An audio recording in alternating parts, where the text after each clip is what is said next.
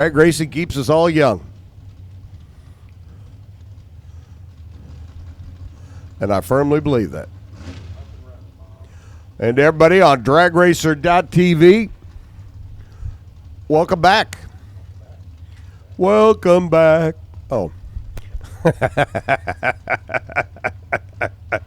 Glad to have you. Yeah, I know. If you weren't around for Welcome Back Honor, I mean, you know, you missed out on classic time of life if you're that young. Denham goes 1092 to $125 for Spleed.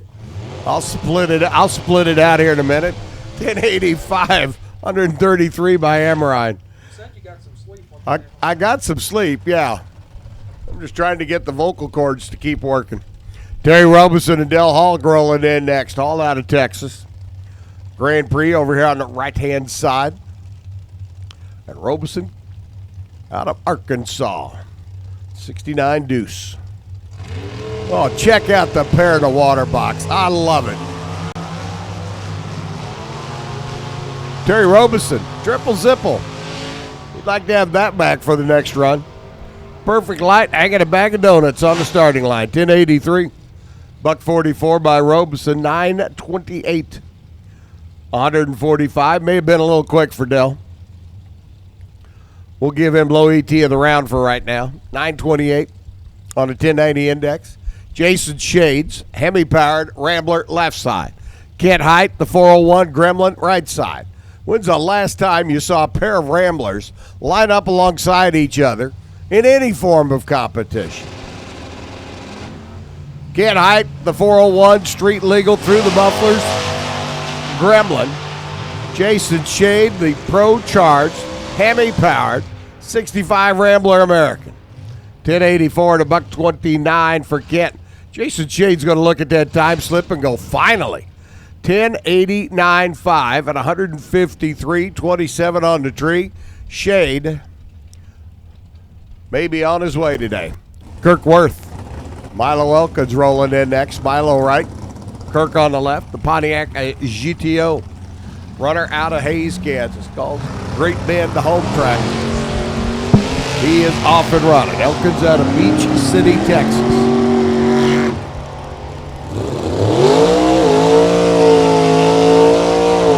Elkins 10.901. Hope he signed up for the Larice Motorsports shootout.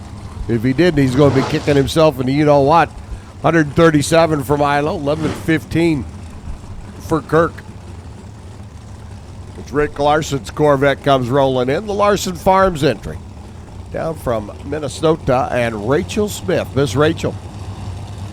She's been known to pound some numbers, go a few rounds. Young lady out of Great Bend, Kansas.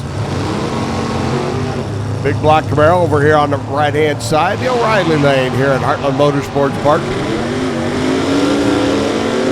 Rachel almost hung up a bag of donuts. She goes 003. 1087 at $135. 1269 for Larson. 118 miles an hour is the Larson Farms Corvette. May need a little caffeine in its fuel.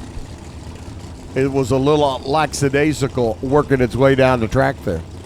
Wade Metzinger. Wade going some rounds last night in eliminations for race number 1. Jim Burrell.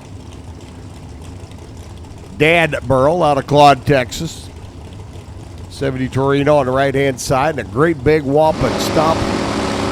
632 blue oval combination.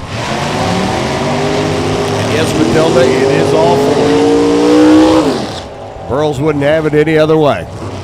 Jim goes cruising through, 1088 at 151. Metzinger, 1089 at 139. Glenn Dilday. Glenn going to the finals last night. Shop owner out of Sibley Mo, the 74 Nova there on the left. And Michael Chitty, Ames, Iowa runner, now retired. Got his low riding. First gen Camaro over here on the right-hand side.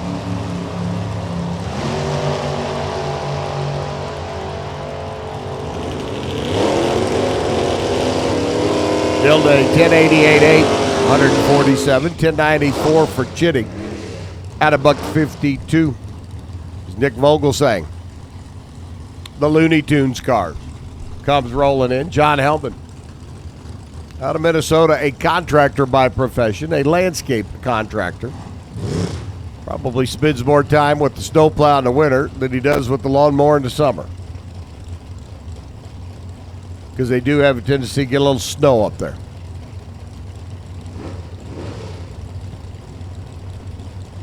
.540 cubic inch Nova, right side, waiting on Vogelsang there on the left. The Looney Tunes deuce. Now he's in.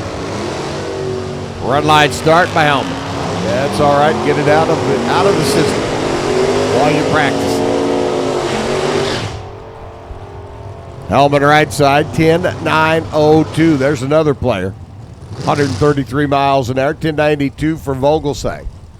Using that reverse throttle stop technology, slowing it down to a 94 mile an hour lap there on the left.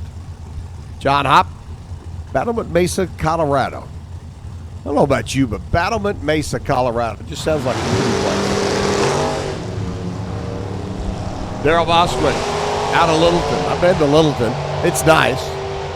I don't know that it's as nice as Battlement Mesa, Colorado. I'm going to have to do a Google Map search on that one. 1088, 146 for Bosquin. 1082 by Hop.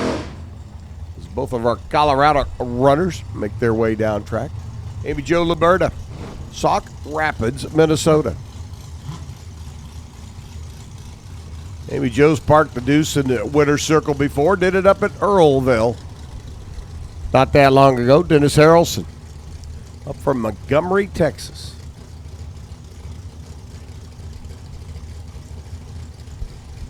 Harrelson on the right. First gen, 69 Camaro.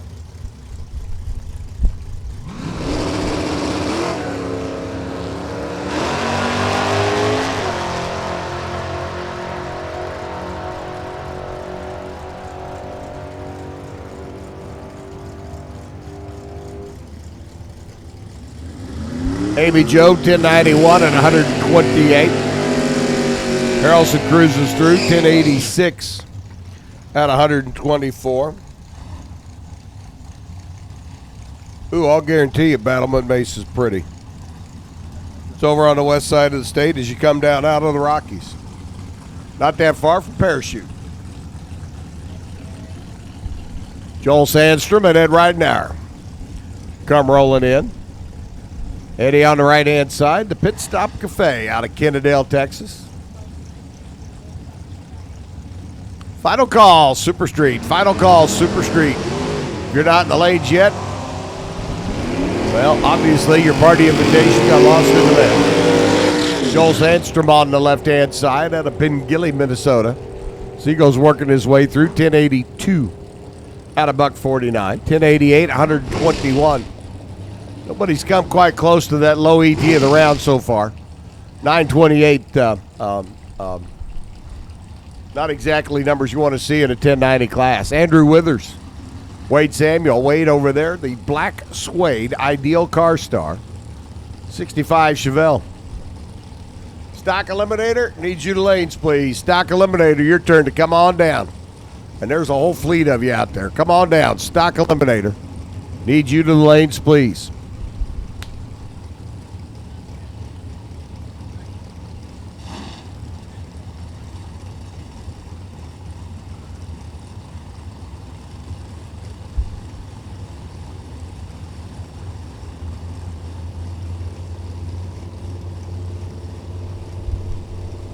Withers out of Pratt, Kansas, and Central Trucking Equipment turns it red by 3 foul. Samuel there on the left, probably like to tighten that reaction time up a little bit more. So he takes the Chevelle through to a 1091 at 145. Withers 1086 at $132. Jeff Boxler, another Colorado runner, the 75 edition Camaro there on the left. Steve Wilson over here on the right out of Emporia.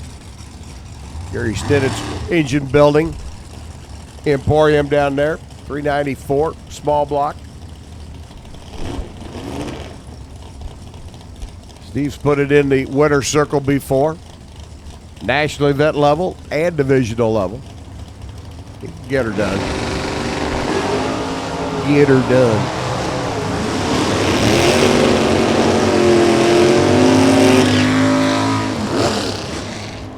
Wilson top end. Slows to an 1186 at 79 miles an hour. He's having trouble out there in the mid-range. You can see the car make a movement that was quite unusual. 1099, 135 for Boxler. So he makes his way down track. Jason Indices, Pontiac GTO comes rolling in.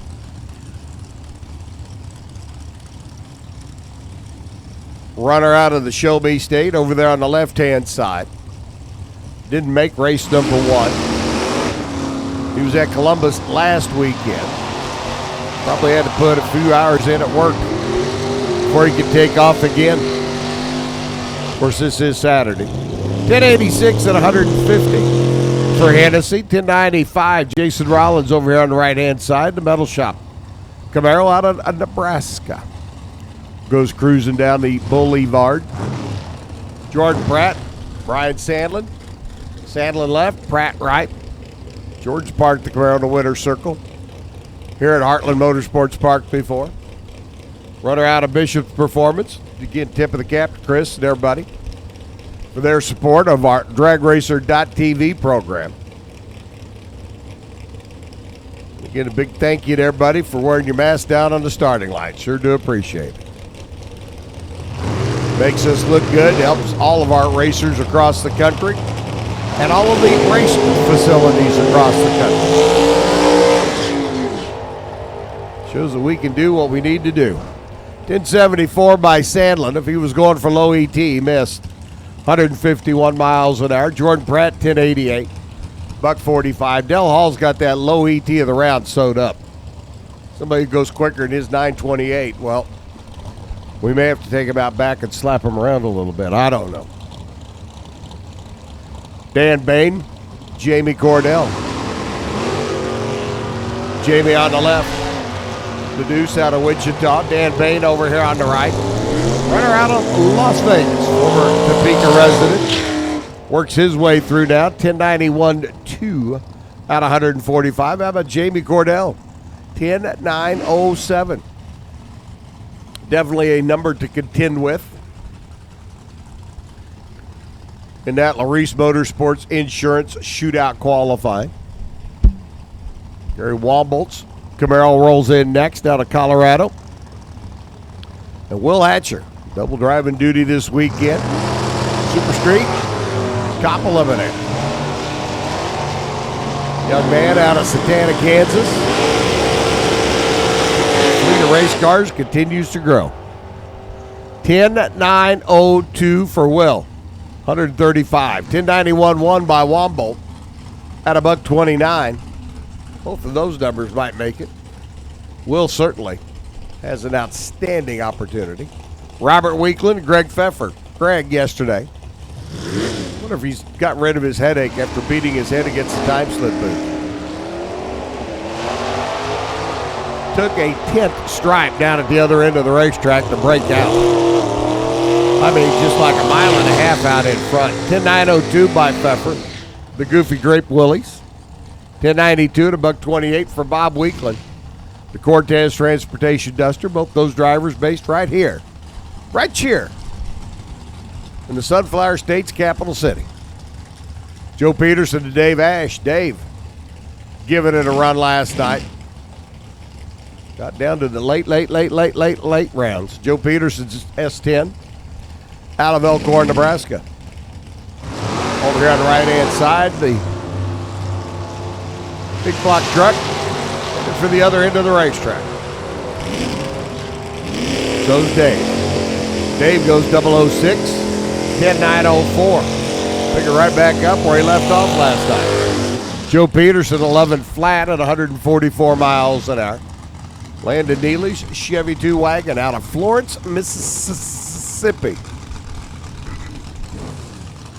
Somebody asked me to spell Mississippi once, and I said, do you want the river or the state? Jeff Waits on the right-hand side. The Barracuda. If you stopped and thought about it, I got you. Jeff Wheats on the right-hand side, the 72 Barracuda. Big motor, Mopar, 572 combo, and he is off and running. Called caffeine, folks. I live on 1089, 128 by Landon Neely, 1092 for Jeff Wheats in the Barracuda at 139 miles an hour. Tyler Banks, the young man out of KCMO. Small block combination, GMC Sonoma there on the left-hand side. Jared Ross out of Longview, Texas. Jared, who normally wheels a 48 Anglia. One of my favorite cars in Stupor Street, and why he's driving this cotton-picking Camaro, I don't know. I missed the Anglia. Maybe he sold it. Traded it for the Camaro. Who knows? We'll have to find out. We'll have to send our Cub reporter out to the pits.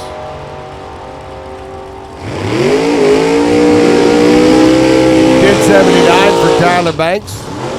Jared Ross goes 10.91.5 at 145. Warren sits here and tells me I'm a Cubs fan. I'm a Cards fan, not a Cub.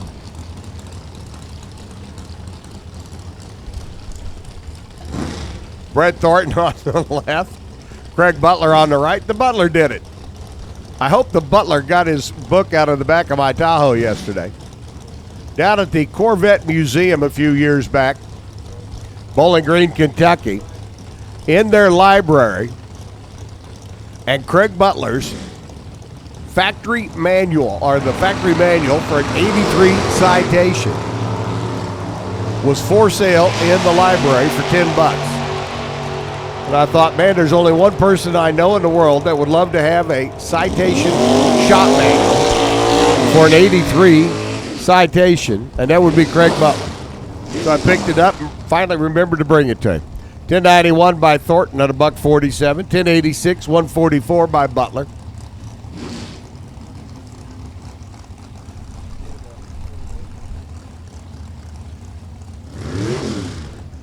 Alan Butler on the left. Just saw Dad go down the racetrack. Now Alan's up in his Camaro. Troy Grant right side.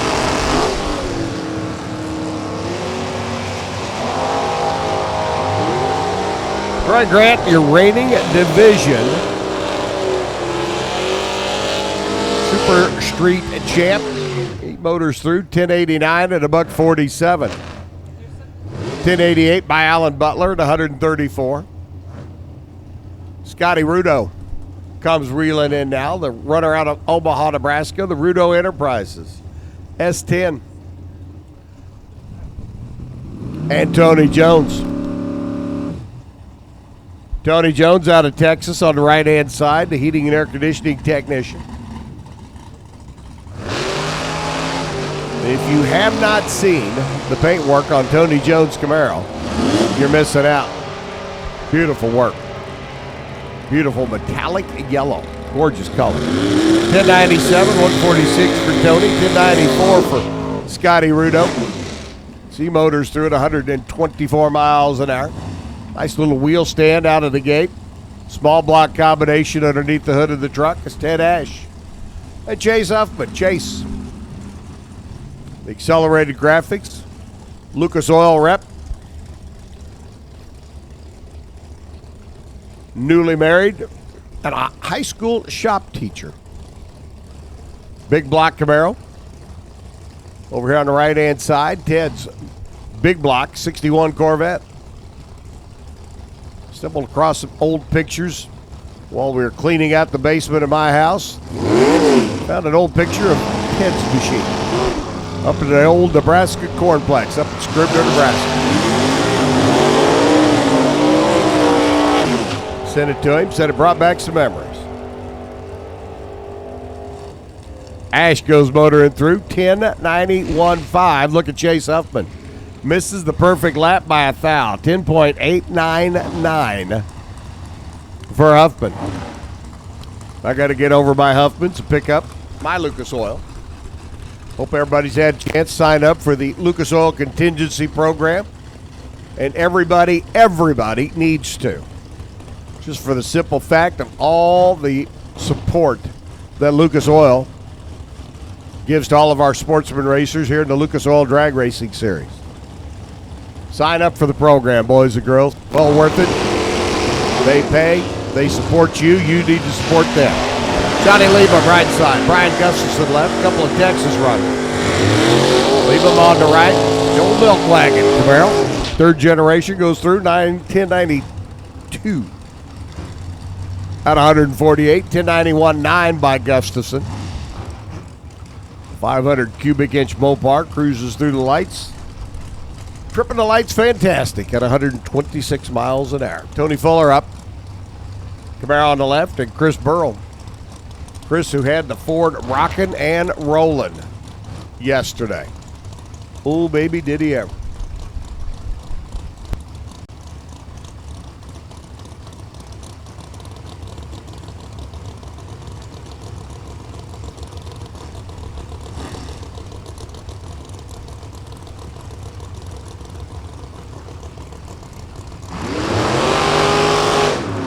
Out of a field of over 90 Super Street cars, Burrow made it down to the final 6. Gave it a good old ride. Ended up losing to the Princess. 1087 for Tony Fuller at 144. Burrell's Ford this time, 1102. 149 miles an hour. Michael Hancock's Chevy Deuce, first generation Chevy Nova out of Longview. There on the left, Marcus Bush. 77 over here on the right. Pretty cool when Dad makes you a deal on his old hot rod so he can build a new one. And you roll right into a big block powered 77 Nova.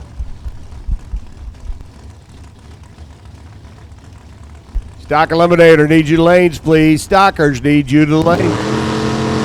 Come on down. Stock Eliminator. Staging lanes, please. If you aren't there yet, need you to come running. But cautiously through the pit area. 1088, 150 miles an hour by Bush. 1093 for Hancock at 152.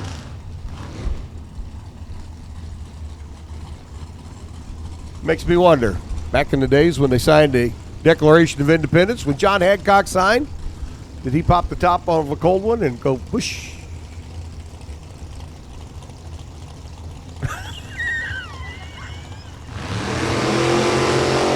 Roger, Benny, and Bob on the right. Hey, I tell you, my mind goes in different directions, folks. Sometimes it scares me. 1097 at 132 for Benny. 1089 at 128 for Bob Fuller. Well, you know the guys that when they signed the Constitution, they had to do some celebrating somehow. Of course, I don't know that refrigeration was quite the deal back in 1776, but hey. Jacob Sputney's Camaro seems to be making a deposit upon our racing surface, and that is no bueno. So Jimmy Noban out of Holman, Wisconsin, another one of the orange Camaros out of Holman, Wisconsin. Like Weininger pointed out yesterday, seems to be a trend. If you have a Camaro in Holman, Wisconsin that you can compete with on the NHRA circuit, it must be orange, hugger orange. Because there's more than one, let me tell you. Noban over here on the right-hand side, cutting the 12 light. Headed for the other end of the racetrack. Stops the timers, 10.902. How about Jimmy Noban? 14 thou pack to get things started. That'll work. Of course, then again, yesterday we saw some 14,000 packages that didn't work. It's all about right place, right time. Sometimes you're in the right place at the wrong time. So a little cleanup going on over there in aisle number 1. Got the little yellow stanchion out. Says caution, slick floor.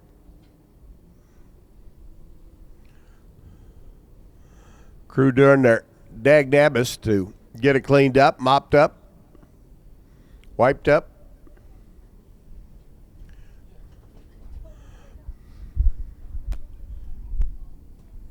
And we'll get back to it here just uno momento. Again, folks, masks are mandatory on the starting line, are required. Must have them on. Please, please, please. It is the one concession that all of us need to make to be able to keep on racing, not only here in Kansas, but across the country. We need to set an example. Appreciate everybody's support yesterday.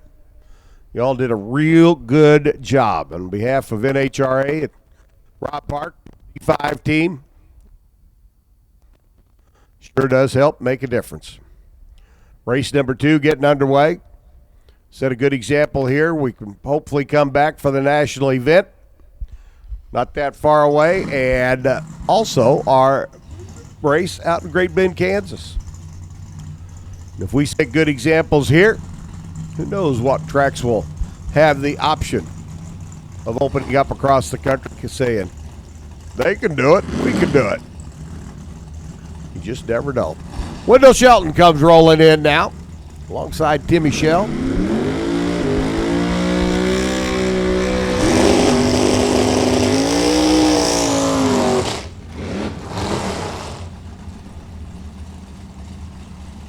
Shell's Mopar out of Fine Line Graphics and Pat Condon Race Cars. Over here on the right-hand side. Arvada, Colorado. Home of the world-famous and legendary Bruce Kamada. Miss my buddy. Miss the old days of the Bruce and Bob Show.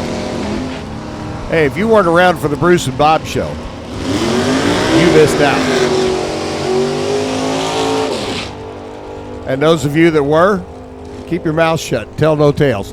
1094 at 129 for Timmy Shell. Wendell Shelton, 1087 at 150. Bruce may be gone, but I'm still here. Got to keep those stories quiet for a few more years. I don't think the statute of limitations will ever run out on a couple of tales. Donnie Dernberger up, the Bishop's Performance Camaro on the right-hand side. Greg Simbeck out of Midlothian, Texas. As the gal turned around and looked at Bruce and said, here. Speaking of this, you had to be there. 1093 at 135 for Simbeck. 1084 for Donnie Dernberger to $147 and Chris Bombard. And Eddie Myers comes rolling in. I like Eddie's ride. The Ramrod. Little Dodge Ram pickup. Big 500 cubic inch combination of Mopar. Somehow meticulously shoehorned into that little Ram. Out of Jimmy Lewis Racing Engine Shop down in Oklahoma. Myers over here on the right-hand side. Got a fleet of S10s and GMC Sonomas. But Ed Myers says, need a little Dodge in there to mix things up. Chris Bombard, the electrician out of Colorado. There on the left lane. Bombard working his way through to 1104 at 133. 1097 for Ed Myers at 134 miles an hour. Jacob Smutney and Chris Bishop. Are you the cookie thief? No, but if we had had M&Ms, you'd have been the M&M thief. Yeah, that's a pretty good chance of that. Smutney on the left-hand side. Chris Bishop over here on the right. Don't know where Jacob's going. Well, wherever he's going, he's in a hurry to get there because he left before the tree was activated. I know that feeling. Bishop cruises through 1081. At 136. Right now, Jacob Smutney is just about done chewing himself out. Just about.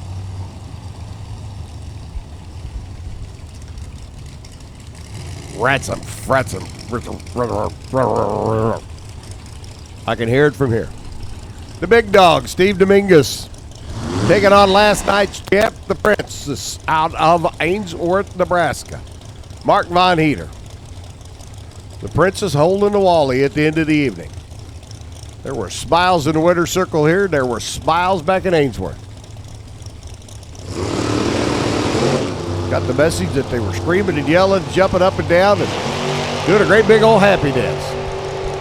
005 light, Mark Von Eater. Well, he seems to be on a roll. Breaks off a 90, 10:89.8. That's 7 foul away from a perfect lap. Dominguez goes 10:93 to $1.53. After lighting it red back here on the starting line. Austin Seamers, Corey Bentley.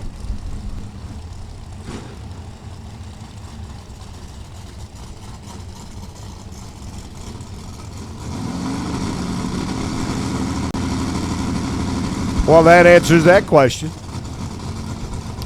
Corey Bentley, who was in the chase for the division championship up until the last minute of the 2019 season. Got the Chevy 2 over there on the left-hand side, and I love that deuce. Looks right, sits right, runs right. 10.906, 17 on the tree for Corey. Austin Seamers over here on the right, the shoebox out of Malacca, Minnesota. Goes 10:89.9. So both those drivers pretty well dialed in this morning and ready to go. Nick Siebert and Chris Vang. By the way, next time we see these cars go down track, it will be round one of eliminations. Because they'll be rocking and rolling and punching. Round number one out of their system before day number 3 is complete. Chris Vang on the right, 24 years young. Nick Siebert on the left, a little bit older. Driving that 64 Buick Grand Sport, and that is a sweetheart of a car. Wouldn't take much to put it back on the street. But Dick says, nope, thank you very much. Works real good as a race car.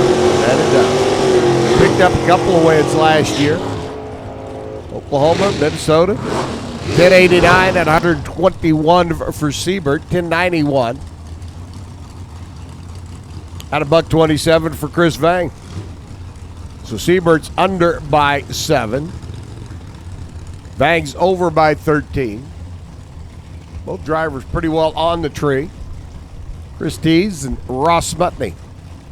Saw Jacob come up a little while ago and have all sorts of problems. The Camaro was leaking and then launched early. Smutney on the right, the 70 Nova. Working his way down. Tees gave it a run for the championship last year as well, and his due. 1087 and $1.50. You got to figure that 3 out of the top 5, the Super Street Battle last year, were all second-generation Chevy 2s. Smutney 1120 at 137 miles an hour.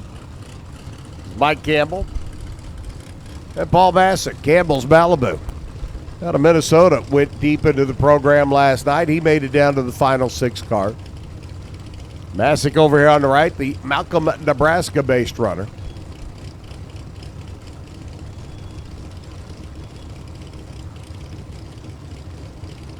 In his first-generation Camaro. In fact, first year of the first gen. 1967. Mouse-motored machine. Little mouse running and screaming on the top end of the racetrack to a 1089.8. At 125. Campbell's Malibu, 1087.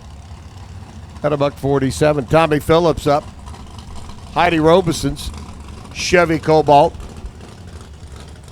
Former Comp Eliminator ride and a beautiful race car. I'm talking sweetheart of a ride in and out. 425 cubic inch combination underneath the hood now. Running in Super Street, the 1090 class. Out of CBS ArcSafe from K&N Filters. Tommy on the right. Charlie Stewart on the left out of Azle, Texas.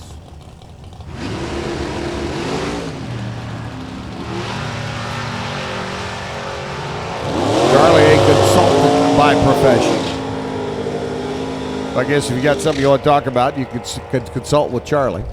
1082 to $1.34. How about Tommy Phillips? 10.903. 22 thousandths package when you combine it with his 19 thou light. Tommy went some rounds yesterday as well. Jay Bunce rolls in. His Hot rod on the left-hand side, the Camaro entry. Ray Dew. I want to thank Ray for bringing us up cookies yesterday. After the cookie thief raided the tower, Ray and Cindy provided the announcing staff with a fresh batch. 1087 at 141. Certainly appreciate their support. Jay Bunce goes through. 1089 at $1.43. Rob Sigworth in stock eliminator. When the stock that Rob's running. Brought us up some cookie bars. They were exceptionally well received. The only thing we asked for yesterday we didn't get was blizzards from Dairy Queen. Got to work on that. Helicopter won't drop those? Dang the luck. Dry ice. I'll go buy the dry ice. Terry Edwards on the right, Dustin Mays on the left. How about father racing son-in-law? Or dad racing son-in-law? Edwards on the right, Mays on the left. Stock eliminator. If you're not in the lanes, I don't know where you are. And I don't know why you're not. Let's see. Terry's got bragging rights on reaction time. Rustin goes 1085 at 145. Terry slows up to an 1149. And our final, Super Streeter pulls to the line. Buddy Wood. Sunset Racecraft built small block, little 343 combination. Underneath the hood of the S10 step side. That's a sweet little ride, let me tell you.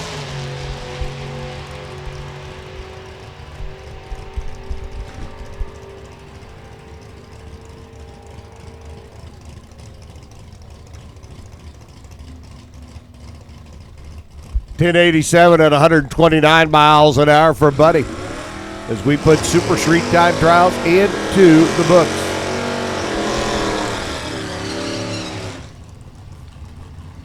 +90 stock eliminator cars getting ready to come at us. First pair out of Arkansas, Vern Buchanan and Kevin Leinart. The R-Stock automatic, little 318 Dart on the left. Vern's 351 Mustang on the right.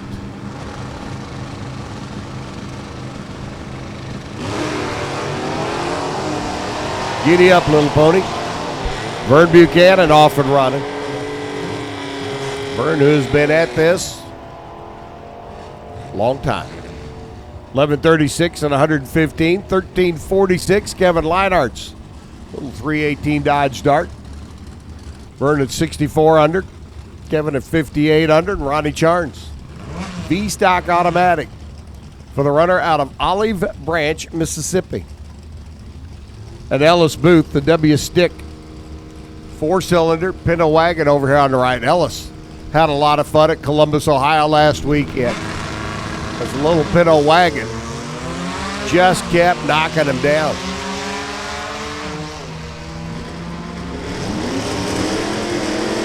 Had some huge handicap starts at Columbus. Had some huge handicap starts yesterday. The old David versus Goliath battle. Ronnie Charnes, 1501 at 84 miles an hour out of the V6 Malibu. 1597 at 81 miles an hour for Booth out of the 4-cylinder Pinto. I love stock. Love stock. Bob Sigworth, here's the guy that brought us cookies yesterday, cookie bars. He's skinny. We asked him out.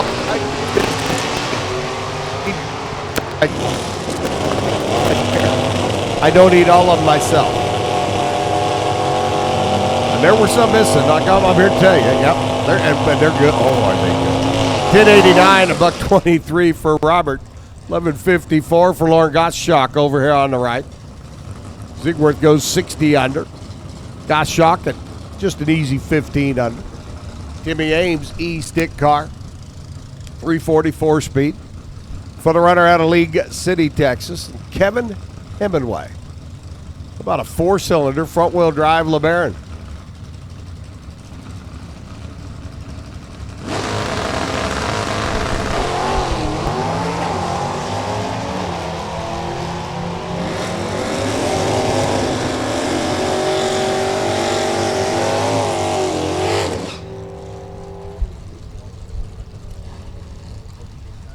Tim Ames 11:05 at $1.19. 13:14 at 101 for Hemingway. Timmy Stively's 3:05 Camaro rolls in next alongside Danny Ruckers.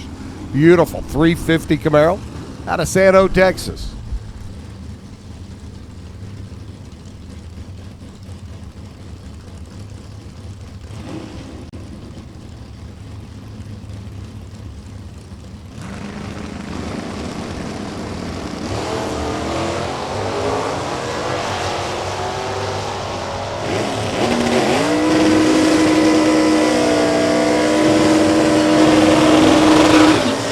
Stively goes cruising through 12:14 at 109 miles an hour. 11:98 for Danny Rucker at 109. As we keep on keeping on.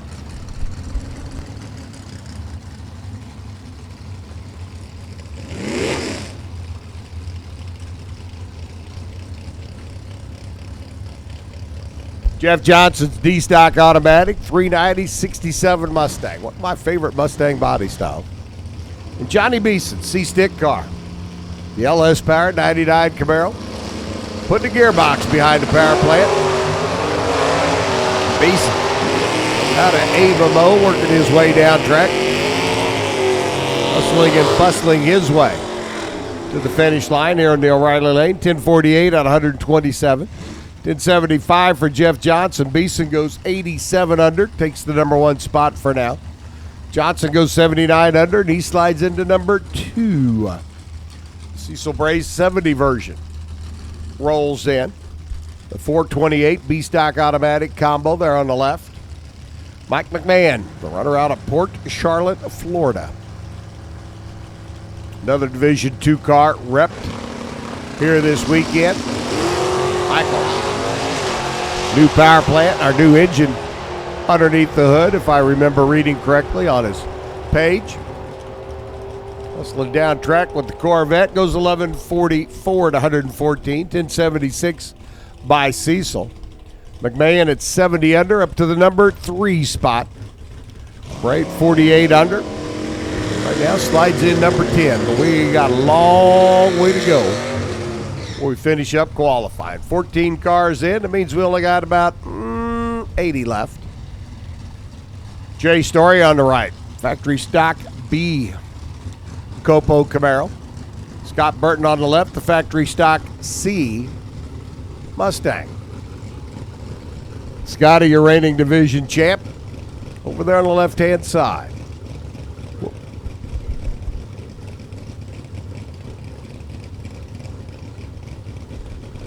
Hey, Reinhardt, you may have Indy in a couple of weeks, but I got Bowling Green at the end of August. Whatever record you want to try to attempt at Indy, we're going to smash again in Bowling Green. Keep on dreaming, son. 950 for Jay Story at 140 miles an hour. 958 for Burton as he cruises through at $1.37. Chris Kemmerer and Don Davidson come rolling in next. Davidson on the right. Kemmerer on the left.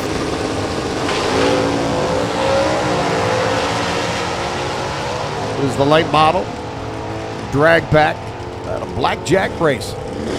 Makes its way through to a 987 lap at 134. 11:14 for Don Davidson to stick shift. 69 Camaro. Kemmerer up to the number 3 spot, 72 under. Davidson 65 under, hustling down the racetrack. Mike Bulris and Chuck Rose. Chuck went deep into the program last night.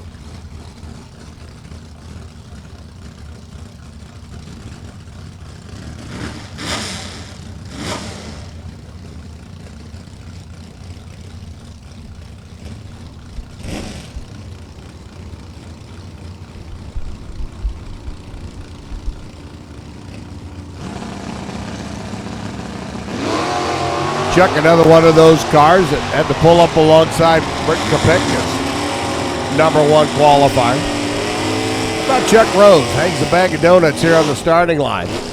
Goes 11:15 at $1.16. Michael Bulris 11:50 at 114 miles an hour. Bag of donuts, perfect lights, triple zeros.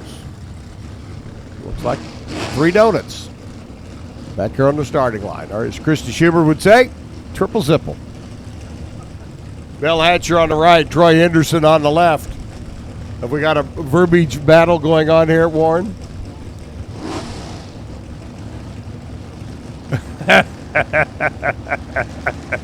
He's tried to build his ranks.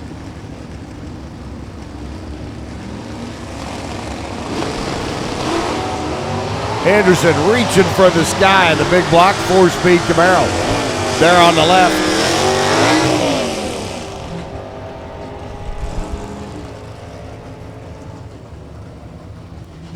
Troy Henderson cruises through 1085 at 103, 1121 by Bill Hatcher, 117 miles an hour.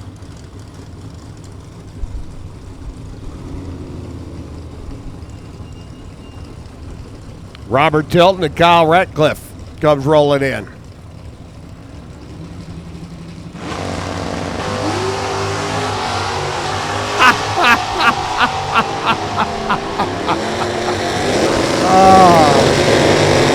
Ratcliffe on the right.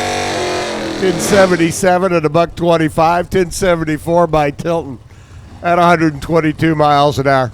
I guess the Nitrometer forum is lit up with me ragging on Reinhardt. Hey, Alan Reinhardt and I are very good friends. We've been at this for a long, long time. And it's like Alan Reinhardt just told everybody on Nitrometer. I'm a world-class chop buster as well as he is. And a free life tip. Don't ever be late getting to Seattle when he's looking to get back at you. Oh, that was payback. Yes, it was. And Alan Reinhardt and I, good friends, good rivalry. And just like Alan says, we just both tickled pink. The number of people listening in on dragracer.tv helps the sport all the way around. Brenda Grubbs working her way through, 10:09 at 130. For Mike Resney, 9:97 at 132 miles an hour. Trust me, Reinhardt and I have got tales that we can tell that go back to the early 90s. Reinhardt's gotten me good. I've gotten Reinhardt good. The rivalry continues, and it all will until we both are planted 6 feet under. Steve Hooter's big block Impala over here on the right-hand side, taking on Connor Statler, the big block Camaro. Connor creeping in.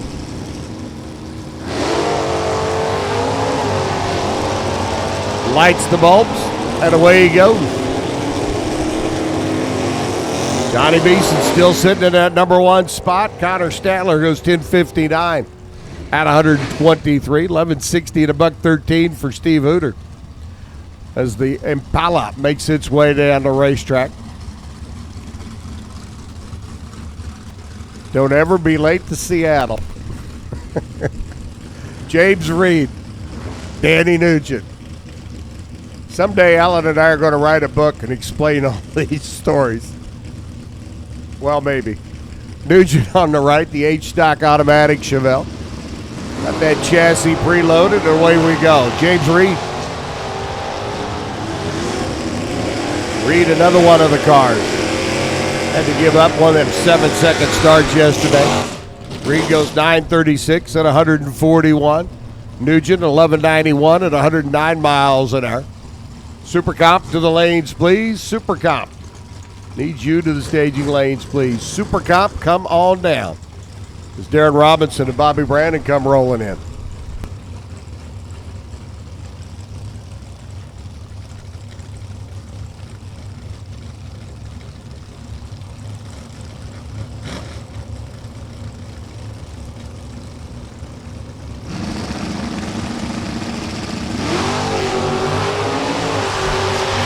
Brandon Lair on the left. Darren Robinson on the right. Big block, 440, 71 Mopar. 1040 at $1.25 for Darren. 1040 as well for Bobby Brandon in his C-Stock automatic entry. And Bobby goes to the number 1 spot at 99.9 under the index. Jameis Jurgens over on the left-hand side now. 83 Camaro, little 305 combo, and Tim Tosto. 396 B-Stock automatic. 69 Camaro here on the right.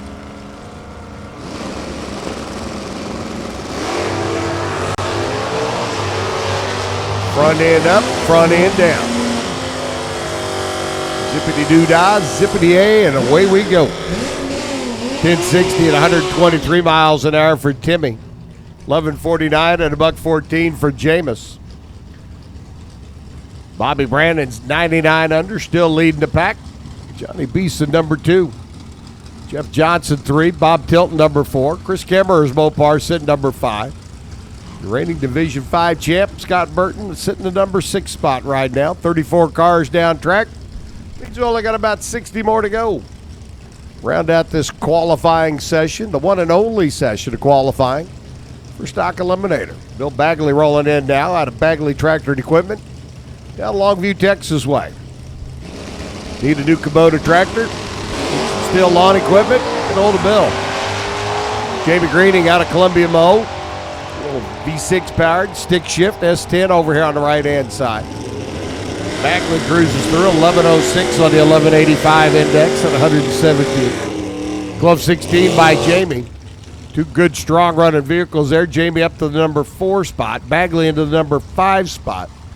Everybody else on the list but Bobby Brandon, John Beeson, and Jeff Johnson take a step backwards. And you don't even have to say, Mother May I. Russ Kramer and Dwayne Dickens. Dwayne, the San Clemente, California based runner, also residency here in the Midwest. Little Chevy 2, J-Stock automatic, 283 combo. Russ Kramer there on the left-hand side. 64 Plymouth.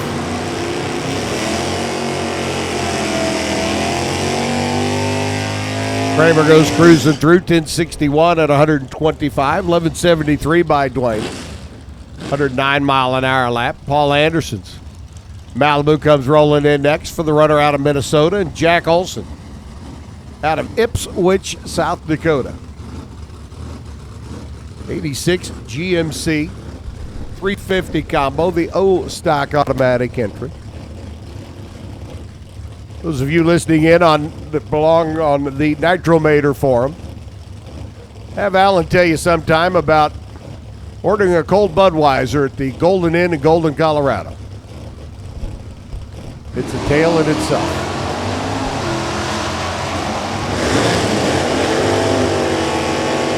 Anderson on the left. The Malibu working its way through to 12:29 at 105 miles an hour. 12:30 for Jack Olson at 105 mile an hour lap. Sammy Rowland and Michael Barrett come rolling in. Jack Olson's hot rod takes him up to the number 3 spot. Jeff Johnson and everybody else gets to take a step backwards. Bobby Brandon still number 1. Barrett's A-Stock automatic. Wheel standing, 396 Camaro there on the left. Sam Rowland's Mopar on the right. Let me tell you, you want to get your blood pumping in the morning? Stand the front end of your race car straight up and look at the sky overhead. That'll do it. 1019 for Barrett at 128. 1046 for Sammy Rowland at 125 miles an hour. Ryan Hooter comes rolling in now. The boys out of Cromwell, Minnesota. Ryan and the gang.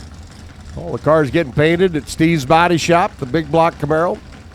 For Ryan there on the left, and Wild Bill Feist. Got the 69 Mustang, 428 and a stick.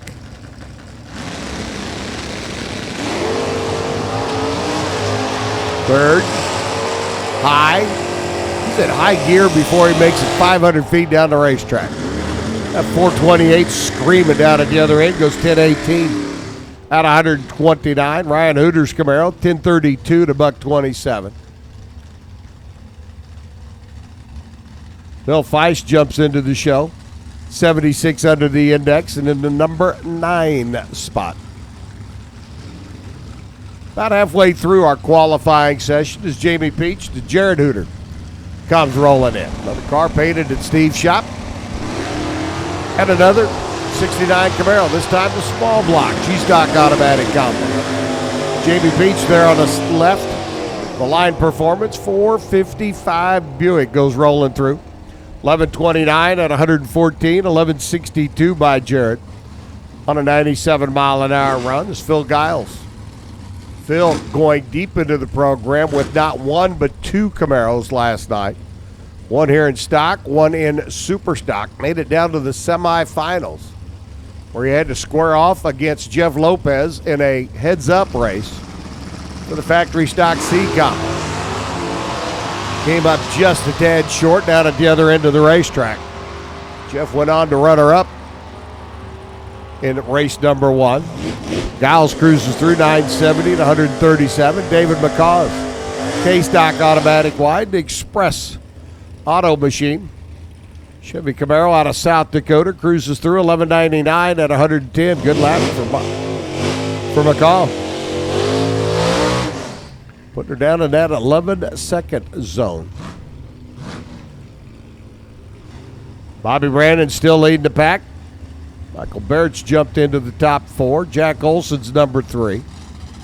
Jamie Greening number 6. Sam Rowland's in number 7 now. Dirk Olson, big block, 69 over there on the left. Big block combo, Dustin Nelson's factory stock AA Copa over here on the right, 897 at 151 for Dustin, 1015 at 130 for Dirk. As both those gentlemen work their way through. Here comes your number 1 qualifier for race number 1.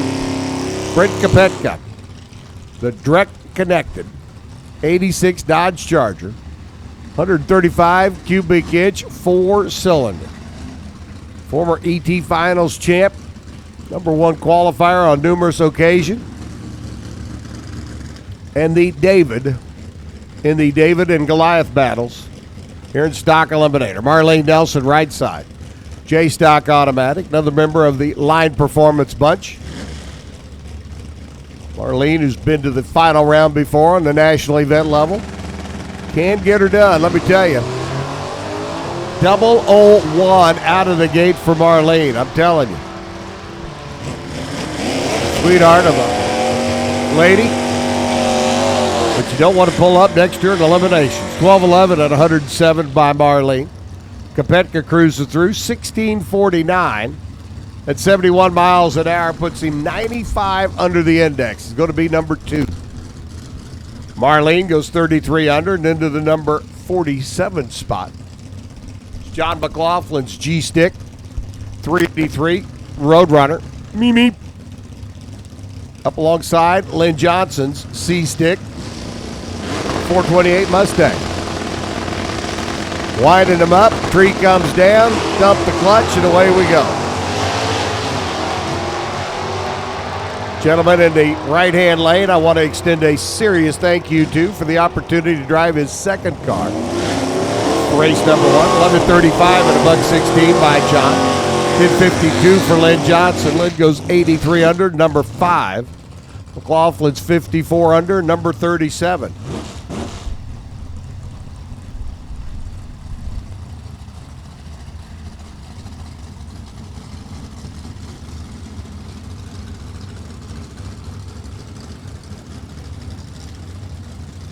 Lance Lyon in the Mustang, and Cal Belden driving the Killer Red Tomato. 2 tons of fun out there. Let me tell you, it is just that. Had the opportunity to drive that car in race number 1. Thanks again to John and Breezy. Breezy couldn't show up this weekend, so car was available. That's John's daughter, by the way. Cal Belden working his way through. First time ever in the car, and he goes 12:21 at 106. That car can print time slips. The only thing we need to do is find a driver for it. 10:36 at 126 for Lance there on the left-hand side.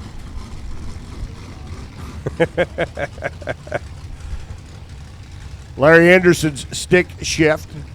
Big block Chevy Nova, right side. Michelle Thieberg, the T-Bear Racing.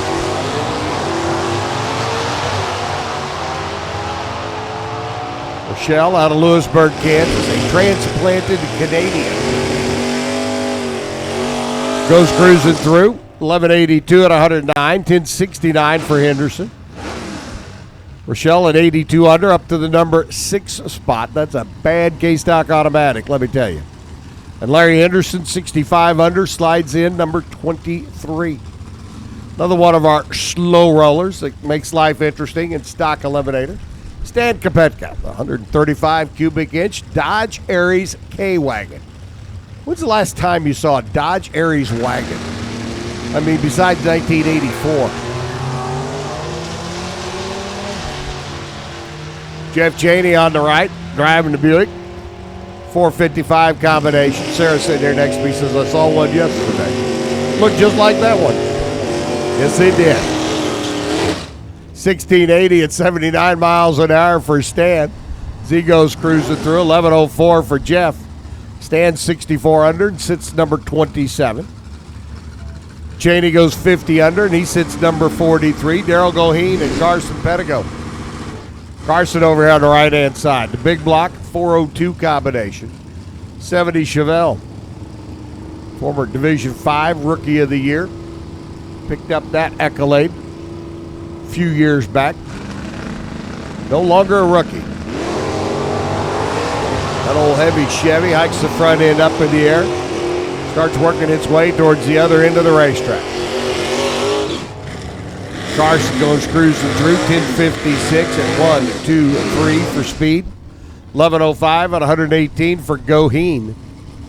He's through at 118 miles an hour. Bobby Brandon still hanging on to that number 1 qualifying spot. About 2/3 of the way through stock qualifying. Dwayne Scheitlin's A stock automatic, been on a world tour. Bowling Green, Kentucky 2 weeks ago. Columbus, Ohio last weekend. Here at Topeka this weekend. Before they head back to Brighton. Brent Bogus, little L stock automatic. 302 Mustang on the right-hand side.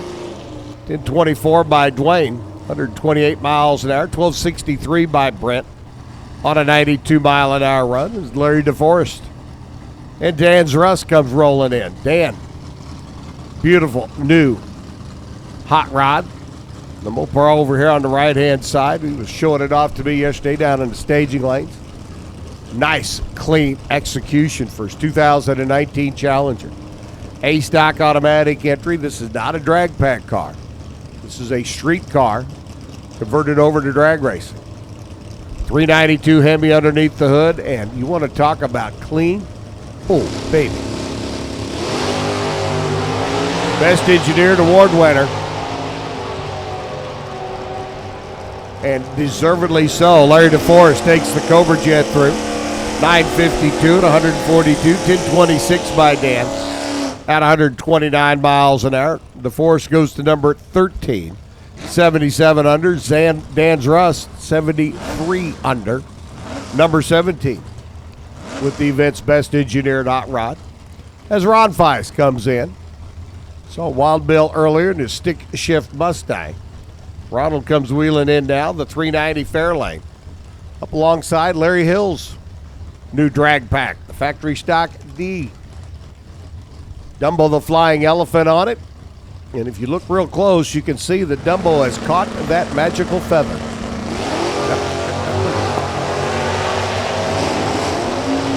Kentucky-based runner there on the left-hand side, Larry and Patsy. Larry gets to drive. He cruises through 987 at $137. 1133 by Ron Feist in the Ford at $114. Larry's 72 under. Feist at 51 under.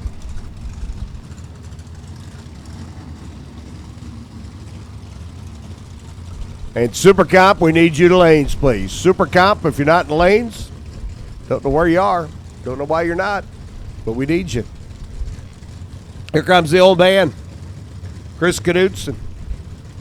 Number 4 in the world last year. Stick shift, big block, 396 Camaro. Steve Zorni's 360 K-Stock automatic. Dodge Ram over there on the left-hand side. Out of McCormick Motorsports. Knudsen hitting the tree.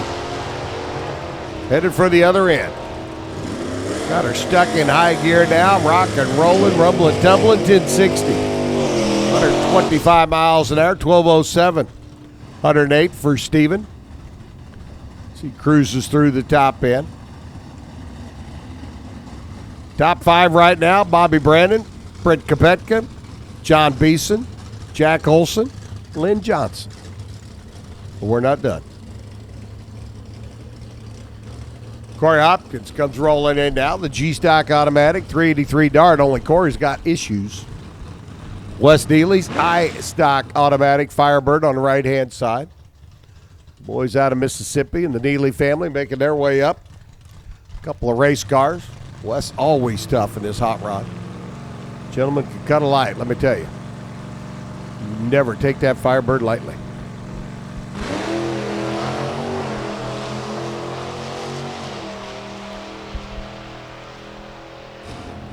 Tough break for Corey. Hopefully he'll be able to get it rectified for round number one. 1174 and 111 for Neely.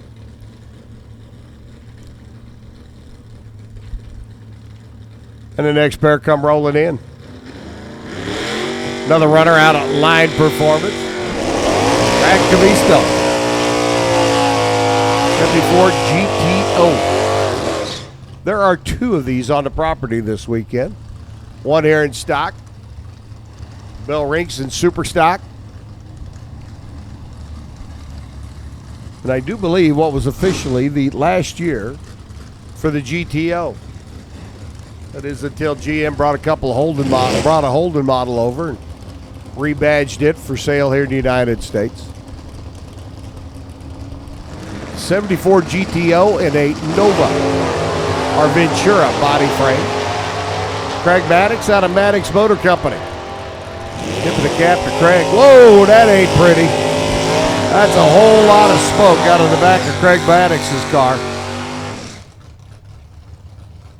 And the Maddox Motor Company 426 combo may have just aspired after a 10 flat lap at 109 miles an hour, 11:22 for Bradley in the GTO. 11:22 on the 12:15. Good lap for Cavisto as he rolls into the number 3 spot in qualifying. But right now, everybody looking down track, make sure Craig Maddox coasts off the top end. And we will be checking that aeromotive lane, let me tell you, real close. Because that was a great big plume of smoke coming out of the back of the Maddox Motor Company Mopar.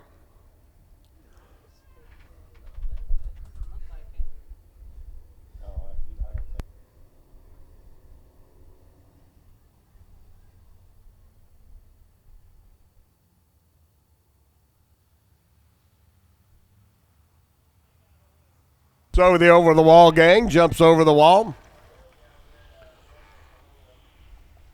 Checking out the aeromotive side of the racetrack. Bobby Brandon sitting number 1.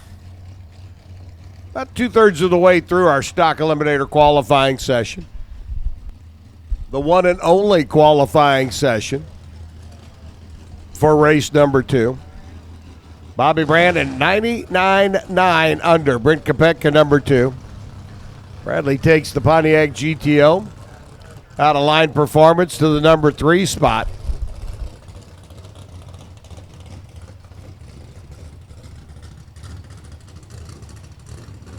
Johnny Beeson sits number 4. Jack Olson goes to number 5. Lynn Johnson sitting number 6. Rochelle T. Barrett, number 7. Michael Barrett, number 8. Dirk Olson, number 9. Jeff Johnson's hot rod sitting number 10. Jamie Greening in little S10 truck sits 11. Sam Rowland, 12. Bill Bagley, 13. Larry DeForest, 14. Wild Bill Feist sitting number 15. And Dwayne Scheitlen on the World Tour fills out the front page of the stock eliminator qualifying sheet. You want to be a top sheet player, you got to be 75 under or better. Word comes from the far end of the racetrack that we got a little bit of stuff, including a few pieces of aluminum. Or as my English-born grandfather would say, aluminium. So we got a little cleanup to take care of on the aeromotive side of the racetrack. On hold here for a moment. Pair of Firebirds sitting in a water box, getting ready to come up next. Jared Swinehart, Tyler Wodarczyk. Stock eliminator qualifying session number 1, the one and only. About 2/3 of the way through.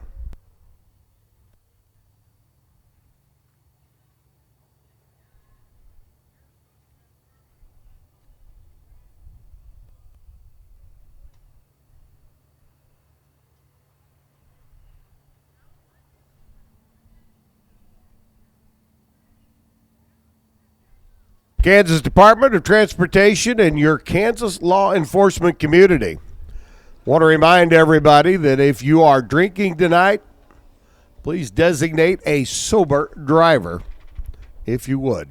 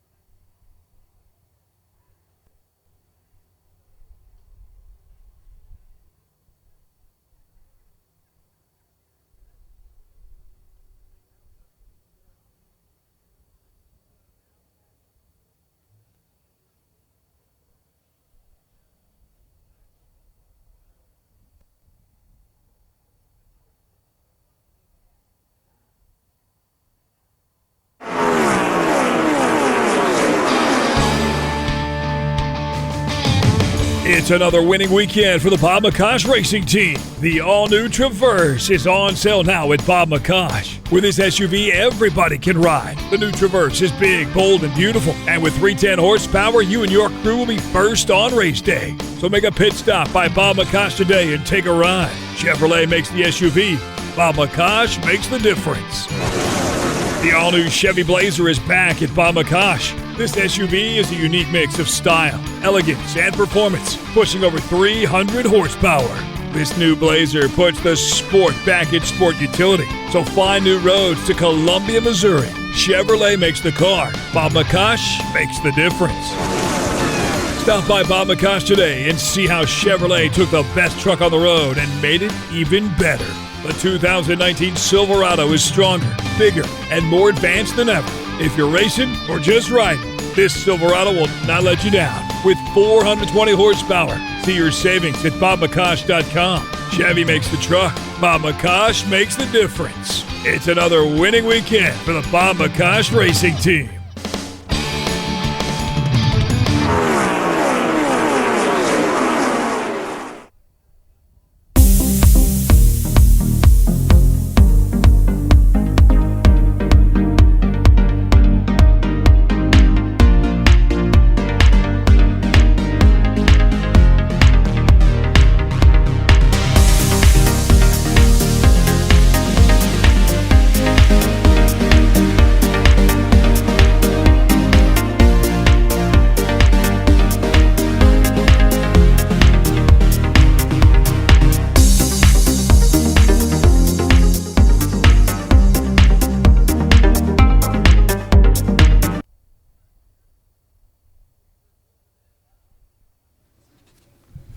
Racing is a risky sport.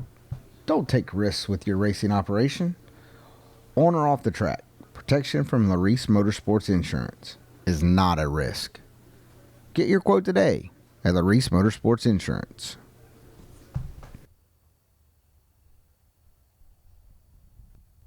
Greg Mocha, you gonna take the wheel?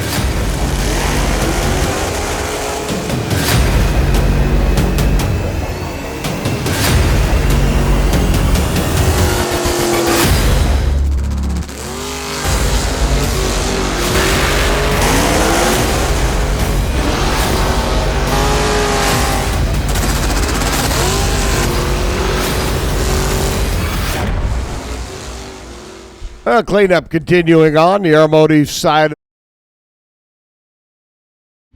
What? 150 lot? I thought you said you could drive. How is your response to your customers?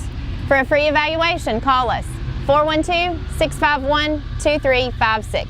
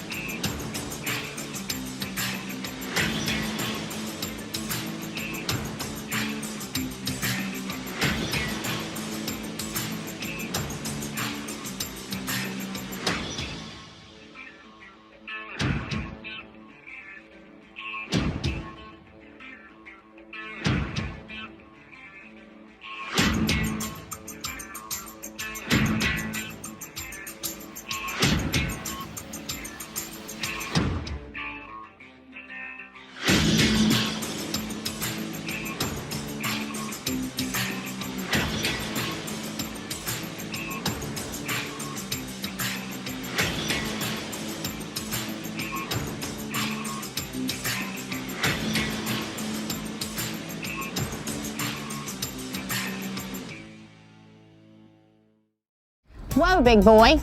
I thought the dyno said this car was supposed to fly. How do your service and parts departments perform? For a free evaluation, call us 412-651-2356.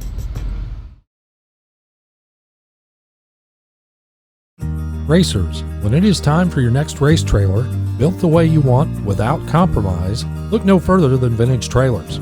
Troy Stone and the entire Vintage team has been in the custom race car trailer business for over 27 years, and for over 22 years racing alongside you using the products they build and sell.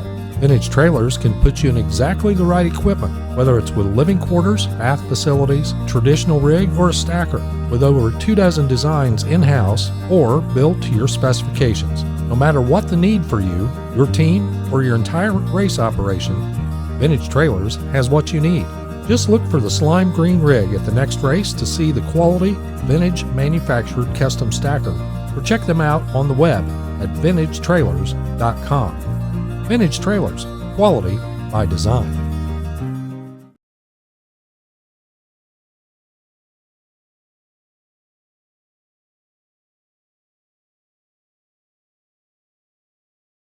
LODRS, the leader in performance electronics. Racers know and depend on their state-of-the-art systems every day. Perform Air Pro and Perform Air Eclipse are the racing industry's standard high-tech, easy-to-use weather systems. Power-Light lithium batteries, the super powerful lightweight energy source for your machine. And the Data Quest Power Quest, the most innovative data recorders and touchscreen switch panels you can find. Check out ultronicsinc.com for these products and more. LODRS, the choice of champions.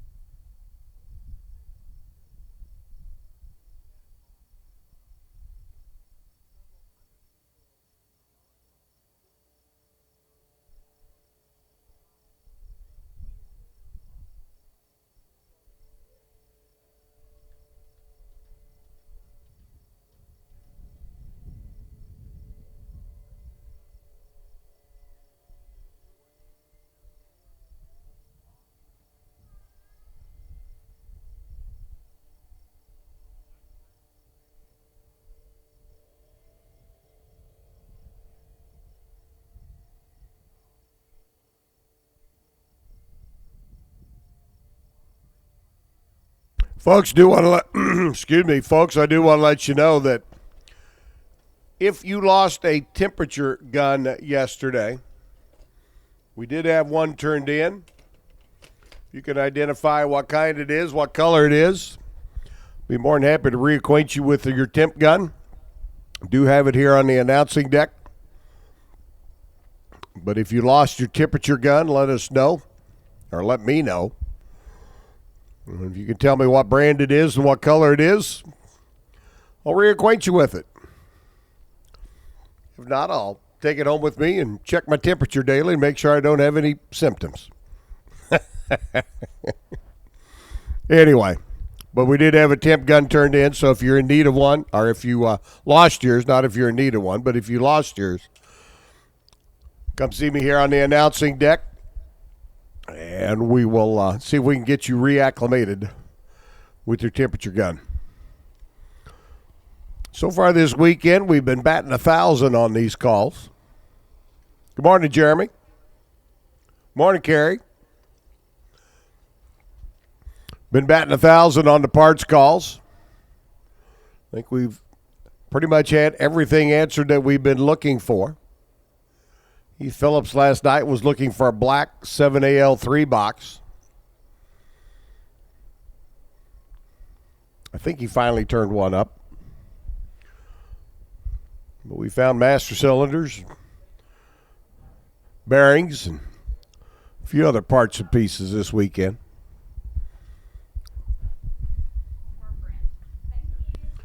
And if you have not filled out a W-9 online for payment from yesterday's race, or hopefully payment for tomorrow's race, W-9s you can fill out online and submit to Heartland Motorsports Park.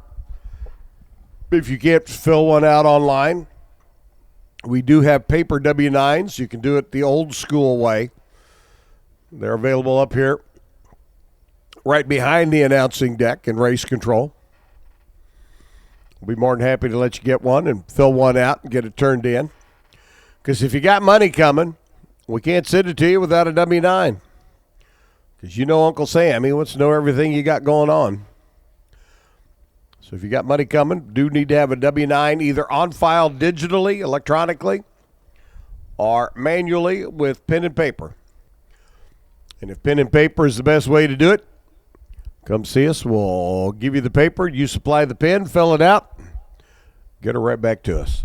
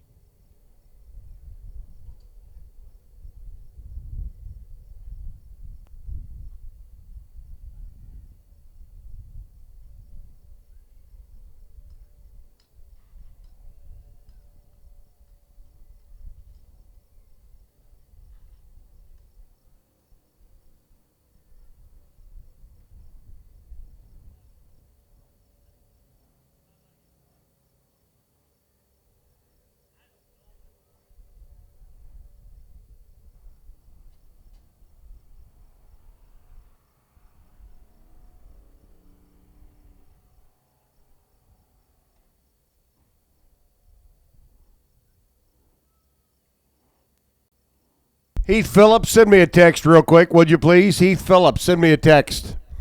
Let me know if you ever found your box. I got a gentleman here in the tower says he's got a black one.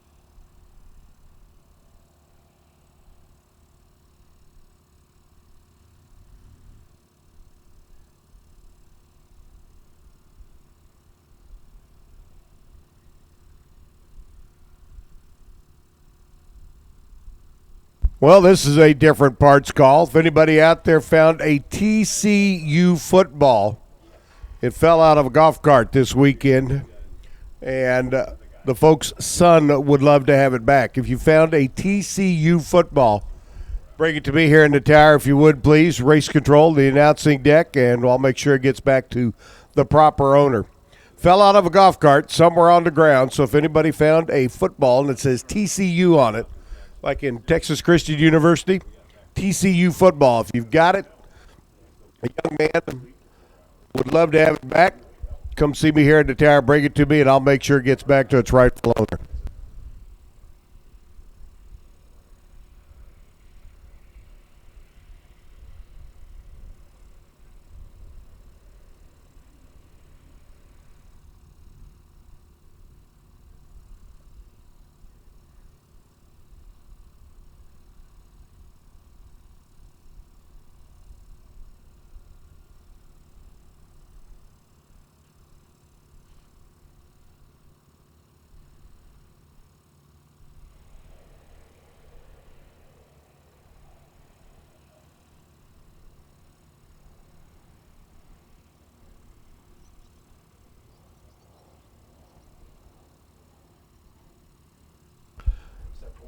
Racers, don't forget that the tool guy is here out of Las Vegas.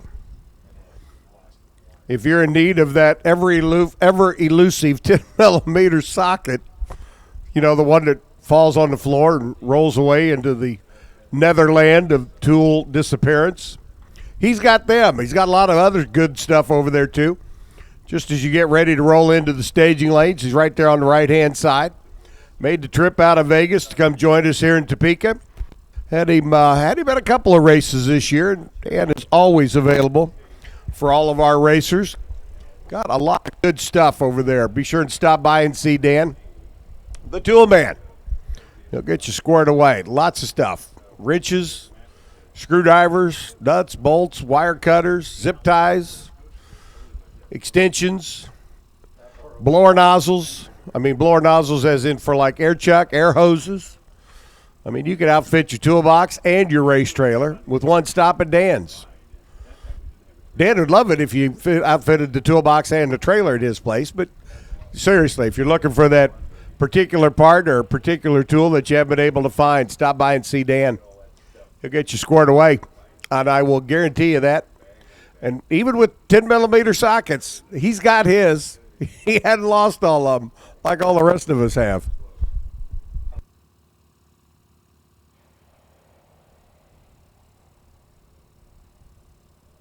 Sean Markinette, come see me here in the tower. Looking for a cam follower that believe that you may have. Sean Markinette. Need to see me here in the tower. Our booths down in the staging lanes. Well, they're just trying to find you because they think you've got a cam follower and they need a cam follower. Not a cam leader, a cam follower. Oh, one in one piece and not two pieces? All right, I understand that. Sean Markinette, if you have a one-piece cam follower, the booths would love to put on a Monty Hall hat and play Let's Make a Deal.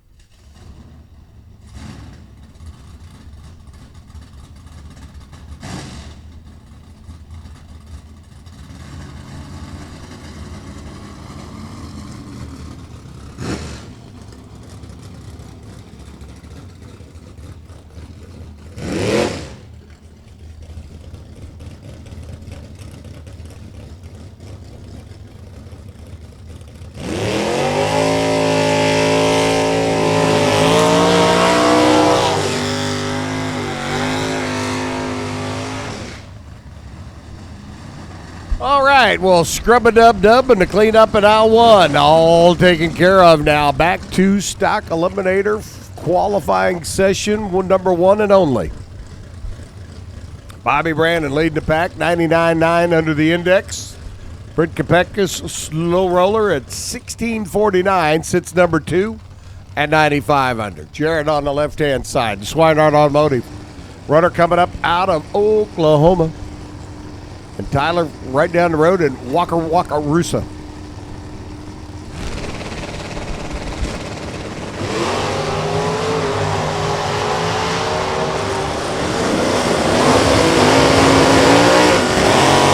Tyler's got problems. He's slowing. Swinehart cruises through 11:37 on the 11:55, so he'll be down at the bottom of the qualifying sheet. LODRS gets there eventually, 14:88. Which was a very good year and predates Columbus by 4 years.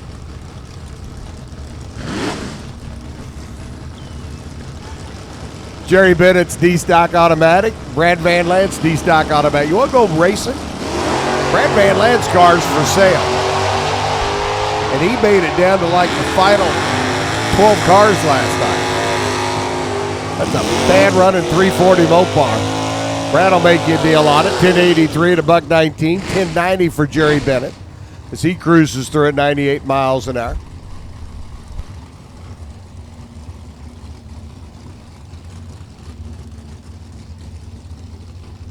Jeremy Romero and Al Corda. Quarter wheels in. The Scoggin Dickey Parts Center. LS powered. Copa over here on the right-hand side. Not a Copa. It's an A-Stock Automatic car. Jeremy Romero's I-Stock Automatic entry there on the left for the second-gen racing out of Colorado. Corda turns it red by 5, trying to find a spot on the tree. Just missed it. Corda will take the A-Stock Automatic right through 1029 at $1.27.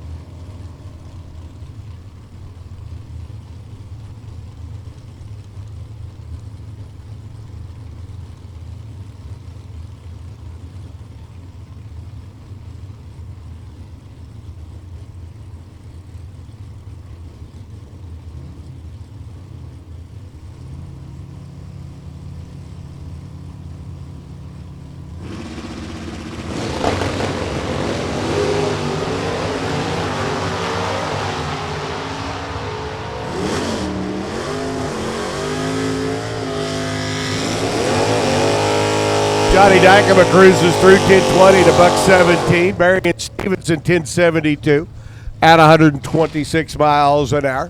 As Logan Werner, last night's champ, comes rolling in alongside Jeff Strickland. Strickland on the left, Logan on the right.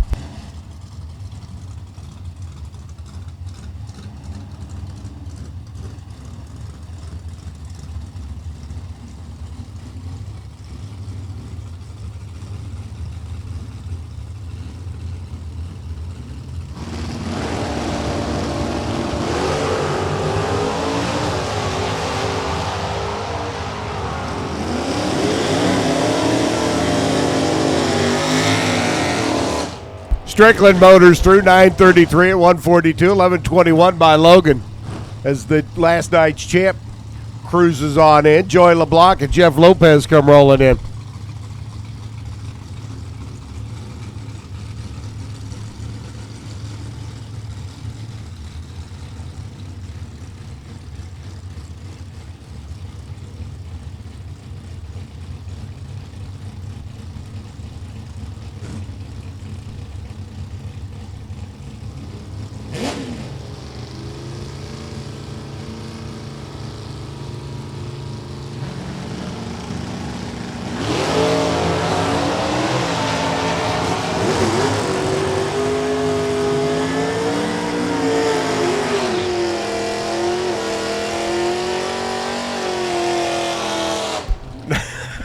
970 to 139 for Lopez. 1237.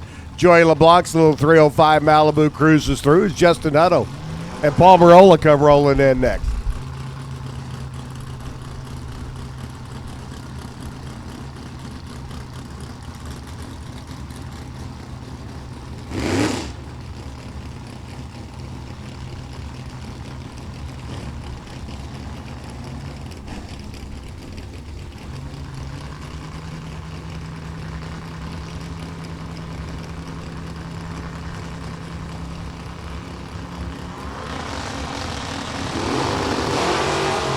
Hutto in the AA stock automatic Corvette working his way down track. Paul Marola, E-stick hot rod, the little 66 Chevy Deuce for the runner out of Nebraska. Marola goes through 11:03 at $1.18, 10:22 at 129 for Justin.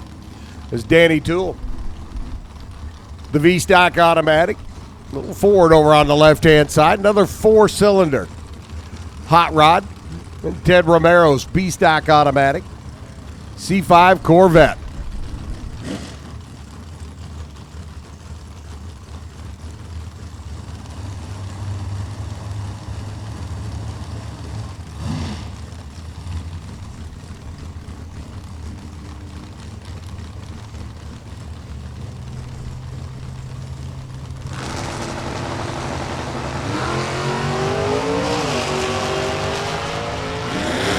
Tool goes 11 on the starting line reaction time. Little V-stock automatic Mustang will take its time getting to the other end. Meanwhile, Romero 10:56 at $1.22. 15:31 for Danny. See Motors through at the other end of the racetrack. Bobby Brand and Brent Topeka, two ends of the spectrum, sitting number 1 and number 2. Thomas Marlowe, factory stock E Mustang right side. Austin Williams back in the seat of the Croc Rocket for Goodyear. Marlowe Motorsports, RacingRVs.com. Austin, number 5 in the world last year, and the former national champ. There on the left-hand side.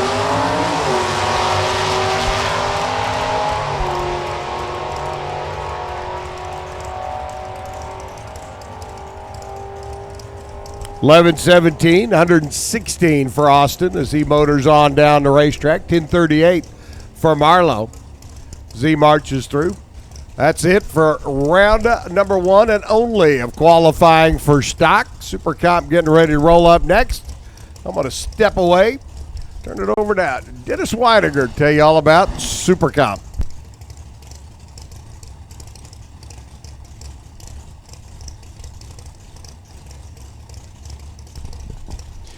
Well, thank you, Bob Unkenberg. Good morning, everybody. Super Comp up next. Time trial session for the Super Comp racers.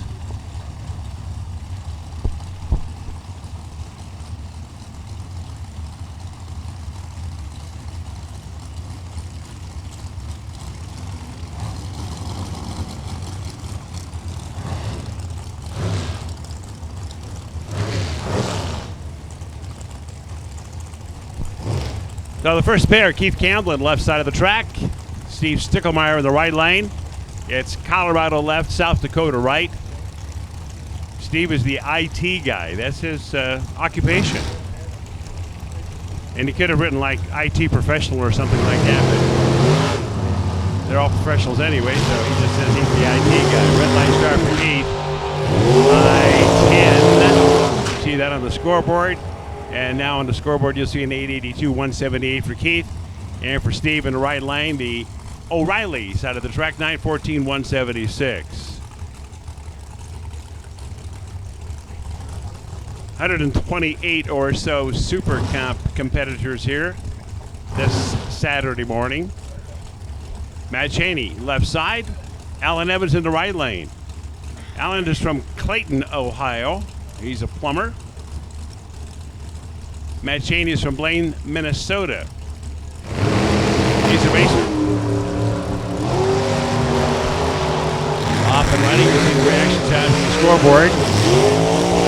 So if I miss telling you what those are, you'll be able to see them up there. For Matt Cheney, a pass of 8.909. 161 miles per hour, 891 for Alan Evans, and his speed, 174.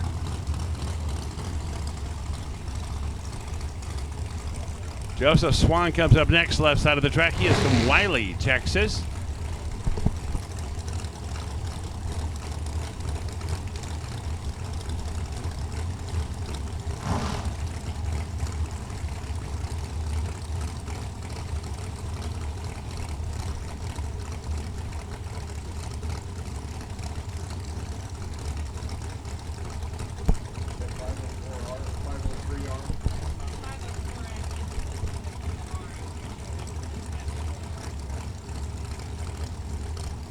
Now, no information on the screen here for the car in the right lane. We'll get it straightened out. After all, as long as it's correct on the check, right? And the right side got there first with a pass of 893, 168, 893 left side of the track, 177. That'll bring up two more. Zach Evans in the right lane. Part of that plumbing team. Rodney Dupree down there in Texas. A self-employed business owner.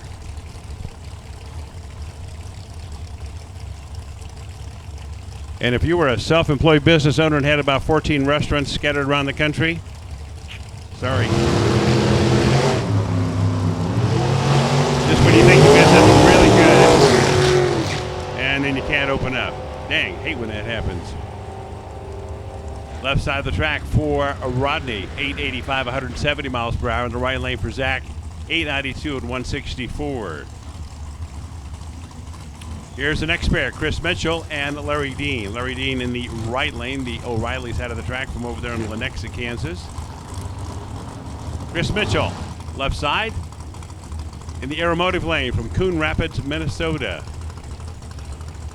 Welder and fabricator.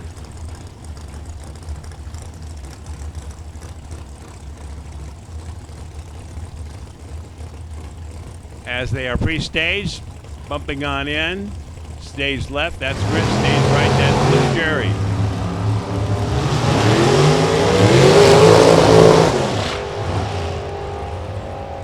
And past the 1,000-foot mark, finish line. Jerry got there first. 889.2 at 174. And for Chris Mitchell, a pass of 901, 160.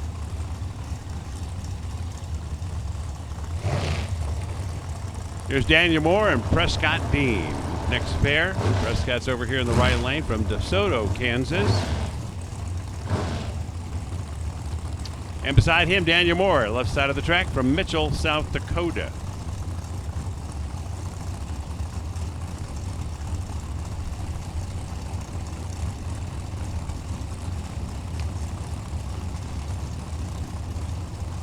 And if you're ever on the interstate going through South Dakota and you go past Mitchell, take that exit to the Corn Palace. It's been around a while.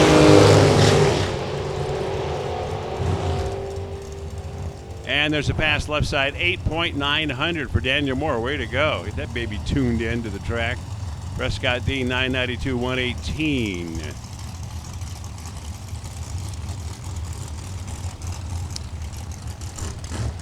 So, 1.8900 pass so far. Daniel Moore, then Matt Cheney with an 8.909.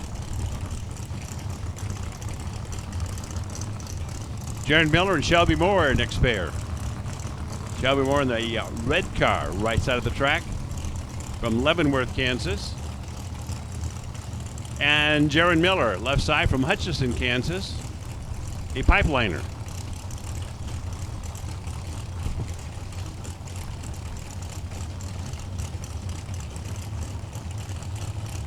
Pre-stage right, lead stage, here we go.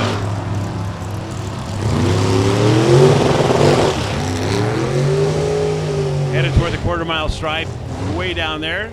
Left side of the track got there first. That's Jaron, 888, 170 miles per hour. 886 in the right lane, 161 for Shelby Moore.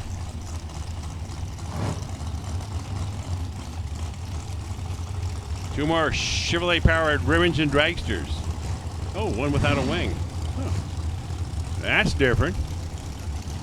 That's Jason Hopp out of Andover, Minnesota. That is a Jerry Fritz chassis. Zachary Fisher, an American chassis left side from Clayton, Ohio. 19 years old. What do you think the odds are that Zachary started out with the junior dragsters?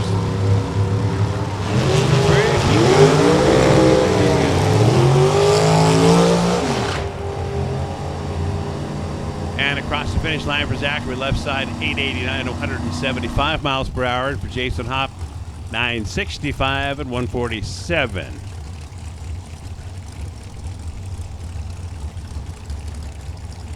Hey, here's a car with a wing and a car without a wing. Oh. Brandon Pfaffenstiel in the left lane without the wing from Plainville, Kansas.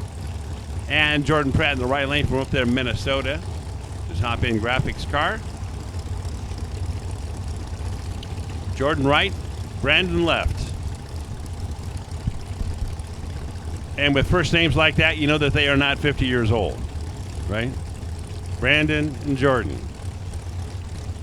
And then when they start spelling Jordan differently, like J-O-D-Y-N, holy cow.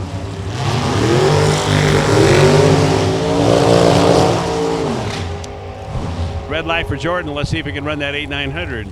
Pretty close. 886 to the 171. 891, 165 left side for Brandon. See, all different spellings of names. Of course, I should talk because my daughter and her husband named their oldest Ryan. They spell it R-I-A-N. And I said, how come you did that? And my daughter says, well, it's just like Brian without the B. Well, yeah, Brian spelled it B-R-I-N, yeah. The second one was Brock, B-R-O-C, left off the K. I know, it's probably one of those things where they'll just remember it better, perhaps. Longhorn, Gary Longhorn on the track. Past 1,000 foot right there.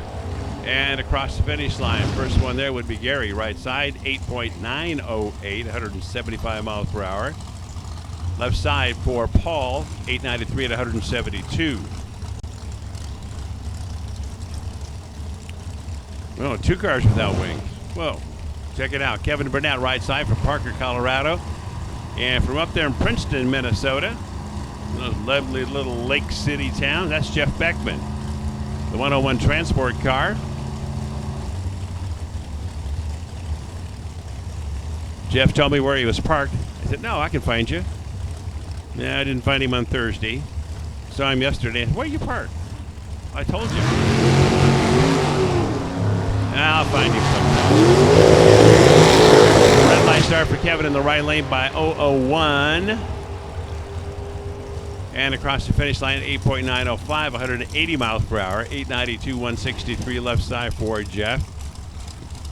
So, Kevin will then punch in some different numbers, and he'll just run perfect light and a perfect 8,900. Wait and see. Here's Mark Moore coming up now in the Aeromotive side of the track. The Mel Hamilton Ford entry.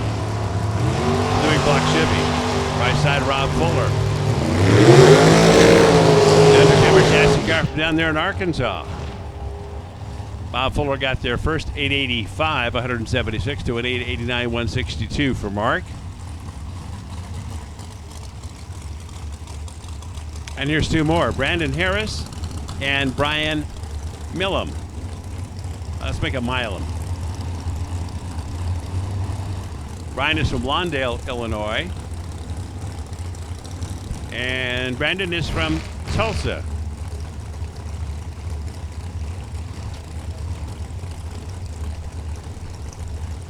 Oklahoma. I had to look that up.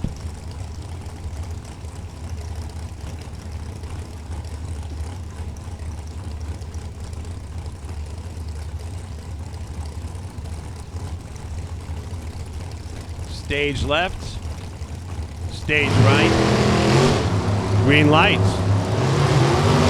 Brian and Brandon. And across the finish line, that's Brian getting there first left side. 891, 176 miles per hour. And over the right lane for Brandon, a pass of 893, speed of 170.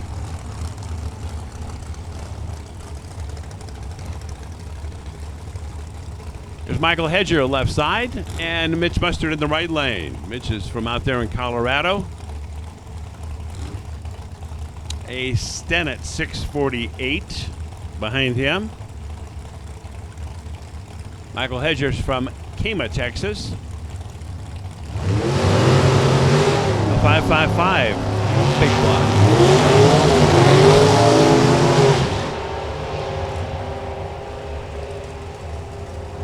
Across the finish line, Michael got there first, went 884, 164, 883 in the right lane for Mitch. Speed of 184.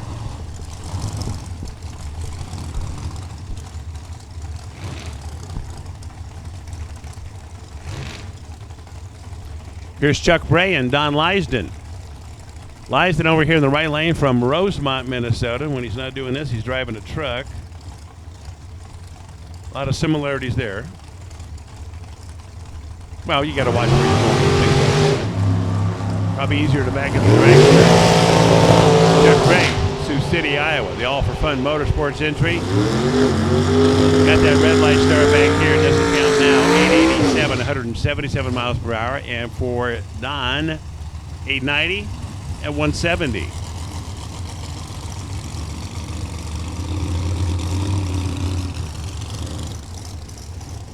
That purplish blue car in the right lane belongs to Rory Herr from Aberdeen, South Dakota. Coleman Plumbing Fixtures helping him out with the expenses on the car. And Mitch Withers left side with a Corvette Roadster.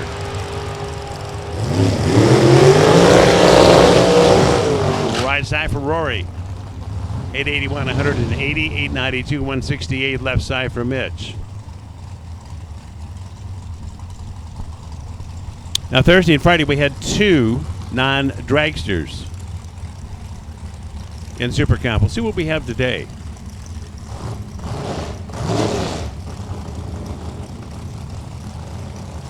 There's Dave Crawford and Tim Parker. Dave Crawford, wife Sue, goes over and said, looks in the car, said, yep, he's got everything okay.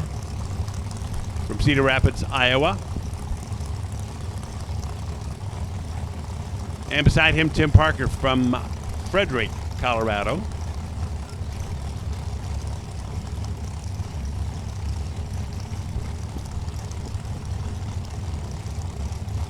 Way back in 2011, David Crawford, a Mile High Nationals winner. And then 4 years later, in the winner's circle again at the Winter Nationals.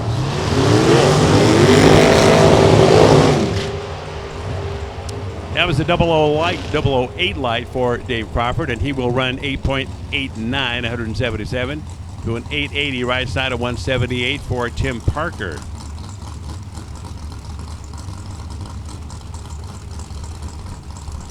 Next up, we'll take a look at Jason Crank and Bill Dennis. Bill Dennis in the right lane from Roswell, New Mexico.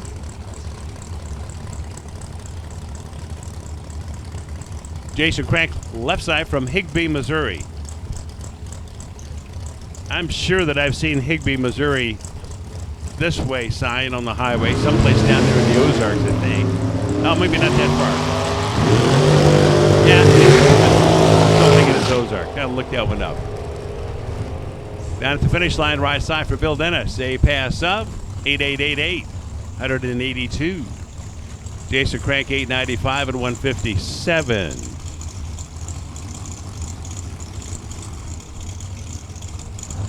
You know, as you drive along or ride along the highways, you think, I'm going to remember where that little town's at. And you get home and you go, was I going to remember? Dang.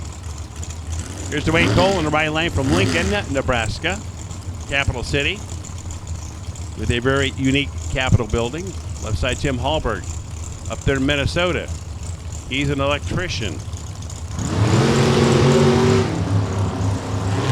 He's got a red light.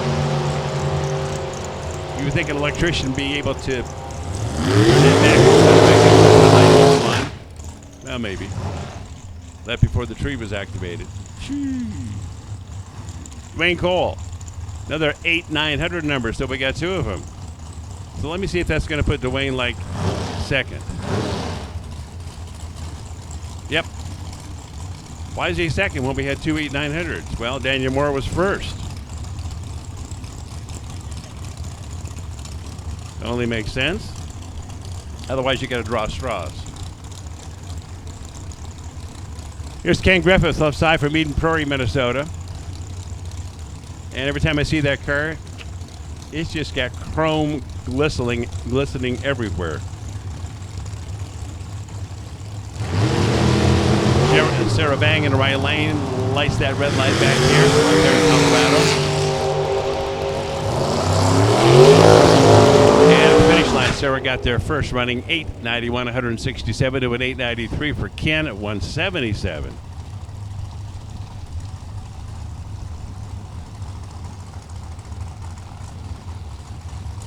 Here's 2 more. Well, a little different look there. Kind of a squashed air intake scoop. Darren Bennett. He's a Kansas native. Daria Kramer in the right lane from Colorado. A big, tall air intake.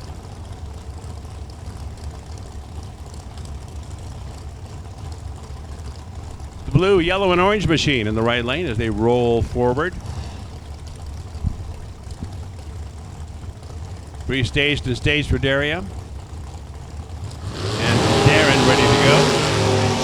Daria with the red light star back here by 14 thousandths of a second. And across the finish line, left side 887 for Darren Bennett. Speed of 150 miles an hour, 893 in the right lane, speed of 184.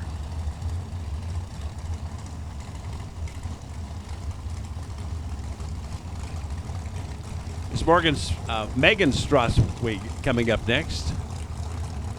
Left side of the track, Terry Pollard in the right lane. Kentucky left, Texas right.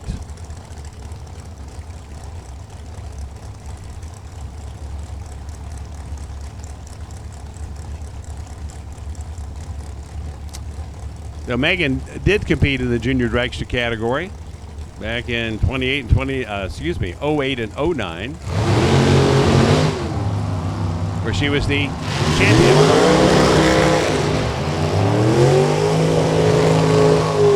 Over there in Division 3, left side of the track, that'll be a 886 for Megan, 181 miles per hour. And for Terry Pollard in the right lane, 891, speed of 183.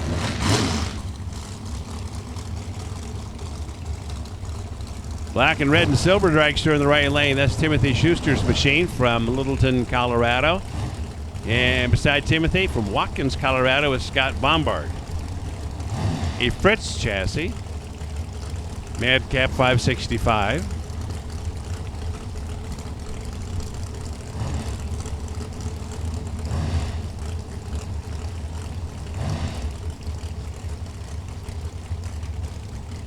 Staging carefully.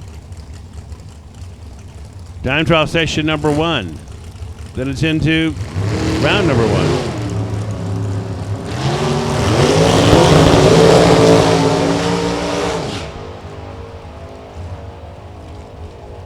And across the finish line, left side for Scott, 888, 164. 889 right side, 169 for Timothy, 004 light. That'll help you get to the finish line first. Usually. Brian Turner, left side from down Texas. Does some of that medical stuff for us. Thank you. Because if we didn't have all those medical folks, everybody would be walking around like they participated in the Civil War. You know, arms missing and legs missing. And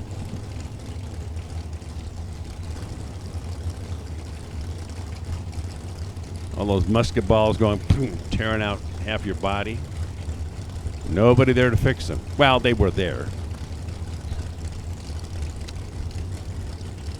McKenna Brown, right side from Boca Raton, Florida. Driving with the Jenks car. And an 886, 180 miles per hour for McKenna. And for Mr. Turner, 899 at 169.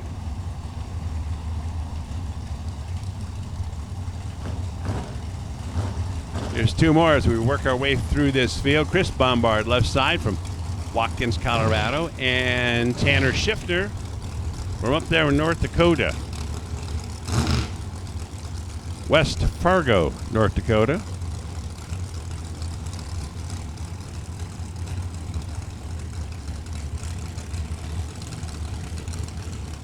Not to be confused with Fargo, the home of North Dakota State.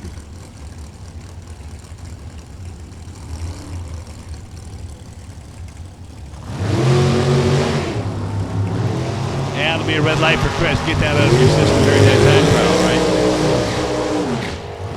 Roll some more numbers in there. For Chris, a pass of 887, 160 miles per hour. And in the right lane for Tanner, 8.908 at 154.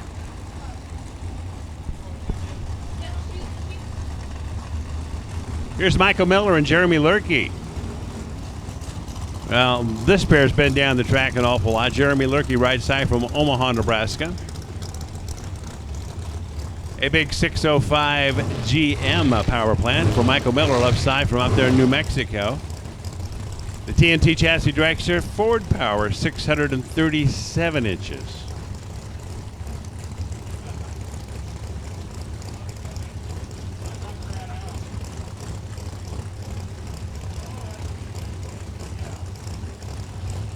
Into the beams right, into the beams left. They'll turn them loose. Battle and reaction time was won by Michael Miller, left side of the track. And across the finish line, he gets there first, 891, 182. For Jeremy Lurkey, a pass of 894, 167.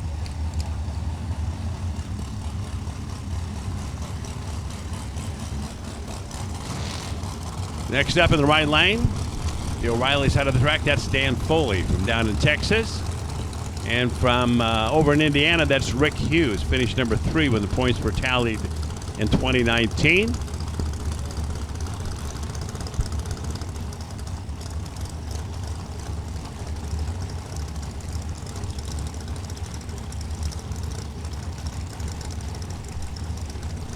As they bring him into the stage beams under almost clear skies, those high, thin clouds.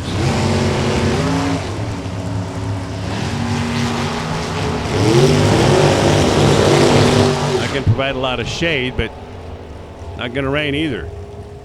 Right side of the track, Dan Foley runs 885 at 177 to an 886, 173 for Rick Hughes. And that'll bring up two more. Sonny Nemitz and Nicole Stevenson.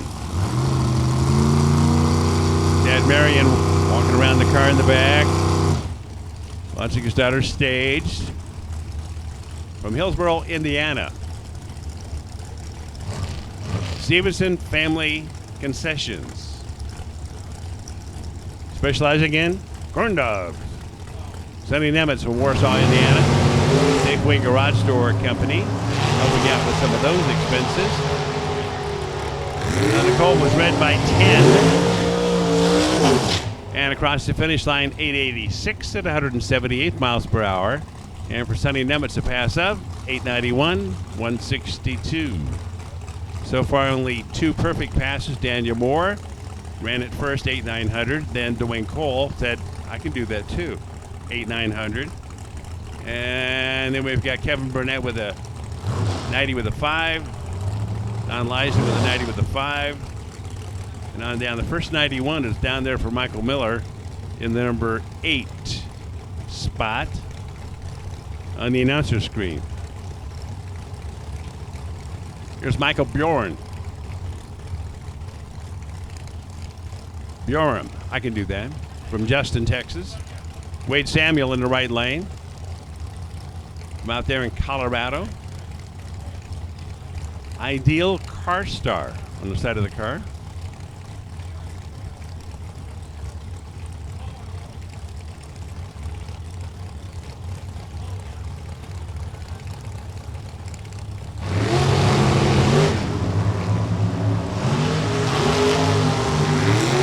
and that'll be a 007 life for Wade Samuel. And at the finish line, he will go 892, speed of 172. 892 also for Michael at 169 left side of the track.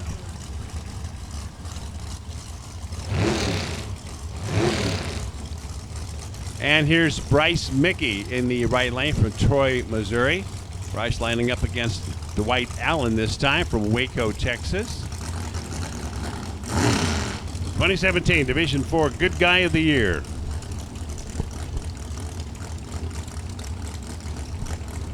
My guess is a voted on award.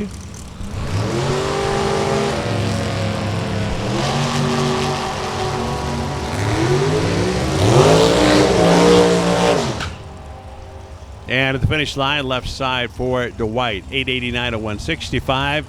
And in the right lane for Bryce, 891, speed of 170.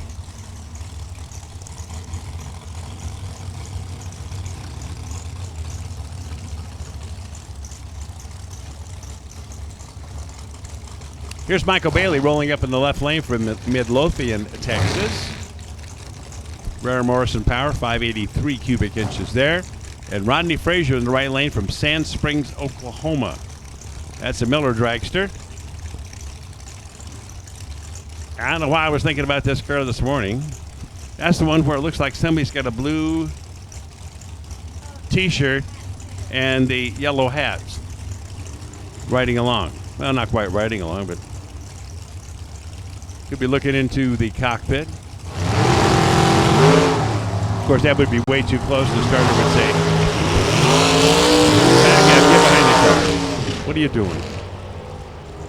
For Rodney Frazier, right side, 885, speed of 182. And for Michael Bailey, 889, 177.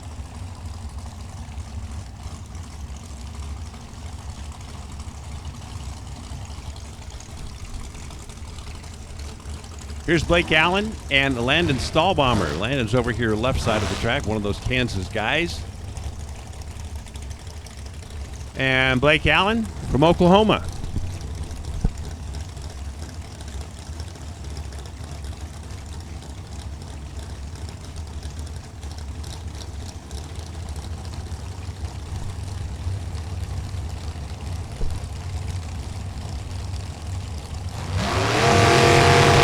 RPM's up, red light start, left side for Landon, Blake Allen. An 18 reaction time as they work their way toward that finish line. And right side, that's an 887, 163 for Blake Allen. For Landon, an 887, 5 at 172.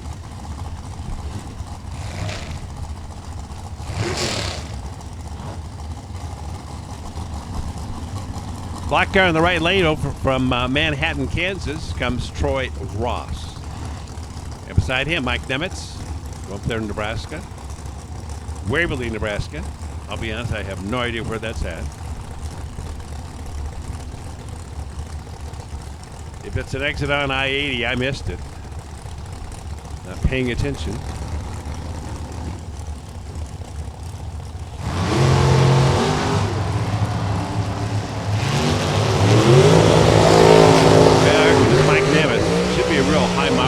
Car, I'm guessing. You know, 179 is pretty good speed. 887 for Mike, and in the right lane for Troy, 892 at 163.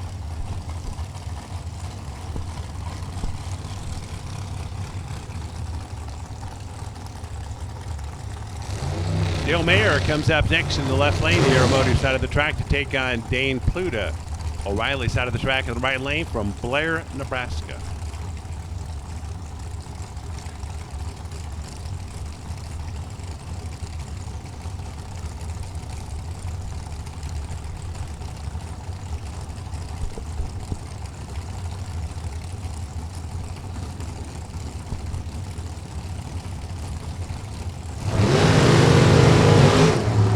And that'll be a red light start for Dwayne. Get that out of your system right now. Pretty deep red, too. At the finish line for Dwayne, the pass of 892 and the speed 170, 887 left side for Dale, speed of 181.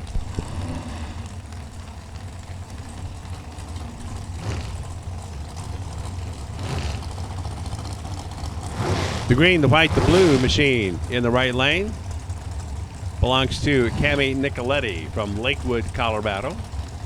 And Larry Piper over there left side of the track from Wamego, Kansas.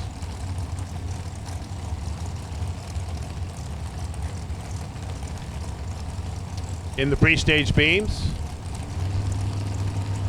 Larry's staged. Cami is staged. And underway. How about those reaction times? 003 for Larry, 005 for Cami. Left side for Larry, pass of 889, 167, and for Cami Nicoletti, 889.5 and 174.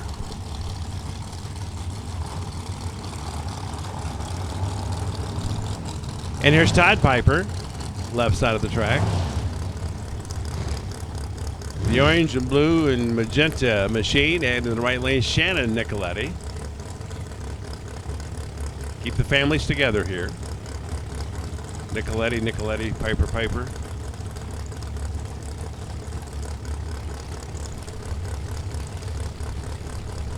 Ford Power, right side for Shannon.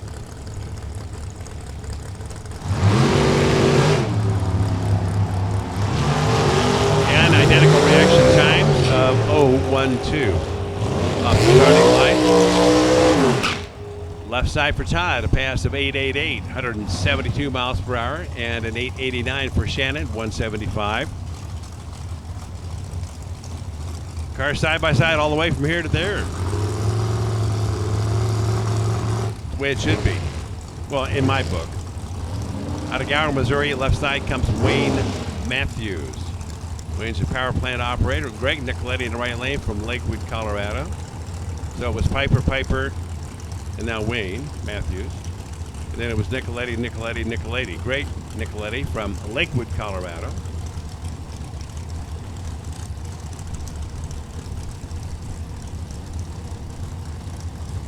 Again, Ford Power. This one 500 cubic inches.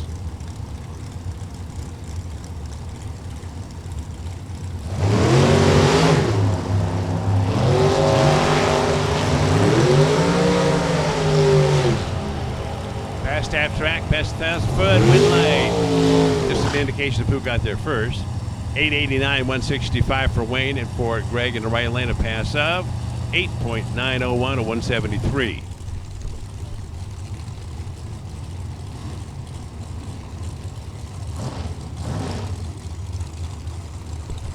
Okay, last call for Super Comp. I know there's a bunch of you out there. We'll just wait in the trailer and somebody will give us the last call. So this is it. Super Comp, last call. First call, Super Stock. First call, Super Stock. Qualifying session there for about 54. Keisha Huffman, left side. Caleb Clewine in the right lane, leaving early. And for Caleb, a pass up. 891, 172 for Keisha Huffman. 892 at 171.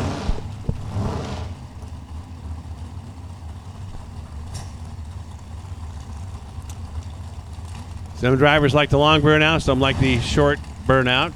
2 feet across the starting line, stop, back up. Okay, that's all I need. Not my first rodeo.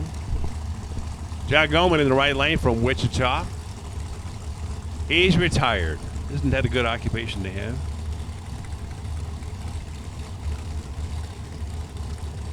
That way you get up anytime you want to. Like, well, most people who are retired, they'll get up at 5 o'clock because the body just didn't get up and do something.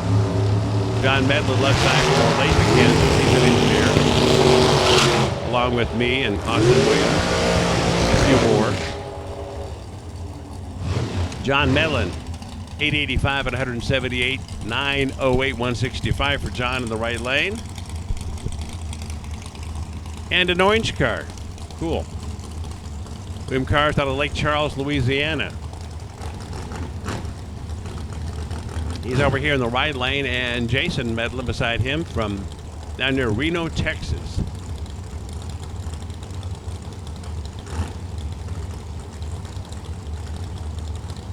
I don't know where Reno is, but I'm going to guess that it's just outside of Amarillo. Yes. Not that it's important for anybody to know. Jason knows where he lives, and he knows how to get back home, right? Hopefully. Hey, there's another 8900 number for Jason. That makes 3 of them, 184. His speed, 910, 152 in the right lane. So, Daniel Moore, Dwayne Cole.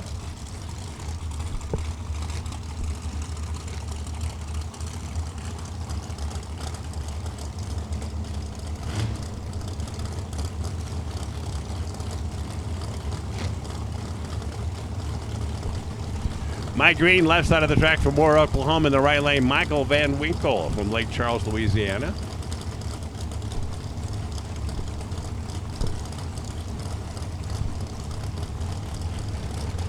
That's the car that said, race cars by Rip.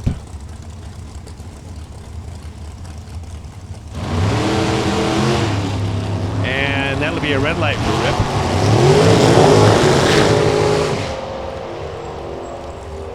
That's okay, it doesn't count now. Mike Green, 891, 171 to a 920 for Michael. Speed of 156 miles per hour.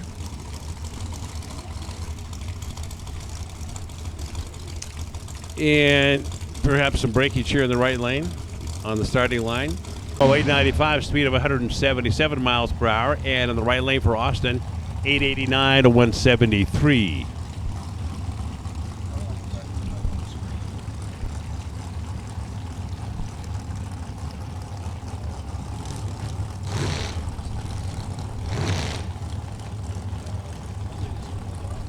Kyle White, Todd McCann. Next pair, Todd McCann in the right lane from Centennial, Colorado. And Kyle White from Shawnee, Oklahoma. Which I'm guessing is pretty close. I mean, we're in Shawnee County, aren't we? Yep. Sarah says, yep. Shawnee County. So is Shawnee in Shawnee County? Oh, Shawnee, Oklahoma. Would be in Shawnee County here. I guess it matters what state you're from, right? Yeah. Kyle, 907, 162 miles an hour. And for Todd McCann in the right lane, 891, 161.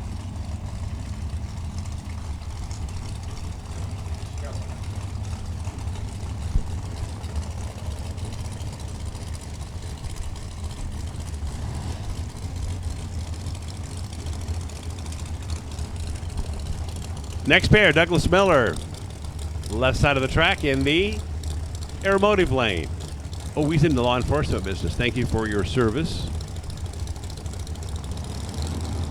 Ken Wickham in the right lane from Urbana, Missouri. Red light by Douglas.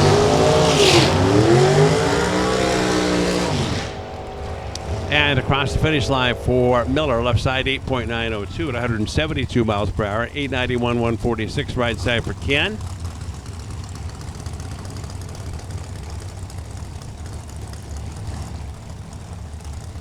And here's Dusty Meyer and Trevor Larson, left and right on the track respectively. Trevor Larson right side in the O'Reilly lane. We're up there in Minnesota. Larson Farms entry. Left side, Dusty Meyer from Tonganoxie.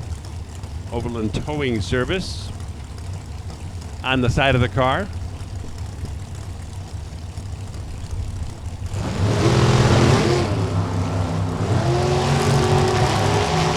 How about that, Trevor Larson?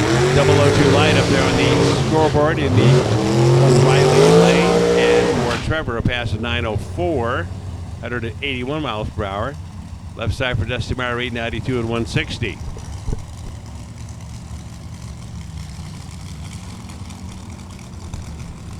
No, white car. I think this is the first all-white car we've seen. Jay Bunce from Piedmont, Oklahoma, left side. Another engineer.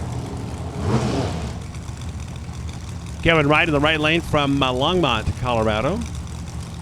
The D&K Interiors helping out with the expenses on that car. Mickey Thompson Tires helping out with the expenses on Jay's machine.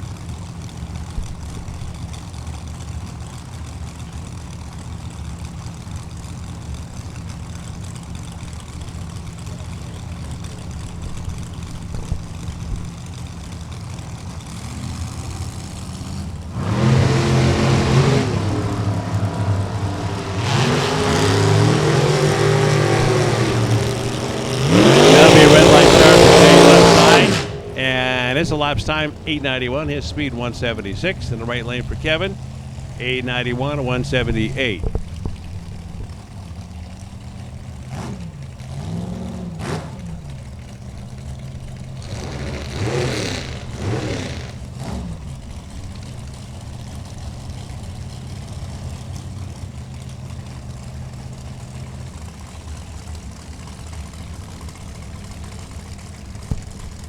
Here's Don Fraser, Mike Cooper, left and right on the track. Don over there in the left lane from Omaha, Nebraska. Innovative Print Marketing. That's his company. Mike Cooper in the right lane from out there in Colorado. He's a plumber. And also has a hot rod shop, Coop's Hot Rod Shop.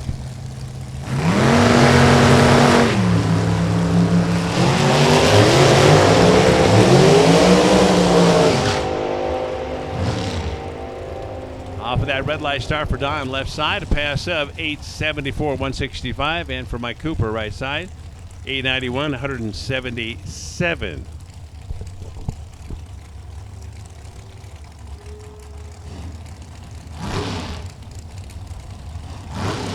Here's Steve Williams, left side of the track, and that is the Aeromotive side of the track here in Topeka. I'm out there in California. The K&N Filters car.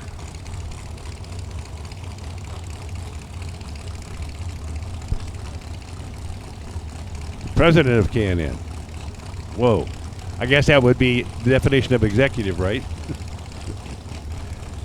Tyler Selden in the right lane from Bennington, Nebraska.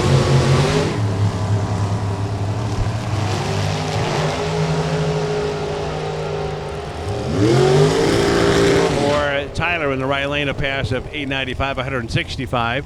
And for Steve Williams, a pass of 891, 188. You know, you buy those K&N filters for your car, and you save the old one because you know you're going to trade it one of these days. You pull that new one out, that K&N filter out, which is good for like a bazillion miles, and I bet it's going to fit. No, not even close. Shoot. Maybe the next car will have one. Then after 15 years, you go, I'm never going to make this match. Yeah, it's like buying wiper blades. Got wiper blades hanging in the garage. I don't know where they go to. Still in the package.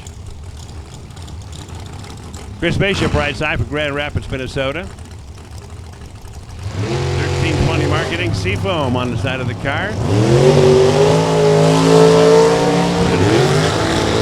Could have been. Jason Chapin, left side of the track, goes through the finish line, 897, 165. So Chris is over here, left side of the track.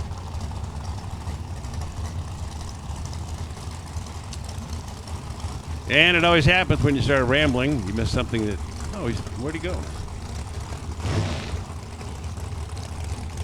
Here's Tyler Vaughn, left side. And Rick Huffman down there in Texas.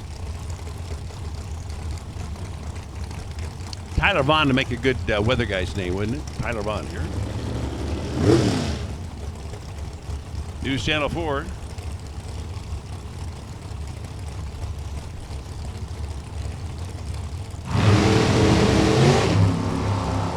And away to go for Rick Huffman. Check it out. Timer. And a pass of 874, 177. 892 at 170 left side for Tyler. So Rick knows his car will go 874 until he does some adjustment.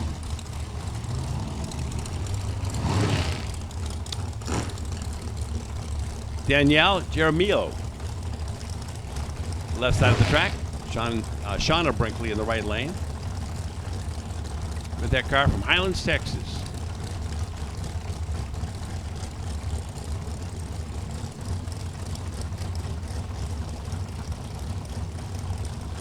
Shauna inching in, now is pre-staged. Danielle stages first. Shauna's right there. Also, red light for Danielle.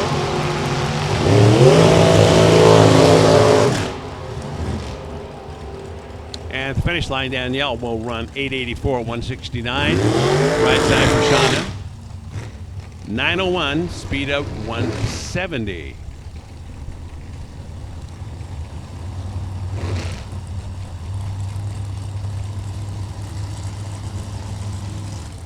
Steve Michaels out of Las Vegas, Nevada comes up next, left side, with a big 519 Chevrolet. Shannon Brinkley in the right lane, a bigger 632 Chevrolet from Highlands, Texas.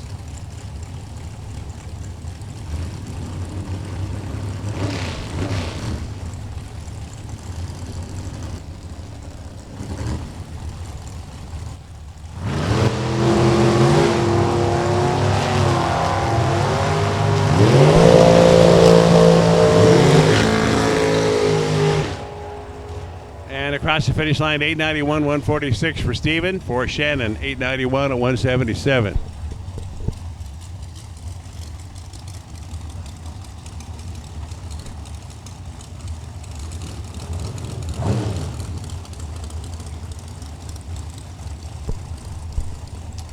There's Tony Fuller coming up now in the left lane.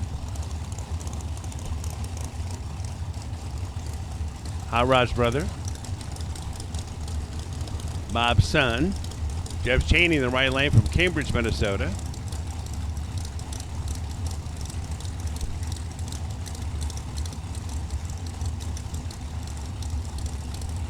Stock, Super Stock, Super Camp, probably Super Gas also. Jeff Cheney will drive anything. Give me the keys. Oh, you don't need keys. Okay. 003 line for Jeff in the right lane. He will run 888, 172 to an 888, 169 for Tony. 8.888 on both sides of the track. Not that that means anything, but kind of interesting. Don Nichols and Gary Stennett next pair. Don's over there in that green and black and magenta and yellow dragster from Lincoln, Nebraska. Big Dog Trucking sponsored car.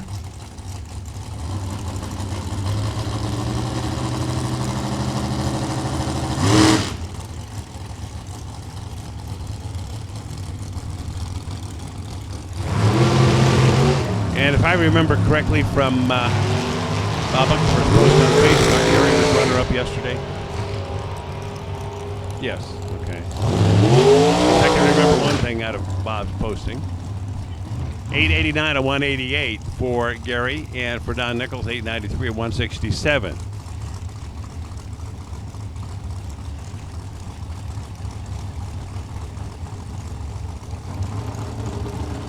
Travis Nygaard right, Chris Sullivan left.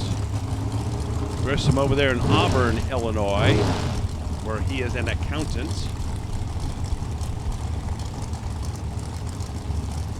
Travis Nygaard from Watertown, South Dakota, self-employed business owner. Team Ethanol, First Choice Transport, and the White Wheels.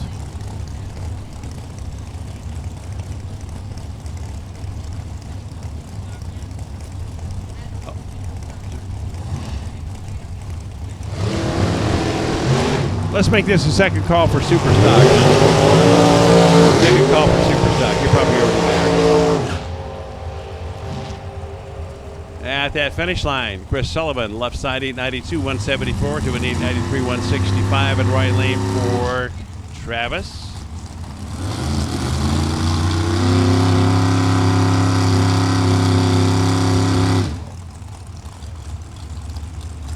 Next up, left side. That'll be Michael Holcomb. Those Texas runners. Right side, Craig Anderson. Another Texas runner. Another self-employed business owner. American Race Cars at APD.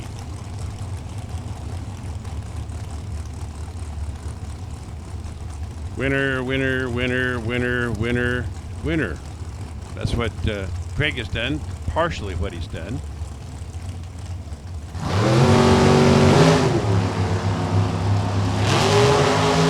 And right now, a 003 light for Craig Anderson, right side. Finish line. He will run 891-183 to an 892-173 left side for Michael Holcomb.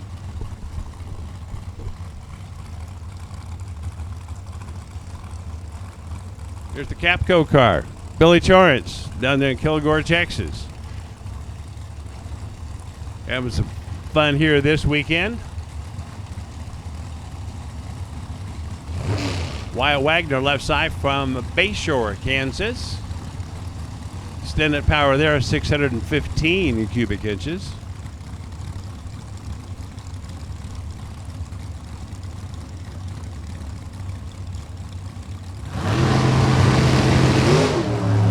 And away they go, a pair of greens. 006 for Billy, 008 for Wyatt.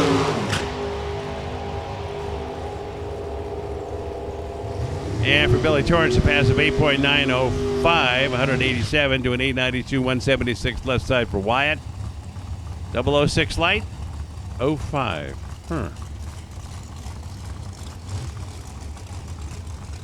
That's an okay pass for him. Okay. Like, what's your best Super Comp run, Mr. Announcer? Oh, you mean announcing? Oh, no. Oh, no. I've never been inside of a Super Comp car, honest. Here's a door car. James Conkle, the Lumina from Wichita, Kansas. Last night, winner, left side of the track, door car. A true door car.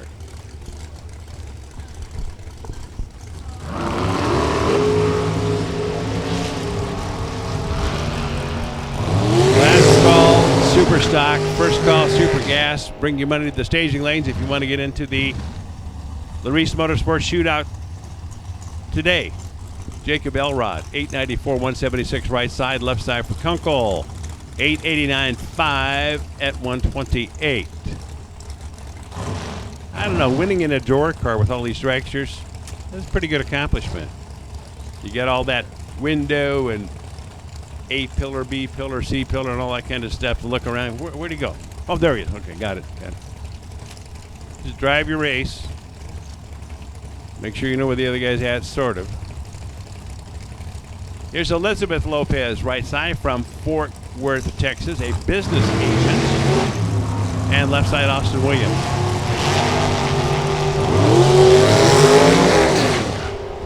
The engineer, Waxahachie. For Austin, 888-180, 898-162 for Elizabeth.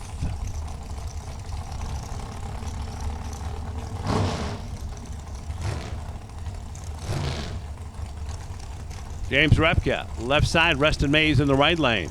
Oh, another all-white car. Cool.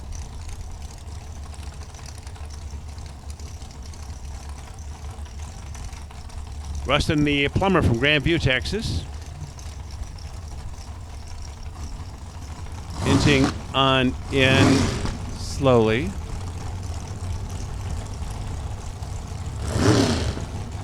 A couple of Texas racers here. 001 light for Rustin. Got that part figured out. 891, 169 right side for Rustin. 892, 167 left side for James.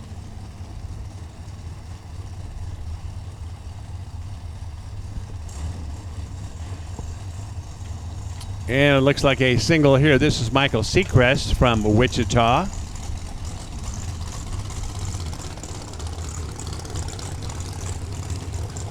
All by himself.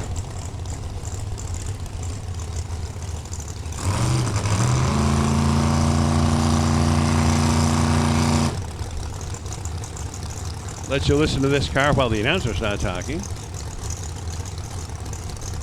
See when all that electronic stuff stops and starts.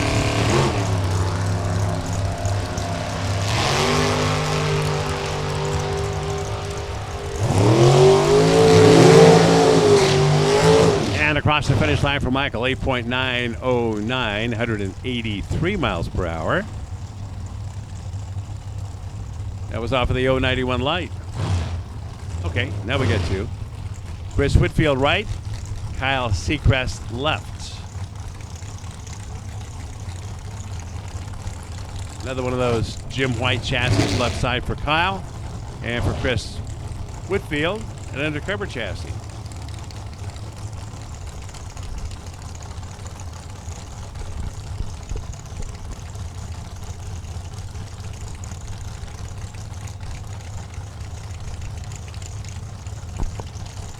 Kurt Damron's company, unless he sold it. Why would you do that? It's like selling a gold mine.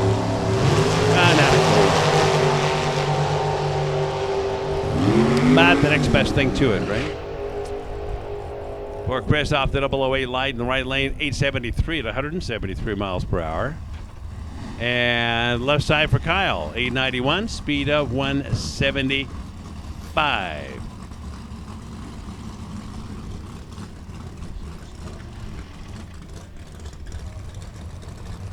Here's Tony Elrod coming up now from Howell, Michigan.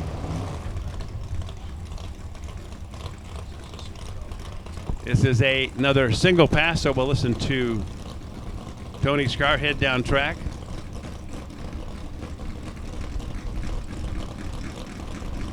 See if we can figure out how many RPMs he's turning at the finish line. Yeah, good luck.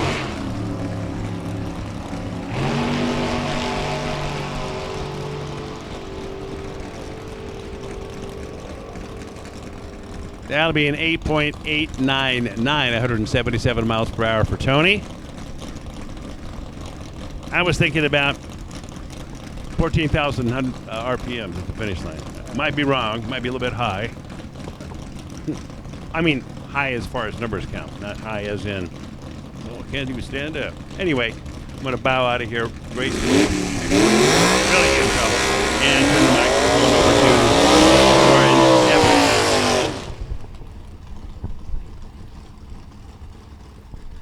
Thank you, Dennis. Time for Superstock. And we'll start out with the high-flying 55 Chevrolet wagon of Wayne Denklau. Ron Rottle alongside the 02 Grand Am out of the Dakota Speed Lab. GTO automatic combination on the right. Superstock O. Banging the gears there on the left. First pair here in our one and only qualifying session. 1081 at 122 for Ron Rottle. Wayne Denklau, 1144 at 113. Denklau starts out with that 75 under to set the marker so far. A lot of cars to go. Gene Bickelmeyer, Mark Jenkins, or Sean Martinet. We'll get it right. There we go. Bickelmeyer, the GTM Chevy 2. He calls it Bix Beater over there on the left out of Norfolk, Nebraska. GTM combination. Alongside the Superstock M for Sean Martinet, also pulling the gears. The Martinet Family Racing 84 Mustang. Bickelmeyer and Martinet leap off the starting line there. Both of them go wheels up. Martinet drilling the tree, 007 on the tree. 11:15 at 118 for Martinet. Gene Bickelmeyer, 10:37. And so with that, they'll slide into the 3 and 4 spots. Larry Schmidt, Mark Jenkins getting set now. Schmidt, the classic hot rod on the left.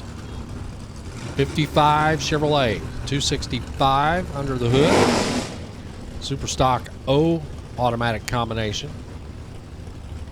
And Mark Jenkins, the GTE automatic, 2002 Cavalier. Rear-wheel drive conversion out of Wymore, Nebraska. Super Gas. Super Gas, you should be headed to the staging lanes, please. Super Gas to the lanes. Bring your 20. Larry Schmidt, 001 on the red side. Doesn't matter in qualifying. Mark Jenkins to the other end with a 975 at 132. Larry Schmidt, 1181 at 109. Schmidt slides into the number 4 spot, 48 under. Jenkins 34 under. At least he's on the sheet. Gary McGlass and Mike Town. Town, the Two Barrel Brothers. Former U.S. Nationals champion. Town wheels up there on his Buick Regal. He's alongside Gary McGlass's Super H Automatic 69 Camaro. McGlasson gets there first, 10-10, 129. Mike Town, 1087 at 119. Town moves up to number 4 with 57 under pass there. McGlasson right behind him at 49 under. A lot of cars to go yet. Lloyd Wofford and Brenda Grubbs. Wofford out of Jonesboro, Arkansas for Engines Inc. We saw the team cars match up last night in the late rounds. And Brenda Grubbs from Magnolia, Texas for National Parts Depot. One of the true hitters in stock and super stock. Bill and Brenda's ride over here. Top 10 in the world last year in stock eliminator. Wofford going for a ride there in his factory super stock K Challenger. And he'll point it to the other end to a 974 at 137. Brenda Grubbs, 956 at 139. Wofford goes to the top, 80 under on the pass. Jimmy Denham's big old 65 Impala. The big old Land Cruiser over there on the left, Super M Automatic. 327 power under the hood of that Impala. Alongside Rodney Stoltz GTP Automatic Oldsmobile. The Cutlass with Chevy power.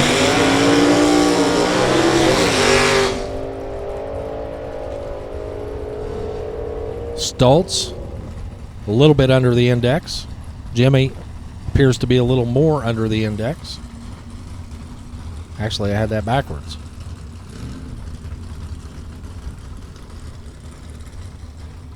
Sometimes you just make a pass to get on the sheet and you'll work the ladder magic from there. Jason DeForest, top 10 runner in Superstock last year. Oak Grove, Minnesota for Aero Awnings and Billet Specialties. Alongside Kurt Heeb. Heeb's factory Superstock L Mustang charges for the other end, the 352 Ford power plant. We'll trip the timers down there to a 10:15 at 130. Jason DeForest 9:57 at 140. And DeForest now takes over the top with an 83 under pass. Heeb 64 under slots him in number 4, but lots of shuffling yet to go. Dean Messenbring and Jay Randall. Messenbring's 3rd gen Camaro. The GTM automatic setup over on the left. Jay Randall, factory Superstock D, new style Camaro over here on the right. The Copo.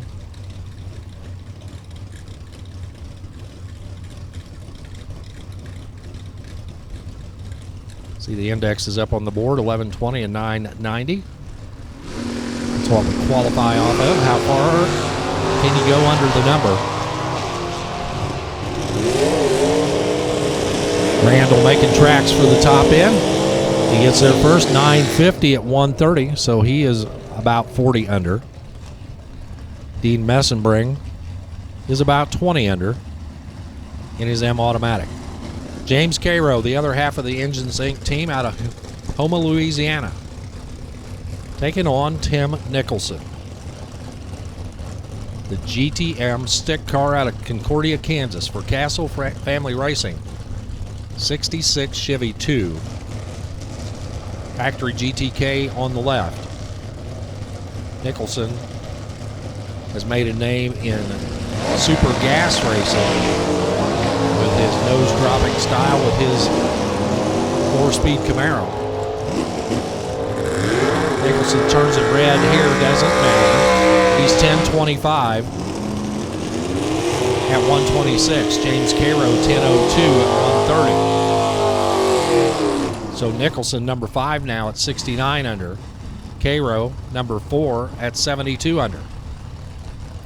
Jared Swinehart for GPE Competition Starters, one of the sponsors this weekend for our live feed on dragracer.tv. A big thanks to Jared and the entire group of people that got together to help put us on the air. Taking on Bill Rink, potential number 1 qualifier on the right with a Super M Automatic 74 GTO.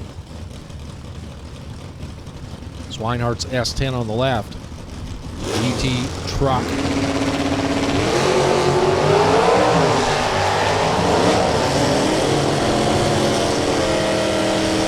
The truck out in front, stretching it out, gets to a 996 at 133.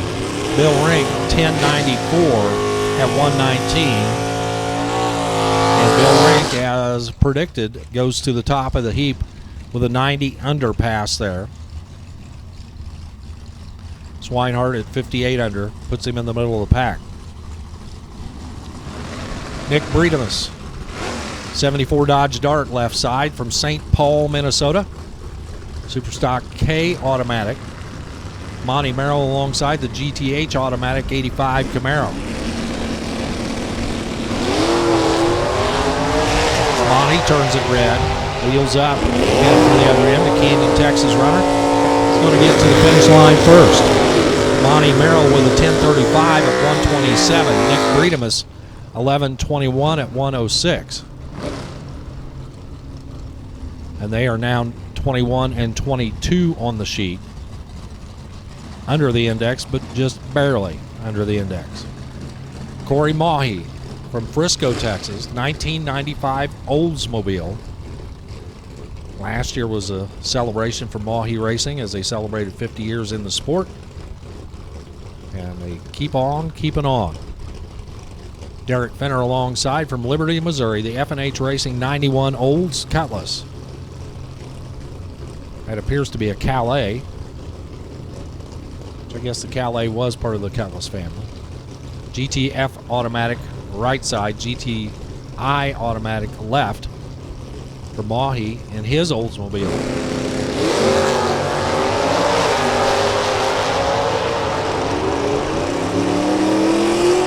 To the other end they go. 988 for Corey Mahi at 133. 988 at 133 for Derek Fenner. So basically the same pass side by side. Mahi, to his advantage, goes number 4 at 76.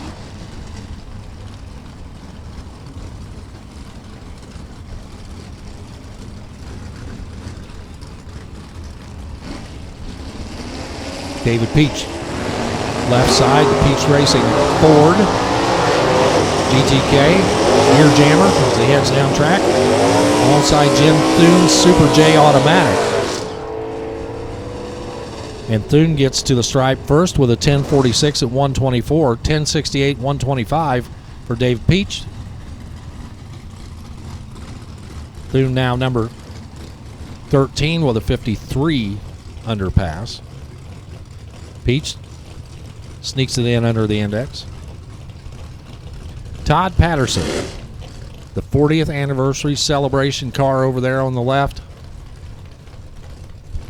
That Patterson Beige Omaha track, Patterson Elite machine.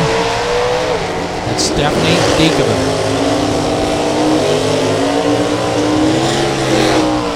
Patterson shuts it off to a 922 at 146. Stephanie Diekeman 1034 at 109. Patterson, 82 under, puts him number 3. And Diekeman goes 30 under on the qualifying pass. Alvy Merrill left side, Edmond, Oklahoma for Sunoco, an 18 Performance.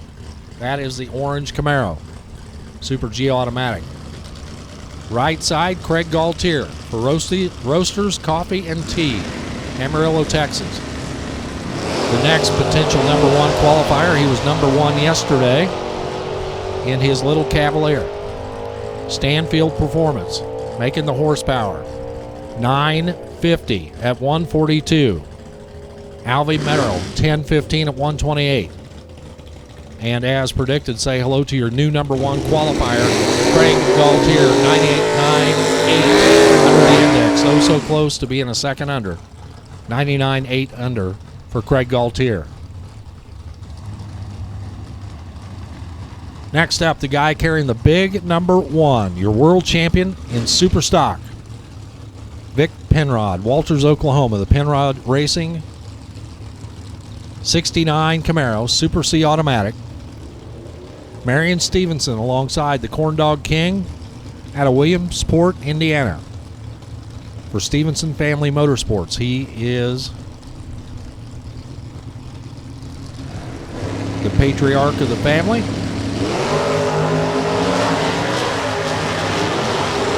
Wheels way up on the let go there for Marion Stevenson. And he'll get there with a 969 at 134. Penrod 982 at 135. So Stevenson 80 under. He's number 5. Penrod middle pack with that 982. Justin Jenkins coming up now, left side, the 09 Cobalt GTG automatic setup. 327 small block Chevy for power. Alongside Neil Rhodes. Rhodes' Mustang hustling to the other end. Factory GTJ. 986 right side at 134 for Neil Rhodes. Justin Jenkins 974 at 136 miles an hour. Neil Rhodes now number 9, going 73 under.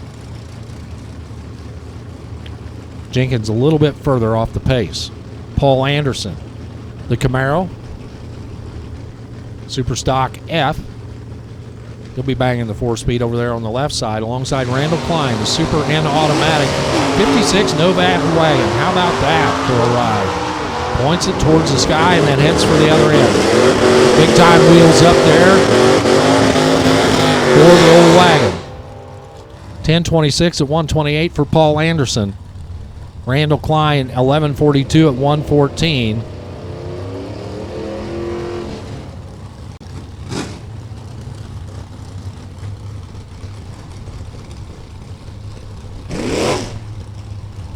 Chad Guilford comes up now. 2010 Mustang, 330 cubic inches of Ford power. Factory GTB setup. Alongside Scott Burton out of Golden, Colorado. The 91 Pontiac.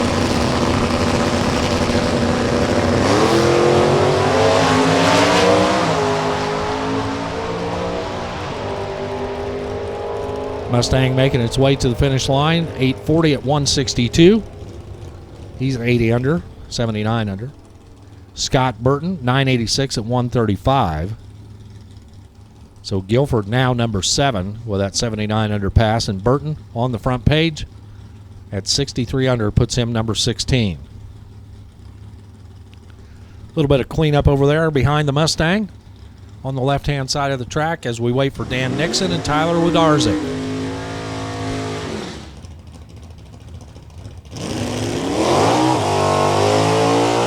Wodarczyk a little bit of trouble with the burnout. Now he kicks it out of the water box.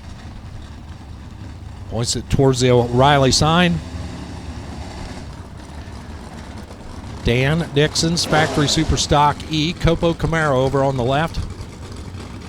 427 big block for power. Wodarczyk, 3rd generation Camaro with that 350 power plant. Super J automatic setup. Super Gas, you should be in the lanes with your 20 in hand. Wodarczyk on a good looking lap, wheels up. Nixon's going to get there first with the new factory hot rod, 961 at 137 for Dan Nixon. For Tyler Wodarczyk, it's a 1019 at 129. Wodarczyk now number 5 with an 80 under pass.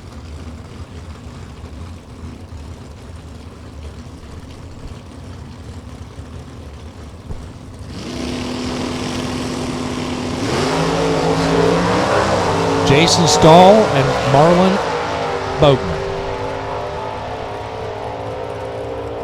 Bogner getting to the finish line first. The Lucas Oil Bogner Auto Mopar with a 9:17 at 1:43. That's a Hemi car over on the right, left side. Jason Stoll's K Automatic goes 10:60 at 1:26.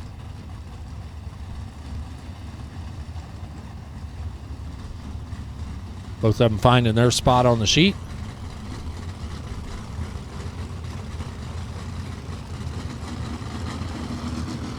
Thomas Marlowe rolls in now with his 68 Camaro, small block Chevy. GTJ automatic setup for the runner out of Mesquite, Texas. David Bogner now comes up. Kearney, Nebraska for Lucas Oil, Bogner Auto. 92 Daytona, Superstock B modified.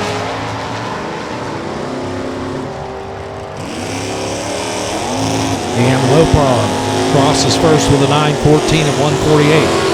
Thomas Marlowe, 10:73 at 1:23.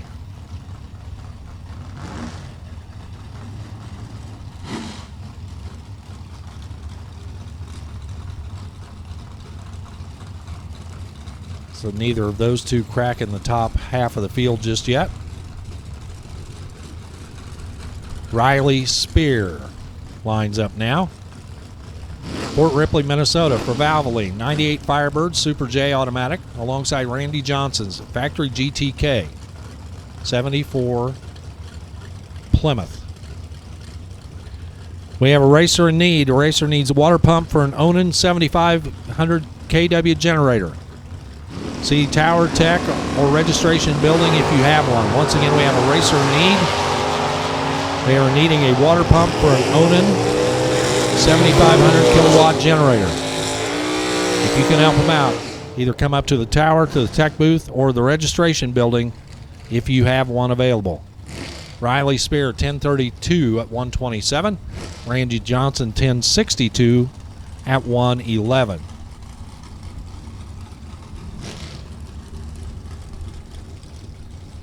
Spear, number 15 now on the qualifier. Tyler Bohannon coming up now. Young man out of Louisville, Kentucky.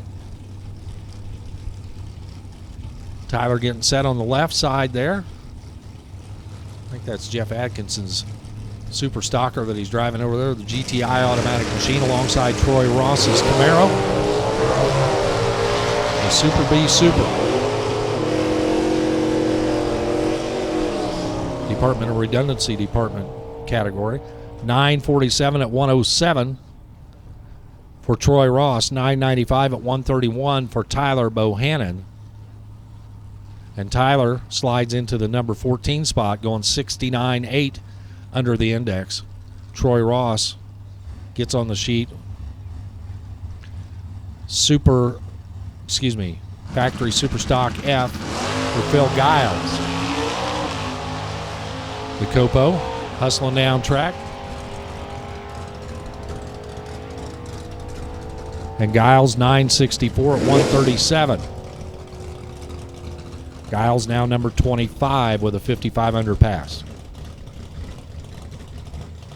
Wyatt Wagner waits in the water box right now. Bayshore, Kansas. The Wagner's Classic Cars. Beacom Auctions entry over here on the right. Brett Spear left side. The Spear Chiropractic 87 Chevrolet. GTJ automatic setup. Wagner Superstock G automatic.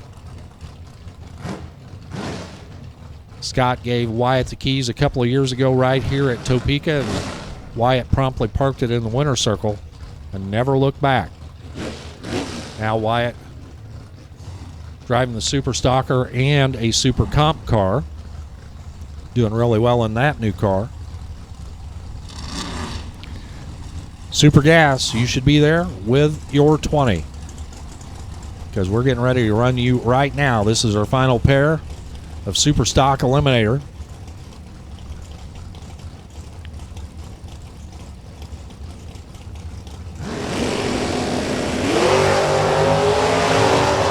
Wagner better on the starting line as they head down track.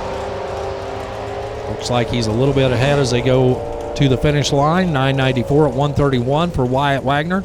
Brett Spear, 1016 at 130. So that will wrap up qualifying here for Superstock. Next time you see them, it will be round 1 of eliminations. Craig Gaultier at the top of the pack.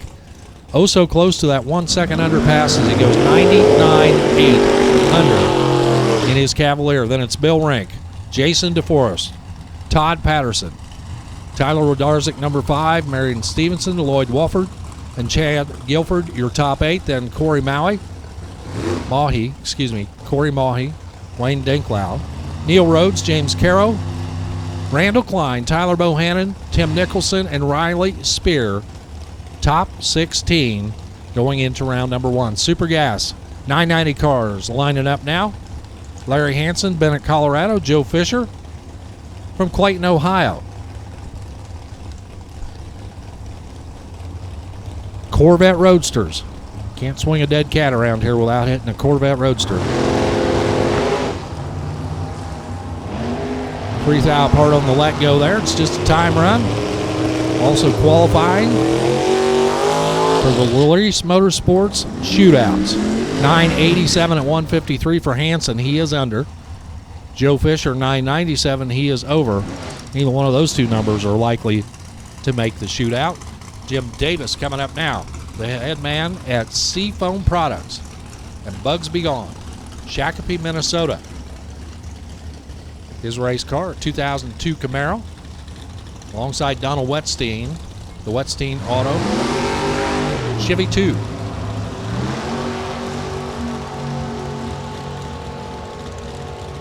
Full-bodied cars left and right to the other end of the track. 995 at 148 for Donald Wetstein. Jim Davis, 994 left side at 153. Lyle Schreiner, Lyle and Deb's Camaro over on the left. From McAllister, Oklahoma, 1981 Camaro. Bruce Johnson alongside from Loris, South Carolina. The Jeremy Engines is importing 2000 Camaro. He's parked that car in the winner's circle right here at Topeka a few years back. Schreiner, James Bond Green. This is 007 on the tree. And 990 with a 9 at 142. That could be a player. Bruce Johnson, there's a player as well. 990 with a 7 at 158. Hope they paid their $20. They got a chance. Todd Malik, Larry Christensen coming up now. Malik, the TRZ Motorsports Firebird out of Coon Rapids, Minnesota. Larry Christensen, Glendon, Minnesota. The United Automotive 63 Corvette replica. Green line start for Larry Christensen.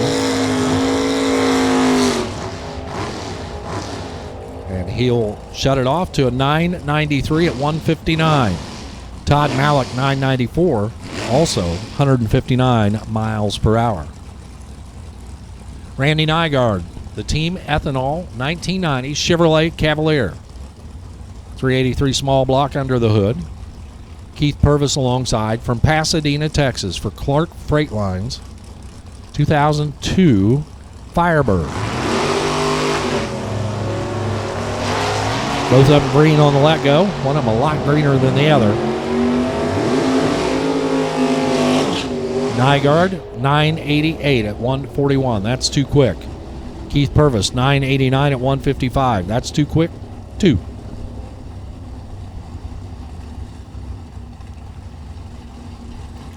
Kevin Theobald comes up now. Little roadster over there on the left. Is it a Corvette? No, it is not. How about a Dodge Viper? Open air car over there on the left. 540 cubic inches.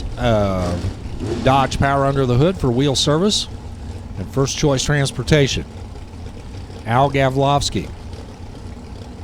Bemidji, Minnesota. 63 Corvette.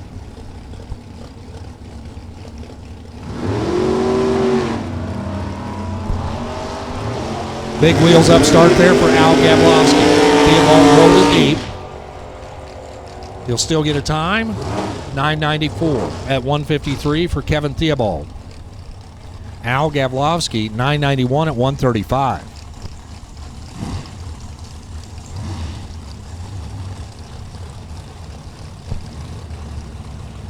Jody Davis's old school Mustang, the 65 Mustang left side, with big block Ford power under the hood. The runner out of Walnut, Illinois, taking on Mike Knotzelman. 2010 Mustang, newer school Mustang, 547 cubic inches of Ford power over here on the right for Knotzelman out of Oshkosh, Nebraska. Davis 004 when he leaves the starting line. That's good. The number on the board's the one that counts here. 989.1. That is too quick by 9 thousandths of a second. 161 for the speed. Mike Knotzelman 982 at 158. Keith Kuhn coming up now. Kuhn out of Minden, Nebraska, the K&K Auto Repair. One of the original Pro Stock cars out of the Bickle chassis shop. Ford power for Kuhn. Dennis Keck alongside with his 57 Corvette Roadster. The Keck Racing and Hot Rod Sales Machine. 990 with a 2 for Keith Kuhn. Good job for him. Hopefully he paid his 20 bucks. 153 for the speed for Kuhn. Dennis Keck, 994 at 160. Christopher Best lines up now. Plano, Texas, the home base for the Best Family Racing. Yenko Replica Nova. Alongside Tim Parker's Camaro SS.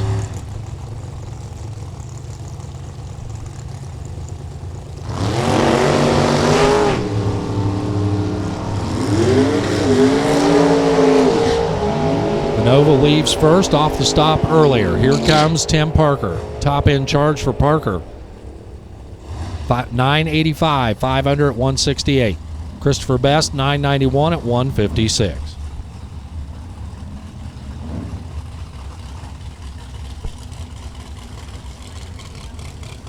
Here's Robert Rowan and Robert Coleman. Rowan, the Rowan Motorsports 67 Corvette. That is the left side. Robert Coleman, the Coleman Racing Roadster on the right. Dodge power under the bonnet there for Robert Coleman.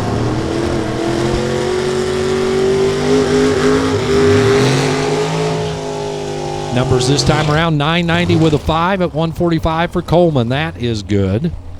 That'll put him in the hunt. Robert Rowan, 988 at 159.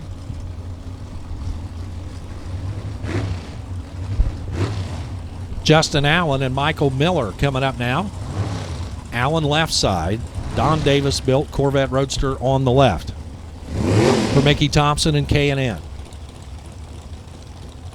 The farmer or rancher out of Mansfield, Texas. Michael Miller from Moriarty, New Mexico. For K&N Filters and Lucas Oil and Hoosier and JLM Motorsports. They retrieved their temp gun and they're ready to go.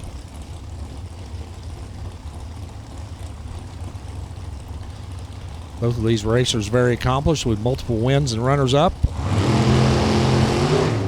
Division championships out there as they head down track side by side.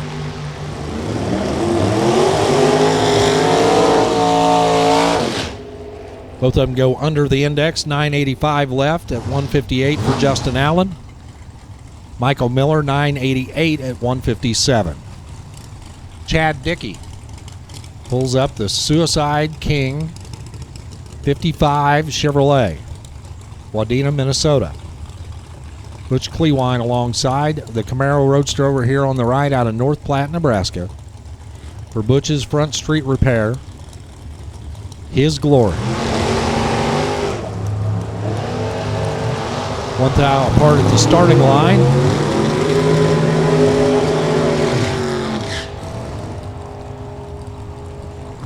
Little throttle work down there. They both go too quick. 988 left for Chad Dickey at 140 miles an hour. Butch Clewine, 989 at 157. Both of them under the 990 target. Todd Nielsen lines up now. His 1990 Firebird left side alongside Buddy Wood. Wood out of Sulphur, Oklahoma, the Wood Racing Camaro SS. 598 cubic inches of Sunset Racecraft power.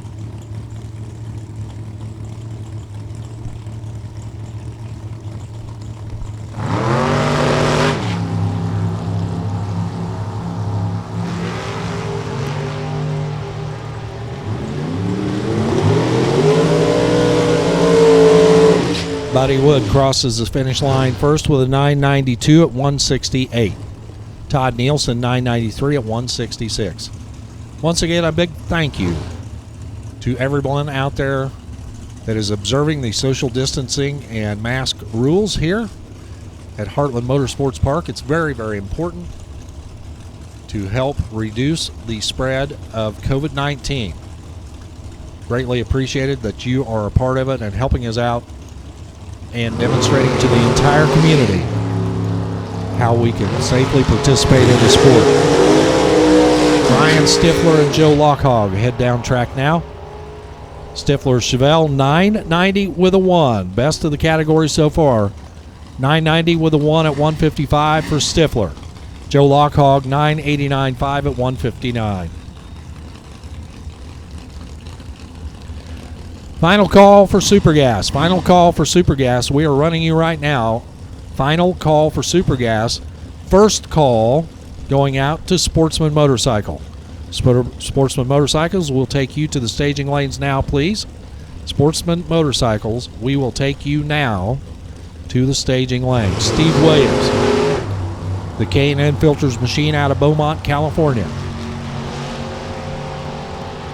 Daniel Gilgosh alongside.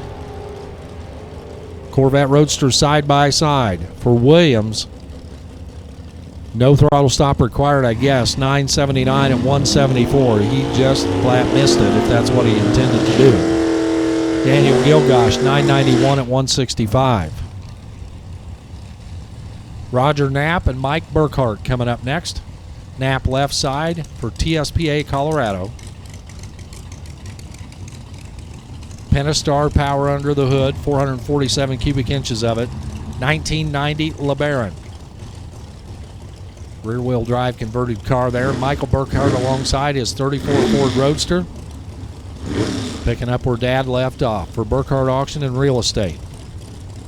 Crossbred 565 Chevrolet power.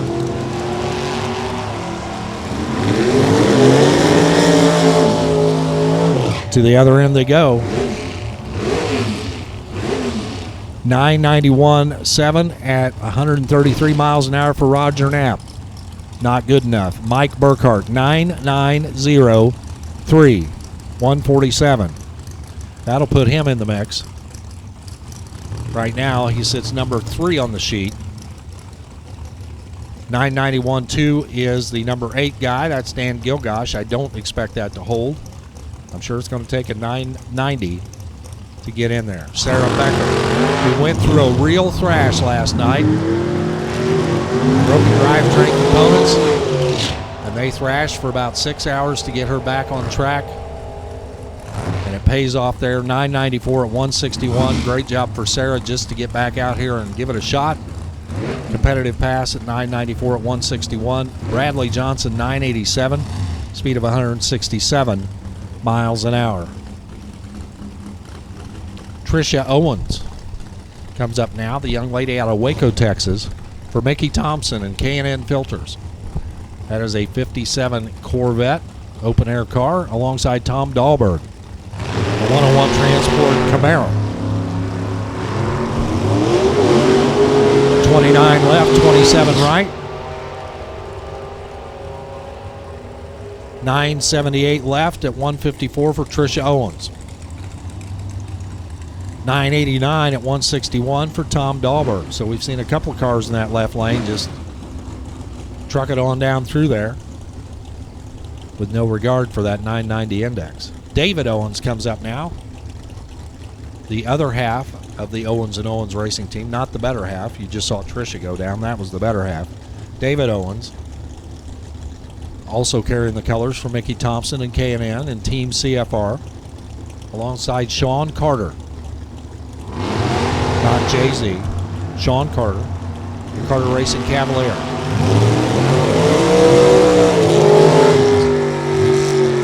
Both of them leave early. 997 at 164 for David Owens. 989.6 at 169 for Sean Carter. Craig Maddox. I think officially in the logbook, his day started out crappy. No other way to put it. The drag pack got down there about 1,000 feet, and he blowed her up.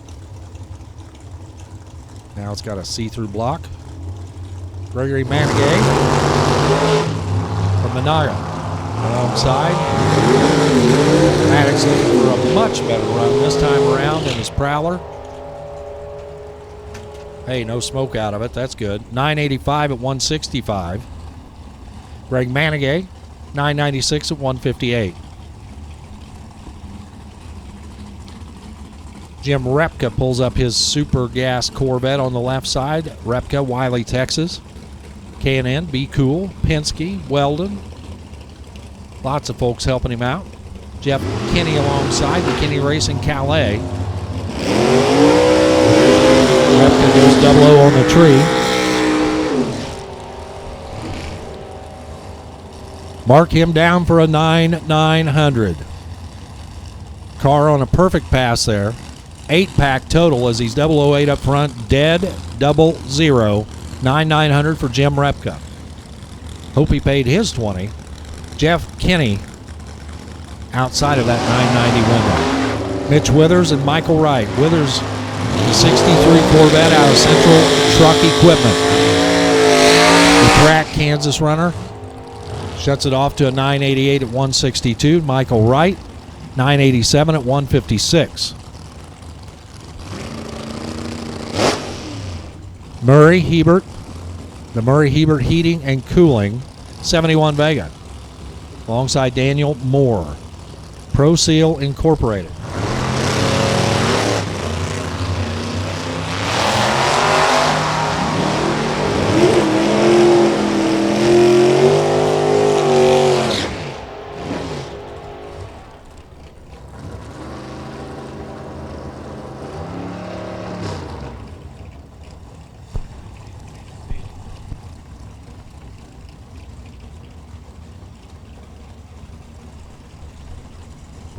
$990 with a 6 for Daniel Moore at 160. Murray Hebert, 10 flat at 146. Daniel Moore now in the top 8. And it'll take a 990 to get there. Lyle Schreiner sits on the number 8 spot right now with a 990 with a 9. Ken Griffiths and Roger Souter roll up now. Souter just flat missed it on the starting line, but that's okay. Get that out of the system. 987 at 154 for Ken Griffiths. Roger Souter, 995 at 157 miles per hour. Ryan Siffring and Alan Evans. They'll line up now. Siffring, the 5 Tree Life Don Davis built Corvette from O'Fallon, Missouri. Siffring went into the late rounds last night in a super gas car. Alan Evans driving that brand new Charlie Stewart race cars 58 Corvette out of Clayton, Ohio. If you're looking for a quality competitive race car here in super gas, go see Charlie Stewart. He can fix you up. 984 left at 167 for Ryan Siffring. Alan Evans right side 987 at 166. Mark Buring. He lines up his Firebird, points it towards the Aeromotive sign on the left-hand side. Tom Carlson on the right. 2003 built Corvette out of Two Harbors, Minnesota, which is located between One Harbors and Three Harbors, I think. Or maybe not. Buring is 006 and left second. Carlson 002. Finish line, 989.4 at 159 for Tom Carlson. That's too quick. Mark Buring on the safe side, 992 at 167. So they got some data to work with before first round comes up later on today. Kevin Burnett and Rick Cates. Cates, as I recall, got to the final round last night, taking on Kevin Burnett. Burnett out of Parker, Colorado. That is a 62 Ferrari kit car on the left. Rick Cates on the right, the 2007 Corvette Roadster. 985's a pair. 985.7 at 161 for Kevin Burnett. 985.8 at 163 for Rick Cates. So So roadsters all over the place. Two more coming at you right now. Heidi Robeson in the CBS Arc Safe Fleet Care Roadster out of Gardner, Kansas. Undercover built machine over there on the left. Brian Turner on the right. The Ultimate Gas Anesthesia 2004 Mustang Roadster. Turner better at the starting line. The Ford Roadster or the Chevy Roadster, it's going to be the Ford Roadster getting there with a 990 with a 2. 143, that puts him in the top 8.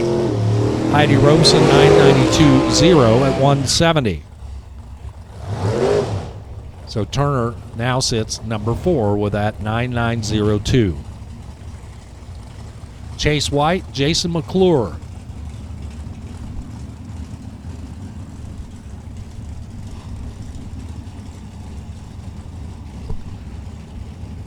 Final call for Sportsman Motorcycle. Final call for Sportsman Motorcycle, and this is your first call for Top Dragster.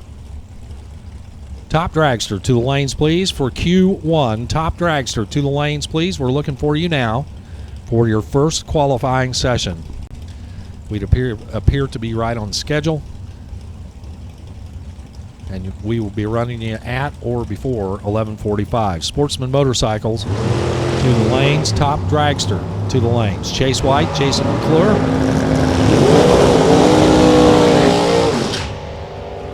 White C5 Corvette, 978 at 159. Jason McClure, 990 with a 9. Yeah, it's a 990, but not good enough to get into the top 8. As that's only good enough for a top 10. Now 990 with a 7 is the bump spot for Bruce Johnson. Told you it was tough. Mike Van Winkle left side. They call him Rip out of Lake Charles, Louisiana. Terry Pollard alongside the Corvette from Montgomery, Texas.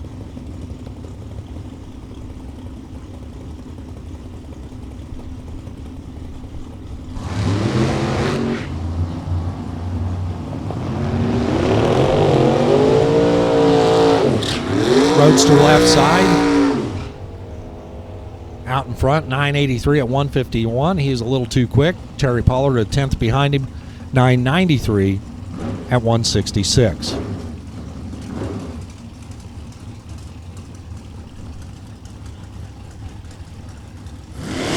Eddie McDowell from Waco, Texas. The McDowell Motorsports 63 Corvette. He'll pull up alongside the brand new Glass Rat. Out of the American Race Cars shop, Jacob Elrod at the controls, Herod, Ohio, former world champion in Super Gas.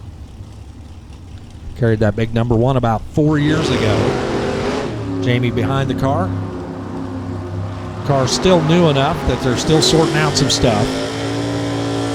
Carrying the colors for ATM Innovation. 988.9 at 167. Eddie McDowell, 993 at 167 as well.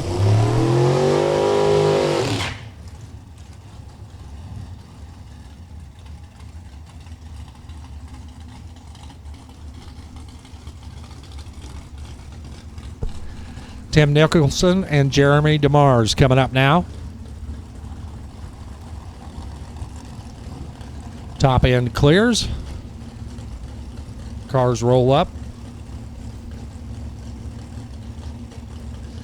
Nicholson rolls in. 4-speed Camaro. He'll run it as hard as he can, and then he'll lift off the loud pedal. Be slower at the quarter mile than he was at the 8th mile. Nicholson, 002 for perfect on the tree. On the wrong side of it. He's got her figured out down there, 991.7 at 110. Jeremy DeMars, 986 at 166. Little hold up in the water box. We'll be down for just a minute.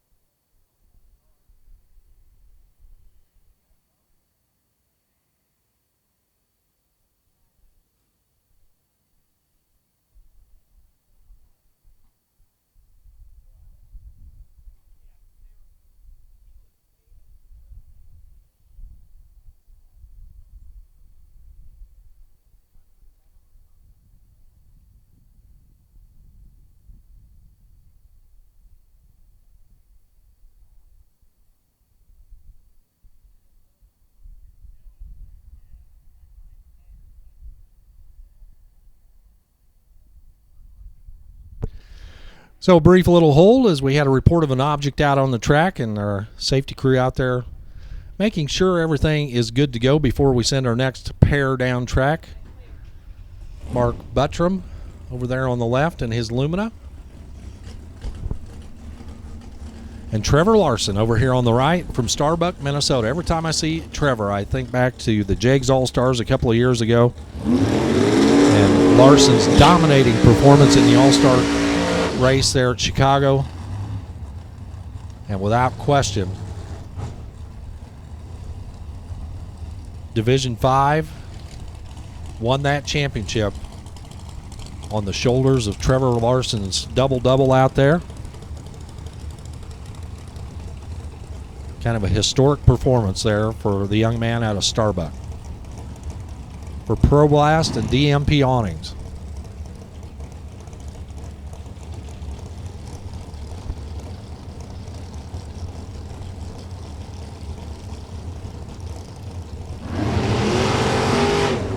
Sportsman Motorcycle and Top Dragster, we need you to the lanes. Sportsman Motorcycle, Top Dragster, we need you now. Mark Buttram, 988 at 155. Trevor Larson says, hey, I need to get in this mix. 990 with a 1 at 170. So Larson slides in there. Bill Dennis and Christopher Hess.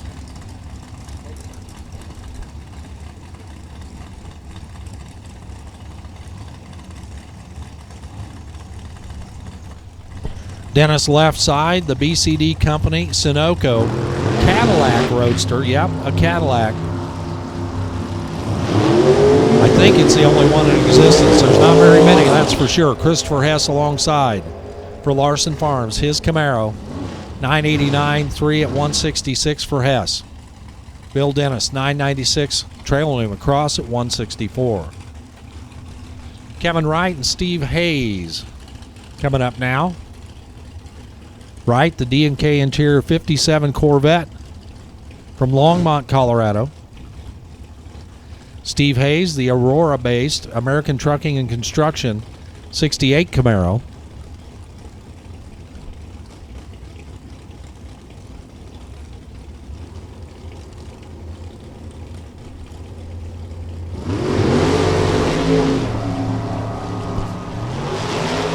Big leap off the starting line there for Kevin Wright. Car comes way up, slams down, away he goes. Trail a little smoke as he goes through the finish line. 9:47, low ET of the session, which is not really what you're trying to do. 9:47 at 161 for Kevin Wright. Steve Hayes, 9:92 at 160. Keith Phillips comes up now. The 96 Beretta left side. Phillips was looking for some parts, looking for a red MSD box. It looks like he must have found it. Todd Pullen lines up here on the right. That C7 Corvette out of the Charlie Stewart Race Car Shop.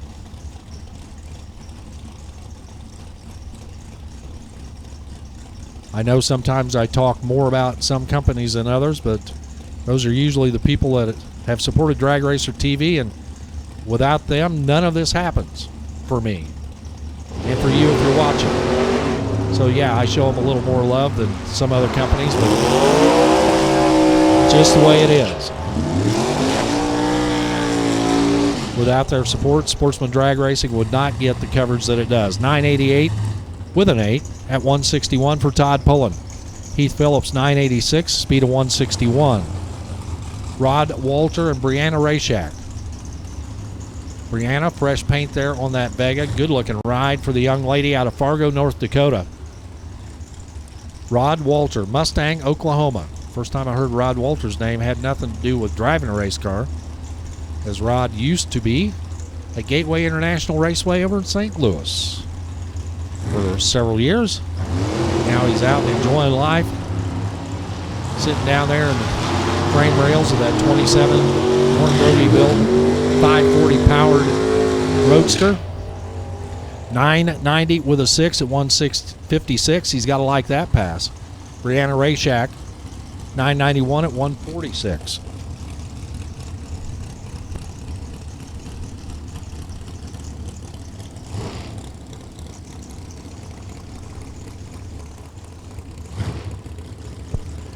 Alan Bush, Erie, Illinois, and Russell Ginger, his 1979 Dodge Aspen.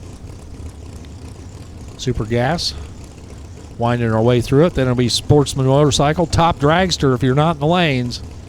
We're expecting to send you on time at 11:45, so we need you to the lanes now, please. The Cavalier pulls up left. The Aspen on the right. Bush, let's go 009 for perfect. Ginger, a little bit of smoke as he heads down track. I thought it cleans up by the time he gets there. 978 at 155. Alan Bush, 991 at 170. Danny Toole comes up now. The Toole Racing, Toole Farms 2001 Mustang open air car. 604 cubic inches of blue oval power. Chris Whitfield alongside the premier diversified 27T left-hand steer roadster out of Littleton, Colorado. Whitfield is 11. Toole is 5. Good-looking leaves for both racers. To the stripe they go 985 at 159 for Danny Toole. Chris Whitfield 989 at 158. Shannon Brinkley lines up now. Brinkley left side for LODRS Casino and Resort. The Highlands, Texas-based racer. 2002 Corvette. Hey, if you are looking for personal protective equipment, such as masks and hand sanitizers and other supplies, stop by the LODRS trailer down there. Shannon has some in stock with him and can take care of you and your business. Rodney Frazier alongside Hot Rod out of Sand Springs, Oklahoma. His roadster off and running.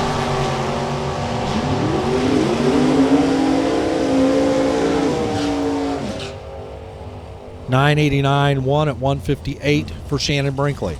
Rodney Frazier, $996 at 134. Both of them get that out of their system. Not good enough to get into the top 8. Don Nichols. His new Corvette Roadster over on the left, 57 Corvette. For the truck driver out of Lincoln, Nebraska. Nicole Stevenson, the Corn Dog Gypsy over here on the right. The Stevenson family motorsports entry. She sells a lot of corn dogs. 69 Camaro Roadster.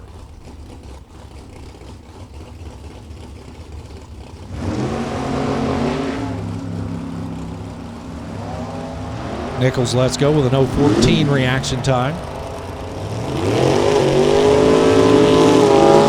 990 with a 2 at 163. That's a pretty good pass.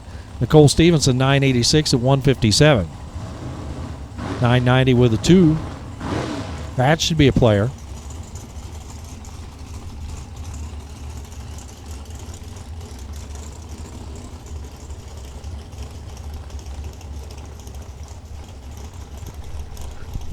We wind our way down towards the end of the category right here. The next category you'll see after these 4 Super Gas cars is Sportsman Motorcycles.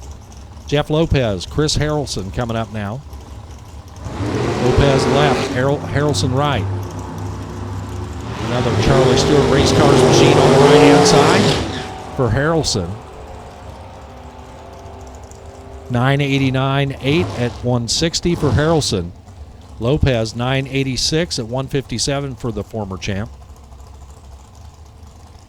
Paul Prang and Chet Tucker coming up now. Prang from Las Cruces, New Mexico, the Lucas Oil West Tech Performance entry. Right side for Ortec, the Wood Racing Camaro out of Sulphur, Oklahoma.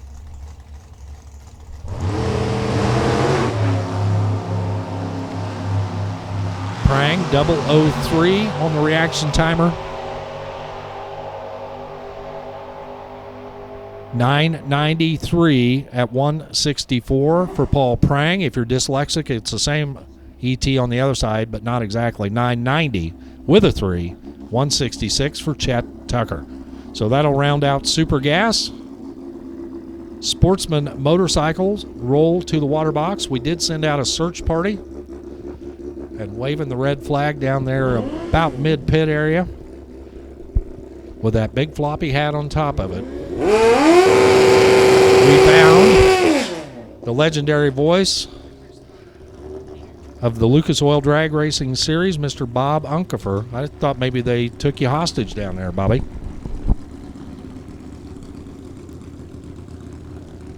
Well, I'll put it to you this way, Warren. After 33 years of doing this, you cannot make a quick dash to the pits. You end up getting involved in about 738 different conversations before you can get there and get back. Derek Doran, Byron Kissel, making their way down track. Qualified underway for our Sportsman motorcycle competitors. And again, we qualify via reaction time. Derek's 18 on the tree. Runs a 9:07 at 142. Byron Kissel 10:02 at 136. We also had to have the honorary decal installation as we finally getting to the opportunity to pay off on a winning bet. More about that in a moment. Phil Snare on the right-hand side. Craig Fannensteel on the left. The Hayes, Kansas runner aboard his Harley. And Snare out of Wichita. Snare going deep into the run last night in our Sportsman motorcycle ranks. Top dragster, you need to be in the lanes. Top dragster, if you're not here, you should be. You're dead late. Cop eliminator now. Needs you to the lanes, please. Competition eliminator. To the lanes. 001 light by Phil Snare. That'll put him in the top spot for now. 9:25 at $1.43 for Phil. 10:56. Craig Fannensteel at 129 miles an hour. There is still room for improvement. A perfect light will get you the number one qualifying spot. Dave Gautreaux on the right can do it. Leonard Sykes can do it. Gautreaux's 29 on the tree for the runner out of Louisiana, the GSXR. Over on the right-hand side, and Leonard Sykes cruises through 9:23 at 137 miles an hour. He was 003 red, taking a shot at it. John Fitzpatrick and Pat Roetto. Number 1, Patrick. Number 3, John, in the final division standings last year. Look at that in the water box, Warren. See where the tail light is on that bike? In the water box? See the tail light? It's got this sticker right in the middle of it.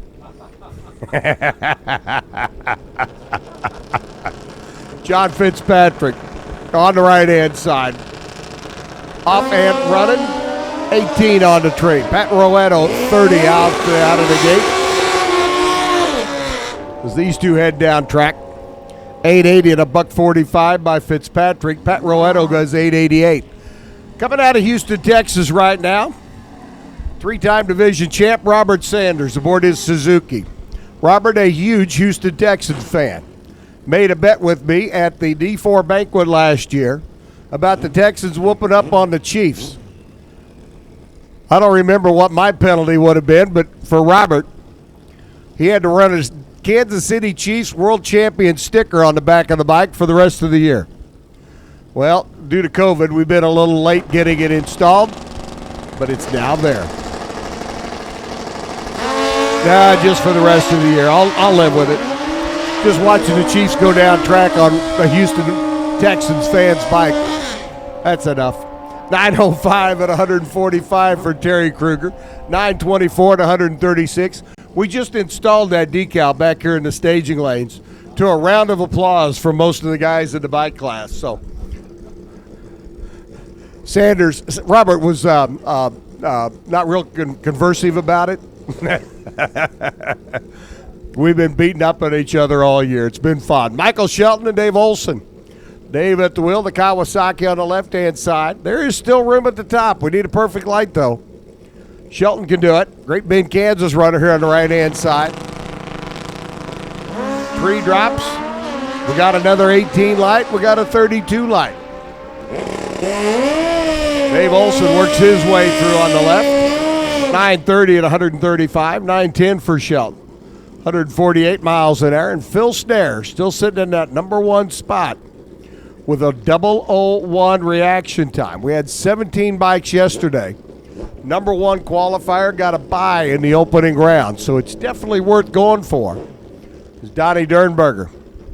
Up aboard is Suzuki there on the left-hand side, and Michael Nash, multi-time Division 4 champ, Summit Sportsman National champ in the motorcycle ranks. Runner out of Texarkana over here on the right-hand side.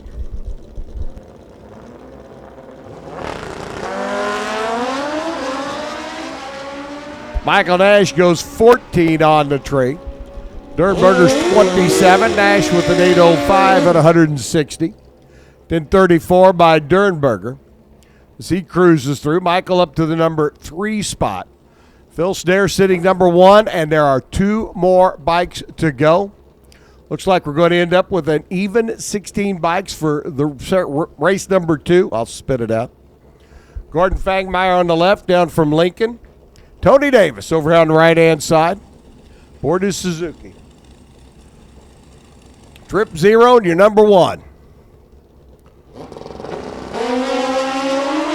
12 and a 17's going to get it, so Phil Snare pick up the Mike Voss Enterprises low qualifier bonus. Tip of the cap to Mike Voss for all his support in the Sportsman motorcycle ranks, and the low qualifier bonus going to Phil Snare.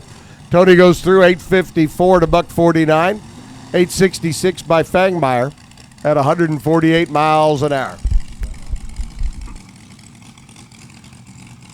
Top dragster comes rolling out. We had a great run through eliminations yesterday in our top dragster field.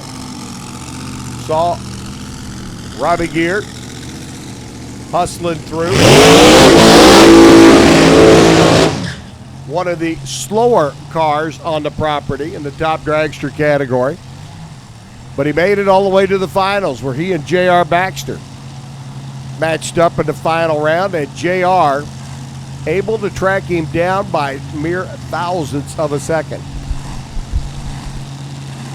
First pair coming out at us now, David Nation, Patty Fisher. David had problems with the Mound City, Kansas-based entry over here on the right-hand side. Could not answer the call during eliminations yesterday. Patty Fisher on the left-hand side, the RacingRVs.com entry.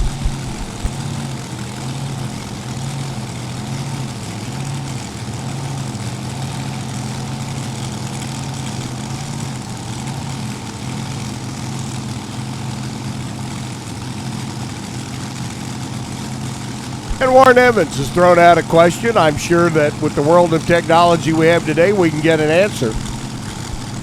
Famed tractor puller, LD Nation.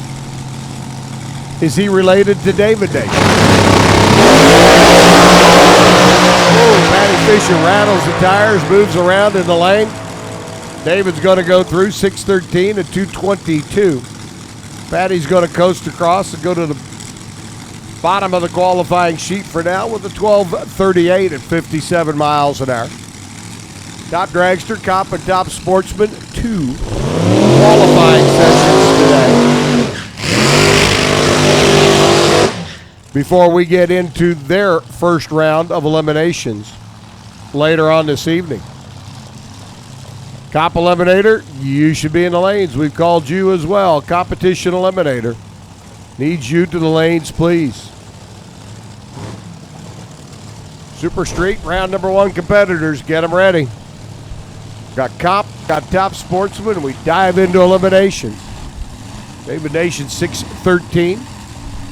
Right now, number 1. Obviously, with just a couple of cars down track, as Zach Fisher comes rolling in. We'll see if the internet can dig us up an answer. Sure, somebody out there listening in on dragracer.tv. We're LD Nation. See if David is related. Zach Fisher right side for RacingRVs.com and Matt Sackman. Matt yesterday going deep into the program out of the number 8 qualifying spot.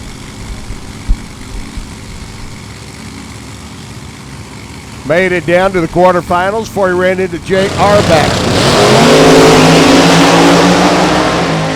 The event's eventual winner. Sackman goes 6:20 at 2:24. Zach Fisher is 6:19 at 224 miles an hour as well.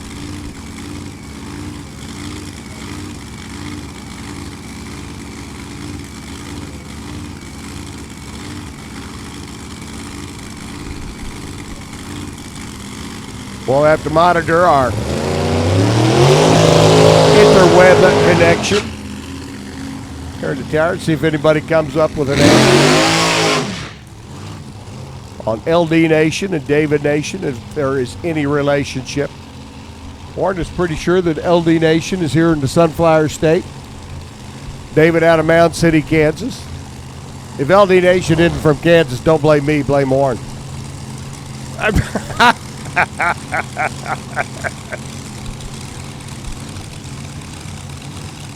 Shonda Bensler on the left-hand side. American Chassis Hot Rod for the young lady out of Scottsdale, Arizona.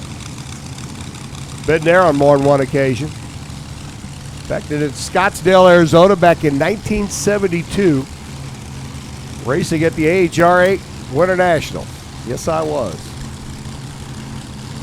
I am that old. Dave Slatton on the right-hand side. Don Davis built chassis. Dave Slatton built power plant, 673 cubic inches. Going to motivate him down the racetrack. Slatton right side, Sean to left. Sean to your number one qualifier for race number one. Number one spot again. Dave's got a problem. Sean to hightailing it down track. Whoa, baby. That was so close to backing up and going home. 6-1 at 231 miles an hour. Now you can qualify as low as a 6.100, not a 601. And Sean Bensler will go down to the bottom of the qualifying sheet because, well, that's the way the rules are written. 1085, 80 miles an hour for Dave Slatton. And again, they have a second session coming up later on today before we set their field and run first round of eliminations later on this evening. So Shonda, who was number one qualifier, now goes to the bottom of the sheet. Mark Moore and Wayne Landry come rolling in next.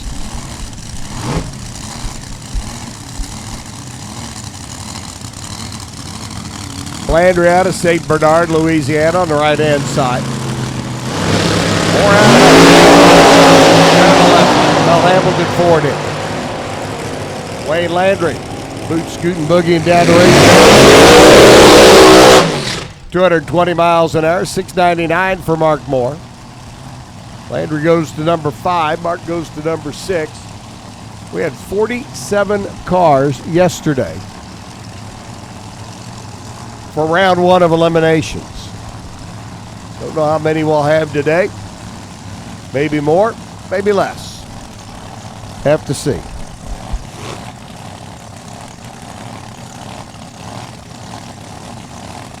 Parts failure, parts attrition. We'll take out a couple normally. We've also got the situation where racers could work Monday through Friday, roll in last night, be here for race number 2 today and tomorrow.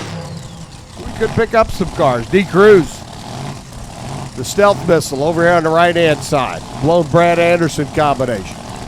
Here's a number 1 shooter. Ronnie Scott out of Watauga, Texas, over on the left-hand side. Another Miller chassis hot rod.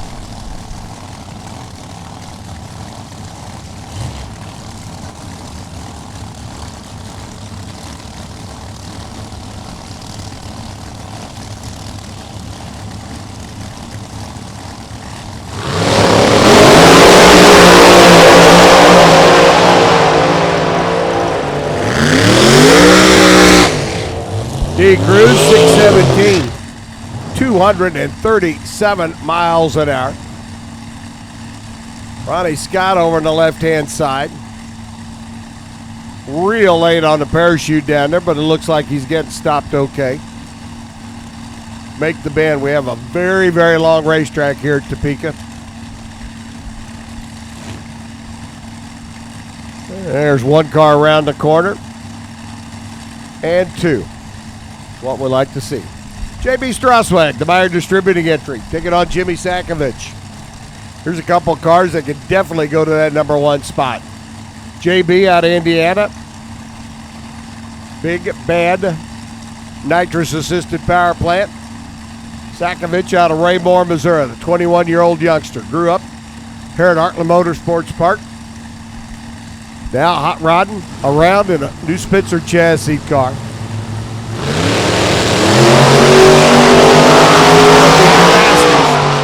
Cars at Top Dragster Racing. Sakovich Motors through 634 220. They've got it reeled in here this weekend. Strasweg goes 619. It's good for number 3 on the qualifying sheet right now at 218 miles an hour. D. Cruz holding on that top speed spot.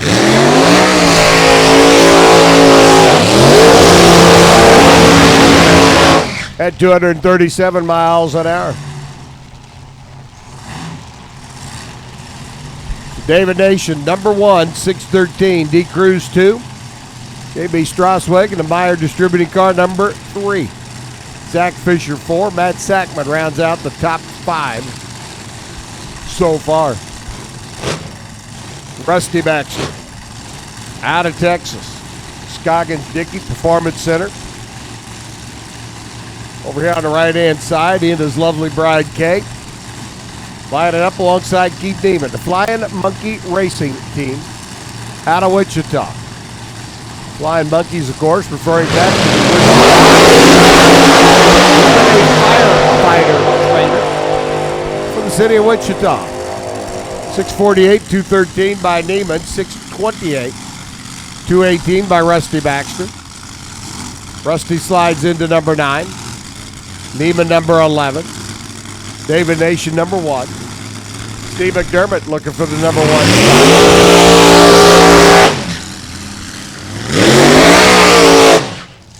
Out of 4 races this year that Steve McDermott has attended, he has been your number 1 qualifier in 3 of them. The only one he wasn't number 1 at was yesterday's race.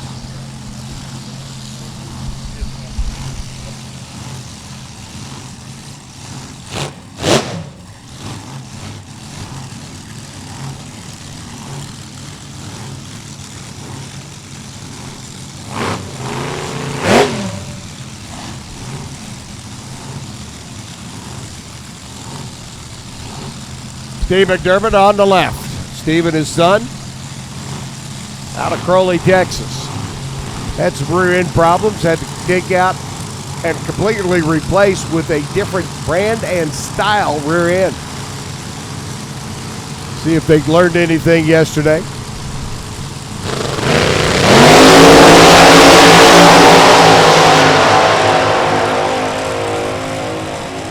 Six 228 miles an hour. What did I say about being number 1 qualifier? Everybody say hello to your new number 1 qualifier, Steve McDermott, 6.124 at 228 miles an hour.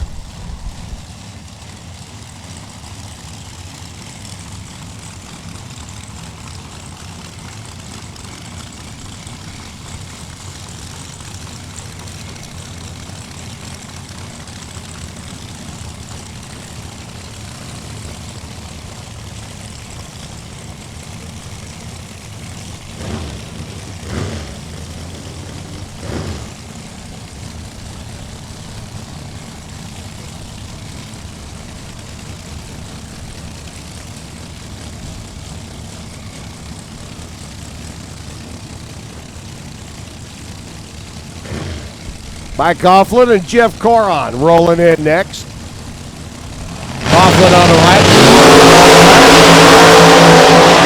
Dan Page at chassis entry. 627 at 219. Coron at 630 at 215. Mikey goes to number 9. Coron goes to number 12 on our qualifying sheet. Steve McDermott sitting number 1. It's David Arrington and J.R. Baxter, last night's champ. Come rolling in. J.R. won here a year ago with the hot rod out of DeSoto, Kansas, the Armoni fuel system. Harrington Brothers Heating and Cooling entry. J.R. Baxter on a Waxahachie. Perennial top 10 finisher with the hot rod over here on the right-hand side. Top Dragster's been nationally contested, what now, 5 years, 6 years? 4 of those years. JR's had a single digit on the side of the car. 215. Going to go 663 at 204. You carry a single digit on the side of the car, it means you got a pretty good hot rod. You know how to dial it, you know how to tune it, you know how to drive it. Phil Dion and Bob Henry come rolling in. The Driven by Grit Air Gas Energy car. For Henry there on the left lane. Out of Owasso, Oklahoma. They're on the north side of Tulsa Town. Short little toe up for Bob, Tommy, and the rest of the gang. Phil Dion, 74 years young over on the right-hand side. Arizona-based runner. We'll see him up, and this is Top Dragster. And he'll get back to the pits, hustle into his Top Sportsman Corvette, come rolling around for their qualifying session. Henry left side, Dion right. Everybody now shooting for Steve McDermott, 6'12".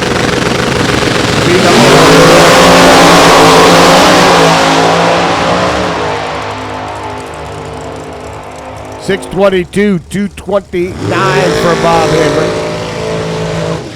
Phil Dion goes 630 at 215. Henry up the number 8 spot. Phil slides in number 14. Steve McDermott, Dave Nation, D. Cruz, J.B. Strasweg, Zach Fisher. Rounded out the top 5. Those of you watching it on dragracer.tv. See Sean DeBenzler sitting up there in the number 1 spot. Well, that's 601.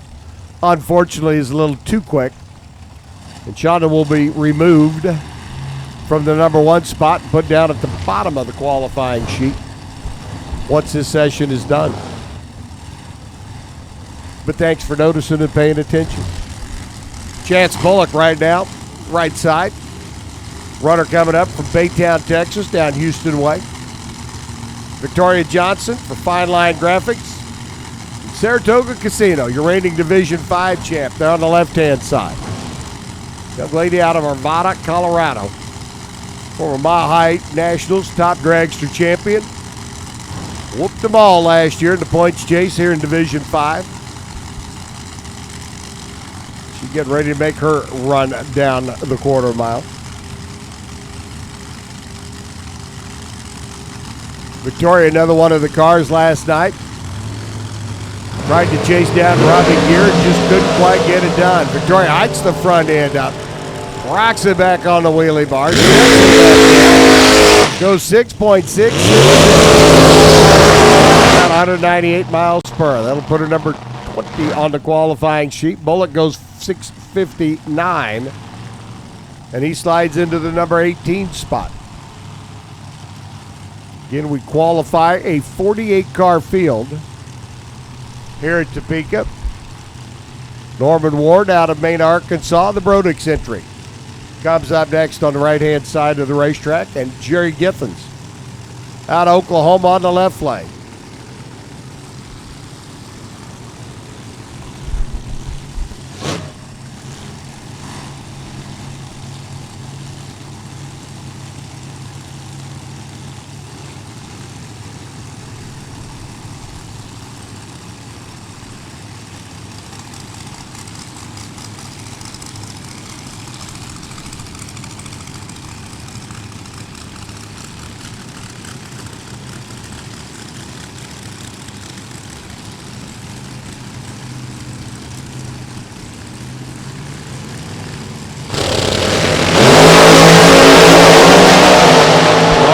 A little quick out of the gate. The Brodix entry. Goes 6:19 to 2:21. That'll put him up. Front page of the qualifying sheet puts him number 5 to be exact. Jerry Giffens. 6:37 on a 217-mile-an-hour lap. He slides into the number 18 spot. 25 cars down track so far. Got about another 10 pair to go. Pat Forrester and Chris Vang come rolling in. The Vang family out of Parker, Colorado. 23-year-old Chris off on the right-hand side. The family watches on. Pat Forster wheeling and dealing. The Elrod Motorsports Sunoco sponsored entry there on the left-hand side. Patrick did some damage yesterday going through race number 1. Made it to the round 4 of elimination.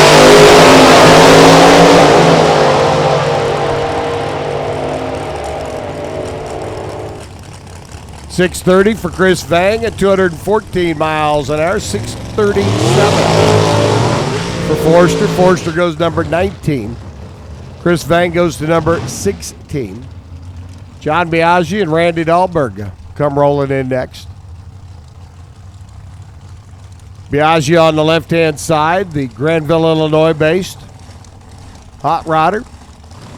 John and his mom, Dee, campaigned the car. Bob's also one whale of a cook. John, a national event winner, picked up the Wally in Norwalk a couple of years back. Pretty good hot rod over there on the left-hand side. Looks like you got one just now. Going to make the bend down at the top end of the racetrack. So Biaggi and Dahlberg will sit and wait patiently for just a moment before we get him off the top end of the racetrack. Yep, still got one on the top end. Getting a little assist, checking the racetrack out. Make sure that didn't have any issues, any fluidity. Hey, boys and girls, I need some help. We put out a call for snap rings. We put out a call to reunite a owner with their temp gauge. We put out a call for a master cylinder. We put out a call for a 7AL3 black box. Everything that we have asked for this weekend, we've been able to deliver except one. Got a young man out of Texas whose TCU football fell out of the golf cart yesterday. If you know of, have seen a TCU football, or have a TCU football, it would be very much appreciated if you would bring it to the tower so that we can reunite it with its rightful owner. Young man's a little upset that he lost the TCU football. Said he'd really like to have it back. And I'd like to, Warden, I'd like to score 1,000% so far on our tower assist. Right now we're not batting 1,000.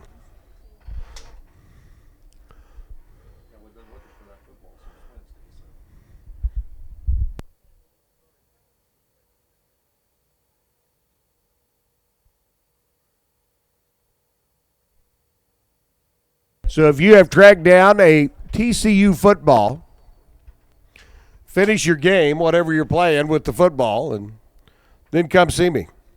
Bring us the football, and we'll get it back to its rightful owner. How you doing? Good. You all done with that? I'm done with that. I'll take it in there. Congratulations. Thank you.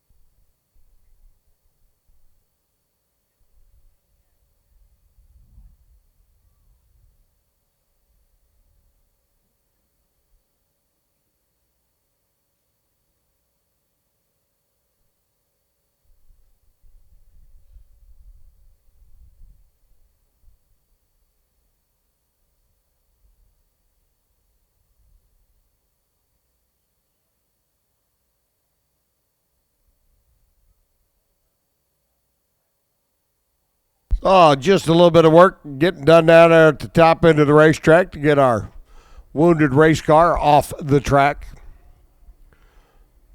You can see the crew working diligently way down there. Let me tell you, that's a long ways away from where we are here in the announcing deck. Look like we're just about ready to get wrapped up and get back into top dragster qualifying.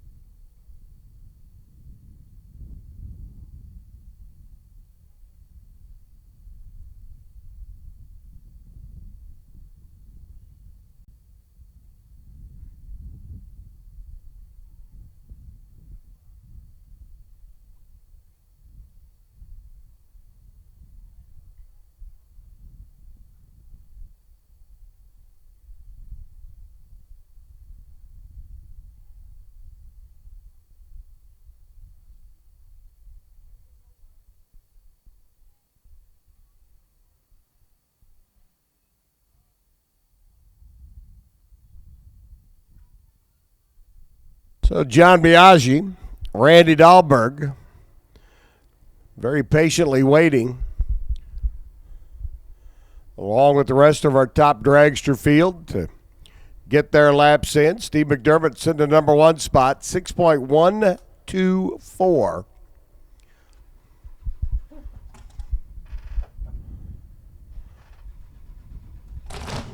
And I do believe we're ready to go again.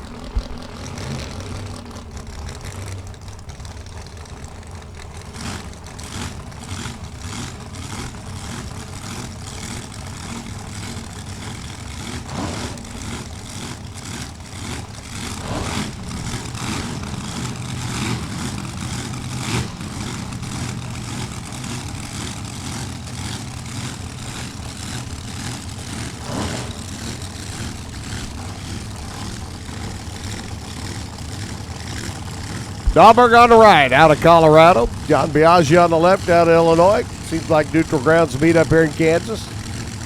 That'll work. 6.12.4, low so far.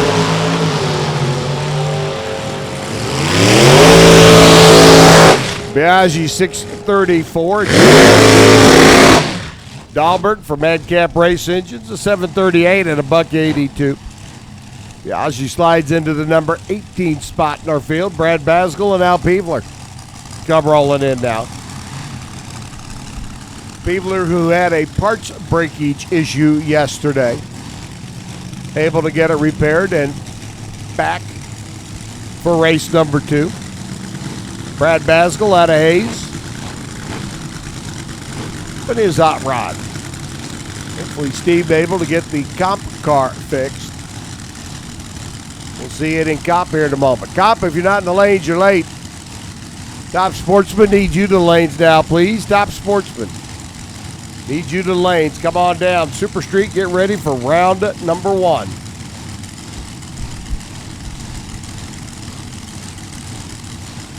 Waiting on Basgall to roll in. He's in, off and running.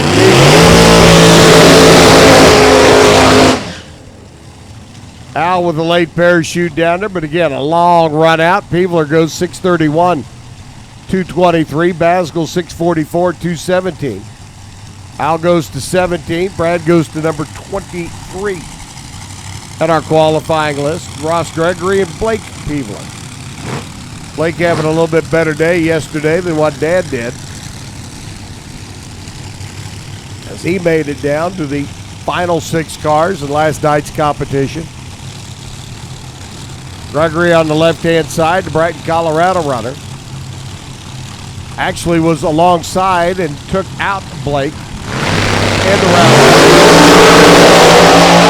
Gregory looking for a number 1 spot, goes 6:18. 17.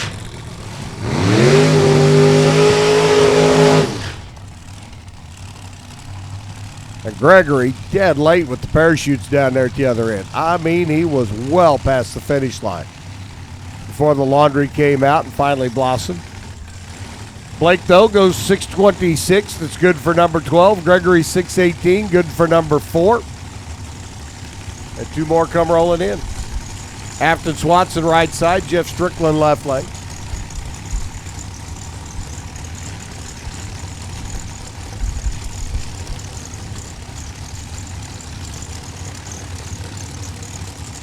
Strickland, number 2 in the world last year. Stickerpunk.com entry for the young man. Swanson, who picked up the first ever national event win here at Topeka a couple of years back, goes 6:26, 2:24. Strickland to 6:45 at 211. Jeff goes to number 27. Afton up to the number 12 spot. She makes the front page of the qualifying sheet. 35 cars down track. Should be about 5 more pair to go. Based on yesterday's car count is Bradley Johnson. Aaron Stanfield come rolling in. Aaron looking for a little redemption after yesterday's event where he bowed out a little early. Young man out of Bossier City, Louisiana, the 3rd generation racer. Bradley Johnson out of Morrison, Colorado. Little town there in the foothills right next to Bandimere Speedway. Home of the world-famous Morrison Inn. Never had the opportunity to go to Bandimere, I certainly suggest you do so. While you're there, stop in at the Morrison Inn. Love the food. The margaritas are spectacular. Now that's the Golden Inn, not the Morrison Inn.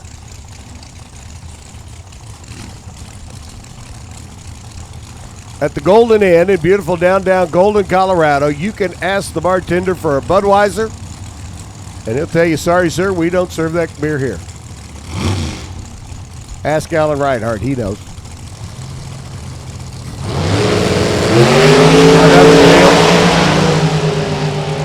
For being on the road. 6:30, 2:13 for Bradley Johnson out of Colorado. Puts Aaron on the front page news. He goes to number 11. Bradley number 21.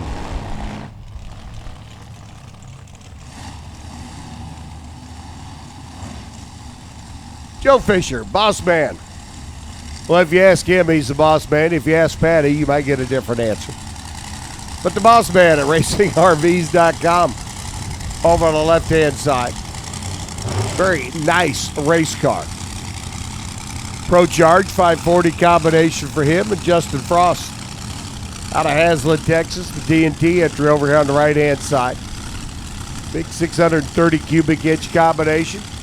Little laughing gas being kicked in. See if he can chuckle his way down track to a top page qualifier effort.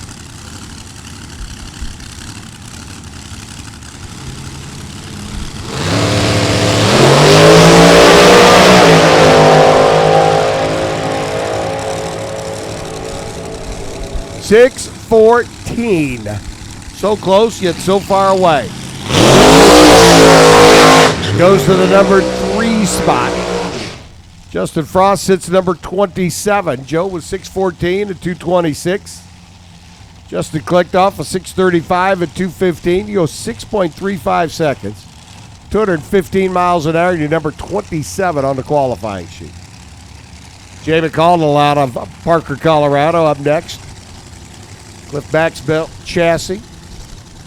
540 cubic inch blown combination. And Robbie Gear out of Greenwood, Missouri. Robbie, who yesterday 750'd him to death. I mean, he took out number 1 qualifier, Shonda Bensler. took out reigning division champ Victoria Johnson.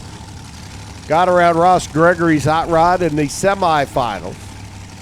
Then ran into J.R. Baxter in the final round, and J.R. finally able to track him down in a great top dragster finish. But Robbie Gear was way out in front, leaving on and everybody else is playing ketchup. No mayonnaise, no mustard, ketchup only. And he goes 750 again, 755 at 175, 635 for Jamie Caudle.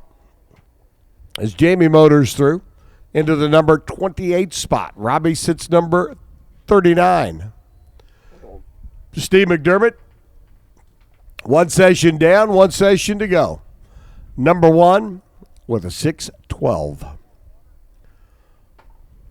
Looks like Comp Eliminator going to be coming up next. Steve Matuzik, Justin Hutto. First pair already underneath the tower. Steve out of the Aeromotive fuel system stable. Well, since he's the boss man, he can come out of the stable, right? Got the Mustang. Pro Mod. Running in comp here this weekend. And Justin Hutto. Good to see them back with the B Dragster Automatic after that car absolutely locked up on the racetrack to the point that they had to get the dollies to get it off the top end. Again, still looking for that TCU football. Love to hit 1,000%. If you have that TCU football or have seen that TCU football, certainly appreciate it being turned in here in the tower.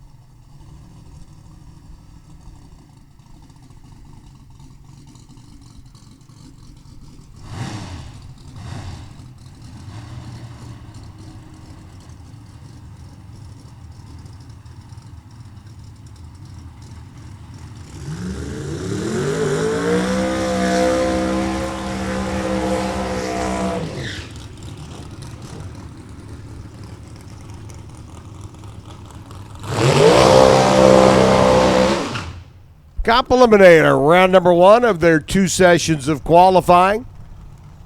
Steve Matuzik's Pro Mod entry for the boss man over at Aeromotive. Always a strong supporter here at Heartland Motorsports Park. Effectively their home track for the runner out of Olathe, Kansas.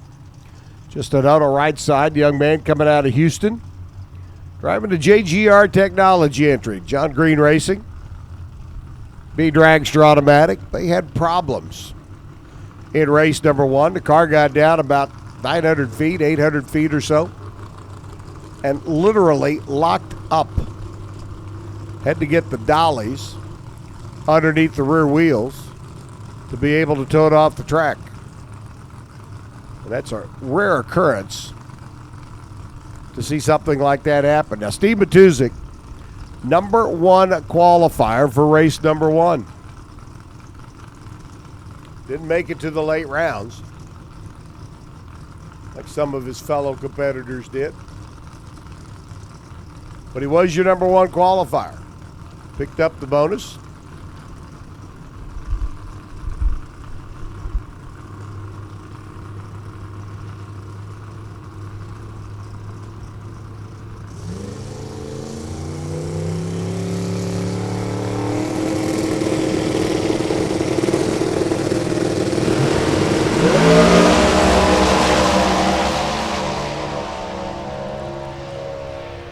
Matuzik hustling down track, about a 6:03 at 2:48. 7:04 by Justin Hutto. Matuzik rocketing up to the number one spot at 64 under. 35 under for Justin Hutto.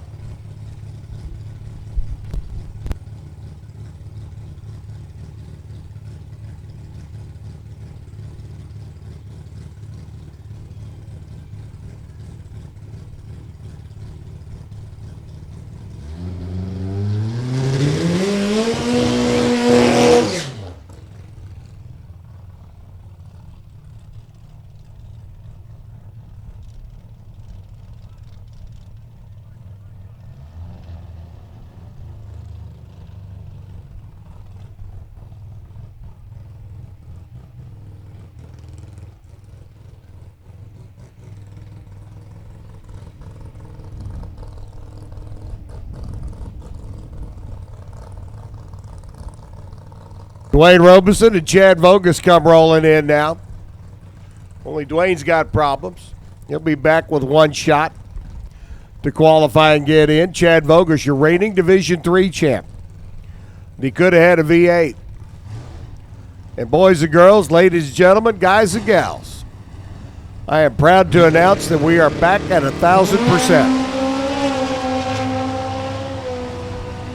More about that in a moment. 771 at $1.67 for Chad Vogus as he takes half a V8 hot rod, heads to the other end of the racetrack on the 818 index. Vogus goes 46 under.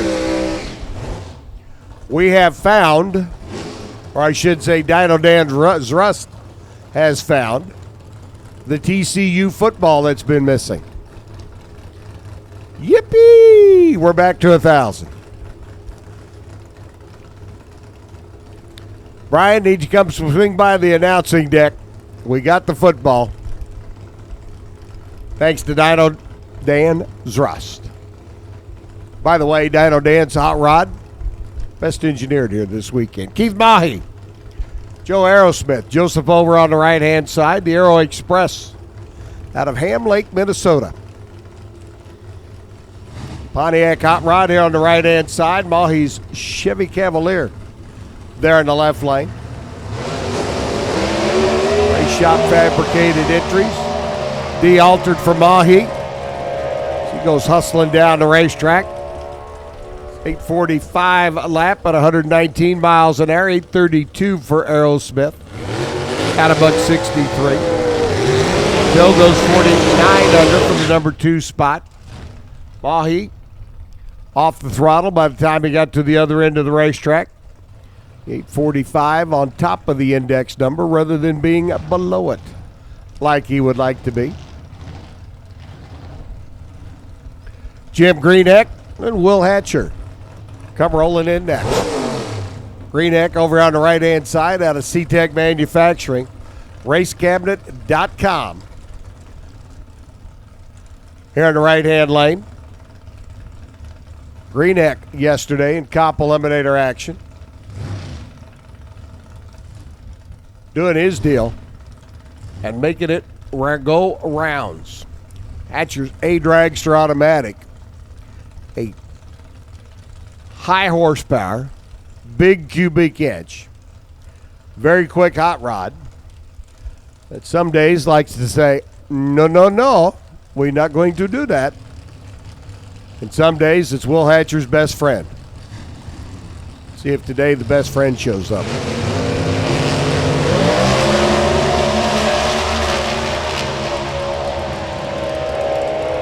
Hatcher cranks it down track to 682. 200-mile-an-hour run, 736 for Jim Greenheck. Jim goes 47 under, Will's 26 under. Like to have a little bit more. Greenheck goes 47 under and into the number 3 spot. Top Sportsman, you should be in the lanes. If you're not there yet, you're late. Top Sportsman needs you to lanes, please. Taylor Comiskey and Doug Ingles, last night's champ. Mr. Doug working his way through.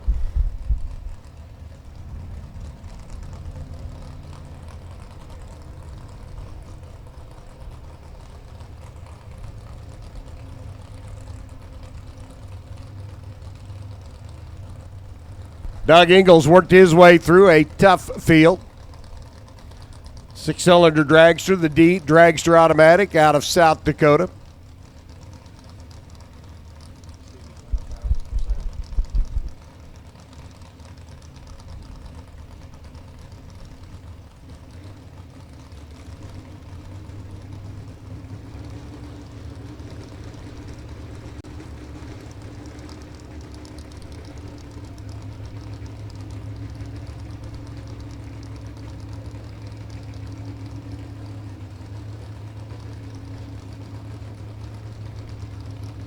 Doug Ingles and Clark Smiley meeting up in the finals last night. Doug Ingles able to get around the very tough 6-cylinder of Illinois racer Billingsley, the semifinal round. Clark Smiley and Christine Harris met up in their semifinal confrontation. More about that in a moment. Waiting right now on Taylor to get in.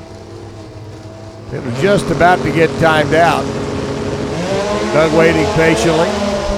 Side of the tree to come down. Works that 6-cylinder down track. 745 at 177 miles an hour. Taylor a 792 at 172. Doug Ingles 54 under the index, and that's good for number 2 on the qualifying sheet. Steve Matuzik yesterday was 77 under. He's 64 under today. A little bit more reachable number for some of our other competitors.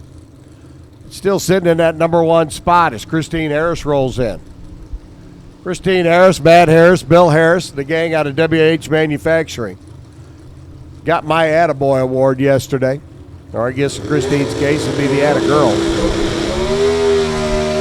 Struggled mightily with the car in qualifying. Never got down the racetrack.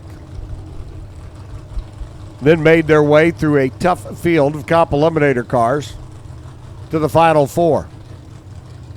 Let me tell you, in comp eliminator, that is an accomplishment, especially with the cars here this weekend. Richard Freeman's B-altered automatic over on the right-hand side, the 500 cubic inch GM-powered Ford Mustang. That makes it a Ford Olay or a Chevrolet, one of the two. I'm not sure. Freeman out of Elite Motorsports down in Wynnewood, Oklahoma, home of course, for world champs Eric Enders, Jed Coughlin's Pro Stock hot rods, and a multitude of others. I don't care about the Tiger King. 708 at 193 by Freeman, 877 by Christie at $154. Christine goes 54 under on that lap, and she is number 2.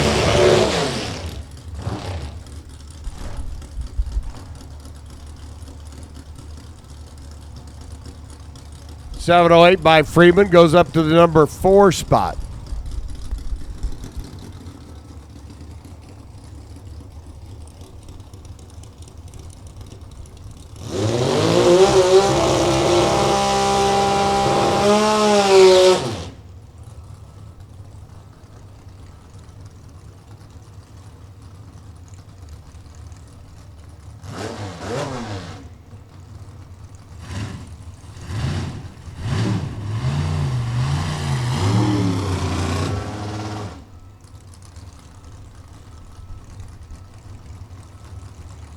Scott Shamness taking on Sean Vincent now. It's comp qualifying session number 1 underway. Sean and his bride, soon to be proud parents. Grandpa Don, I'm sure, is waiting patiently. Little V6 powered truck. Scott Shamness with the big motored Oldsmobile and the dragster there on the left-hand side for the runner out of Illinois. 676, 200 miles an hour for Scott. 856, 153 for Sean.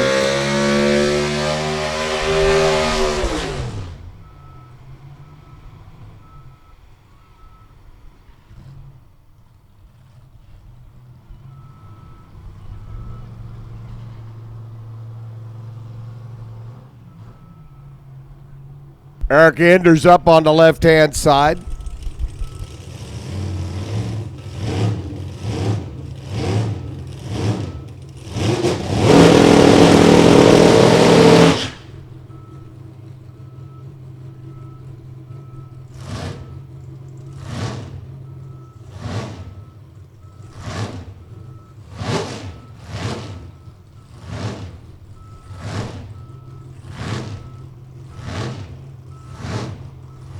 Eric Enders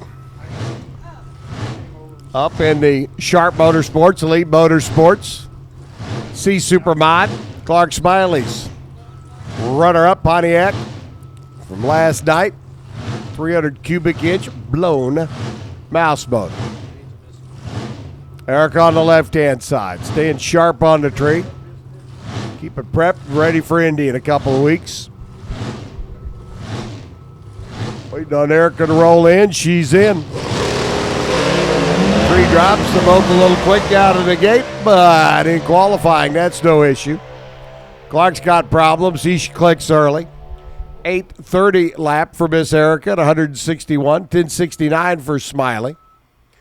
Erica's 8:30 on the 885 puts her 54.4 under the index. And that's good for number 4 right now. So Matuzik 1. Christine Ayers 2, Doug Ingles 3.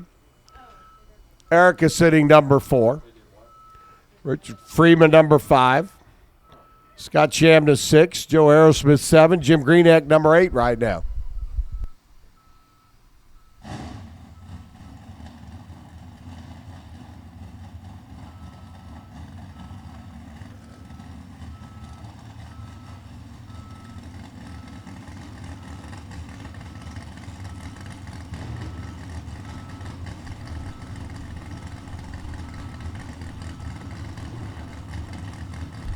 But Cup Eliminator qualifying, not done yet. Troy Galbraith, Greg Camplain.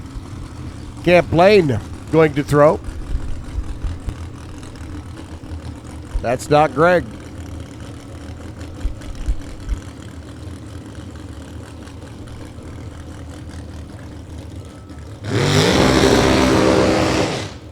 Cars come rolling out from underneath the tower. I'm looking at the screen before I can see the cars. And that is not Greg Camplain's. C. Dragster.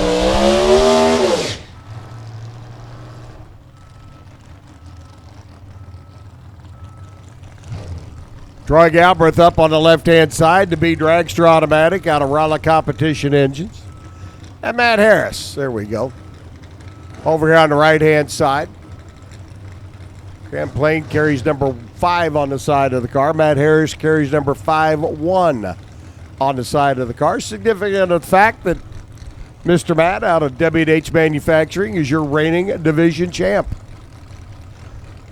D5, number 1, hence the number 51.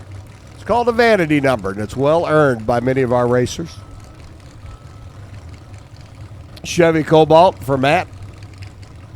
Get ready to head down track. Troy Galbraith will be way out in front, or should be way out in front by the time they get to the finish line. About a second difference between the two on their index. If everything goes according to Hoyle, Troy drifted to the left out of the groove. Stays with it, eases back in, goes 682. 780 for Matt Harris. There's the second between them. Down at the other end of the racetrack, Troy Galbraith rolls into the number 10 qualifying spot.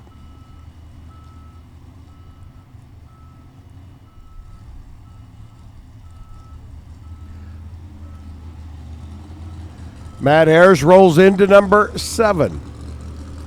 So we continue to keep track of who's doing what, where, and how in qualifying. Chase Williams and Art Hodges going to be the next pair out. Chase over here on the right-hand side, coming off a win on a Lucas Oil event down in Houston, Texas, just a few weeks ago.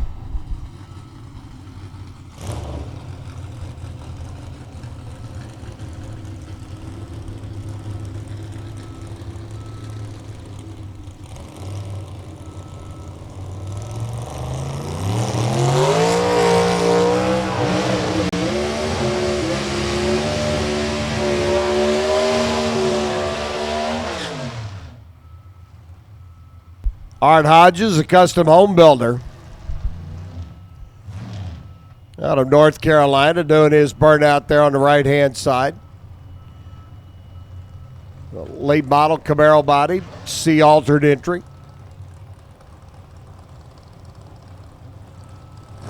Pro Stock Light, Pro Stock Small, however you want to call it. Manually shifted transmission, but a small block instead of a big block.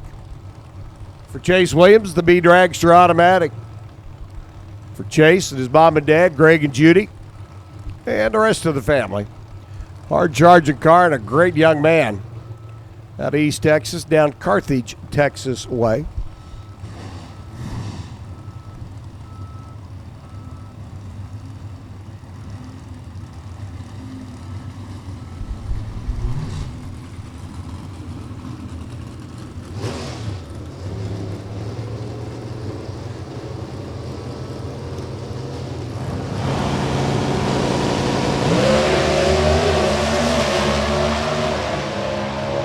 Chase's car moving around just a little bit in the early part of the run. Straightens it out, goes 684. At 194 miles an hour for Hodges, a 744 lap. 183, Chase Williams at 49 under. Dives into the number 7 spot. Art's 40 under. Sits number 14 in the field. Steve Batuzik, Christine Harris. Talk about working their way through adversity. Couldn't get down track at all in qualifying, and semifinals race number 1. Number 2 qualifier here in race number 2. Certainly gets the tip of my cap. David Billingsley, I-altered automatic. David has been on a roll. Man has been chopping down the tree. Did it last weekend in Columbus. Lucas Oil divisional race there. It looks like David's got problems. They're going to push that car back. Nope. Maybe just trying to get him better lined up. That's good to see. Travis Gusso, the Dakota Speed Lab. G-altered over here on the right-hand side. A little Chevy Cobalt that actually began its life on a GM production line. Got converted from an east-west powertrain to a north-south powertrain. Meaning from front-wheel drive to rear-wheel drive. David Billingsley hit the tree once again. Little V6 Camaro, 820. 163 miles an hour, 852 to $158. Travis hustles his way down track. Billingsley at 45 under. Slides into the number 14 spot.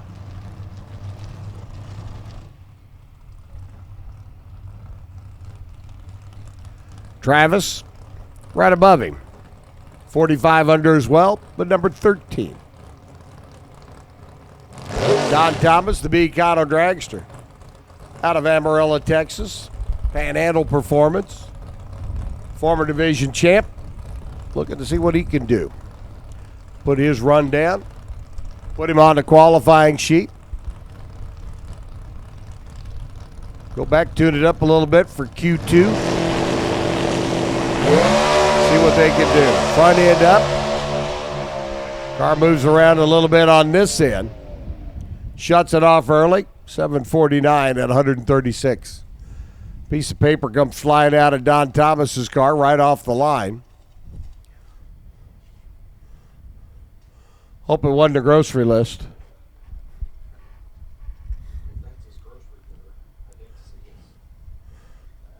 Where were we? Did a race here recently where a piece of paper came flying out of a car. Starter picked it up right off the starting line. Read it back to me, or read it back to us, and it was bread, peanut butter, eggs. I mean, it literally was the grocery list. And if you're like me and you get to the grocery store and you don't have that list, you forget 1 or 2 items, then you get home and it's like, well, golly, among other things. So, Cop Eliminator. Round number 1, qualifying in the books. Round number 2 of qualifying going to come up a little bit later. Wayne Doffing was a no-show late yesterday in our top sportsman action.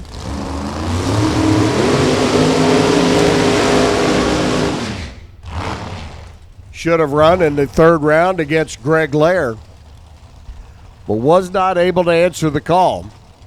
Good to see the runner out of Golden, Colorado, home of that fabled Golden Inn, where you can order a Budweiser, but you'll be told we don't serve that here, sir.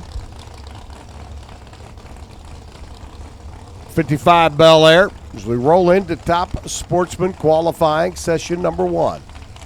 And like top dragster and comp, 2 sessions today before first round of eliminations later on. Roy Haynes out of Midland, Texas. Beautiful. Multi-hued machine over there on the left-hand side.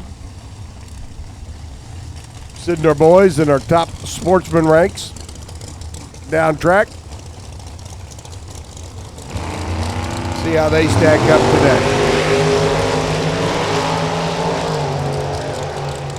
Wade Doffing, Schubach Chevrolet, got to be like driving a brick through the air. 749 and 181. You know that big block is pushing real hard at the top end. Roy Haynes goes 687 and 201.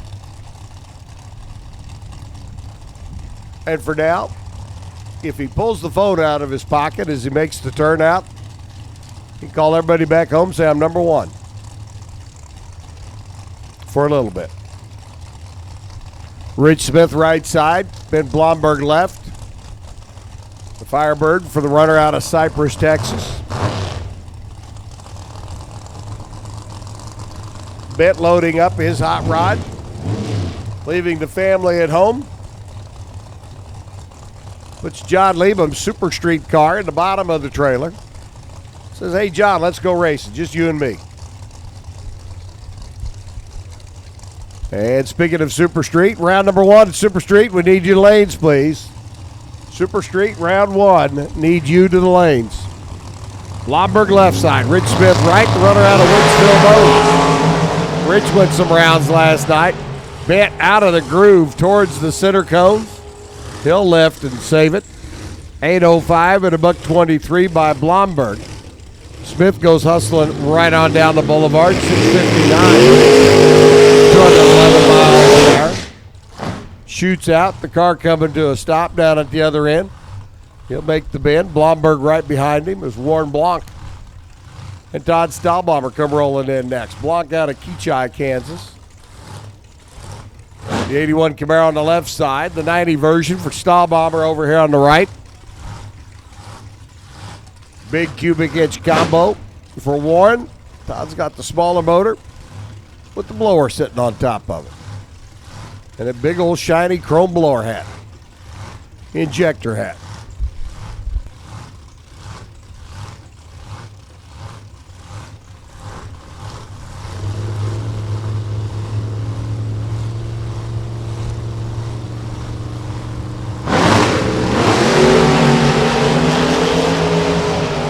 Stahlbomber right here in Seneca, Kansas. Taking the hot rod Camaro through, 744. 191 miles an hour, 738 for Warren. Warren goes to 3. Todd goes to 4. Matt Driscoll comes rolling in next. On the automotive side of the racetrack, the engine builder out of Wellsville, Kansas. Now there's a guy we could ask about LD Nation.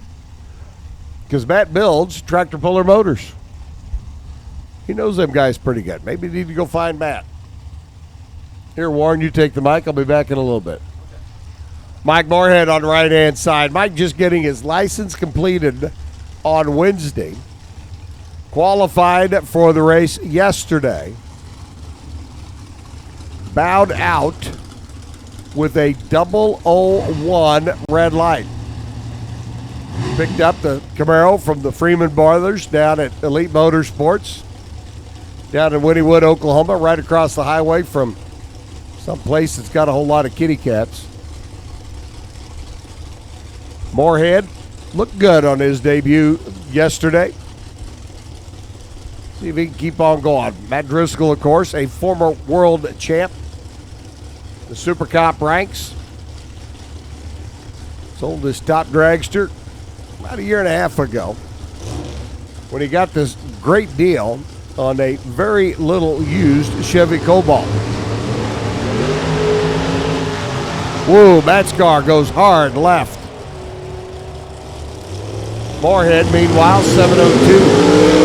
199 miles an hour down at the other end of the racetrack. Driscoll came off the line. The car went immediately to the left. Got out of it, kept it off the concrete over there on the left-hand side. Goes 920 at 130. And again, Super Street, round number 1.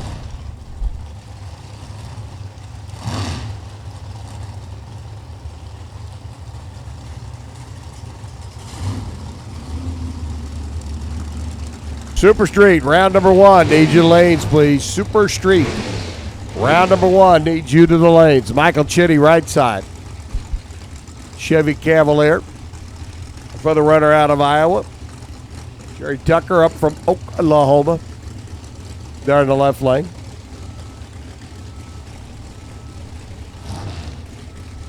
The Sooner State runner. Got the GXP over there on the left-hand side.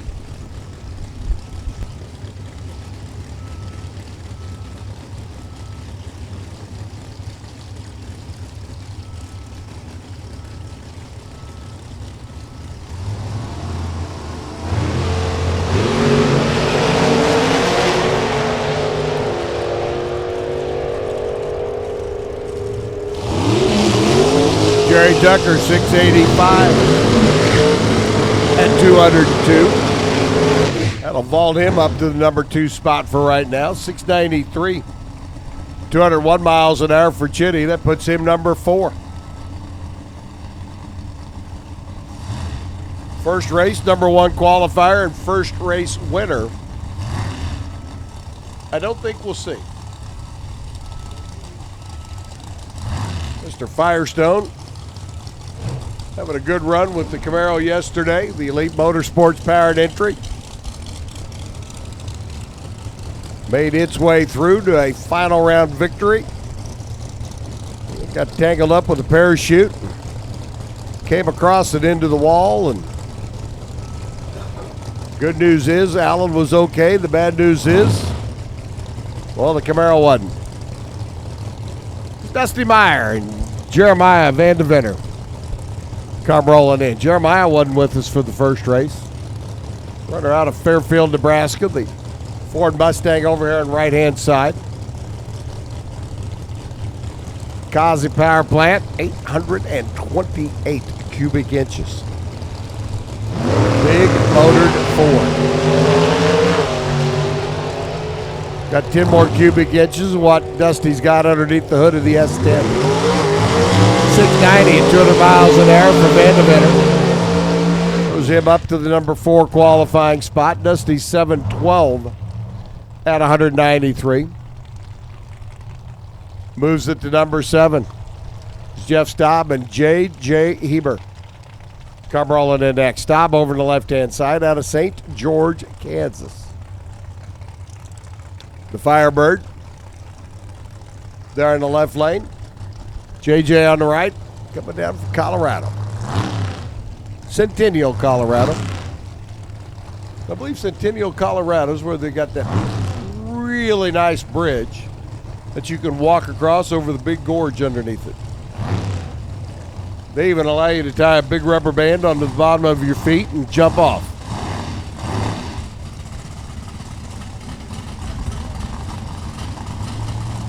Well, for somebody like you, they put 2 rubber bands on. Somebody like me might take 3.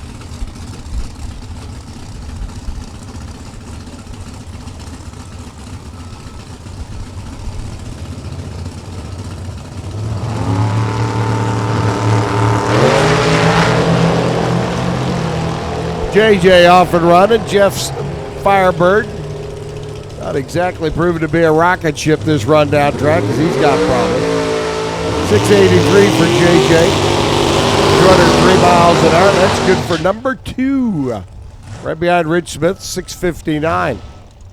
Staub eases his way down track after having problems at the get-go. He goes 894 at 174 miles per. Kyle Firestone and Kelly Land. Kelly out of Amarillo. Power plant coming out of the Panhandle Performance Stables. One of our sponsors on DragRacer.tv this week. I want to say thanks to everybody at Panhandle Performance for stepping up, helping to make the DragRacer.tv record-setting performance here this weekend. Much to Alan Reinhardt's chagrin. Kyle Firestone out of Oklahoma on the left. Kyle ran his dad, Alan, on Father's Day weekend in the final round. Dad whooped up on son. Kyle's going to see if he can help earn a few shekels here in race number 2 to help pay for Dad's hot rod and get it fixed. And trust me, that car will be back before you know it.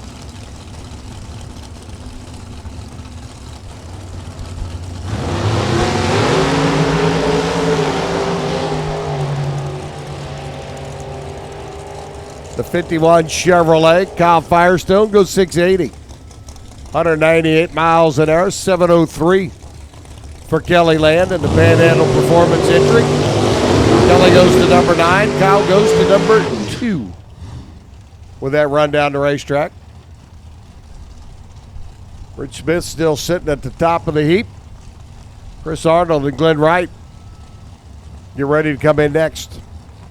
Glenn coming off the win down in Tulsa at our Lucas Oil event down at Osage Casino, Tulsa Raceway Park, not that long ago.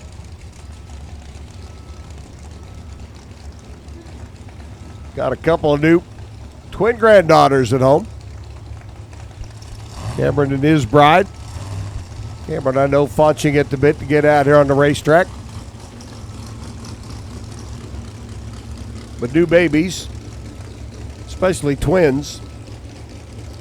Well, anytime there's more than one. A new baby takes a lot. 2 of them at the same time just doubles the pleasure and doubles the fun.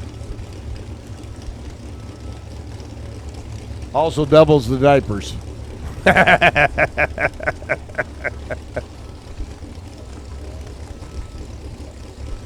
Chris Arnold on the left, the A Automotive entry out of Mont Belvieu.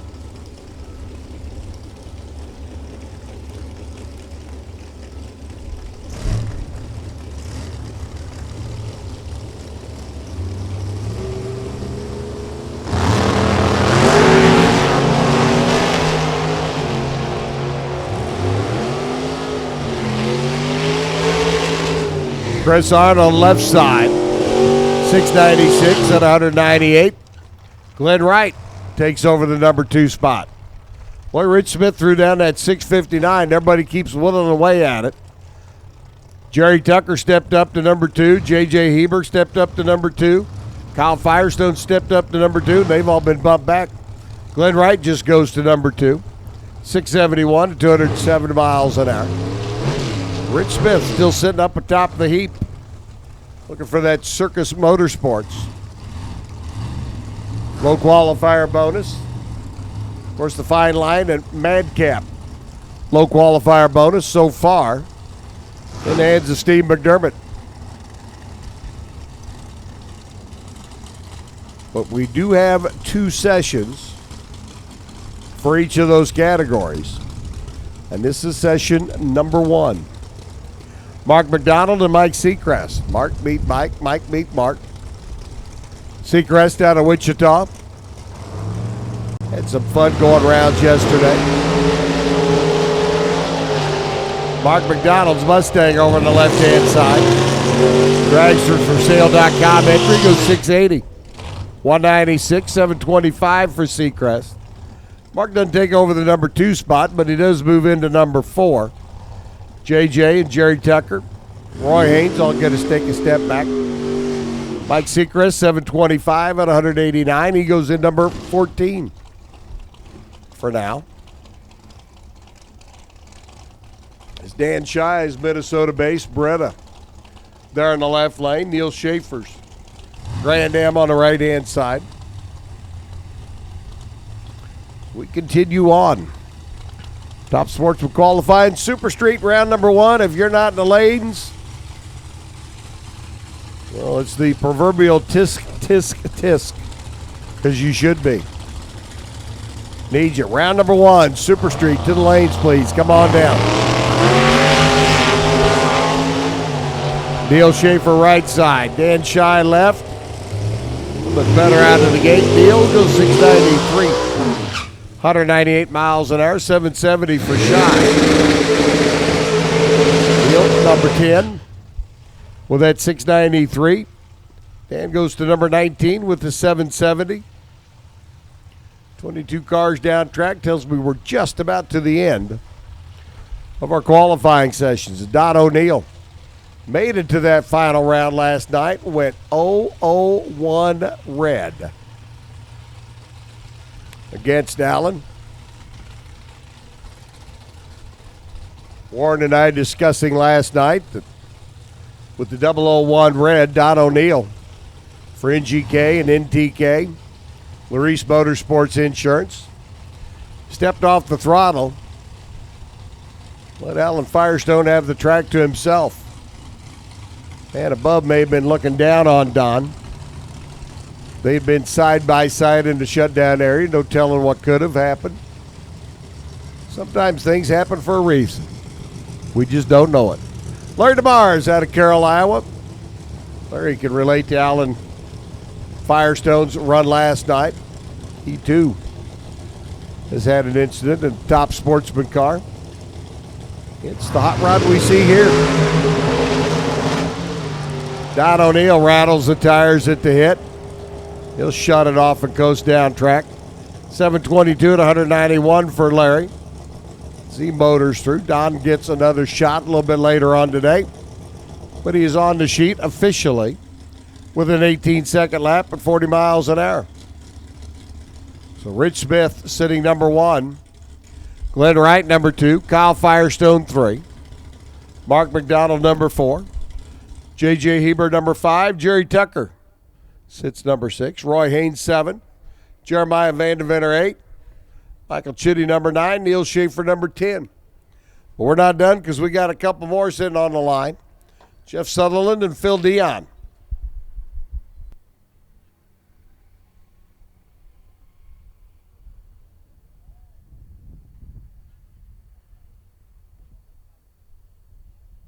Waiting for Don in the NGK entry to clear the top end of the racetrack. Just about to make the bend. Looks like a little help from the quad out there. Getting a little nudge down at the other end of the racetrack.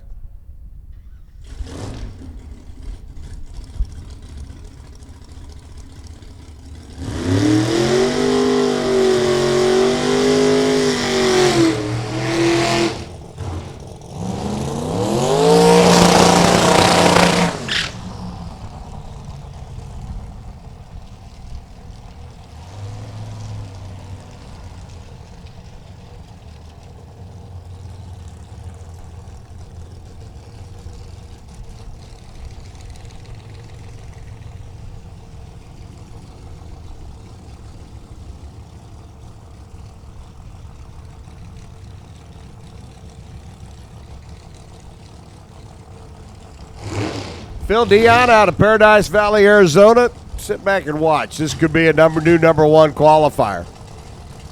Beautiful Camaro for the runner out of Arizona. Jeff Sutherland over there in the left-hand lane. If you're with us, this for race number 1. Sutherland will not be your number 1 qualifier.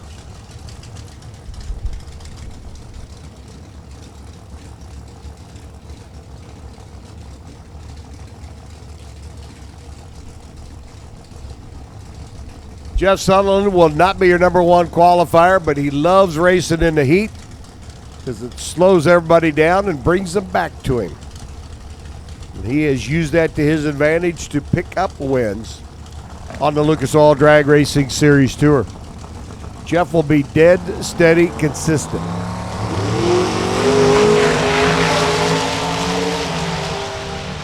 Phil Dion will go rocketing by. Stops the timers at the other end, 6:55 at 2:19. Sutherland to 7:74. And what did I say about Phil Dion? Maybe going to number one? Da-da-da-da-da. He is 6:55.5. 2:19. Low qualifier and top speed of the meet on that run. Top speed of the session, I should say. Jeff Sutherland settles back into number 22 on the qualifying sheet.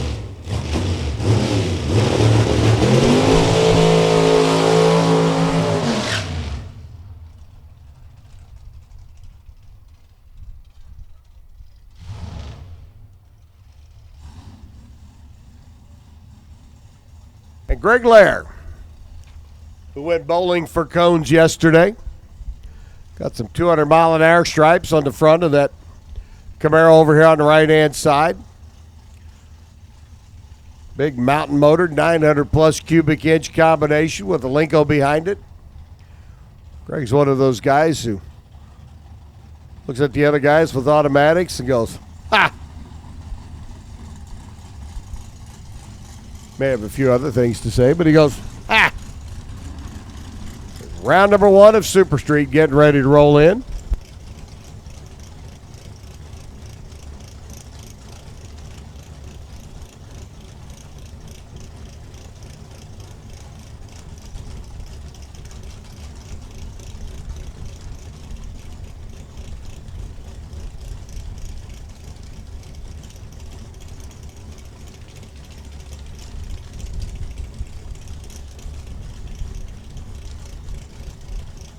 "26 cars down track. This is going to make 27, an odd lot number of cars. Number one qualifier will have the bye if we don't change that in session number 2. Whoa, hang on, Greg. That's not the way you want to go. You want to go straight, not right. We've already got 200-mile-an-hour tape on there. Don't need any more. So Greg Lair will round out qualifying for session number 1. Does so with a 17:69 lap. Phil Dion goes to number 1 spot. Rich Smith 2. Glenn Wright number 3. Kyle Firestone 4. Mark McDonald, J.J. Ebert, Jerry Tucker, and Roy Haynes round out the quick 8. You want to be on the front page of the qualifying news sheet? Going to have to go 7.220 down the racetrack. Quicker than Larry LODRS to claim that spot. Round number 1 of eliminations. Super Street getting ready to roll in next. Amy Jo Liberta, Joel Sandstrom going to roll in for round number 1 in a pair of third-gen Chevy Novas. I'm going to step out of the hot seat, find me something to eat. Turn the microphone over to the director, the boss man, the head card-carrying member of the NHRA Announcers Guild, Mr. Dennis Weiniger.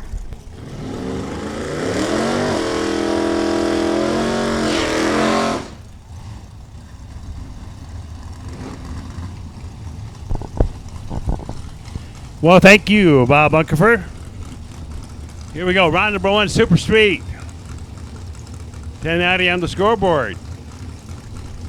Got to cut the good lights. You got to run the number. Get the win. Sounds so simple, doesn't it? It sounds simple. Amy Jo, left side with the red light star, so Joel Sandstrom will get a win here in round number 1. Across the finish line for Joel. It's in 94 at 148, 11 flat, 126 for Amy Jo. That'll bring up the truck, left side. Jimmy Denham, Collinsville, Oklahoma. Left side of the track, in the right lane, Chris Bishop from Grand Rapids, Minnesota. Transmission builder with that 66 Chevy Nova. And a red light this time in the right lane by Chris Bishop, but only by 1/1000th of a second. Almost perfect, but on the wrong side of perfect. Jimmy Denham is your winner, 1091, left side 125 miles per hour, 1092 for Chris Bishop. And Chris Speed, 125. 55 Chevrolet, check this one out. Austin Seamers from Malacca, Minnesota. Big block 565 Chevrolet. Taking on Jay Bunch, left side from Piedmont, Oklahoma. Well, my screen says 64 Belvedere, but I think it's more like a Camaro.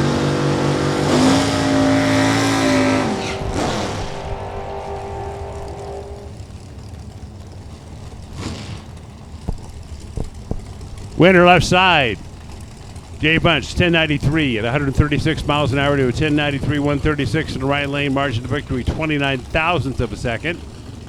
And that'll bring up the Chevy 2 in the right lane, Troy Grant.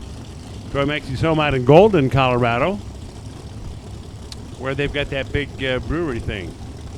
And no information on the car in the left lane.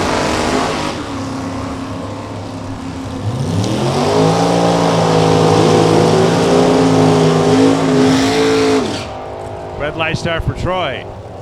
Winner left side, 1090, 149 miles per hour.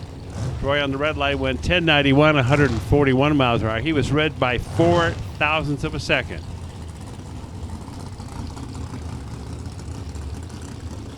Glenn Dilday comes up now in the right lane from Sibley, Missouri. He'll take on Bushton, Kansas, quickest driver. Brett Thornton, left side, 69 Camaro.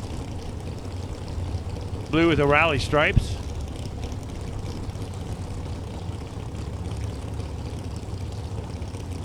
I don't know really why they called them rally stripes. Not really a rally car, right? All over the place.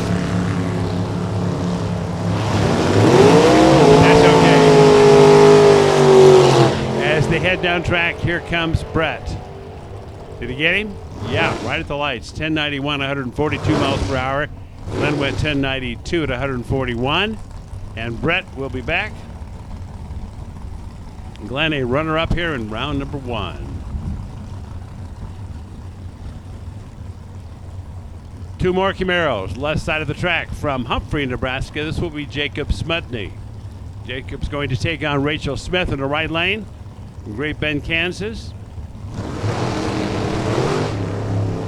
Red light start left side for Jacob by 5 thousandths of a second.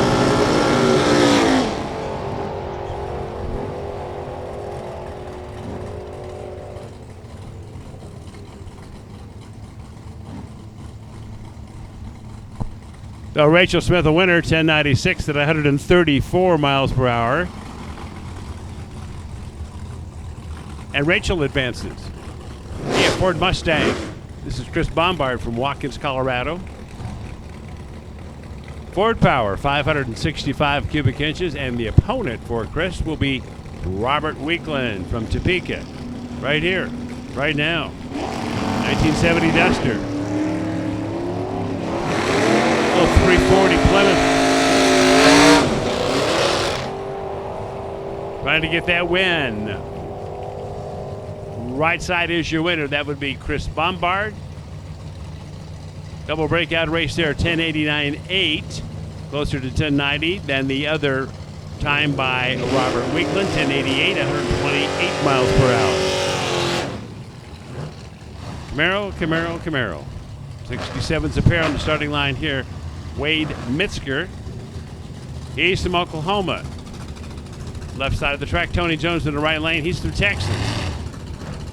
Air conditioning technician. Busy time for those folks, right?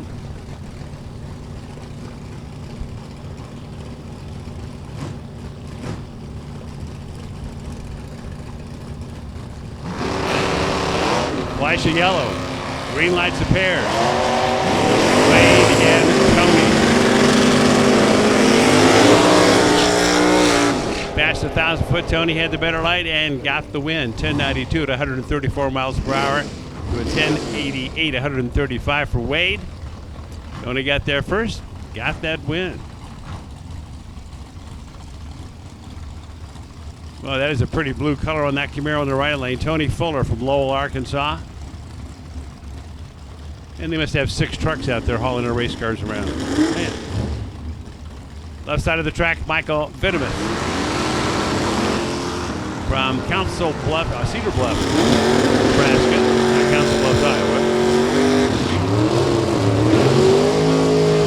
At the far end of the track, wind light comes on right side for Tony. Gets there, and the wind, 1093 at 140 miles per hour. For Michael, 1096 at 124. Got that denim gray color on the right lane. That's Brian Sandlin. Way down there in Baytown, Texas. So his Camaro matched up with the Camaro left side of Jason Rollins from Plattsmouth, Nebraska.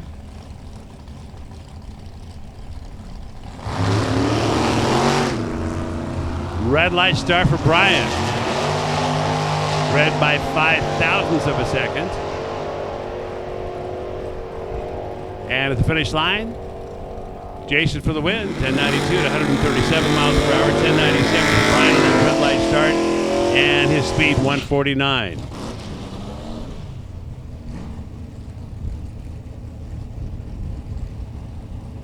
Two more Camaros. 78 Camaro on the right lane, Gary Wamball. He's from Colorado. 69 Camaro left side. That's Andrew Withers, and he is from Kansas, Pratt, Kansas. As they roll on up,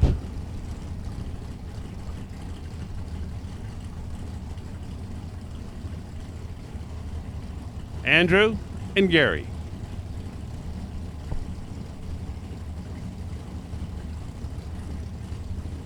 Andrew is pre-staged. Gary is pre-staged. Bump them on in about 4 inches.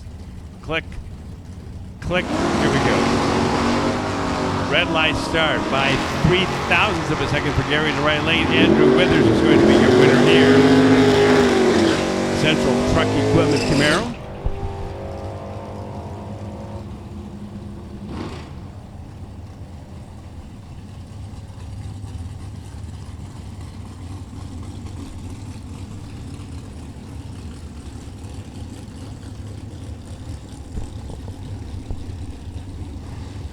So the winner, Andrew Withers, 1086 at 131, 1080 for Gary on that red light start at 129. Oh, 63 Chevy Nova. Rustin Mays out of Grandview, Texas. A classic little car. Right side, 94 Camaro, April Merrill. Pair of green lights, that's good. Here comes Rustin. Trying to track down April. Did he? Did he? He did. 1093 for Rustin Mays, 129 miles per hour. 1099 for April at 120. April had a better light, 6 to a 22. That should get you some wins, but then you look over and say, he's not even here yet. No, shoot. Robert Barilla, left side of the track from down there in Texas, 67 Camaro. And in the right lane, Wade Samuel. He's from Colorado. 65 Chevelle. 600 cubic inches of Chevrolet. Remember that 340 Duster? Wade Samuel says, kill him with cubic inches.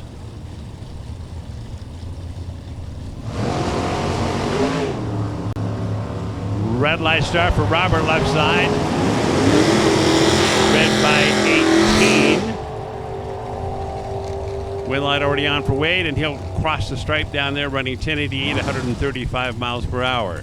1094 for Robert on the red light, 136 his speed. Here comes the judge. 1970 model. Robert Benny from Scribner, Nebraska. He's over there left side. Right side, Jeff Boxler. His 75 Camaro from Littleton, Colorado. In the auto body business out there. Here we go. There's a pair of greens. Side by side, GTL Camaro. And the win light for the GTO. Roger Benny gets that win, 10.900, 133.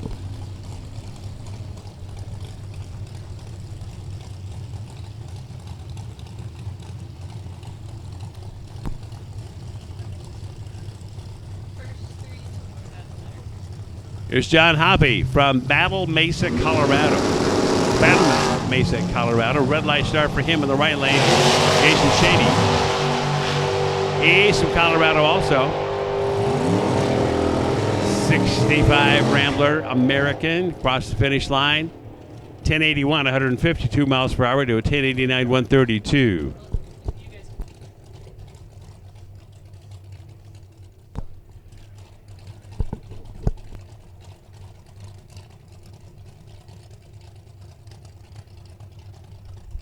First three pair on the stock eliminator ladder. First three pair on the stock eliminator matchup. To the staging lanes, please. And left side of the ladder.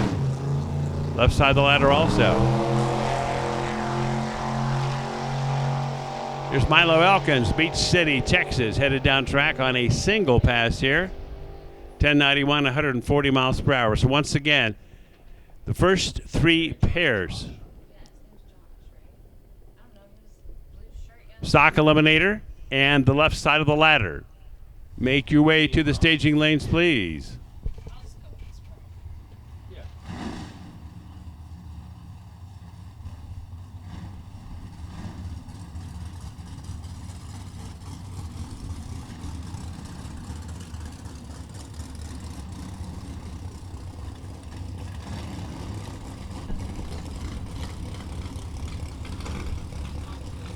Holy cow, another GTO. Whoa. Coming out of the woodwork. Well, two of them out of the woodwork. Kirk Worth from Haines, Kansas. Out of the water box, left side of the track. And he'll be taking on Del Hall from Hewitt, Texas. 90 Grand Prix. So two Pontiacs. Rare enough as it is. And then you add in that GTO. Third one here in Super Street, at least by my unofficial accounting.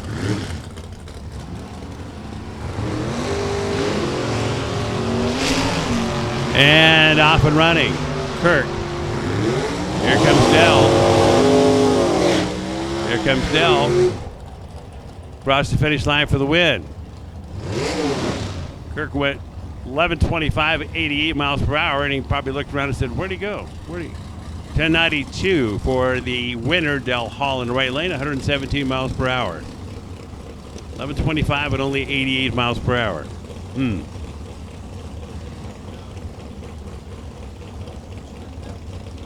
Here's an S10 Chevrolet truck, left side. That would be Scott Rudo. Right side, Ray Dew. Ray's got that 70 Nova. He's got the better light. Did he get the win? Yep, he did. 1098, 124 miles per hour. 1059, 112 for Scott. Got there first. 1059 is just a tad too quick. By 33 hundredths of a second. That's a big tad. Richard Larson, left side from up there in Starbuck, Minnesota. The guy who started it all with that Racing Larson family. And in the right lane, Dan Bain. Dan went red up north Las Vegas, Nevada. So Richard Larson, a win here, round one, Super Street. 11:06 at 142 to a 12:15 for Dan on that red light, 90 miles per hour. He's going, dang. Why did I do that? By 3,000ths of a second. Little Malibu left side. That 1970 model is driven by Michael Campbell. He's from Minnesota, Roseville, Minnesota. And Wendell Shelton up next, right side, from Gilmer, Texas. He's a truck driver when he's not doing this. And a lot of those skills transfer to the drag strip from being a truck driver, right? Well, they could.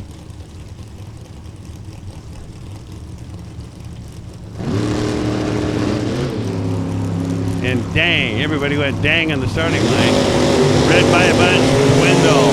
Michael Campbell, a winner here in the left lane, crossing the stripe. 1089.8, 146 miles per hour to that 1077 red light for Wendell.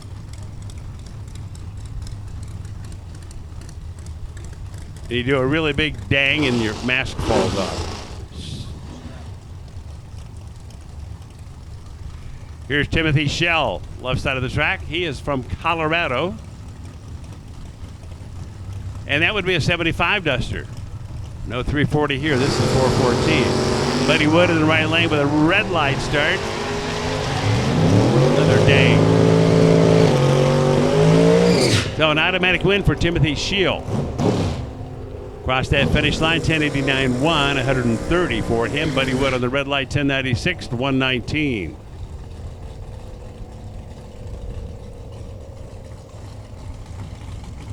A 66 Nova station wagon. That's a cool car, isn't it?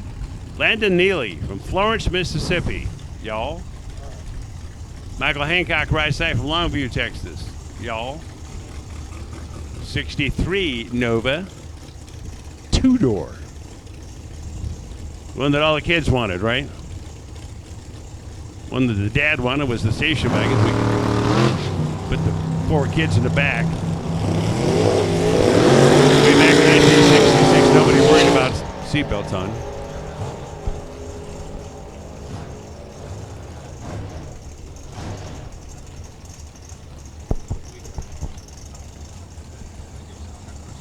A winner in the right lane, Michael Hancock, with the 63 Nova 1095 at 150 to a 1095 123 left side.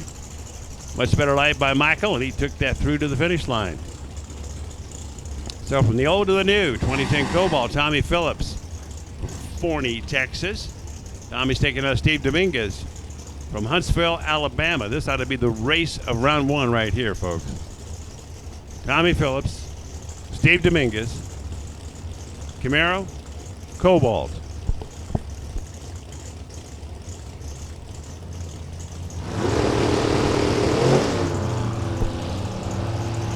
Tommy Phillips, a whole bunch of national event wins.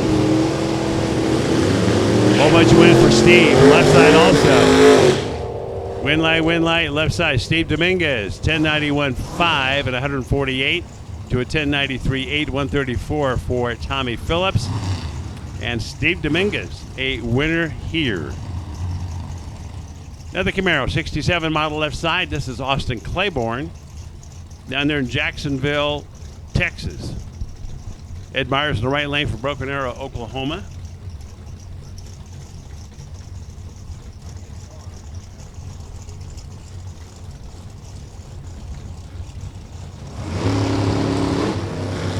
And away they go.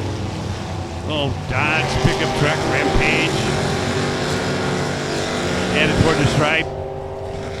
Perfect light. And could not turn that into a win. Broke way out, 1076 at 132 miles per hour. Austin Claiborne, your winner, 1088, 154. I can beat you to the stripe. Watch this, watch this. Oh, that was too quick? Yep. Way too quick. Nick Siebert left side, Dennis Harrelson in the right lane. It's Texas right. It's Kansas left. 64 Buick Grand Sport. Neat little car. And that baby showroom ready. Or front row ready, depending on where it's at. At the finish line, Dennis Harrelson, a win, 10.909. He was perfect back here at the tree. Nick Siebert was 2 thousandths away from being perfect. 1089, 120 miles per hour, 1089.1. So the margin of victory, 18 thousandths of a second. That might have been the race in round 1.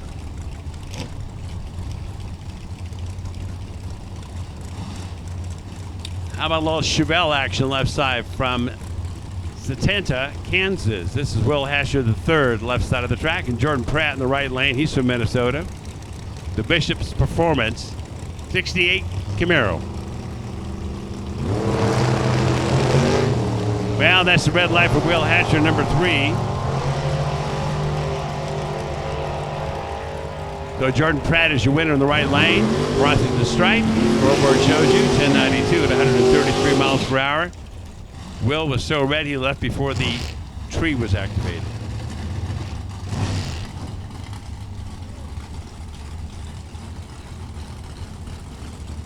Next pair. This is Donnie Dernberger in the right lane from Dayton, Minnesota. Engineer by Degree. 83 Camaro. He'll take on Marcus Bush from Aledo, Illinois. He is a principal down there in Aledo, son of Alan Bush.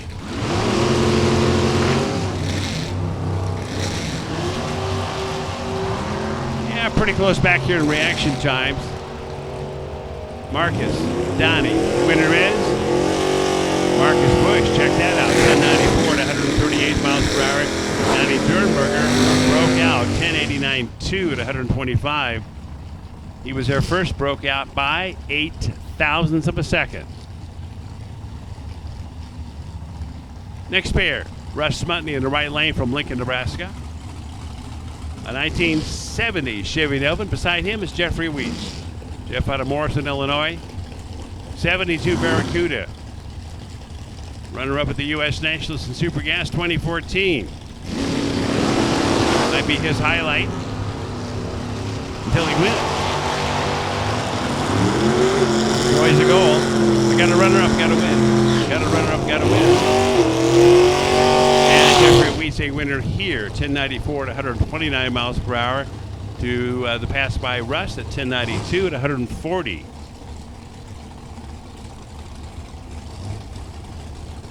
Kind of a chopped and channeled, stroked and bored entry in the right lane. Little pickup truck, Joe Peterson from Elkhorn, Nebraska. And beside him, left side, Corey Bentley from Fremont, Nebraska. Really clean looking little 66 Chevy too.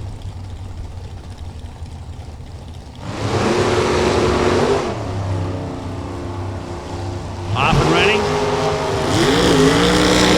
2,000ths apart back here.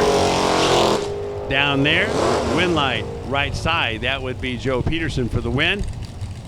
144 miles per hour to 1088.5, 143 for Corey Bentley. Red and blue Camaro left side. That belongs to Glenn Emerine from Great Bend, Kansas, left side of the track. Pair of 540 cubic inch Chevrolets, John Hellman, right side from Rice, Minnesota. As they charge down track. Not so close on reaction time here.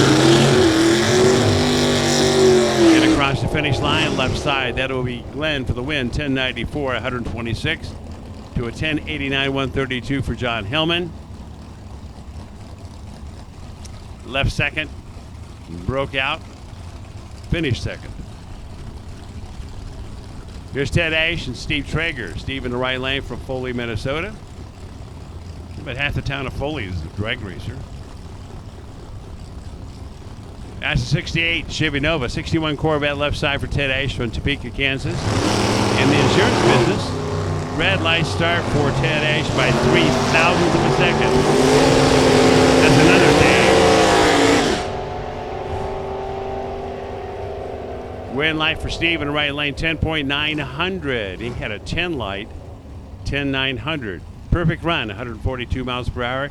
Ted Ash went 1088 to 147. Another one of those little Chevy Novas left side of the track. 64 model here. Jamie Cordell from Wichita. And in the right lane from right here in Topeka, Greg Pfeffer, 41 Willys. Man, it looks so much like a 40, didn't it? Like I could tell.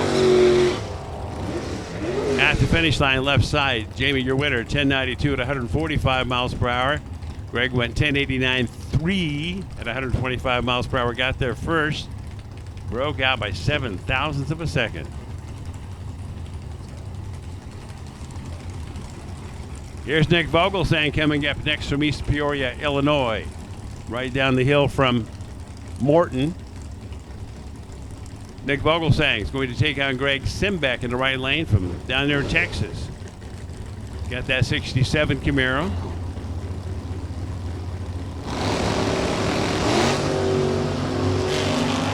Way they go. Couple of hundreds difference back here. Vogelsang across that finish line. Did he get the win? Yes, he did. 1092 at 95 miles per hour for Nick. And for Greg, 1086 at 127. Notice anything there? The speeds, like 95 versus 127. The way Nick has his car set up. You try to figure it out. He's going kind of, oh shoot, I broke out. Or something like that. Next pair, 1970 Torino. Don't see a lot of those around anymore, and I don't know why.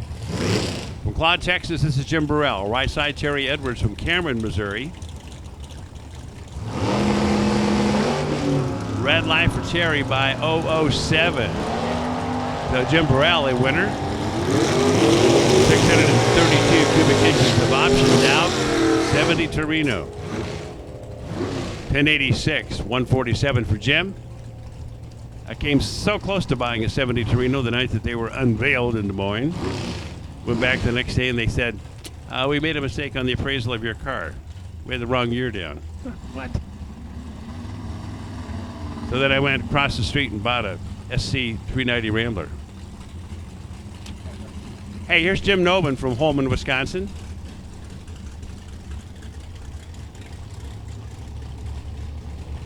He's over there in the red Camaro left side. In the right lane, Dave Ash from Victoria, Kansas. Not to be confused with Victoria up there in Canada.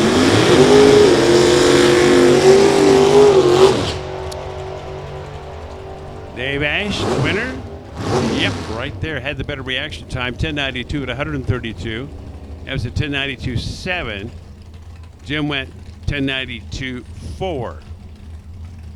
Difference back here in the starting line was 14 thousandths of a second. And that did make a difference. Here's Brian Gustafson, left side from Garland, Texas. 70 Duster. Ooh, 505 cubic inches of Mopar. And right lane, 66 Nova. 618 of the Nova for cubic inches. Christopher Thies is out of here on that red light start by 7 thousandths of a second. It was a wing goes to Brian Gustafson. Stops the timers 1092 at 126 to a 1091 for Christopher at 150. Classic battle here, Camaro Mustang. Camaro left side, Mark Van Heater from Ainsworth, Nebraska. Darrell Bostwick in the right lane from Littleton, Colorado, in the education business.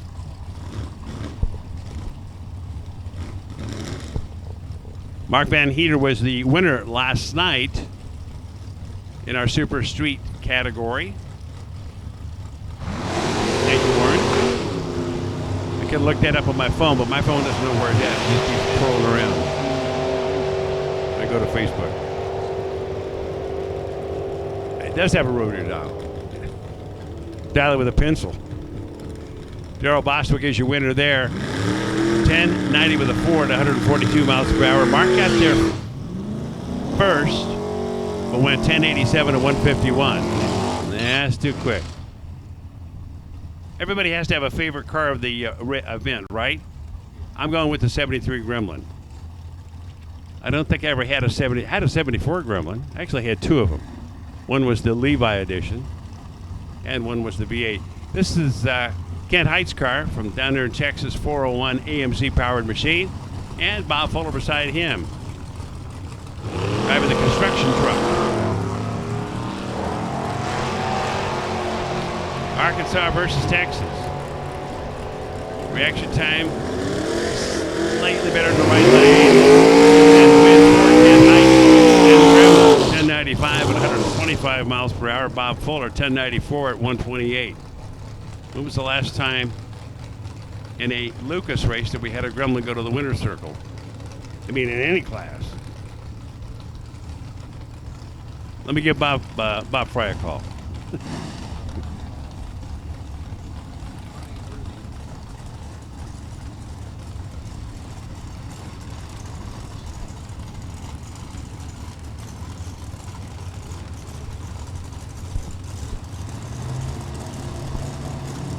Here's Craig Butler, right side from Tecumseh, Kansas, left side from Paul Masick from Nebraska.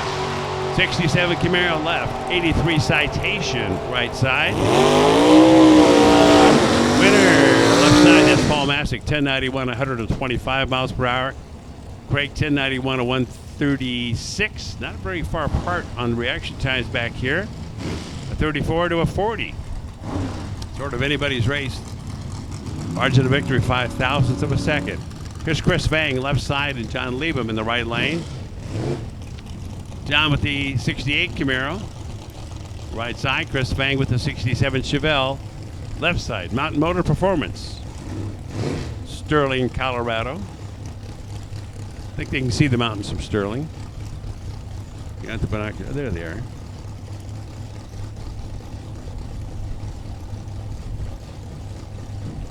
Did anybody see the comet yet? Or is it gone now? I've seen it on television. I don't think that really counts as a life-changing experience.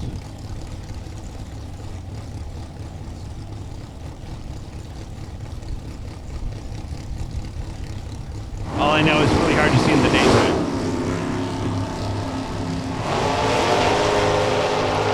Chris Vang, left side.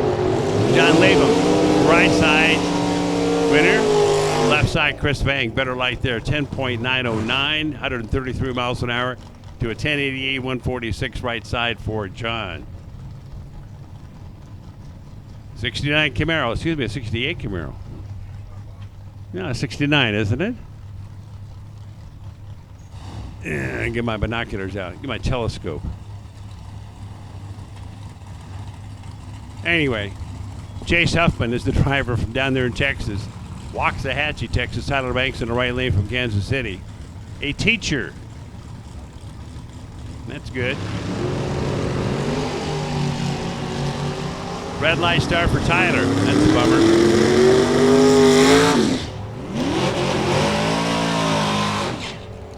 And across the finish line for Chase Huffman, 1086 at 132. Tyler Banks off of that red light start, red by 9, by the way, 1085 at 123. Here's a Trans Am, a Pontiac. Charlie Stewart, the driver there from down in Texas. And there's Michael Chitty over there, left side from Ames, Iowa. Listen, his occupation is retired.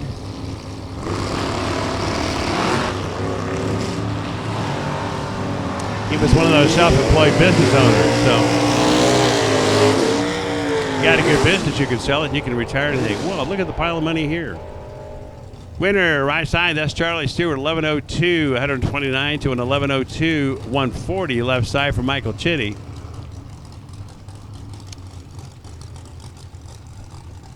And Charlie advances. Camaro, right side here. This is Alan Butler from Tecumseh, Kansas. And from Emporia, Standard Racing 67 Chevy 2, Steve Wilson, the driver.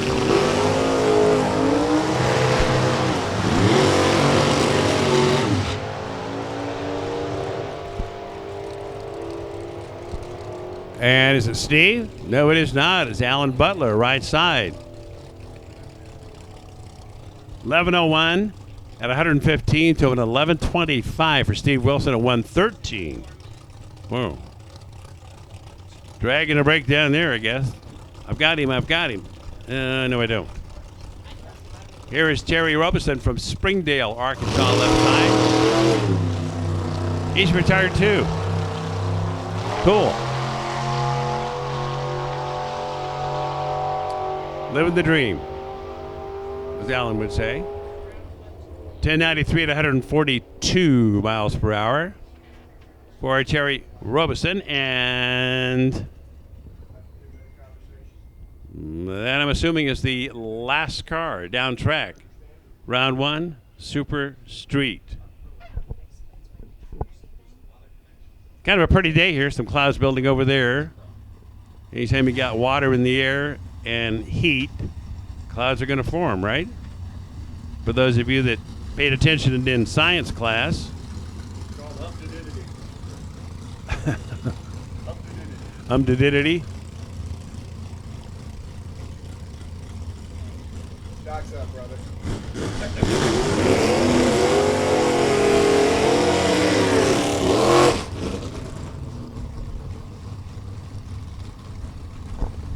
Okay, I'm going to stand up, move around here so that Bob Munkerfer can plug in his microphone. Welcome back, Bob.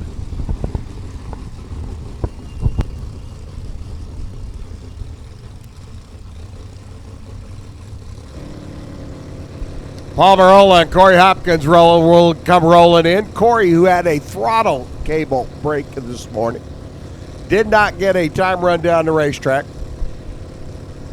Said he'd figure out what he needed to dial and put it on. Corey off and running, and he gets the win. Palmerola on the left-hand side. Stick shift Chevy 2 turns it red. And Corey Hopkins gets his tune-up run. 11:35 at 114. Cruising it down the boulevard. And Corey, who did not get a qualifying run, just did. Mike Resney's factory stock D entry taking on Ellis Booth. The Booths want me to be sure and say thank you to Sean Markinet's fellow Superstock racer with a 4-cylinder Mustang. They needed a cam follower a while ago to get Ellis Booth's truck fixed. Check out the handicap start, 6.6 seconds. That's a whole lot of Mississippis, as Alan Reinhardt would say. Here comes Mike Resnick. Ellis Booth, the LDYT, that little darn yellow truck, way out in front. Here comes Resnick and got him at the stripe. 10:05 at 133. 1680 by Ellis Booth. The wind kicking up a little bit. When you only got 4 cylinders pushing you down track, you got to be very cautious of any changes in the wind. Tyler Wodorczyk, former division champ, but number 2 in the chase last season, now taking on James Reed. Reed's hot rod over here on the right-hand side. Comes rolling in, the firefighter out of Lincoln, Illinois. Wodorczyk, the young man out of Wakarusa, which is right down the road. AA stock automatic. Cheney and Wodorczyk race stables. Tyler off and running. Here comes the GoPro Camaro. Factory stock B entry. Reed at the top end going to get him by 13 thou at the stripe. 943. 139. Tyler goes 1039 on his 1030. Had the better light. Didn't run the number. Michelle T-Bear over here on the right. Transplanted Canadian, now living in Lewisburg, Kansas. Kevin Leinart out of Dakota City. They're on the left-hand side. Little 318, 69 Dodge Dart. 1352, the dial for Kevin. Michelle over here on an 1188. Off and running. Your number 7 qualifier. Trying to reel into Mopar. Coming. Top end. Not going to get him. 1354 by Leinart at 95 miles an hour. 1194 by Rochelle at 108. She needs a new real estate agent because she ran out of real estate down there at the other end of the racetrack.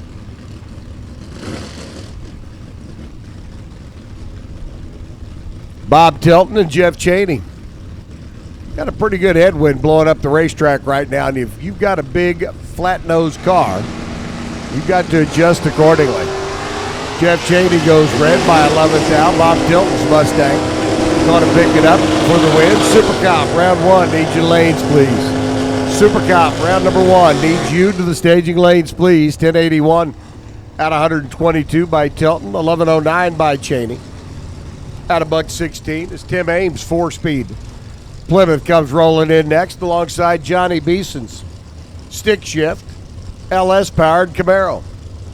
Little late model, high-tech, computer-tuned stick shift car for Beeson. Here on the right, the number 4 qualifier.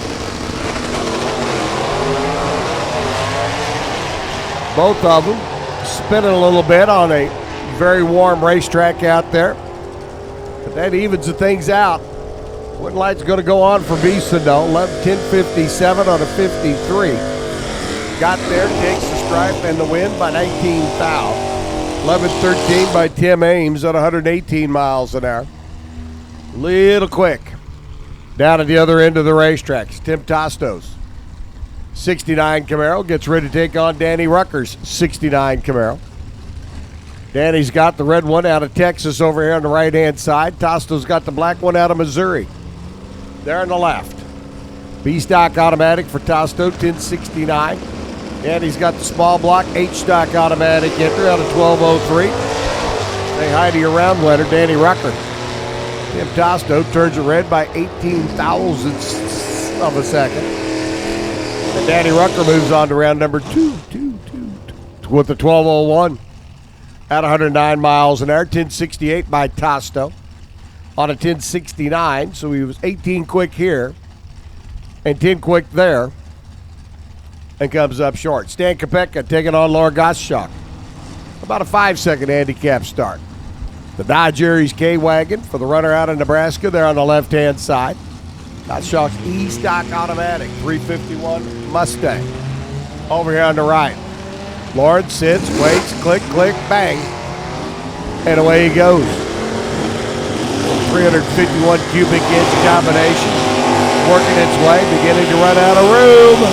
Top end, wind line's going to go to Gottschalk. 1161 at 112. 1683 by Stan on a 1688.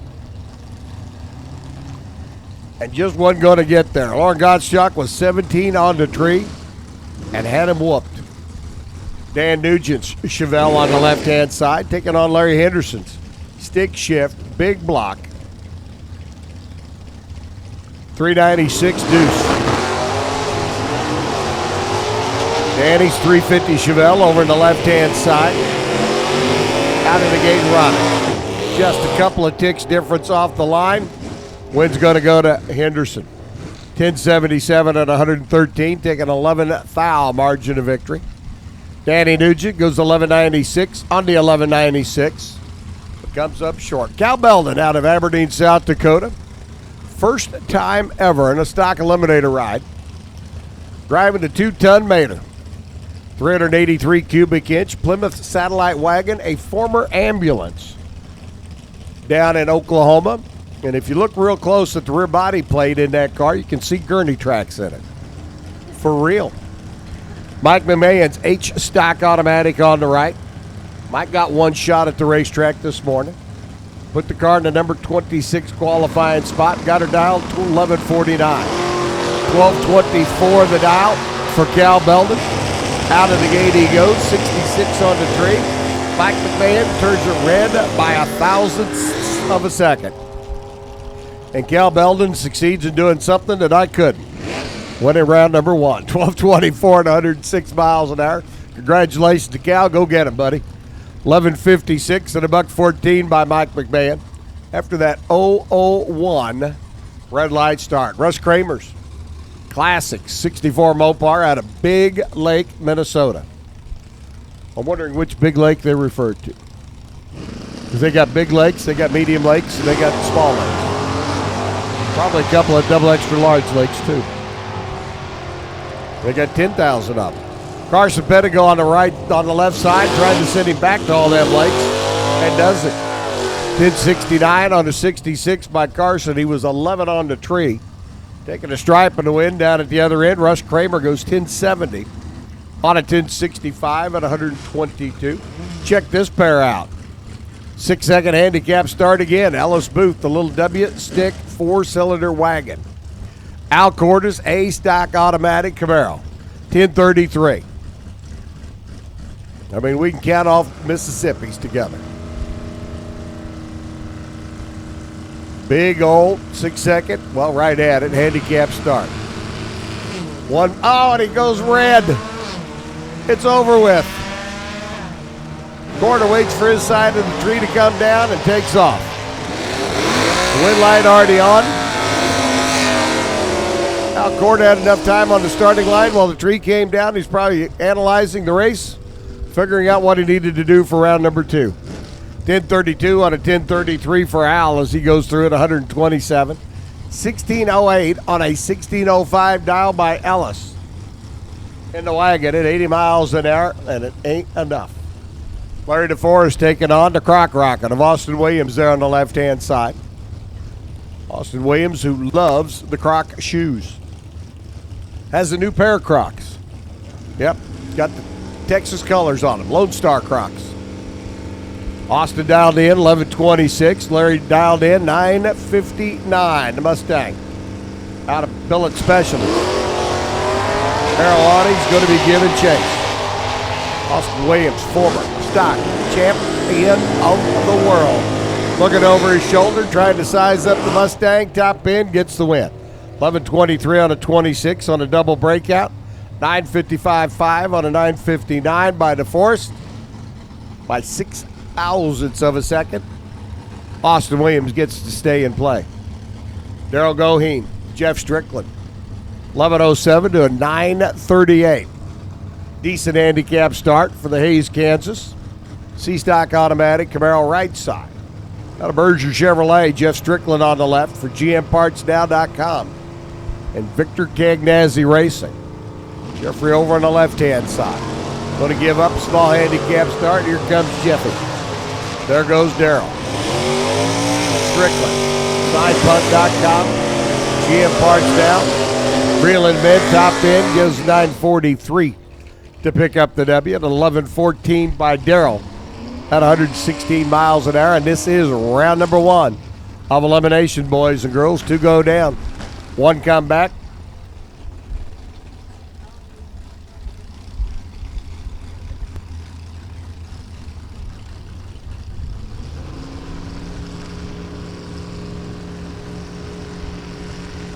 Marlowe on the right, the factory stock E entry.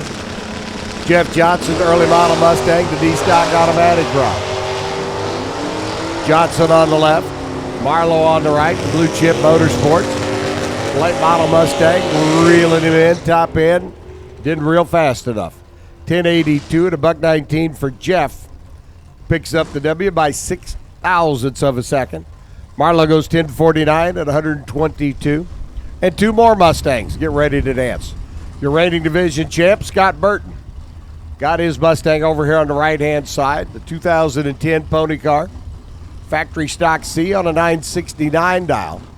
Cecil Bray's 428 B-Stock Automatic 70 edition. There on the left. Old school, new school. There goes Cecil. Here comes Scott. This one, boys and girls, I can pretty much tell you, is already over with. Cecil Bray was dead laid out of the gate. Scott Burton got the win, 986 at 117. 1082 by Cecil. Just could not hold him off. Larry Hill taking on last night's winner, Logan Wernick. Wernick out of Mason City, Iowa, picked up the win. Already picked up some win on the Midwest Stock Super Stock circuit. Dykema Motorsports, the 383 early model classic Mopar, taking on Larry Hill's new model, newfangled, high-tech Dumbo the Flying Elephant, Hemi-powered drag pack Challenger. 1125 to a 991.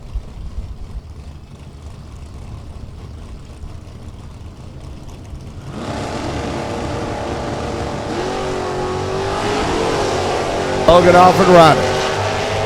Dumbo trying to chase that feather down the racetrack. Working for the top end, coming. Not going to get him.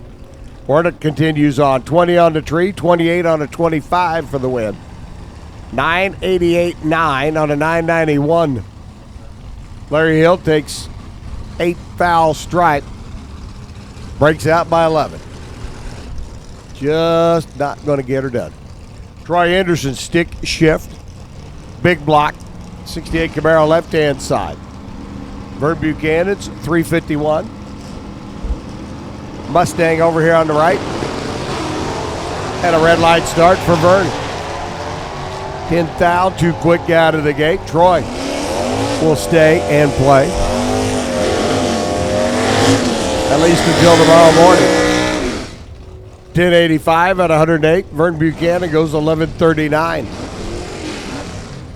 At 114. Dwayne Scheitlen. Dwayne has been off and running last 3 weeks. Bowling Green, Kentucky, Columbus, Ohio. Now here at Topeka before they head back home to Brighton, Colorado. Taking on Ron Feist, 390 Ford Fairlane here to the right. Handicap start, going to go to Ronald. The 440. Challenger there on the left. Longtime campaigner out of Brighton, Colorado. Pedaling hard and paddling fast. Gets the win, 1032 at 125, 1141 by Feist. They were separated by 7 thou leaving the starting line. The advantage to Dwayne. Ronald was able to claim 5 of them back, but comes up 2 fouls short. Our TCU football finder, Dan's Russ, comes rolling in. Also our best engineered car of the weekend.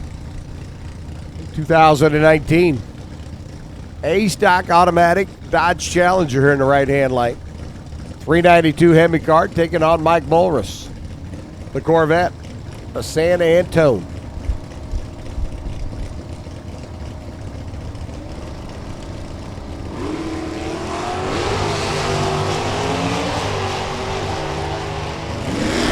For Mike Bolrus, he will have lane choice in a bit on I-35 headed south. 11:54 to $1.15. Michael turns it red. Dino Dan gets the win. 10:45 on a 10:32. He doesn't want lane choice until round number 2 tomorrow. Jerry Romero's I-Stock automatic entry taking on Chuck Rose. Love the 340 Duster out of South City, Nebraska here on the right-hand side. As Homer would be up to say, that's my favorite car. The E-Stock automatic on the right. Off and running. Here comes Jeremy. Working towards the other end of the racetrack. Rose pushing hard, top in, gets her done. Double breakout, under by 2 foul. Chuck Rose, 23.8 on a 24. 11:52 on 11:56 by Romero. And his day is now finished. Jamie Peach and Sam Rowland come rolling in next.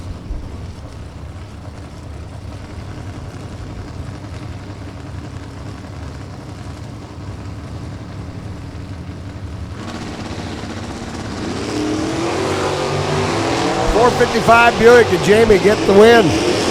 Sam Rowland out of White Lake, South Dakota. He's going to have lane choice on US 75 headed north here in a bit.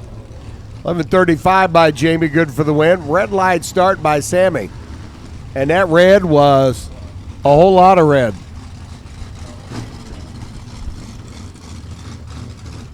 Rob Siegworth, our cookie man. Did he come get his cookie box yet? We still have a few. We have to empty it. All right, I'm game. I'll try. Bobby Brandon, your number 1 qualifier there on the left-hand side. Siegworth off and running. Here comes Bobby. Factory stock H taking on a C-Stock automatic Camaro. Bobby Brandon out of Bossier City picks up the win. 10:46 at 129. We may need to empty the box quickly. Robert just lost at the other end. Goes 10.96 at a $1.22.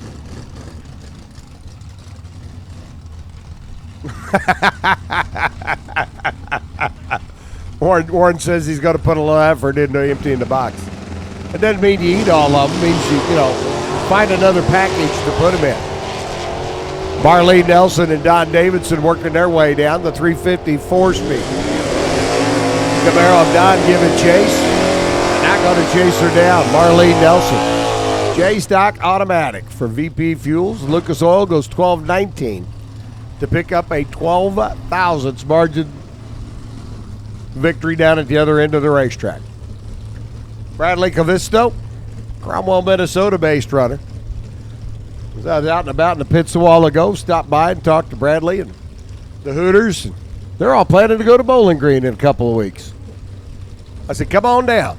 We'll have a good time. Jeff Lopez, the factory stock C entry. Runner-up in yesterday's race.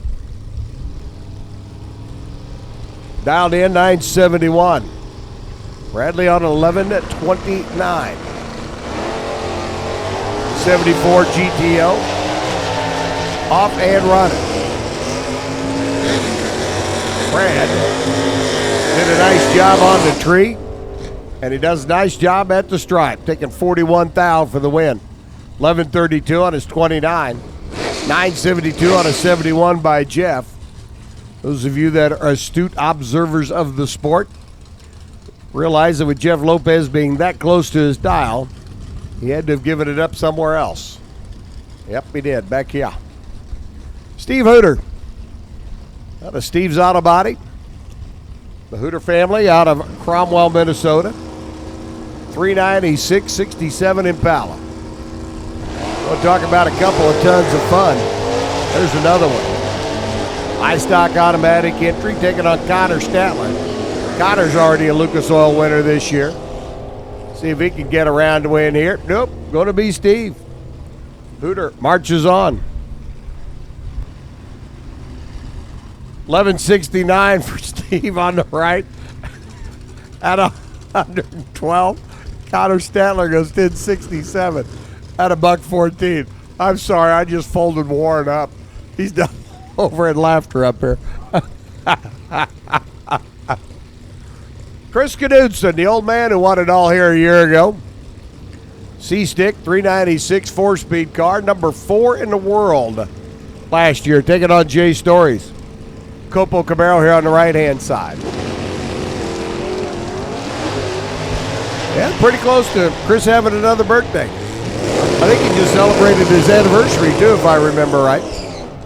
Trying to hold off Story on the top end, gets it done. Double breakout win by 18 ten-thousandths of a second, goes to Knudsen. 1067 at $1.19, 952 out of 140 miles an hour for Story. Brenda Grubbs and Brent Topeka. Ooh.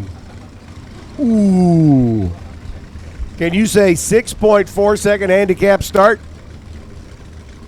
Brenda's probably saying a few things other than that. But you know what?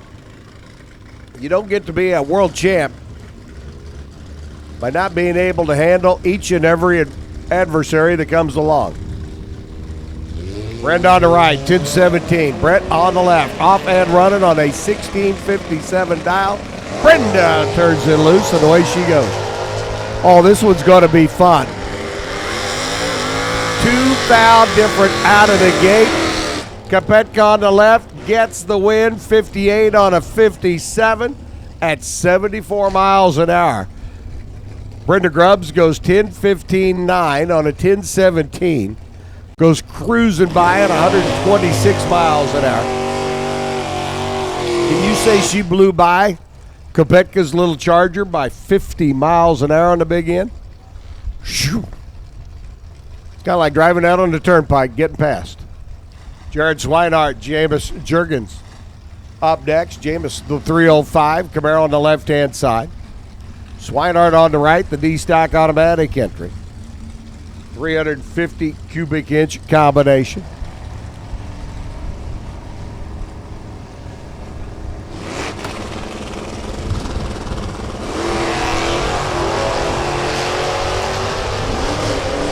Jameis on the left, trying to hold off Swinehart.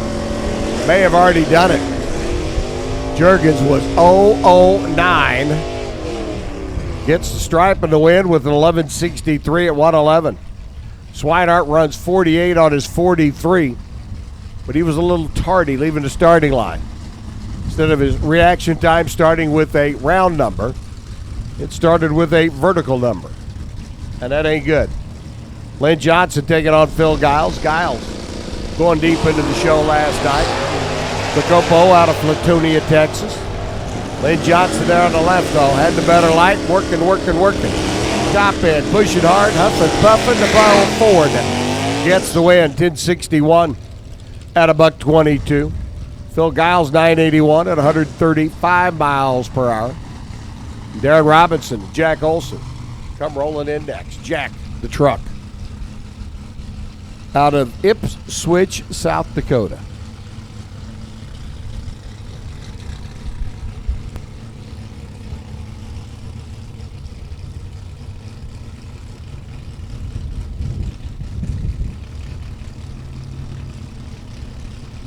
Darren Robinson's A-Stock automatic entry over on the left-hand side. Going to give chase. There goes the truck. 86 GMC. Pushing a whole lot of air down track. Darren Robinson's more aerodynamic Challenger goes squeezing by. 1050 on a 46 for the win. 1237 on a 1230 for Jack Olson, as the truck comes up short. In Ipswich, Wisconsin, or Ipswich, South Dakota, excuse me, will be the next stop for the truck. Brad Van Lant taking on Justin Hutto. Bradley on the left-hand side, the 340 Mopar. It is for sale, by the way, if you want to go racing. It's a very good, very quick D-stock automatic entry. Out of the gate he goes. Justin Hutto's double A stock automatic Corvette giving chase. Over here on the right-hand side, Justin coming. 002 light by Brad Van Lant. Shut the door on him. He runs 1092 at 114. Justin tried to run him down at the other end, goes 1024 at $128. Bill Bagley tried to do a burnout, didn't have enough water on the tires. Backs it up, says, let's try this one more time. There we go. Out of Bagley Tractor and Equipment down in Longview, Texas. He's taking on John McLaughlin. John, owner of more than one Mopar. Owns the 2-ton Tomater. Owns this 70 Roadrunner 383 combo 4-speed ride. McLaughlin on 1136. Bagley on 1112. One of the Mopars going around number 2. They are off and running. Separated by just a couple of ticks on this end of the racetrack. Bagley on the top end looking for the stripe, but McLaughlin finds it with a good number. Runs dead 1 on the dial, 1136-1 on the 1136. Takes 12,000 stripe down at the other end. Bagley goes 11-11-7 on the 1112 dial, breaking out by 3 thousandths of a second down at the other end of the racetrack. Dwayne Dickens up next, the J-Stock automatic entry, and John LeBlanc, the M-Stock automatic 305 Malibu.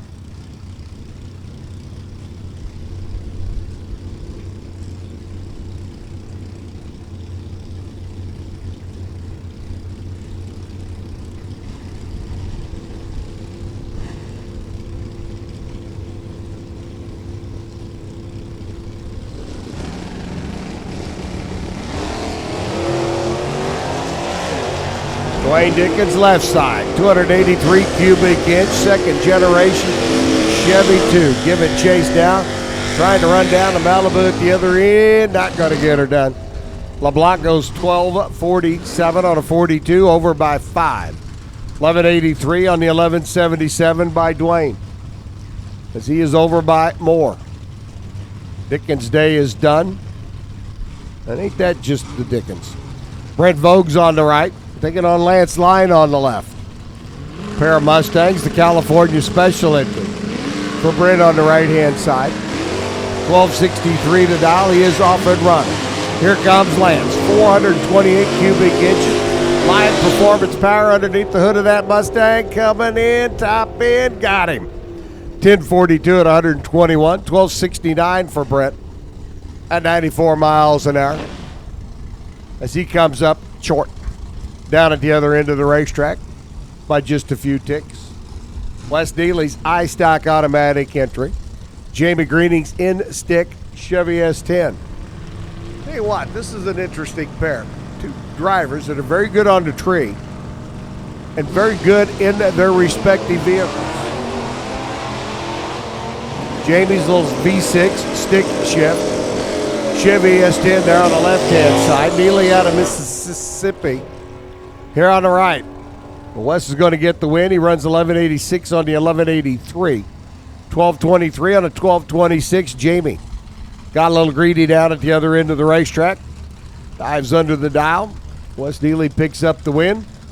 Greening has lane choice on I-70 headed east. Paul Anderson's K-Stock automatic. 305 Malibu, and Ryan Hooter here on the right-hand side.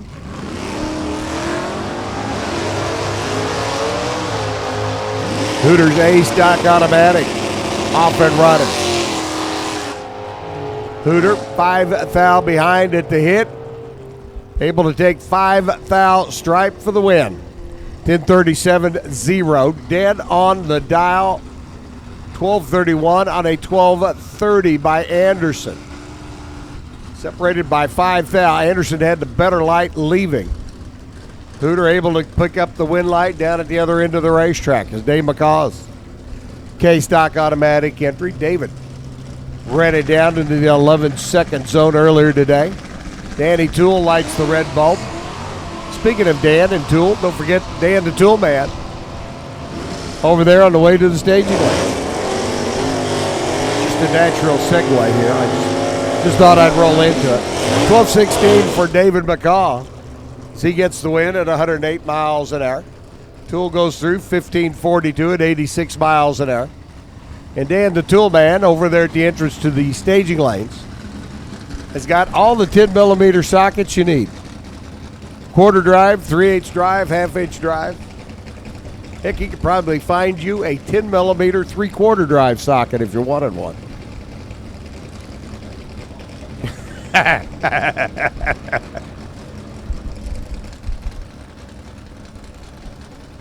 Kyle Ratcliffe up on the left-hand side.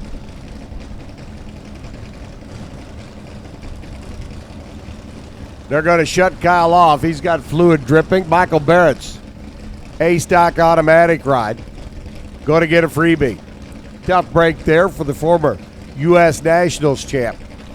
As you can see, the mop crew out in front of Kyle Ratcliffe's car doing a little cleanup. And fluid coming out of a race car is never good.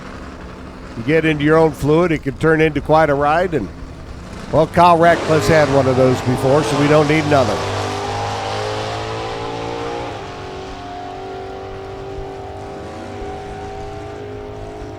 Tough break for the former champ.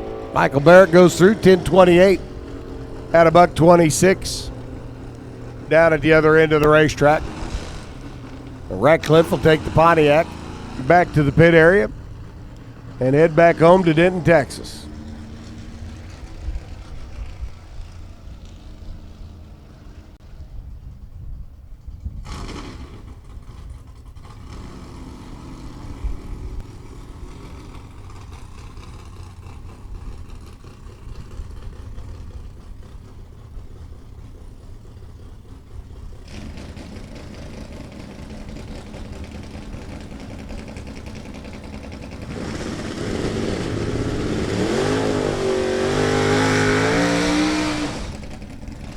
Marion Stevenson's rescue car. Kind of like going to a dog pound and rescuing the dog out of the kennel.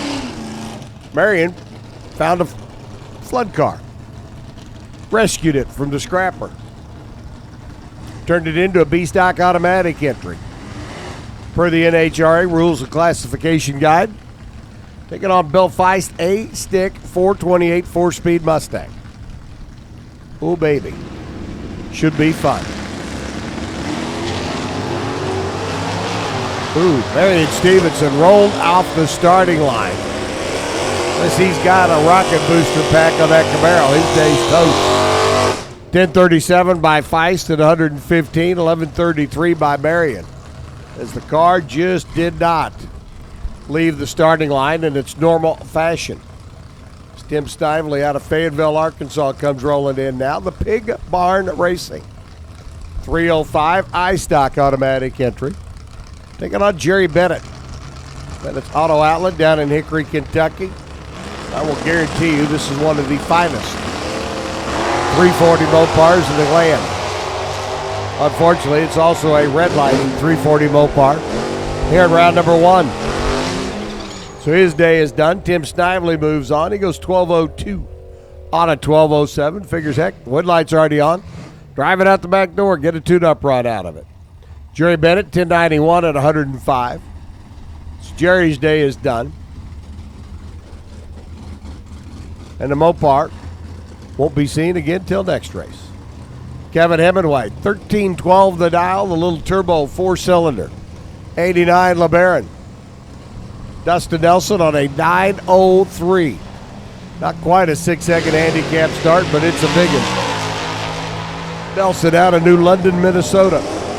A Dusty speed shot. Closing in, top pin, gets him. 9:01 on a 9:03. Under by 18 thou. Under by 33 thou is Kevin Hemingway. Little 4-cylinder LeBaron goes through 13:08. at 101 miles per. Steve Zorney's K-Stock automatic. Taking on Dirk Olson's A-Stick ride.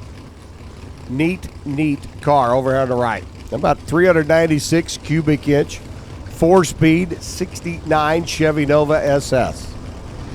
I'll take 2, please. Dirk sits and waits. Zorney's Dodge Ram already off and running. Michigan Racer out of McCormick Motorsports there on the left-hand side. Trying to hold him off top end, not going to do it. 12-12 on a 12-11 for Steve. 10-25-3 on a 10-25. Takes 16 thousandths of a second margin of victory down at the other end. And moves on to round number 2. For Steve Zorney in the McCormick Motorsports entry. He'll probably be heading north on I-35, picking up 80 and heading east. Jared Hooter now up. Another runner out of Steve Hooter's body shop. Taking on Ted Romero's V-Stock automatic.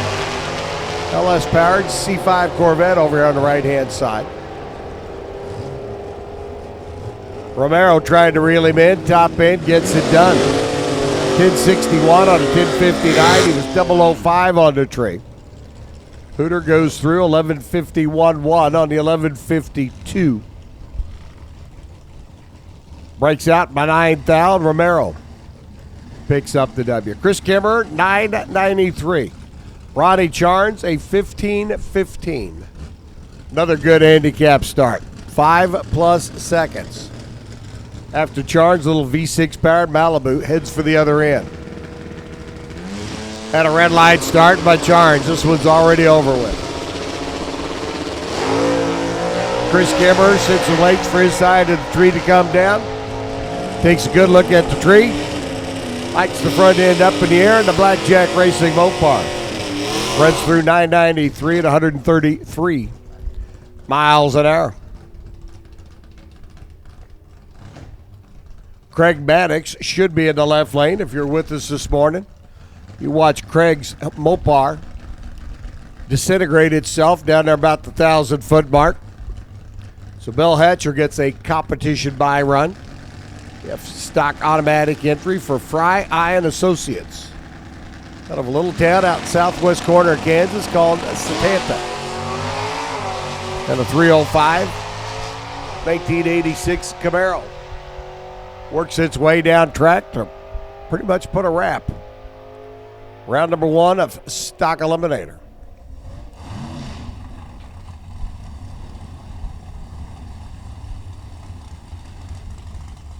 And that was our final car, and into round number 2 goes Bill. Super Comp getting ready to roll in next. This is their round 1 of elimination. Getting ready to come out at us.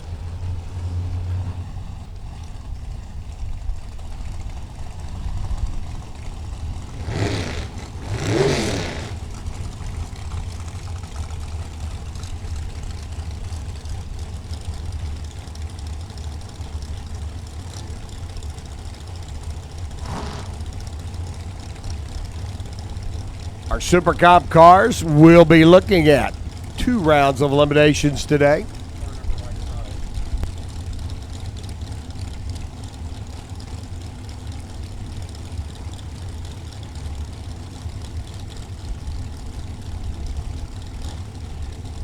Randy Smith getting ready to take on Dwight Allen. Tell you all about Super Comp. Here's my good buddy from DragRacer.tv, Mr. Warren Evans.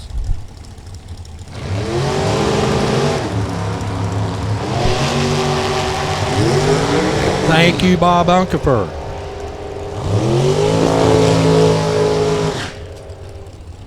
Randy Smith, the second, takes the win. 892.3 at 167. That's how we will start out Super Comp round number 1. Dwight Allen, 2 quick, 888 at 164. Oh yeah, Randy Smith had a 009 light. That helped some. Brandon Fannensteel coming up now, Plainville, Kansas. The student taking on Tony Fuller. Fuller, the undercover car out of Lowell, Arkansas.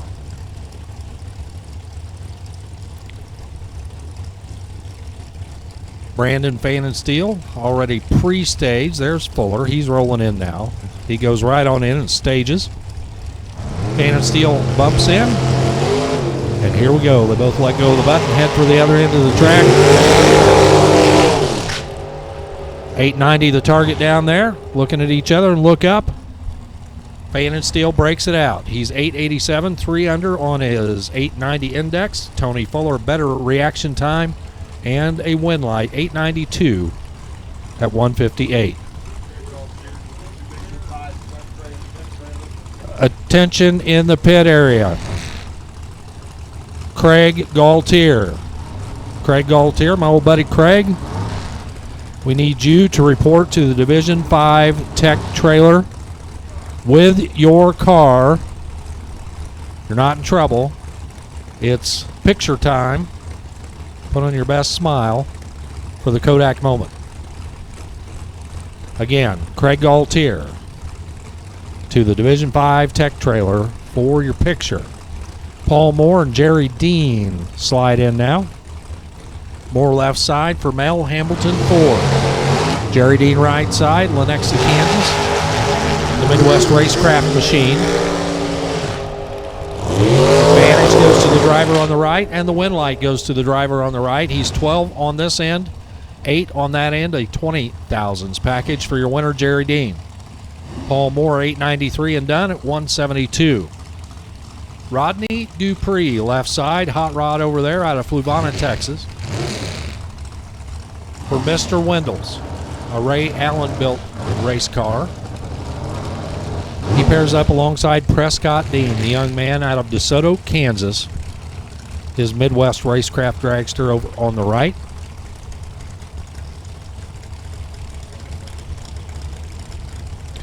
Again, 890 the target. Just got to cut a light, run the number. It's as easy as that. Right, Dennis? Right. Absolutely. Well, one of them cut a light. One of them's 009 on this end. And that would be Prescott Dean. But guess what? Win light flashes on the other side because he was dead on 4 on the index. 890 with a 4 at 160 for Rodney Dupree. He will advance to round number 2 for Prescott Dean. Better light, but 5 off 895. Not going to get the job done. And Prescott ends his Super Comp weekend here in round 1. Mark Moore comes up now, the Mel Hamilton Ford dragster. Jeremy Lurkey alongside for Autometer and Larice Motorsports Insurance. Hey, if you're looking for coverage for your race car, your toter, your entire racing operation, both on and off the track, go see our friends Jeremy and Carrie here at the track, or Holden or Ross Larice. Larice Motorsports Insurance, they can come up with an affordable package to cover your entire operation. Jeremy Lurkey won't be able to talk to you for a little while because he's coming back for round number 2.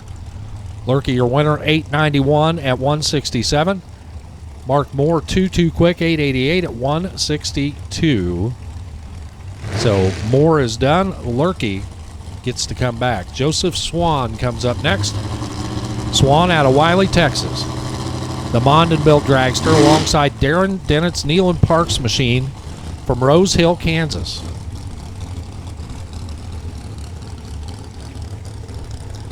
Swan is in, Dennett is in. Swan turns it red. 011 red, as a matter of fact. Dennett gets the automatic win, uses it as a time pass, 889 at 150. Joseph Swan, 891 after the red light start. This is Chris Mitchell coming up now, Coon Rapids, Minnesota. He's looking at the Aeromotive scoreboard. Other side of the track, looking at the O'Reilly lane. That is Travis Nygaard from Watertown, South Dakota.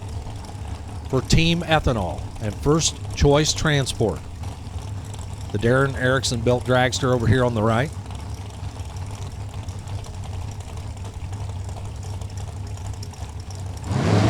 Both of them roll in at the same time.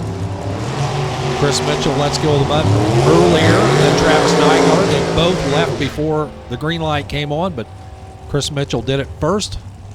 His red light start ends his day 9:03 at 160. Win light for Travis Nygaard, off pace at the finish line 10:06 at 91.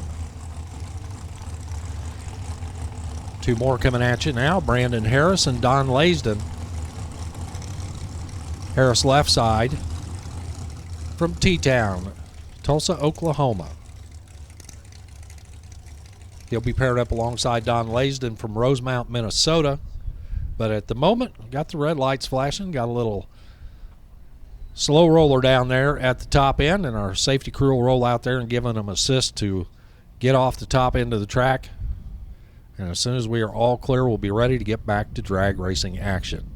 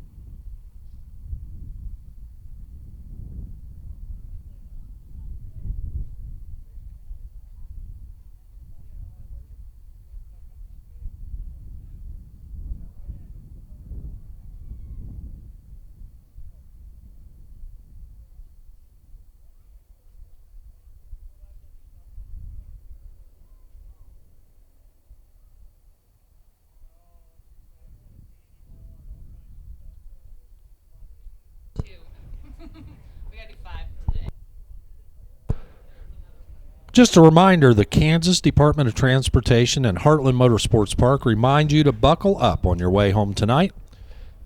And if you've had too much to drink, please see someone that's a staff member, and we will make sure that you get yourself home safely. That's a message from Heartland Motorsports Park and KDOT.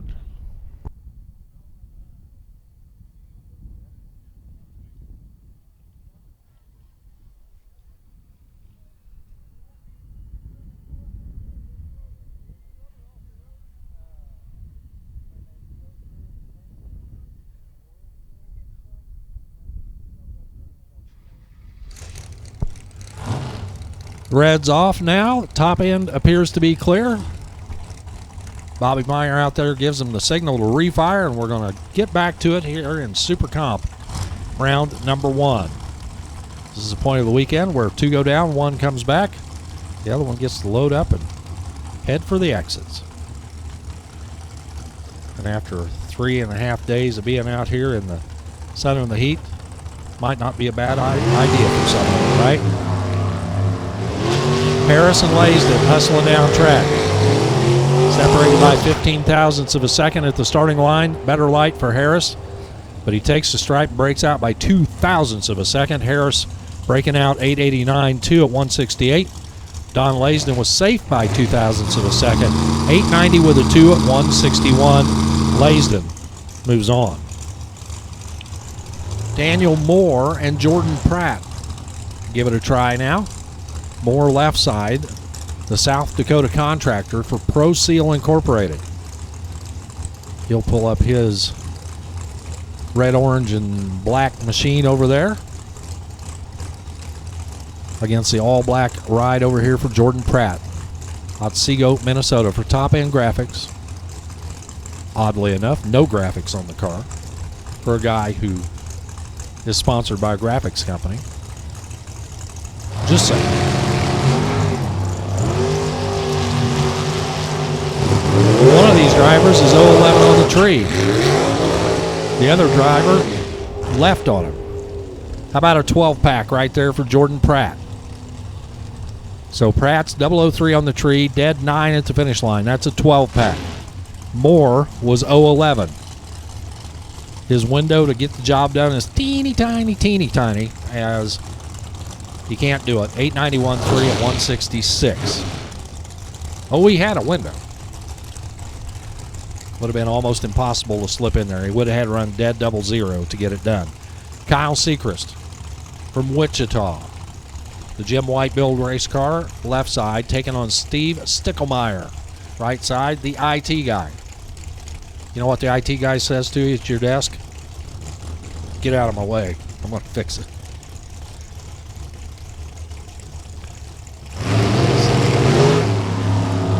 Well, Stickelmeyer, bang on some keyboards. Now he's got plenty of idle time. He is 001 red. Kyle Sechrist, James Bond green, 888 with an 8 at 174 for Kyle Sechrist. Getting the round win, Stickelmeyer. As I said yesterday a bunch of times, you know what happens when you go red? You run dead on.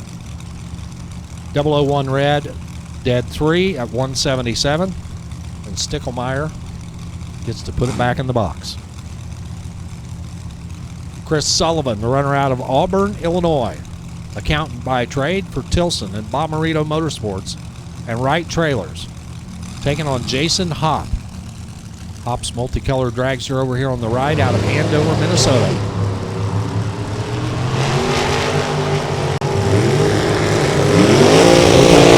Towards the big end. Not a whole lot of throttle stop action there, just all motor.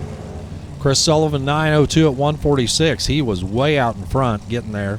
975 at 144. Hopp way behind. 0.7 of a second difference at the finish line for Chris Sullivan. Jerron Miller and Mike Cooper coming up now. Miller from Hutchinson, Kansas. Lists his trade as pipeliner. Travis Colangelo built American race car over on the left. Right side, Mike Cooper out of Coop's Hot Rod Shop. They call it the Coupe de Ville. Built in-house chassis there, big block Chevys on both sides of the track.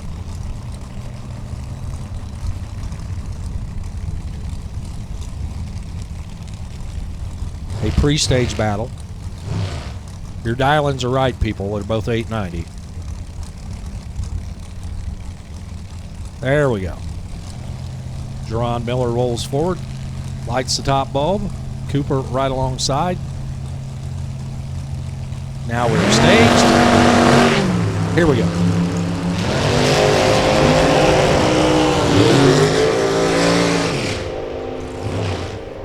For Jerron Miller, he's going to pick up the round win. 891.5 at 162. He was 007 on this end. Mike Cooper, just a little bit behind that. 891.4. That was closer to the index. Jerron Miller gets the win. Jeremy Smith now on the left side of the track, the aeromotive lane for Amarine Racing, Great Bend, Kansas. He'll take on Shelby Moore, 19 years old from Leavenworth. Cameron chassis machine on the right. Jeremy Smith sporting the Stinnett power plant.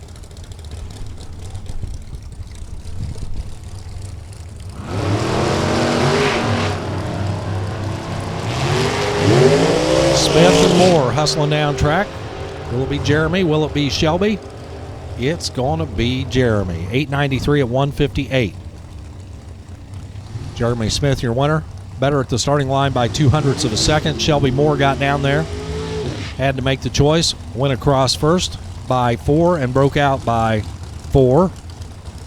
Jeremy Smith is your winner. James Kunkel. The lone true door car in the Super Comp category. The 93 Lumina. And you'd say, you ain't got a chance. There's 180 of these pipe racks out here and one door slammer, and he can't do it. Well, guess what? He picked up the Wally last night. Whipped them all. And he gets one of the toughest guys in the category right now alongside Trevor Larson. Hey, how about that? Let's just go dead on 3 and show them how it's done. 890 with a 3 at 128 for the Lumina, and Kunkel marches on. He was 021 on the tree, which is good. Larson was better, 015. But again, got down there and made the choice and chose wrong. 886, 4 under at 164. He took 4, broke out by 4.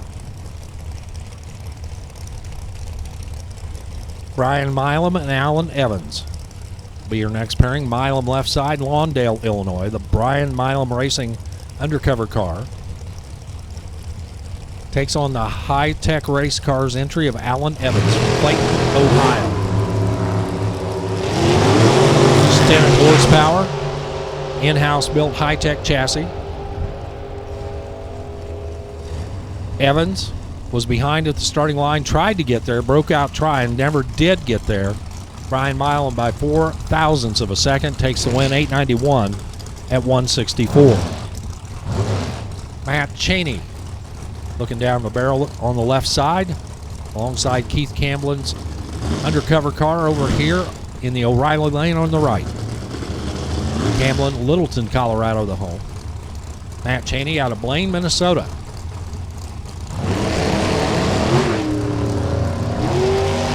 Coin flip at the start. 2 thou apart as they head down track. Drag race at the top end goes to Keith Campbell in 893 at 178. He was safe. Matt Cheney took 39 thousandths down there, broke out by 8 thousandths. So it's going to be Keith Campbell coming back. Kimbo Owens, Blanchard, Oklahoma, left side. Firefighter by trade. Taking on Dan Foley. He does this stuff for a living, and he teaches it as well. Dan Foley's Electric and Mega Learning Systems out of Frisco, Texas. .019 on one side, .014 on the other side. Advantage to Foley. Win light to Foley as well. 892 at 172. Dan Foley is your winner. Kimbo Owens 892.7 at 168. He was behind at the starting line by 5 and was 6 behind at the finish line. Sonny Nemitz and Zach Evans coming up now. Nemitz out of Warsaw, Indiana, the Safeway garage door Miller dragster. He'll pull up left side. Right side, it's Zach Evans, another one of those high-tech chassis machines out of Clayton, Ohio. Well, it's all the same numbers on the reaction timeline. They're just in a different order. And for Zach Evans, 001 on the tree, 892 at 164 for the win. Sonny Nemitz was okay with an 010, 893.7 at 161. Not going to see a W at the top of his ticket. Zachary Fisher, young man out of Clayton, Ohio.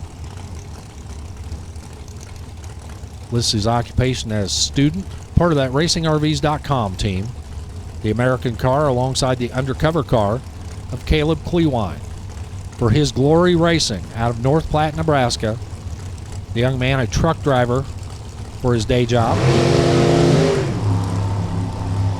Away they go. Both of them like no button. One of them green and one of them really green.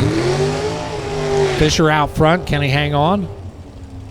No. As Caleb Klewine gets down there, he was behind at the starting line, 056 to 011, but drives the other end of the track, and by 17 ten-thousandths of a second, that's .0017, gets the job done. Zachary Fisher was closer, or further off, I should say. Better light, 011, but 7 off 897 turns it over to Caleb for the win. Michael Bjorum coming up now alongside John Goman. Bjorum, the Texan, for Mike and Marcia. Racecraft entry. John Goman, the undercover car. Out here representing Interstate Battery in Western Kansas.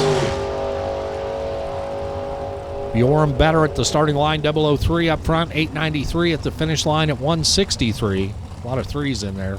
Mike Bjorum sees round 2. John Goman exits in round 1. Behind the starting line, closer on the index, 891 at 169. A couple of all the numbers up together, Mike Bjorum flips on the win line. Jeff Beckman, Mitch Mustard coming up now. Beckman left side, Princeton, Minnesota for 101 Transport and High Performance Lubricants. Beckman's car looks across and sees Mitch Mustard right side of the track from Arvada, Colorado for Goodyear and Sunoco and Hill Petroleum.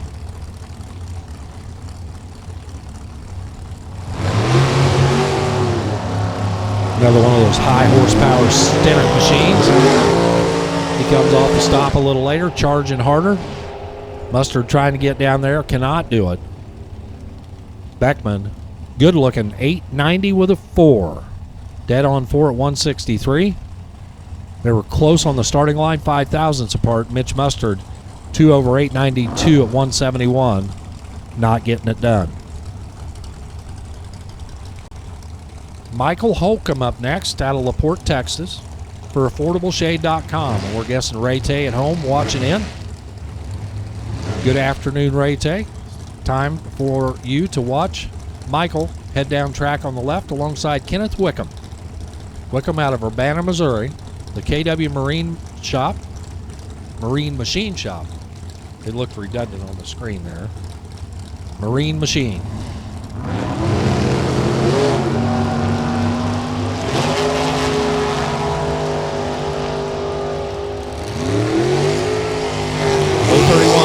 .020 right, but it's Holcomb going on to round number 2, 891 at 169.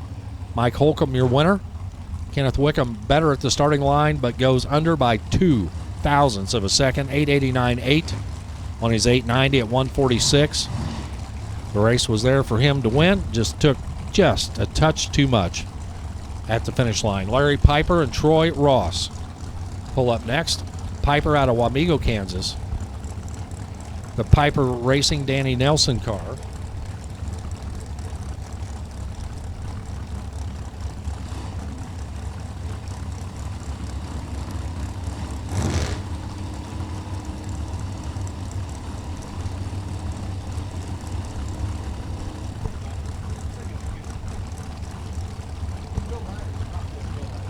Troy Ross alongside. Troy pulls in, the Manhattan, Kansas racer. They both let go of the button. Larry Piper lets go a little bit too early. 008 red. Troy Ross gets the win on the foul there for Larry Piper. 887 at 163 for Troy Ross on the win. Larry Piper turns it red and then goes 888 at 167 to exit here in the first round. Jacob Elrod, the Spider-Man painted K&N filters. Sunoco car. Also out here proudly representing the ATM Innovation. Former world champion on the NHRA side and on that IHRA side as well. Elrod left side.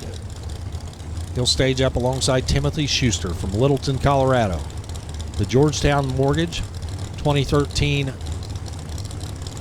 Don Davis built dragster.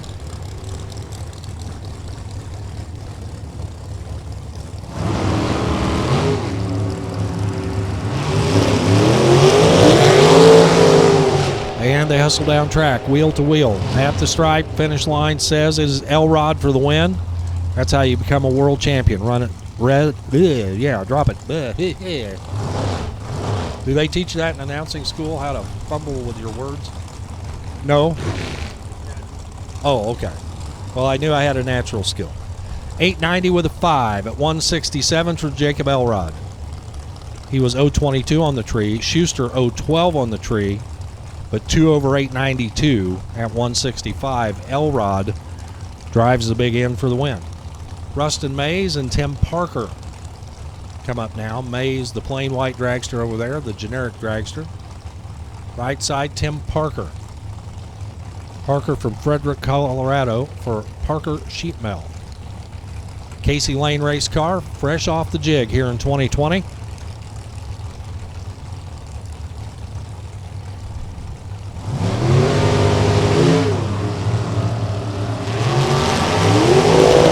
Mays and Parker. Trying to flash the scoreboard. Who's going to get it done? It is Mays. 15 thousandths total on the time ticket. 009 up front. Dead 6 at the finish. 15 thousandths. Package for Rustin Mays. Tim Parker, 021, was locked out already before he left the starting line and goes 8:89.9, breaking out, trying to catch him. Not there. Kyle White, Bob Fuller. White left side, Fuller right side. Fuller out of Rogers, Arkansas. That is Hot Rod's dad over on the right for Odyssey Batteries. It says multiple national wins, multiple divisional wins. That is correct. Bob Fuller with a full pile of Wallies sent back home. Kyle White, not as extensive a resume, but good racer. This time he gets to see Bob Fuller turn on a win light next to him. Fuller, your winner, 897 at 165. Fuller was 013 on the tree. For Kyle White, a little bit behind at the starting line, and then off pace at the finish, 908 at 141 miles an hour. Michael Miller out of Moriarty, New Mexico for K&N and Lucas Oil and Hoosier. The JLM Motorsports TNT chassis. Big block Ford powered dragster alongside Kevin Wright. The D&K interiors. Mullis car. Bow tie power behind the driver for the runner out of Longmont, Colorado. Again, both of these drivers very accomplished as well. Neither one of them too anxious to stage up the car. Guess they're waiting for it to warm up out there a little bit.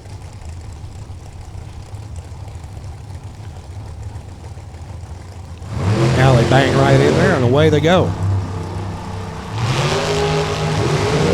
4th thou difference at the starting line. Miller is 12. Kevin Wright is 8. Miller, 12 on the tree, 8 at the finish line, 20 thousandths package, 173 for the speed. Miller advances. Kevin Wright, 008 on the tree, but 21 over down at the big end. Was locked out right down there. 892-1 at 176. Now it's time for Megan Straswig out of Louisville, Kentucky for Cool Shirt. Stay cool, baby. Megan, brand representative for the Cool Shirt product line, alongside Chris Bombard, the Doug's Balancing Dragster out of Watkins, Colorado.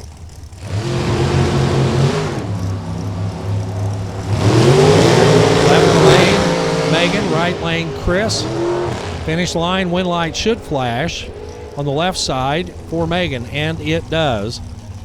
She was 003 on the tree. She let go at the right time. 895, 176 for your winner. Bombard broke out. He got down there, chose to take her across, and went 889.0 at 162. Behind on the starting line, had to try to make it up, and just no room to do it. Dave Crawford and Rory Harr coming up now.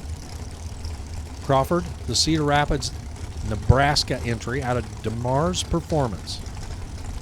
Undercover car, left side. TNT car on the right for Rory Harr. South Dakota, Polar Plumbing Fixtures. Little wampity down there, as you heard. Pair of 892s. This time around, it's Dave Crawford for the win. 002 on the tree, 892 with a 5 at the finish line, 170 on the speed. Crawford takes the win. Rory Harr, a little bit behind at the starting line, also runs an 892 at 178, but Crawford couples it up better, takes the win. Douglas Miller looking up at the Aeromotive scoreboard. Apologize for that. Aeromotive scoreboard left side. O'Reilly side on the right, Shauna Brinkley, the young lady out of Highlands, Texas. Second generation racer here. His dad Shannon's back here behind. Shauna coming up. LODRS Casino and Resort.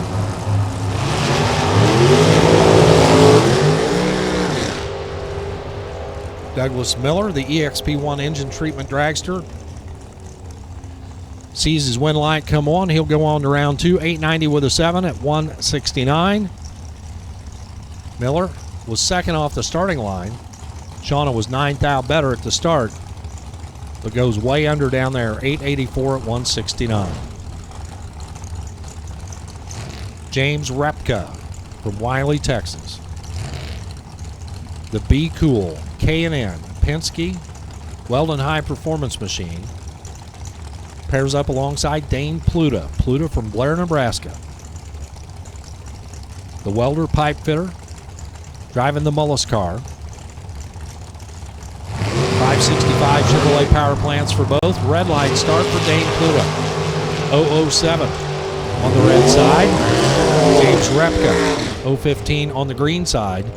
And Repka 885 at 168.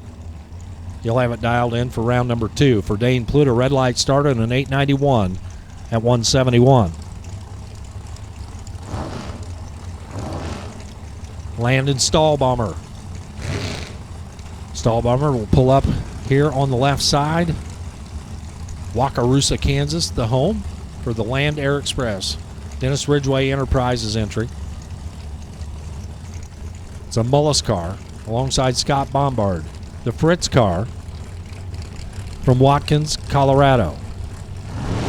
Madcap Power out of the B Gain shop. Bombard lets it go too early though. Bombard turns it red. Stahlbomber takes the win, 889 at 160. For Landon Stahlbomber, Scott Bombard 1037 at 91. Off the throttle at about 900 feet.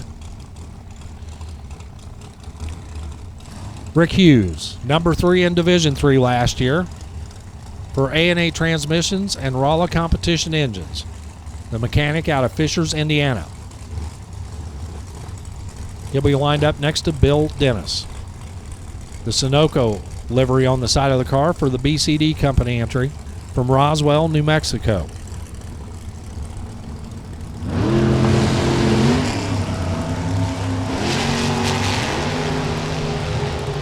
Hughes and Dennis will be fighting it out all the way down the track. Rick Bill is going to be Bill. 891 at 180 for Bill Dennis. Dennis leaves better, runs over, gets the win. Rick Hughes goes down there, left second, crossed first, broke out by 2, 888 at 167. Steve Williams. In the 2019 season, he was carrying the big number 1. He was the world champion in Super Comp, defending it in 2019. Williams from Beaumont, California. The big man on campus there at K&N Filters. Mike Green, number 9 in the world after last year. The Sunoco car over here on the right from Moore, Oklahoma. So both of these drivers know how to work their way through a points chase. Steve Williams and Mike Green, advantage to Green. Green gets the win on the double breakout, 889 at 169. Mike Green, 015 on the tree. Steve Williams, Steve's just had nothing but trouble trying to find that green light all weekend long. Exits here in round number 1 in Super Comp.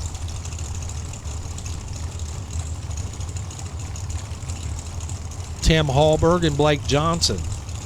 Hallberg from Champlin, Minnesota. Blake Johnson, Arvada, Colorado. Johnson, second generation racer over here for Saratoga Casino and Fine Line Graphics. Off and running, here comes Hallberg. Starting line says it's too close to call. Finish line says it's Hallberg for the win. Little throttle work down there, and Hallberg going 891 at 158 for the win. For Blake Johnson, he was 3 thou better on the starting line, but 5 over 895 at 168 at the finish. Hallberg goes on to round number 2. Here's Rick Huffman for Accelerated Graphics and Lucas Oil. He is the Division Lucas rep for Division 4, but he could help you out with that Lucas Oil contingency program. Get your product, get you signed up, and if you win, you get paid. Huffman would like to do just that, roll it into the winner's circle at the end of the day tomorrow. Sarah Vang alongside. Huffman got his work cut out for him. He is way behind. Broke out trying to catch her and never did, not even close. When your time ticket starts with a 1, it's usually topped with an L. That's the case here. Sarah Vang, 890 with a 9 at 169. Nothing to write home about for Sarah, but still a 1/10 of a second better than Rick Huffman. Gary Wombolt, Daria Kramer. Wombolt, Arvada, Colorado, the Maximum Automotive undercover car, left side. Daria Kramer from Sterling, Colorado, the American car over here on the right.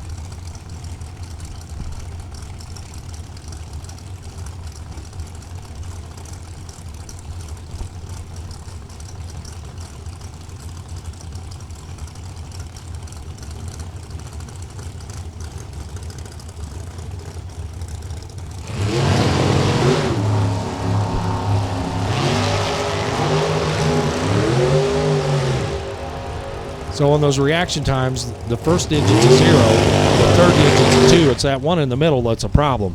But Daria Kramer, even though she was 6/100ths behind at the starting line, still gets the win. 890 with a 4 at 183. Gary Wombolt, 896, 4 at 153. He was 032. She was 092. If you're doing the quick math, margin of victory becomes 0.005. 5/10,000ths of a second. Margin of victory, the closest race of the day so far. Daria Kramer will take it. Keisha Huffman coming up now alongside Nicole Stevenson. Huffman, the school teacher out of Waxahachie, Texas. That's the better half of the Keisha Chase Huffman show. Nicole Stevenson over here on the right. Corn Dog Gypsy out of Hillsboro, Indiana. She's wheeling the American car. Keisha, the Miller car. And it's Nicole Stevenson, 8,900. 890 with a 00. 175 for the win for Nikki. Keisha got down there. Took 35 at the stripe. Broke out by 34. Wow. That's close. Michael Hedger, Craig Anderson. Hedger left side, big head right. Joey Hessling's race car, gonna park it in the trailer. Michael Hedger, 002 at the tree, strapped one on him there, 891 at 162. Hedger is your winner. For Big Head, 893. He's 3 over. So that end of the track he comes up short. He's 017 to the 002, so on this end of the track he comes up short. Craig Anderson 0 for 2 here in round number 1. Hedger, your winner, to advance to second round. Michael Sechrist and Todd McCann. Sechrist, Wichita, Kansas. Jim Whiteville race car. Todd McCann, right side. Centennial, Colorado, the McCann Racing undercover car.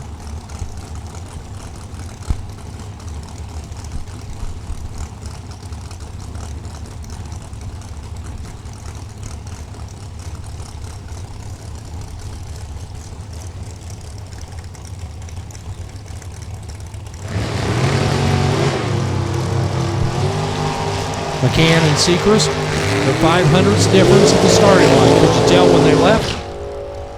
Was probably hard to do. They probably couldn't tell either. But Sechrist behind at the starting line by 500ths of a second, but gets the win. as he tightens it up down there. 891 at 184 for the win. Todd McCann, 899 behind, 144 for the speed. 19 thousandths margin of victory going to Michael Sechrist. The Mike Bailey Motorsports Dragster coming up next, left side from Midlothian, Texas. The rocket scientist over there on the left, that is Mike Bailey himself. Rear Morrison Power sitting behind the driver, taking on Brianna Johnson. Bree out of Arvada, Colorado for Fine Line Graphics. Her chassis built in 2018, big block Chevy Power. Can't wait quite long enough. 004 red. Bailey going to pick up the round win here. Bailey, 884 at 177. Breaks out, doesn't matter. Already had the win light flashing. Brianna Johnson, 004 red, 887 at the finish at 176. Bryce Mickey coming up now out of Troy, Missouri. The ComSync EFI Dragster.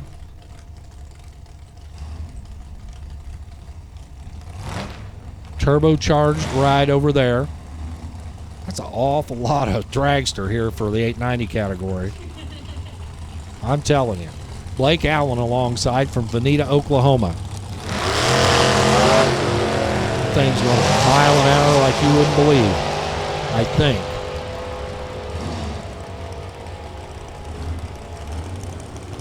And at the stripe, how about that? 889.9 for Blake Allen. Takes out Bryce Mickey's 889.2 at 167. That car's got a lot of potential. And it could be a big mile-an-hour machine, no question about it. 350 small block LS combination with hair dryers attached. Attention in the pit area. Is that Top Dragster Q2. We need you to the lanes, please. Top Dragster to the lanes for qualifying session number 2. Top Dragster Q2 to the lanes. Kevin Burnett, Kyle Fickler. Burnett left, Fickler right. Fickler's been crashing on this car this weekend. Can he turn on a win light? No, he cannot. He was 0-15 on the tree, left second by 15. Burnett, trip, zip. A bag of donuts. Ought. 3 eggs. However you want to say it. Perfect light. 891 at 170. Sometimes I just make these up, Sarah, just so you know. I never heard anybody call it 3 eggs before. Yeah. But anyway, for Kyle Fickler, 891.4 at 156. 0-15 at the start, put him behind. Burnett will take the win. Top Dragster Q2 to the lanes. Hey, Sarah, you're a Kansas University Jayhawk. You're a big fan. What do you see out there on the side of Tim Eckert's car? That is Willie the Wildcat.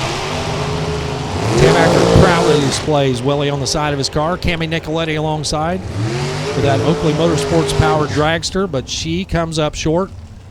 Willie the Wildcat moves on. 893, 172. Better at the starting line by 9 thousandths of a second. That made up the margin of victory. Cami Nicoletti, 893 at 170. Eckert, your winner. John Medlin and Shannon Nicoletti now.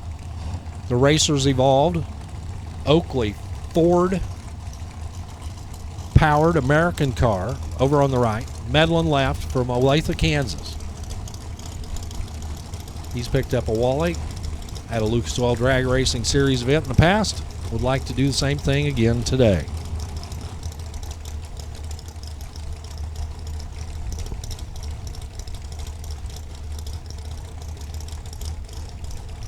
Both of them roll in, light the top bulb.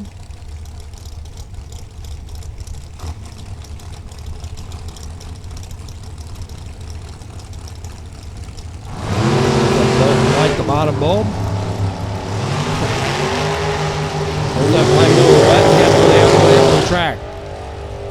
One of them's 002, and he left second. But he wins 891.7 at 169 for John Medlin. Shannon Nicoletti's day ends with an 894 at 168. But how about this? Medlin was 002. Shannon Nicoletti was 000. He's perfect. Medlin 2 over, 2 thousandths from green. Medlin runs the other end and takes the win. Jason Chapin and Austin McClure. They'll be your next pair coming up. Chapin left side, Lincoln, Nebraska. The American car. He is staged and ready. McClure will roll in now for Aeromotive. Austin sees his win light flickering on top of the scoreboard down there. Jason Chapin turns it red, way early for Chapin. Austin McClure 888 at 173. McClure is your winner. Jason Chapin, red light start in an 893 at 149. Dusty Meyer coming up now. See Dusty later on in Top Sportsman. See him now here in Super Comp. He gets Chris Bishop here in round number 1. The Bishop's Performance, 1320 Marketing, Seafoam entry, Line Performance Engineering behind him. Bishop Performance, 1320 Marketing, a proud sponsor of Drag Racer TV coverage this weekend. Dusty Meyer down there has the starting line advantage. They both work the throttle. Dusty Meyer is your winner, 891 at 156. He had about 300s to work with when he got down there. Chris Bishop got down there first by 2 ten-thousandths of a second, but 889.0. That's under the index. That's a breakout. Meyer comes back. Mike Nemitz, the Waverly, Nebraska Nemitz Racing Mullis car, pulls up alongside Shannon Brinkley for LODRS Casino and Resort out of Highlands, Texas. LODRS Casino in Lake Charles, Louisiana. A destination facility if you're looking for a great weekend or just a great vacation in general. Nemitz, Brinkley, and it's going to be Nemitz for the win. He's 10 up front, dead 9 at the finish, 19 thousandths package. Shannon Brinkley was 15 up front, so he had a 4 thou window to work in, but he breaks out by 3 thousandths, 889.7 at 172. So the Brinkley's 0 for 2 here in Super Comp. Jason Medlin comes up now alongside Greg Nicoletti, the third half of the Nicoletti race team. Oakley Motorsports Power behind Greg Nicoletti. Jason Medlin trying to get it done over here with his Mullis car from Reno, Texas. Medlin left, Nicoletti right.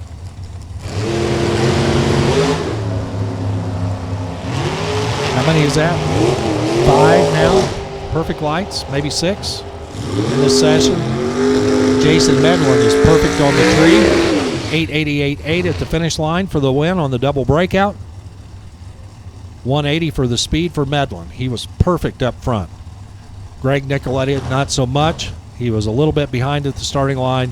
5 under 885 at 175, trying to make up the difference. He did cross first, but he broke out by more. Mitch Withers for Central Truck Equipment, Pratt, Kansas, his new 2019 Corvette. Withers part of the sponsorship group, bringing you Drag Racer TV coverage this weekend, thanks to him. Tanner Schiffner alongside the Watertown Ford machine. And it's going to be Schiffner getting it done, 894.7 at 147 for Tanner Schiffner. So we had like 1.5 door slammers, because Withers kind of is a door slammer in a Roadster. He's out. We got 1 door slammer left. But yesterday, that's all it took. Brian Turner and Chris Whitfield going to take their shot at it now. Top Dragster to the lanes. If you're not there, we need you. Top Dragster, Q2. Brian Turner.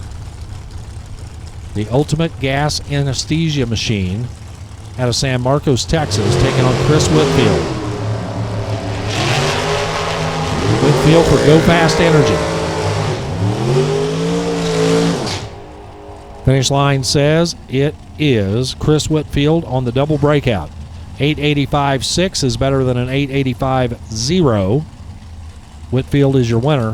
Whitfield was second off the starting line, but does better on the double breakout by going under by just a little bit less. Don Freeze and Wade Samuel will try it now. Freeze over on the left from Omaha, the innovative print marketing machine.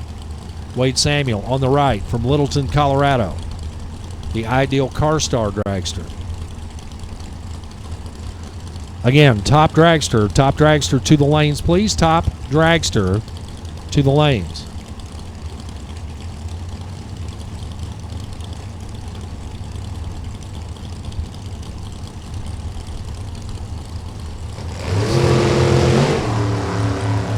Both of them let go.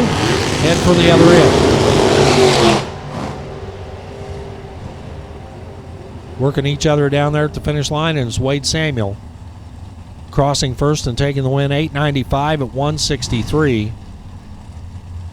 He was 9 thou better at the starting line. Don Freeze 8:94 at 165, closer to the index for Freeze, but the total package better for Wade Samuel by 26/10,000ths of a second. William Cars from Lake Charles, Louisiana. 2 cars racing, he says. Don't know if he's racing 2 cars or there's 2 cars on the team.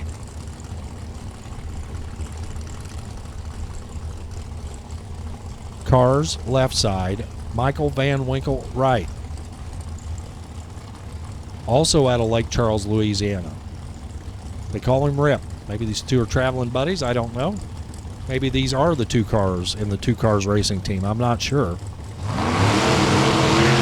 Maybe I should just quit talking. Bill Cars turns it red. Rip Van Winkle. You'll see his round win. 9:06 at 157. William Cars, 4 thou under on the other end. 8:89.6 at 154. Doesn't matter. Turned on that pesky red light by a bunch. Danielle Jaramillo Miller from Topeka, Kansas. The Danielle family racing dragster. Hubby Dustin Miller, horsepower builder, alongside Jeff Cheney. The Cheney Enterprises undercover car on the right, affiliated with Bishop Performance and Seafoam and a whole bunch of others. Danielle, way early, let go of the button. Jeff Cheney gets the automatic round win, 8:87 at 192. Danielle, 8:97, 168 down there at the other end.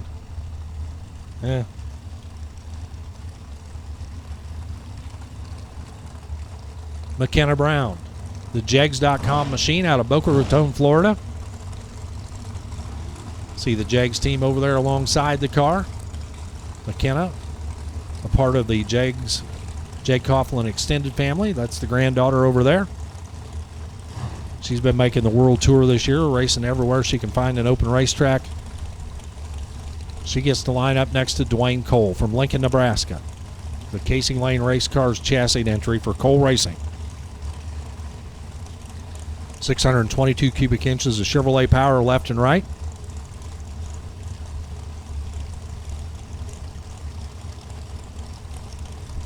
Both drivers taking their time to get in there and stage.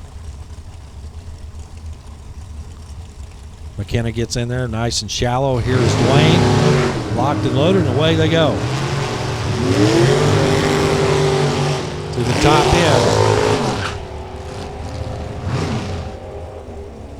McKenna, better at the starting line, but breaks out. Took it by 0.08 of a second, too much. 8:89.2 on the breakout. Win light for Dwayne Cole, 8:93 at 163. He was behind at the starting line by 0.07 of a second, but it doesn't matter. His win light is flashing. Jason Crank, Higbee, Missouri, and Billy Torrance. Yes, that Billy Torrance. Last we saw Billy Torrance, he was holding up the big Wally at Indianapolis after parking his top fueler in the winner's circle.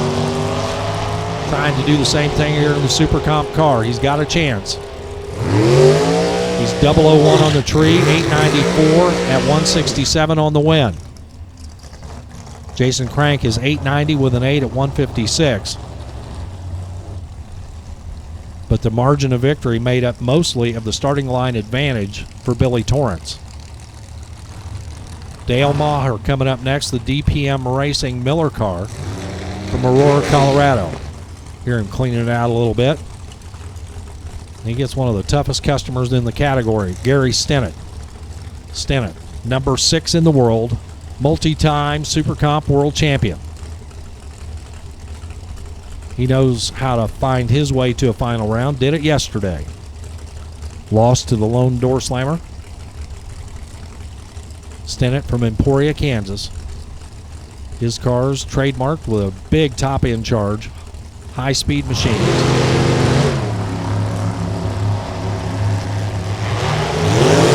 Out front. Here comes Stennett. Clawing away, trying to get there, and Stennett on the double breakout. He's 889 at 181. Maher also 181 on the speed, 887. Stennett for the win. Tyler Vaughn, Rodney Frazier coming up now. Vaughn out of Minden, Nebraska. American Race Car Pipes over there. Rodney Frazier with the Miller car on the right from Sand Springs, Oklahoma.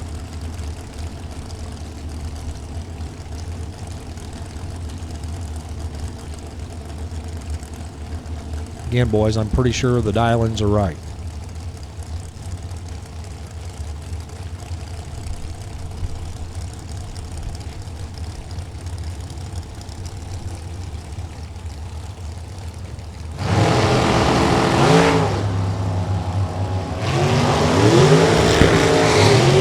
Decent start for both drivers.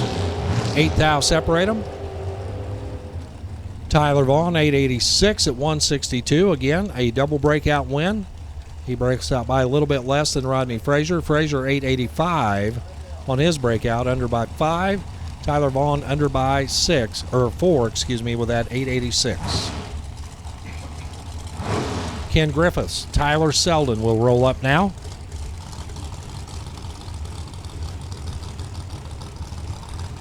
Griffiths left side of the track, Eden Prairie, Minnesota. The K-Tech Matchless Performance entry. Tyler Selden from Bennington, Nebraska. It's about as far east as you can go in Nebraska. At least that's what the magic Google machine tells us. But he'll get a head home a little bit earlier than he planned, as he is a first-round runner-up. Ken Griffiths, 892 at 175 for the win. Tyler Selden, 895 at 163, and out of here. Top Dragster, final call. Top Dragster, final call. Top Dragster, final call. Wayne Matthews, Elizabeth Lopez coming up next. Matthews left, Lopez right. Matthews from Gower, Missouri. He's a power plant operator. Trick chassis setup. Elizabeth Lopez from Fort Worth. Businesswoman over here on the right. Mullis car. Staged and ready. And a little bit separated at the starting line. 400ths difference. Lopez behind. Can't make up the difference. 889 at 163. Elizabeth Lopez broke out. Trying to get there. Wayne Matthews ahead all the way, 890 with a 5 at 164. Matthews is your winner. Stephen Michaels now will line up out of Las Vegas, Nevada. The Michaels Family Racing Yancer chassis machine. Taking on Jay Bunce for Mickey Thompson Tires. Right side of the track, the engineer out of Piedmont, Ohio.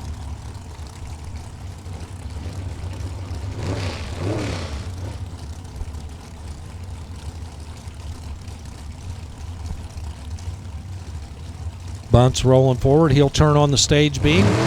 Michaels is in there right behind him.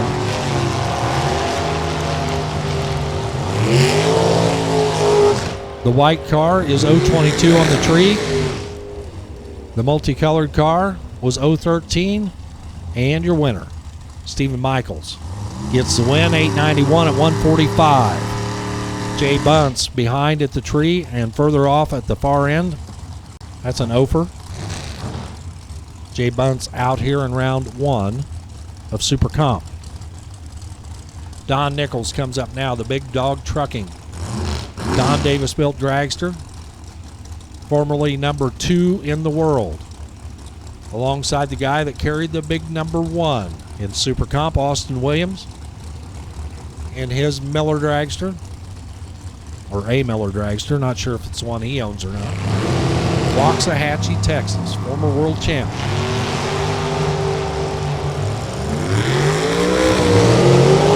And Croc Rocket, little too much down there. 889.7 at 170. Don Nichols for the win, 891 at 167.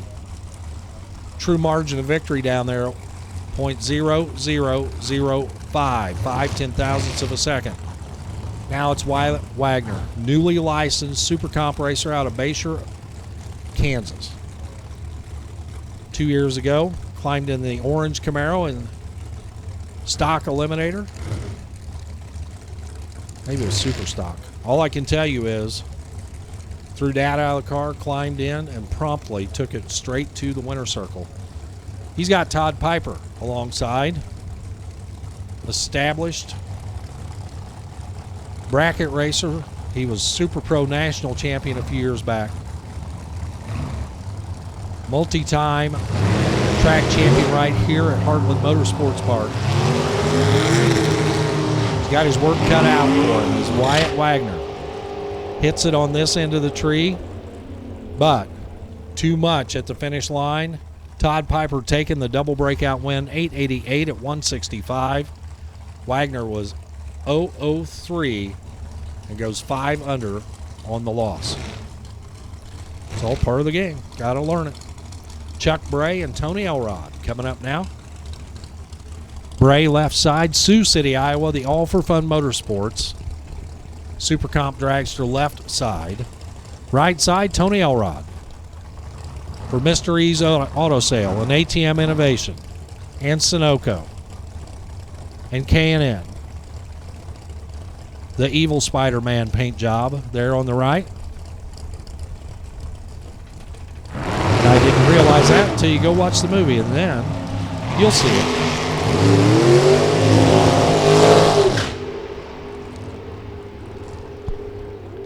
And for Elrod, 890 with a 7 at 170. He'll be back for second round. Chuck Bray, 892 at 173. Jamie and Jacob, got to be happy with that effort. I believe Jacob also won that round, so we'll see both the Elrod brothers back. And one more car here in Super Comp before we go top dragster racing. This is Terry Pollard from Montgomery, Texas, the Pollard Racing 2012 American Chassis Big Block Chevy entry. He'll put down a time pass here in the O'Reilly lane, and he'll be back for round number 2. Pollard hustles for the other end of the track. Wind light already flashing up there, 892 at 182 for Terry Pollard, and that will put round 1 of Super Comp Eliminator into the books. Looks like we're going to put down a little bit of sticky stuff here before we bring out the high horsepower, 6-second, 220 plus mile an hour, long skinny cars. Top dragster Q2 will be upcoming. Devon hustling around trying to get everything ready to go so we can do just a little bit of track prep here before we bring you the second and final qualifying session of Top Dragster.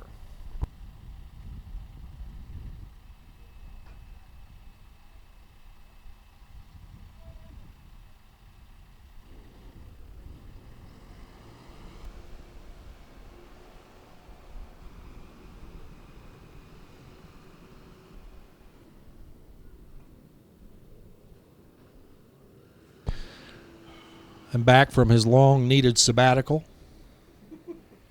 stretching himself out, getting ready to do the yoga pose. I don't want to see the downward dog. That's a muscle man pose. That's not yoga.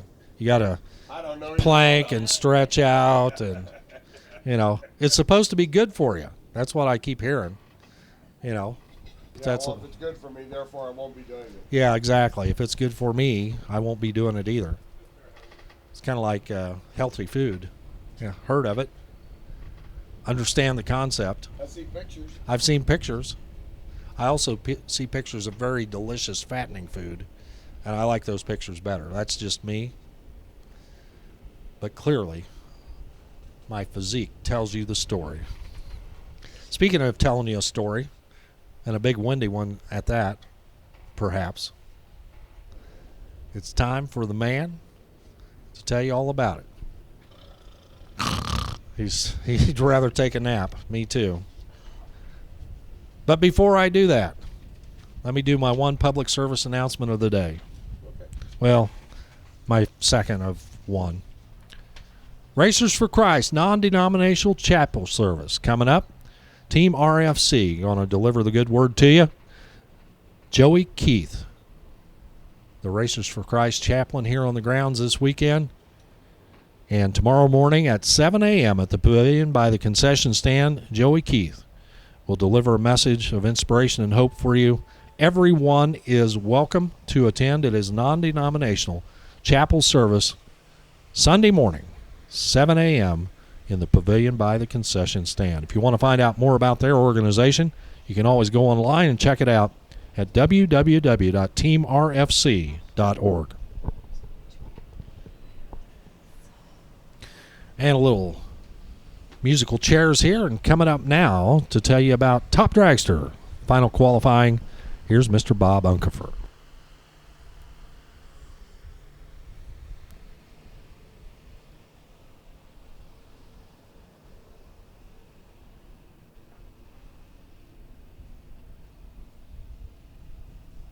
Well, while Warren tries to walk away from me and drag the cord and the microphone out of my hand.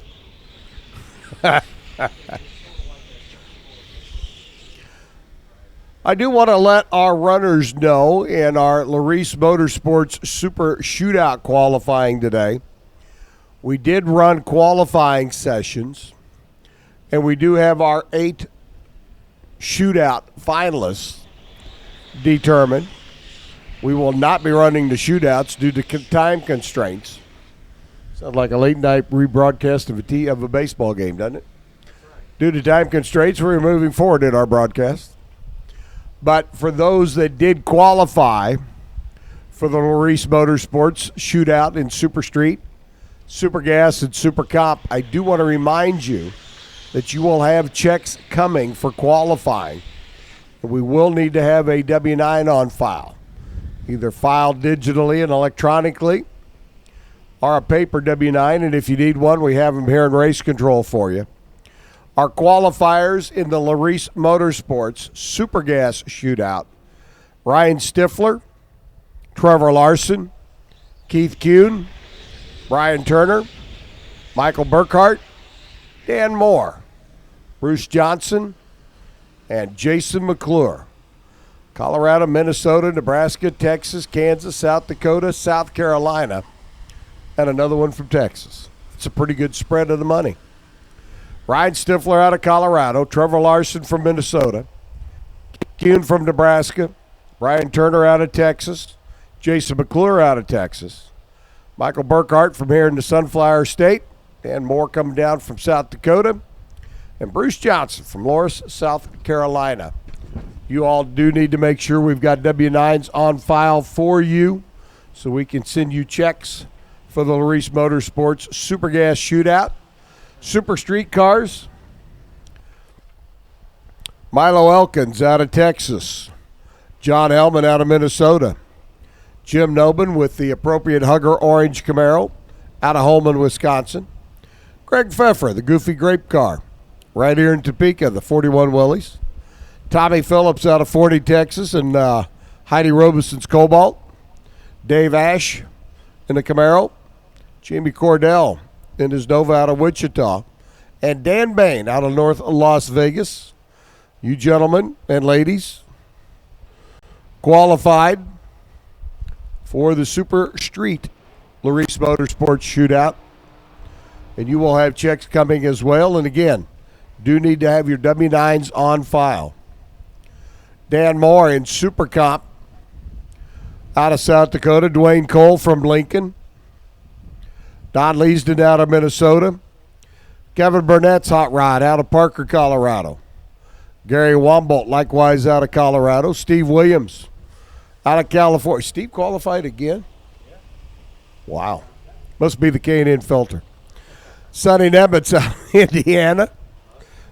And Sarah Vang out of Parker, Colorado. You all qualified for the Larice Motorsports Super Comp Shootout. And again, W-9s must be on file. If you want your money, Sonny, you do need to have a W-9 on file. As we get ready to go into final qualifying, top dragster, comp, and top sportsman. And, of course, our low qualifying bonus. Top dragster coming from Fine Line Graphics, Madcap Race Engines. Our top sportsman low qualifier bonus coming to us from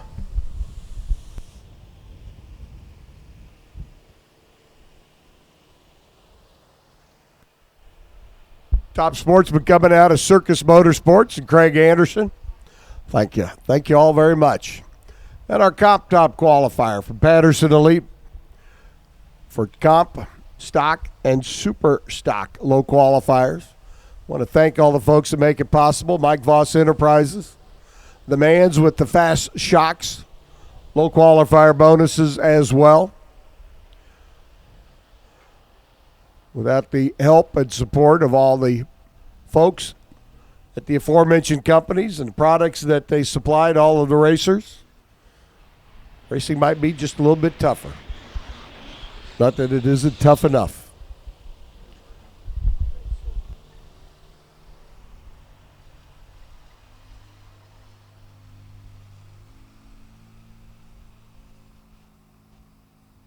Sure and tell your friends and neighbors. Dial in, dragracer.tv.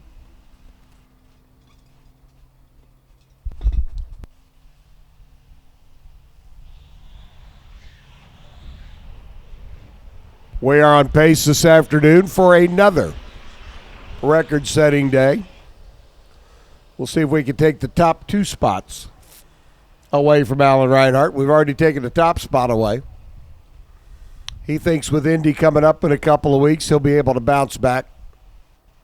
Yeah, well, that's what he thinks.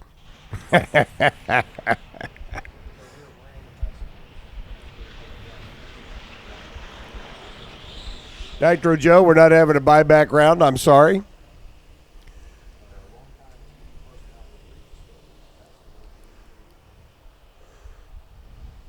What's that got to do with drag racing? And a sad note, Regis Philbin passed away today at the age of 88.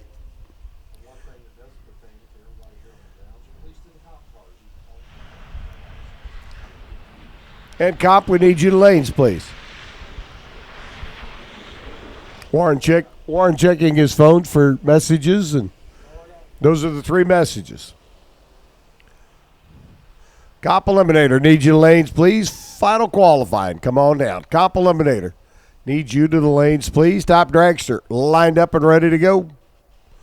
As we get ready to continue on through day number 3 of the Heartland Motorsports Park Double Divisional here in D5. Top dragster, comp, and top sportsman coming up. Following that will be round number 1 of alcohol dragster and alcohol funny car. Super stock and super gas first rounds of eliminations, along with sportsman motorcycle. Round number 1. We'll dive back into alcohol dragster and funny car. Round number 2, following the sportsman motorcycles. We'll dive into round 1 of top dragster, comp, top sportsman. Round number 2 of super comp should carry us into about 9 o'clock this evening when we will see our finals in top alcohol funny car and top alcohol dragster.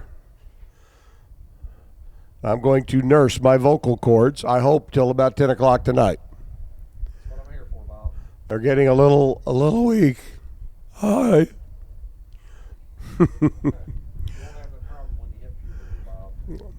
Oh, when I hit puberty, I won't have that problem? Hot diggity dog. I got something to look forward to. Top dragster. Final qualifying. We will set our field.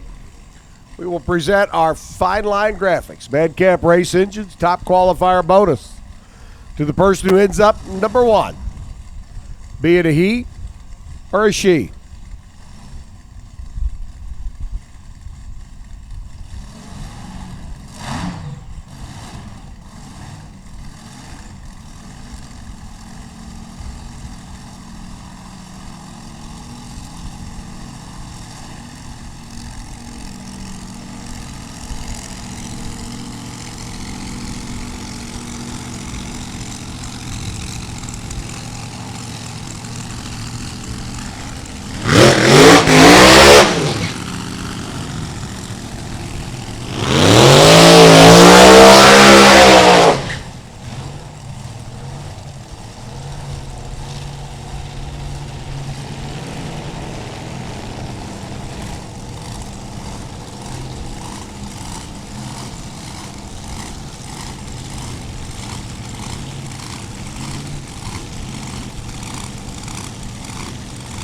David Nation, who we have determined is related to tractor puller LD Nation.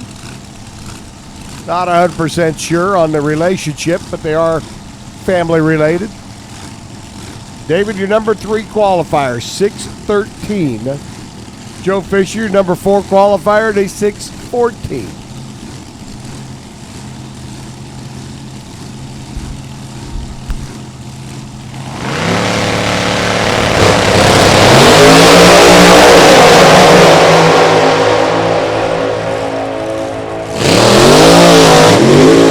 $613.9 by David Nation. No improvement. Joe Fisher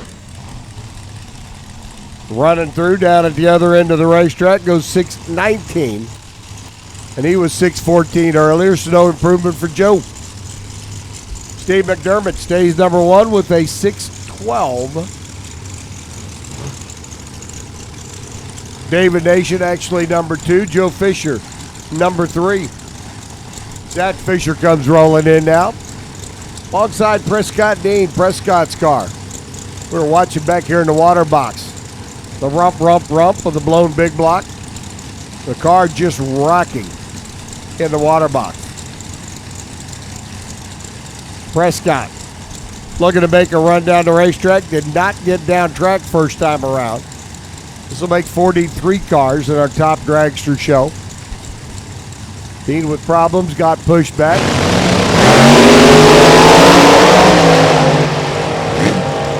Now hustling his way down track. Zach picks up a Hun. Moves to number 6. Prescott Dean goes 6:76.9. And number 38 in the show. Wayne Landry and Brad Johnson come rolling in next. Wayne on the left, Bradley on the right.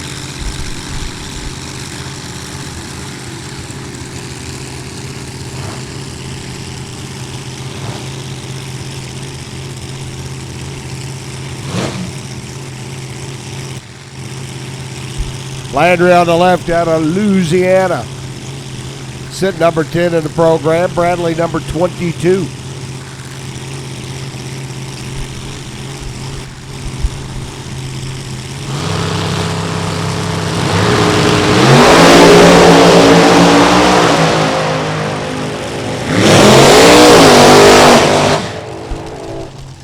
Wayne Landry runs consistent, 6.201 at 220. 631 by Brad Johnson. He's off by a Hun. He'll stay number 22. Scooby-Dooby-Doo. As Mark Moore makes it over from Hutch. Keith Neiman up from Wichita. Flying Monkey Racing Team.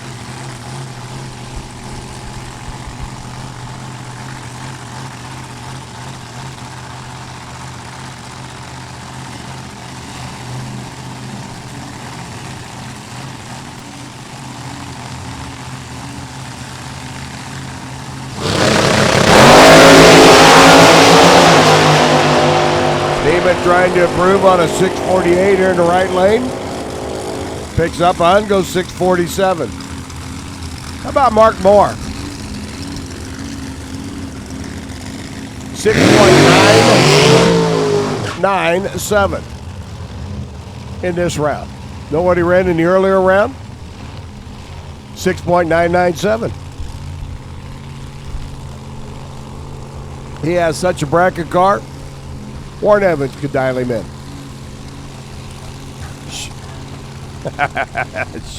Sean DeBenzler comes rolling in, the lady out of Scottsdale, Arizona. Shonda, in the opening round, blistered to a 6:01. That's too quick. You can't run quicker than a 6:10.0 in qualifying. John Biaggi on the right-hand side. Mama D looking on. Runner out of Illinois. 6:34 in the opening shot.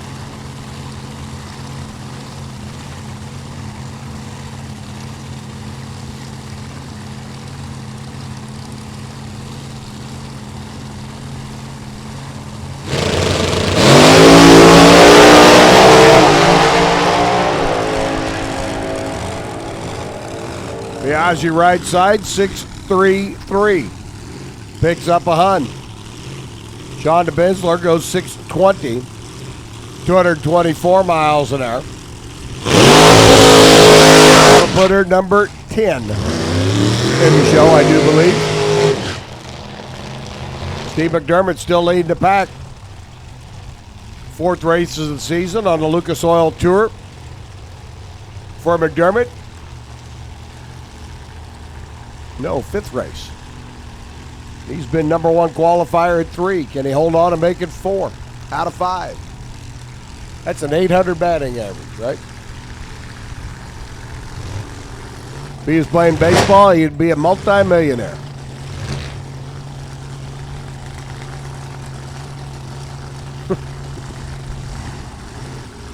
Only for the Cubs.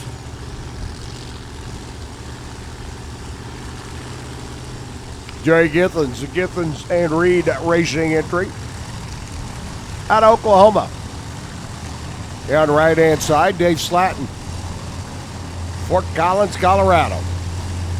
Dave had problems in the opening round. This guy do a 1085. He's sitting down at the bottom of the heap. Looks like he shall be improving. 666 at 203 miles an hour, 640 for Githens. No improvement for Jerry. Dave moves up.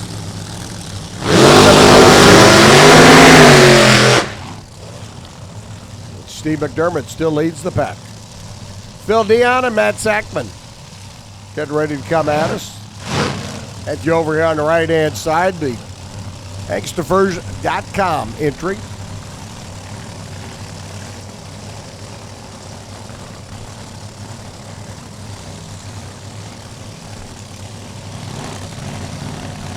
Extravers lubricant used by many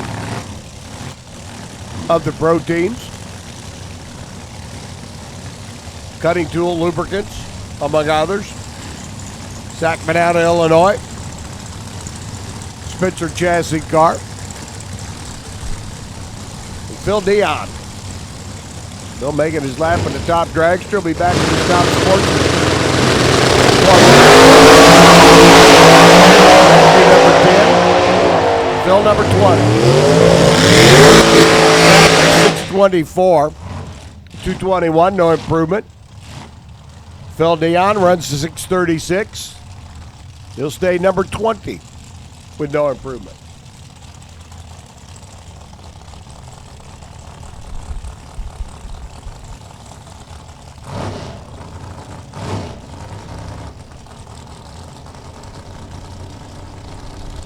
Al Peebler and David Harrington come rolling in. Harrington, who won the first race of our two-race double last year out of DeSoto, Kansas.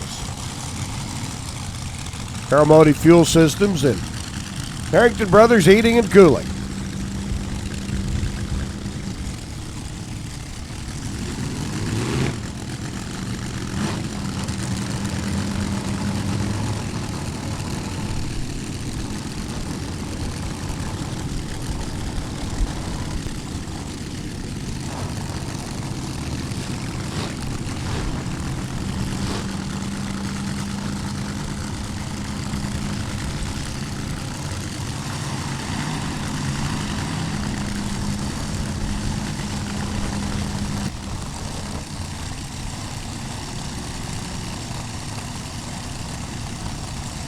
Harrington rolls in, lights both bulbs, rolls through, rolls back, does it again.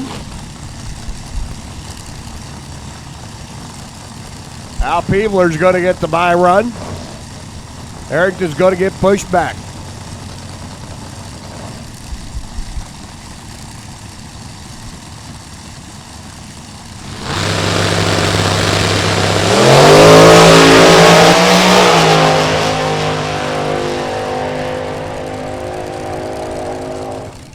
.624 as he picks up a nice little chunk down there. 224 miles an hour by Peevler. Our run earlier today was the 631. David Harrington is going to cruise on down the O'Reilly side of the racetrack after rolling through the beams not once but twice and trying to get restaged.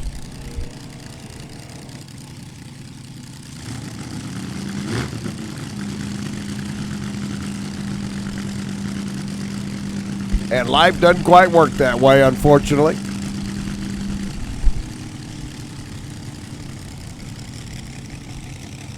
So Peevler moves up to number 15 with that lap. Harrington cruises through. Pat Forrester and Blake Peevler come rolling in next. Patrick with a 637 in the Sunoco entry over on the right-hand side in the opening round. Blake with a 626 on the opening shot.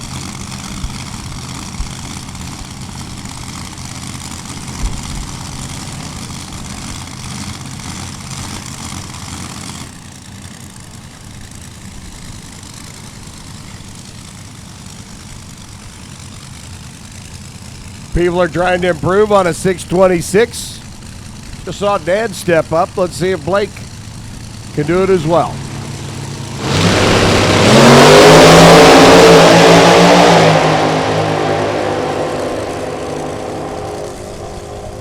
.625, he does step up. Not quite as big as Dad, but he does improve. .644 by Forrester. He does not improve. Blake now sits number 16 in the shows. Mike Coughlin and Steve McDermott come rolling in. We talk about Steve McDermott being the number one qualifier.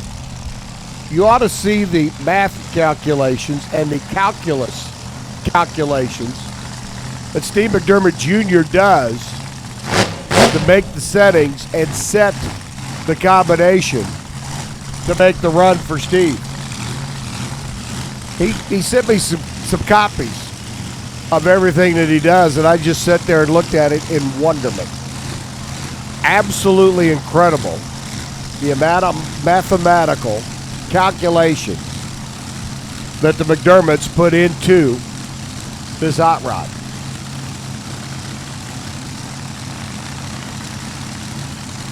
I don't think it's gibberish because they've been number one a month. You've got to find that right lick going through eliminations. 612 for McDermott. 625, 219 for Mike Coughlin. His best run of the two, he sits number 17.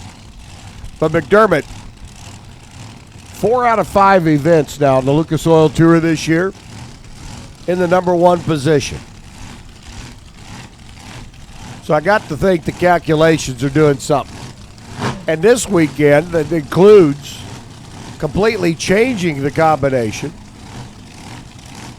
because they had to take one manufacturer's rear axle out of the car and put in another manufacturer's rear axle with a completely different gear combination back in. And then to come back and make it work for low qualifier? Hello? Rusty Baxter working their way down track. Baxter on the left, 630. No improvement for him, 640. Haskell, he falls off a Hun, and that seems to be about the norm here for this session. Off a Hun or two for the majority of the cars going down the racetrack, which makes McDermott's run a 0.003 of a second different lap down the racetrack even a little bit more impressive.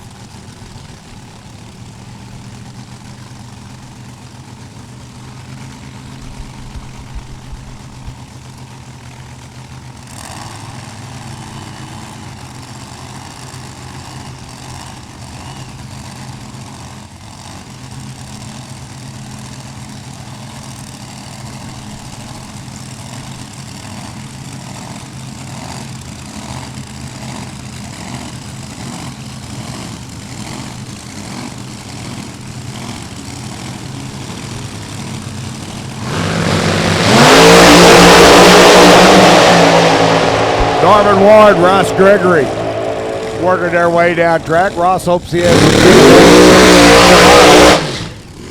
as he had yesterday.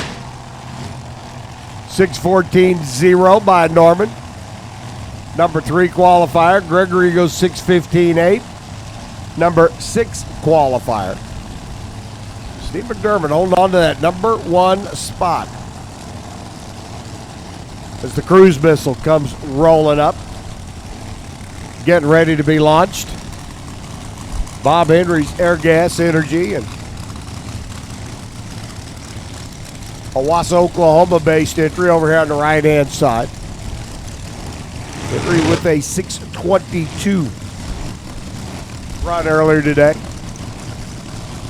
Bob Henry down in Houston, Texas, flat blowed up a Pro Charger combination. Memory serves correct. D. Cruz over there on the left-hand side, 6:17 on an early shot. Will Hannon calling to tune it over there for the runner out of Alvin, Texas. Number 1 spot, Steve McDermott. Going all over D. Cruz can drew, 6:21, 2:35. I think Will may be going for consistency right now. 6:21 for Bob Henry. Henry sits number 12. Cruz sits number 6. We call Top Sportsman in lanes, please. Cop Eliminator, you should be there. Top Sportsman needs you to the staging lanes, please. Come on down. JB Strasweg, number 8 qualifier with a 6:19. Jimmy Sakovic, there's another car that could swing for the fence. Quite possibly take away that number 1 qualifying spot. You pick up the bonus money for being the number 1 qualifier. And that's a nice little plus, nice little perk. A little ego that goes with it. I think for the McDermotts right now, it's all about being able to do it and do it consistently. JB, another 6:19. Slows down by 5 seconds. Sakovic goes 6:35. He was off by a Hun from his earlier 6:34. So JB stays 8. Jimmy stays 26. 2 more come rolling up. J.R. Baxter, your winner last night, and Jeff Coron out there on the right-hand side. Good ready to make his way down track. JR, 6:34 earlier today. Coron a 6:30 lap, actually a little bit quicker. We talk about the number 1 qualifier. Yes, it's a nice bonus. It's a nice perk. Nice way to thump your chest a little bit and say, hey, we bad.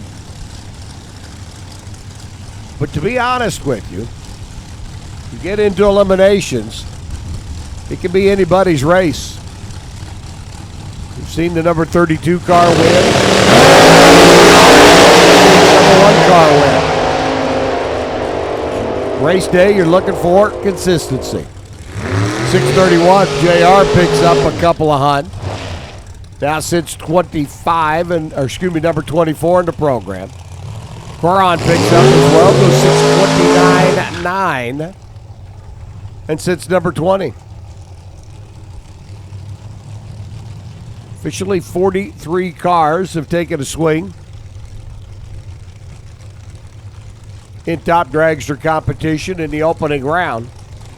Finishing up round number 2 now to set our pairings for round number 1 coming up a little bit later on today. Aaron Stanfield and Jeff Strickland. Third generation racer, second generation racer. Jeff and his dad campaigning a pair of race cars for years. Out of Red Bay, Alabama. Jeff now doing double driving duty. We saw him up earlier. Stock eliminator car. This the dragster that carried him to the number 2 in the championship points a year ago. 6:45.9. Strickland stays consistent. Back-to-back runs within 0.02 of a second. Stanfield goes 6:24.5. Off by a hunt from his earlier 6:23.4.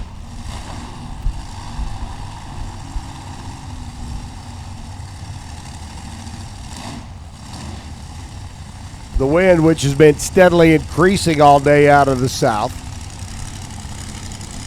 obviously affects the dragsters less than it does any other car, simply due to the lesser frontal area on the dragster. They dice their way through the air in a much cleaner fashion than, say, a 1970 Plymouth wagon with a square front end. Justin Frost and Victoria Johnson. Fine Line Graphics, Saratoga Casino. Reigning division champ. We're on the right-hand side. Frost out of Haslet, Texas, the JC3 Energy car. There in the left lane. 632 cubic inch combination. Power plant out of the Stanfield Racing Stables. Justin went 6:35 earlier today. It's ready to see what he can do.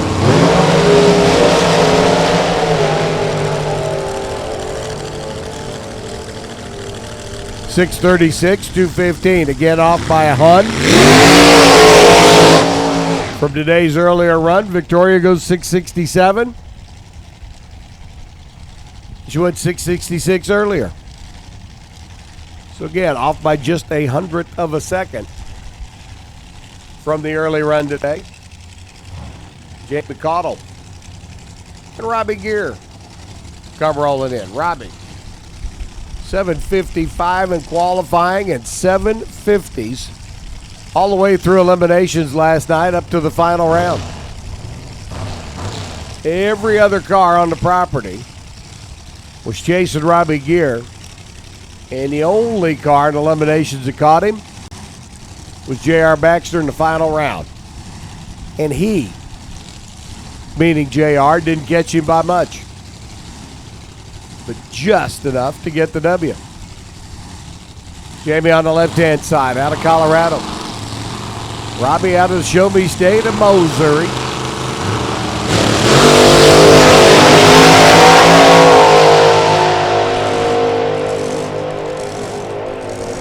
Connell's car, 6:54, 2:13. Slows up a couple of tenths. 7:53 for Robbie Geary, picks up a couple of Hun. But even picking up a couple of Hun, he'll still be second from the bottom. Number 42 in what is so far a 43-car field.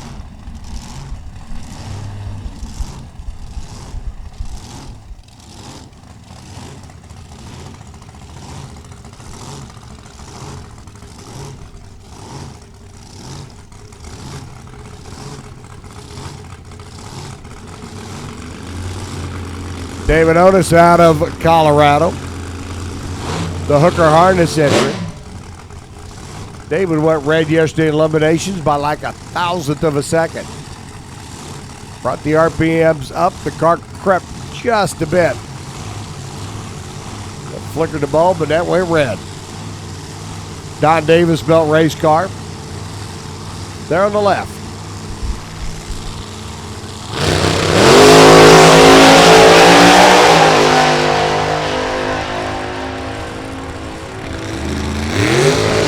$6.29 earlier today for David to go $6.32 this time through. He'll remain number 19 in our qualifying order. And Randy Dahlberg for Madcap Race Engines. Randy cranked off a 7:38 earlier today. Getting down to the end of the session. Some of the cars sitting out. You are not required to make a run each round, but you are assigned a lane for each round. Some of the cars electing to not make a lap, ending up with a few left lane singles here towards the end of the session. Dahlberg, like we said, 7:38 earlier. Goes 6:90 now. That's more like it for Randy.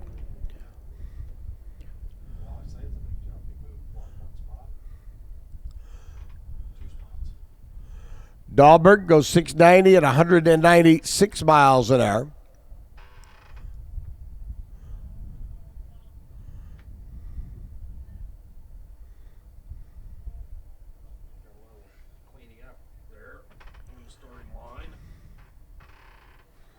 We have 41 cars out of 43 in the 6-second zone. The only 2 cars not in the 6-second zone, Robbie Gear, who hadn't seen it all weekend, and Patty Fisher, who had a trouble-plagued run earlier today. Other than that, Mark Moore, Randy Dahlberg, Prescott Dean, Victoria Johnson, all down in the 6-second zone. A little cleanup over here on the left-hand side. Afton Swanson, the young lady out of Denver, Iowa, for Arnold Motor Supply, sitting waiting patiently in the left lane. Racers, Super Comp, Super Gas, Super Street. Got several of you that know us your entry fee. From Thursday, W567 in Super Cop. From Thursday, 438C in Super Gas. In Super Street, number 45, 4423, 41, 5199, as well as 5137. Guys, if you owe money for the Super Shootout, brought to you by Larice Motorsports Insurance, you need to tricky trot your little 2-speed left-right transmission up there to the tower and get your entry fee paid. From today with Super Street, we've got 406C, X547, 426J, 430M. That's yo. Super Cop, there's several of you. 5014, 3244, 3387, 4646, and F417. Super Gas, the list a little bit shorter, 5883, 4435, 5115, 5188, and 506. If I called off your number and you haven't paid your 20, you need to come see us at Race Control. Got a lovely young lady standing at the back door here in Race Control, looking to take up collections. Well, they're not. They are collections. You owe us. Need to come pay.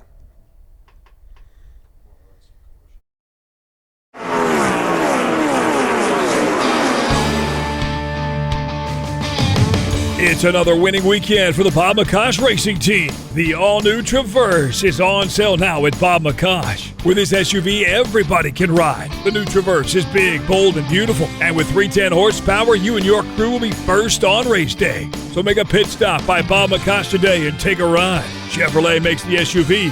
Bob McCosh makes the difference. The all-new Chevy Blazer is back at Bob McCosh. This SUV is a unique mix of style, elegance, and performance, pushing over 300 horsepower. This new Blazer puts the sport back in sport utility. So find new roads to Columbia, Missouri. Chevrolet makes the car. Bob McCosh makes the difference. Stop by Bob McCosh today and see how Chevrolet took the best truck on the road and made it even better. The 2019 Silverado is stronger, bigger, and more advanced than ever. If you're racing or just riding, this Silverado will not let you down. With 420 horsepower, see your savings at BobMcCosh.com. Chevy makes the truck. Bob McCosh makes the difference. It's another winning weekend for the Bob McCosh Racing Team.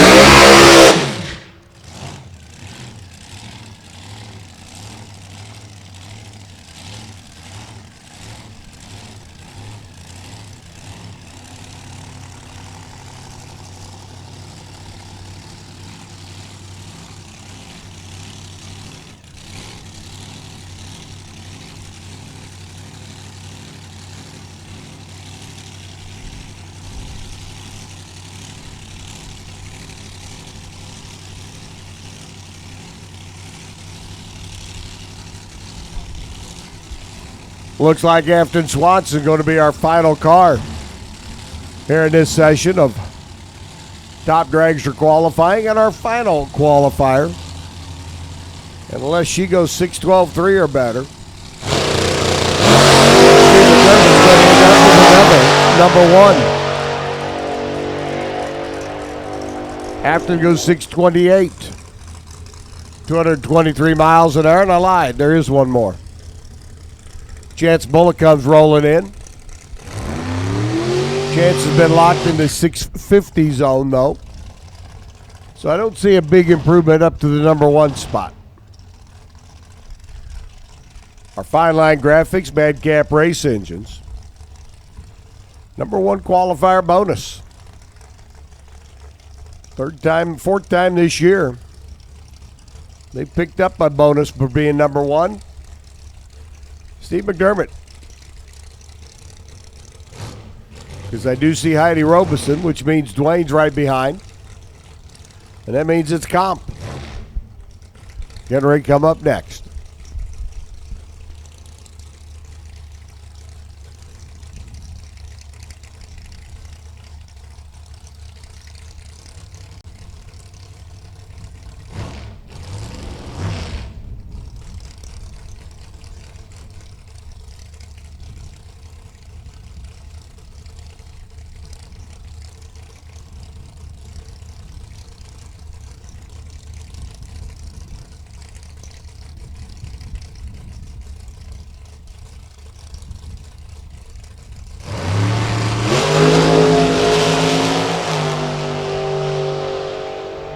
$13 light for Chance, 6:59 earlier, 6:57 this time around. So Steve McDermott ends up number one, David Nation 2, Norman Ward number 3, Joe Fisher 4, Ross Gregory number 5, D. Cruz the Stealth Missile 6, Zach Fisher number 7, J.B. Straswig number 8 for Meyer Distributing, Wayne Landry number 9, and Matt Sackman rounds out the quick 10. We roll into comp. Final qualifying, Joe Aerosmith. And Dwayne Robeson coming in. A G-altered automatic, 300 cubic inch combination for Aerosmith. Down from Minnesota. And Dwayne Robeson. Over here on the right, Dwayne has not been down track for this race. Dwayne will make it a 23 car field. So once again, the number one spot becomes a first round bye with the odd number of cars.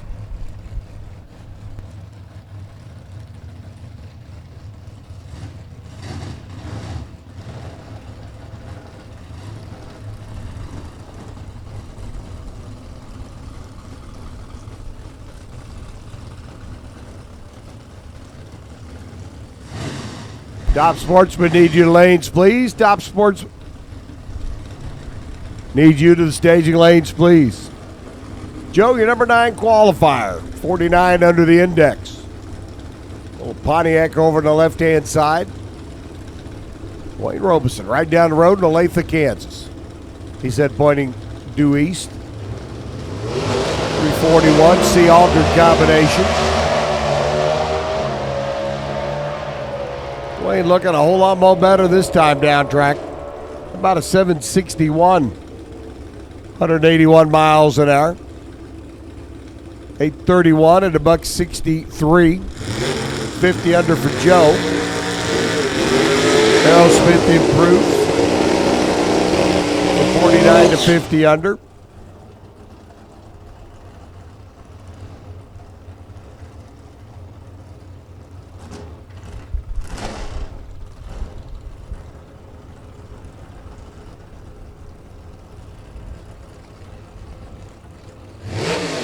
Dwayne rolls into the number 19 spot.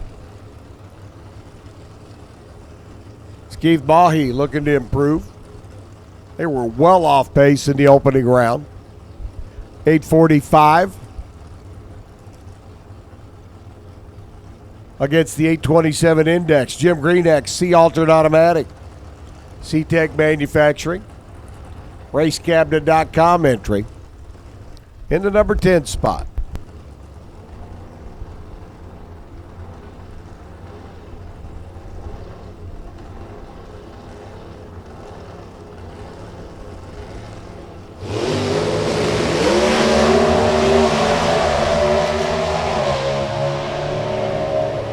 Greeneck up on the left, 734. 49 under the index now, 857 for Mahi.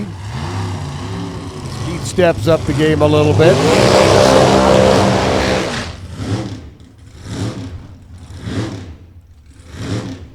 But still off pace. Will Hatcher's dragster comes rolling in next alongside Clark Smiley. Will doing his burnout over on the right-hand side. Now getting the car to roll backwards. Smiley's double B altered. Another car that did not get a good full pull in the opening round.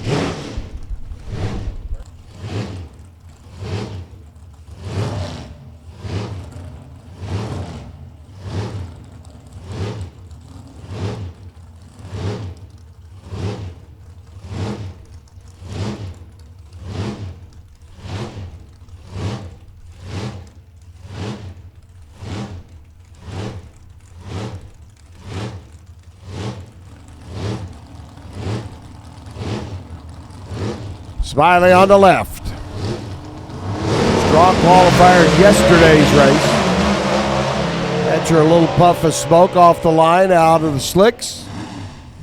He'll go through 728. Shutting it off early. 905 by Smiley. He shuts it off early. He does improve, but not by near enough. Smiley and Will stay down at the bottom of the qualifying sheet. Justin Hutto comes rolling in to be dragster automatic. Mobile 1 and NGK over on the left-hand side. Justin on Wednesday during Test and Tune started the licensing process for a top alcohol dragster pass or license. And did quite well. Steve Batuzzi, your number 1 qualifier in the Pro Mod entry out of Olathe and Aeromotive Fuel Systems. Over on the right-hand side.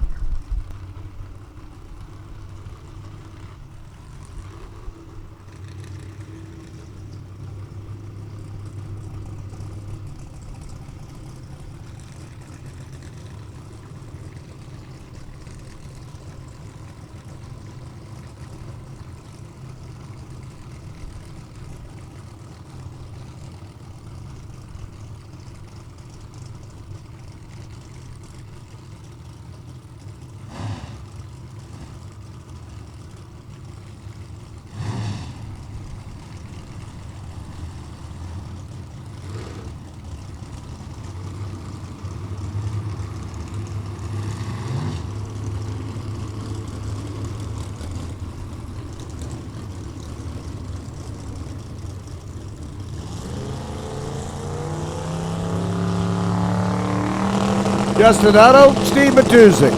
Top eliminator, final qualifying. Steve hiking the front end up in the air. Justin's got problems again. 6:05 at 2:49 for Matuzik. Hutto's car, a little bit of smoke out there as he got out of the groove and moved towards the left wall.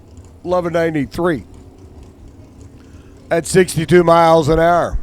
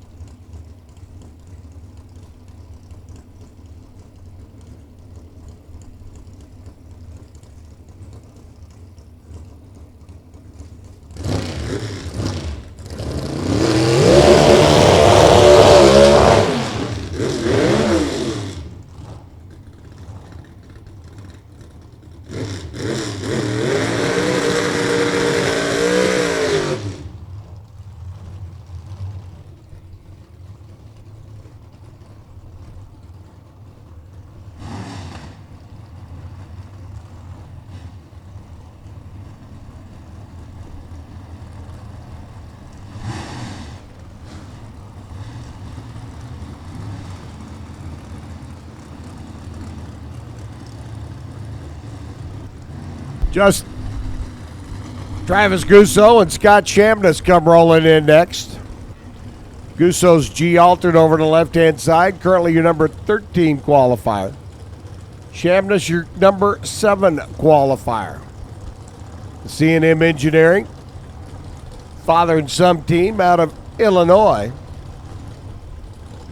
We're on the right-hand side of the racetrack. They went through earlier on a 50 under lap, a 676.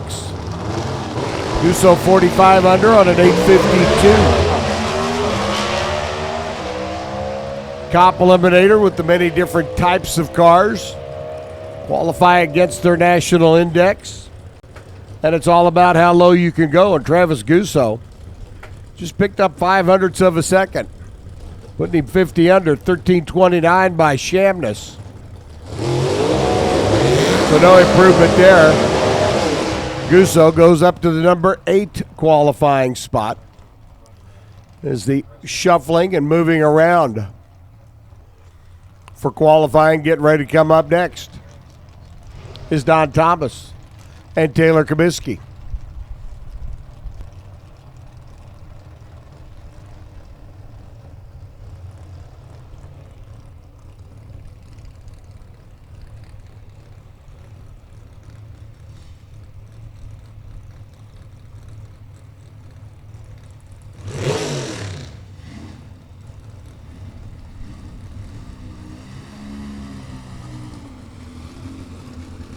Don Thomas, Panhandle Performance entry on the left-hand side. Tip of the cap to Don and everybody down in Amarillo at the Panhandle Performance Race Shop.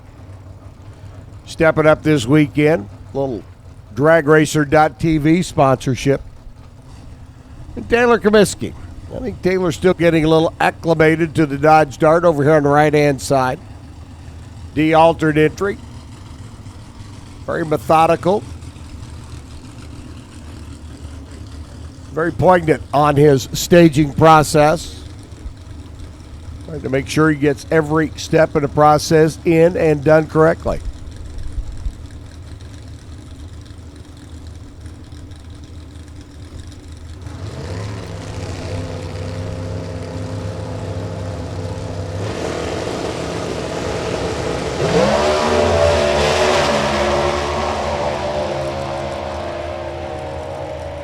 Don Thomas goes 694, 191 miles an hour. Big step for him. 791 by Taylor at 172 miles an hour.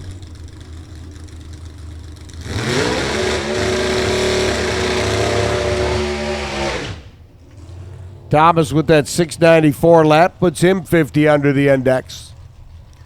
And number 9 on the qualifying sheet. Taylor gets bumped from 17 back to 18 as Don Thomas just goes around him.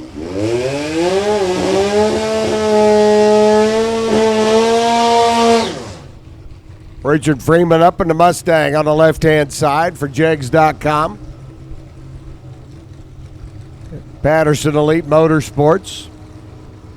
The Mustang, a B-altered automatic. Richard back behind the wheel. Up alongside David Billingsley, the I-altered automatic entry. A little 6-cylinder. V6 combo for the runner out of Decatur. Over the middle of Illinois.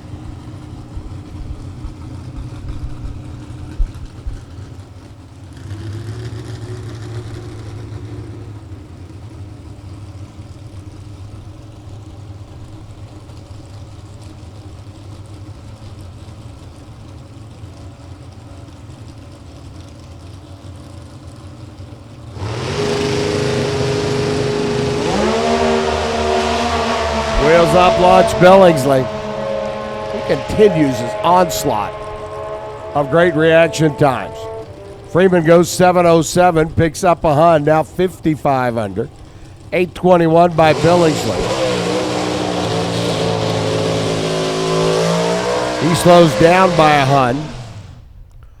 Freeman stays number 5. 54.4 under the index now. Billingsley, number 15, on a 45 under lap.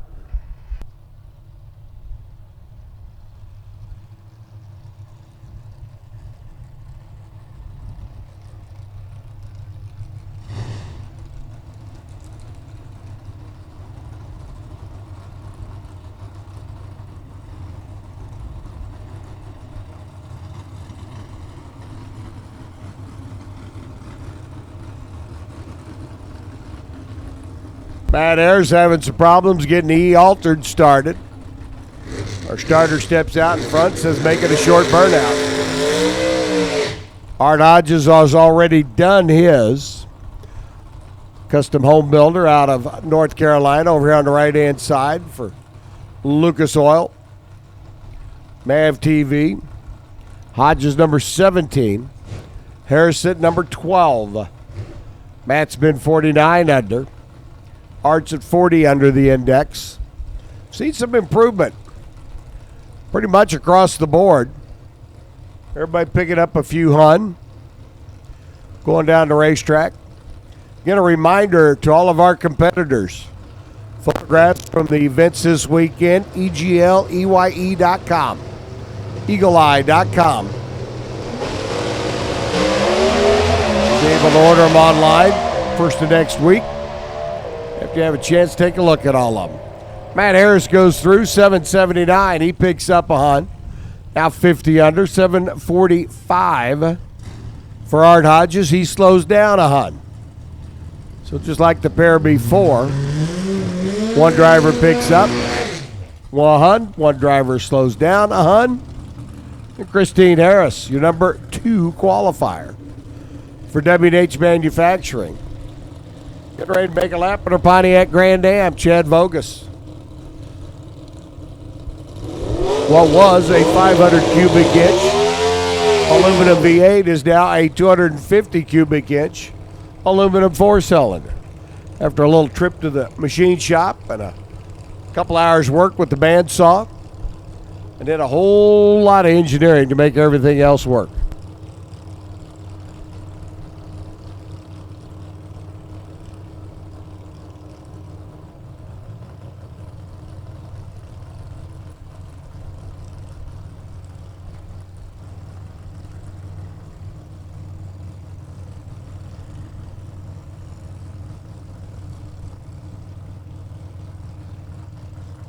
Chad Vogus out of St. Petersburg coming off the win a week ago tomorrow over in Columbus.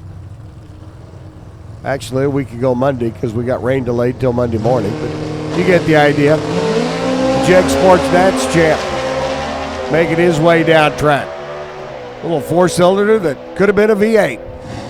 768, 167. Nice lap Chad picks up. 881 by Christine. She doesn't. She'll stay number 2. Chad goes 49 under the index, down to the number 11 qualifying position.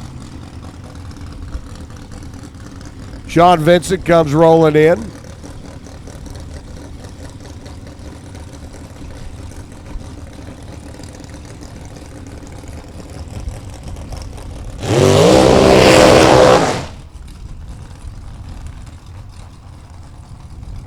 Sean at the wheel of the C-Truck Automatic.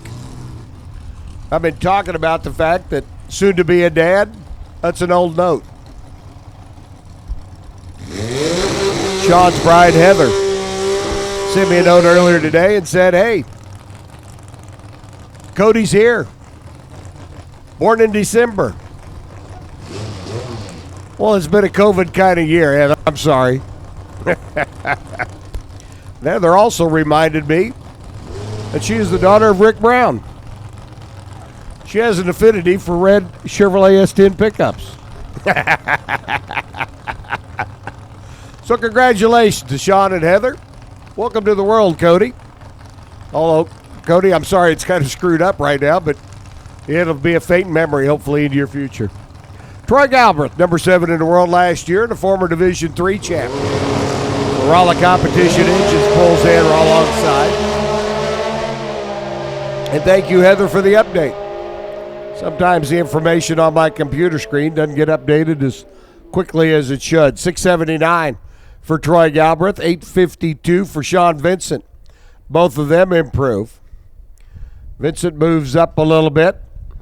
Now 45 under the index and number 16. Troy Galbraith now 50 under the index and number 7.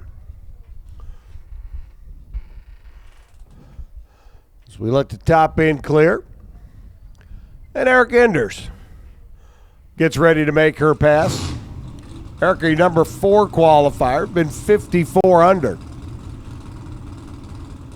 Driving a Pontiac out of Lee Sharp's race operation. Patterson Elite, small block combination underneath the hood. The C Super Modified.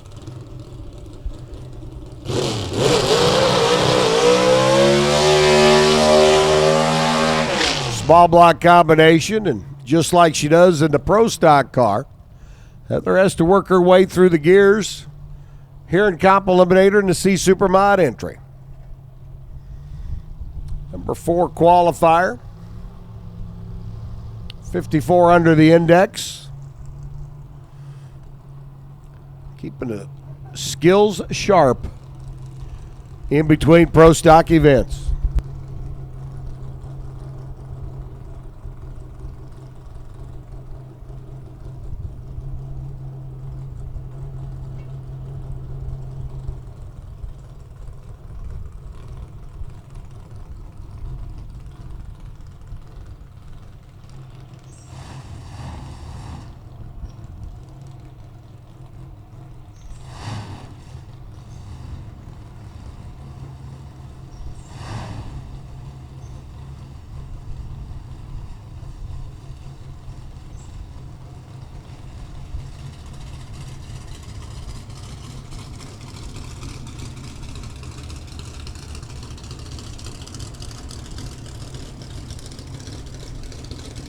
Final car in Comp Eliminator. Miss Erica getting ready to work her way down track. For Lee Sharp, Elite Motorsports, Tim Freeman, Richard Freeman, Chase Freeman, and a whole lot of Freeman. No Morgan Freeman, though.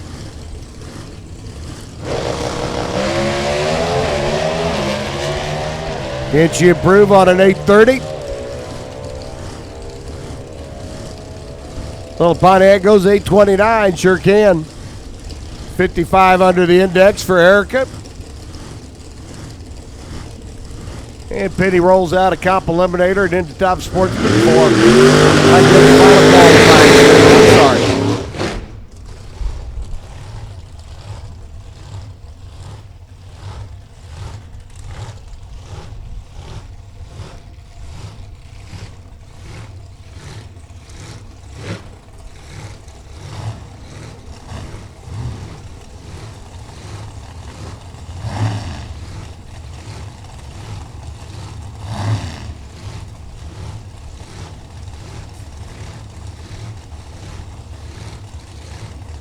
Top Sportsman final qualifying effort. This will set our field.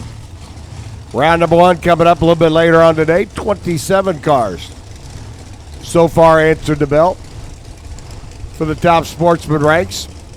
Roy Haynes and Todd Stahlbomber going to be the first pair out.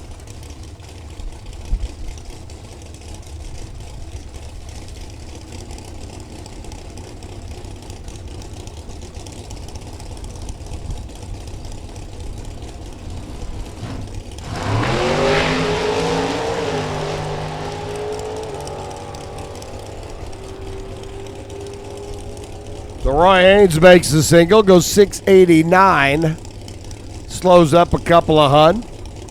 Todd Stahlbomber's machine, a little fluid leaking out there on the starting line. You can see the crew cleaning it up. They push Todd back, and he's in the show, number 19. The good news is he's in the show. And he'll be back for round number one a little bit later on. J.J. Heber and Chris Arnold going to be our next pair.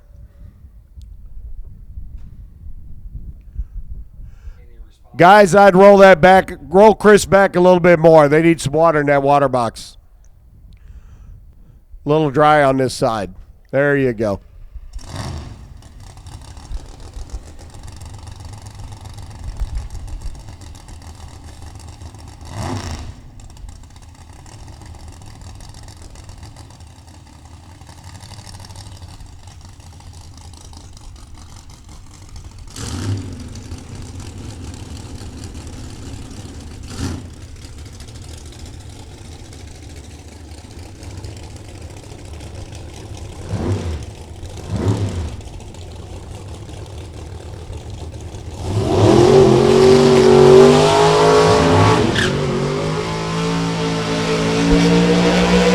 Chris Arnold right side, J.J. Heber left, Centennial, Colorado.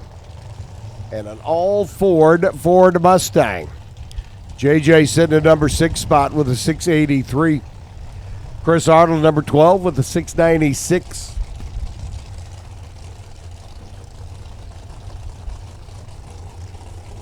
Alcohol Dragster and Alcohol Funny Car. Round number one. Need you lanes, please. Alcohol Dragster and Alcohol Funny Car. Need you to the lanes, please. Come on down. Alcohol Dragster and Alcohol Funny Car. Need you to the lanes, please.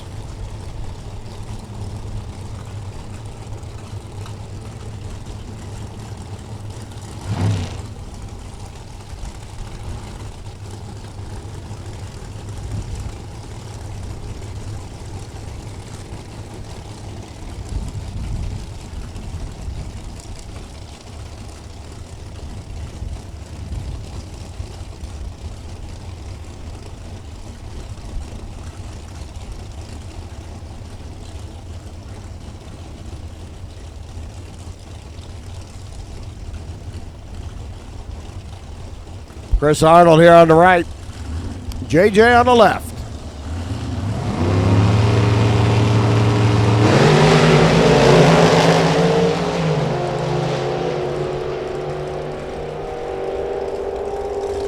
JJ 694, 199 miles an hour. Chris Arnold over here on the right. Chute was very late opening down at the top end of the racetrack. Looks like it did finally come out. Thank goodness for a long racetrack for Arnold. Z Motors through 7 flat, 196 miles an hour. Both cars making the bend down at the other end. And that's always a sign we like to see. Jeremiah Van de Vitter coming up next, another Ford-powered Ford entry. Dan Shy and the Beretta on the right-hand side. Again, Alcohol Dragster. Alcohol Funny Car. Need your lanes, please. Come on, come on.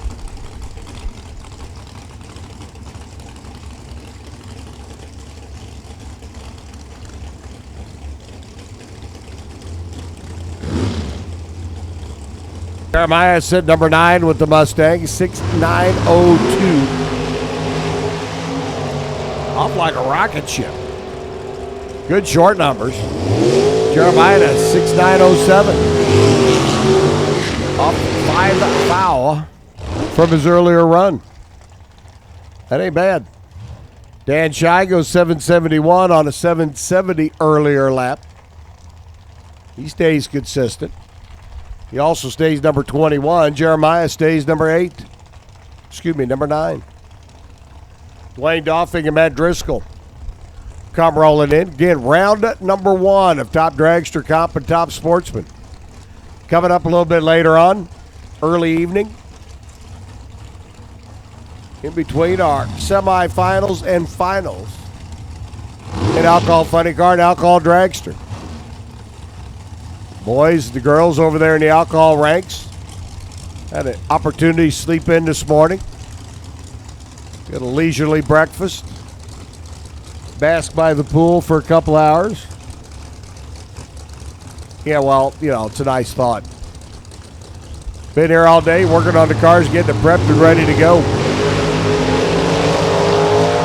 Between 5 and 10, they're going to make 3 laps. Driscoll, 685, 203 miles an hour. That's going to shuffle Matt up to number 8. Dwayne Doffing goes through 749.8. He went 749.4 earlier today.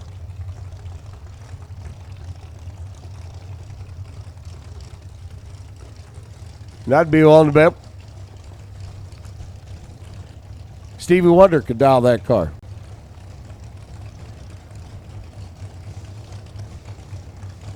Glenn Wright, Bent Blomberg. For Division 4. Solid campaigners. Blomberg had problems in the opening round today. Car came off the line in the left lane. Drifted towards the center stripe and the half-track cones. Bent decided that, he didn't want to mess anything up. So he shut it down to an 805. Glenn Wright took it through to number 3 qualifying spot with a 671. So Blomberg looking to make a huge step, get out of the bottom of the race program and move up towards the top.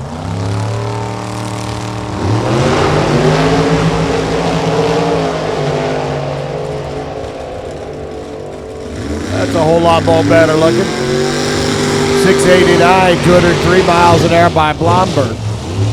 Moves him all the way up to the number 10 position. 668 by Glenn Wright. He will stay number 3.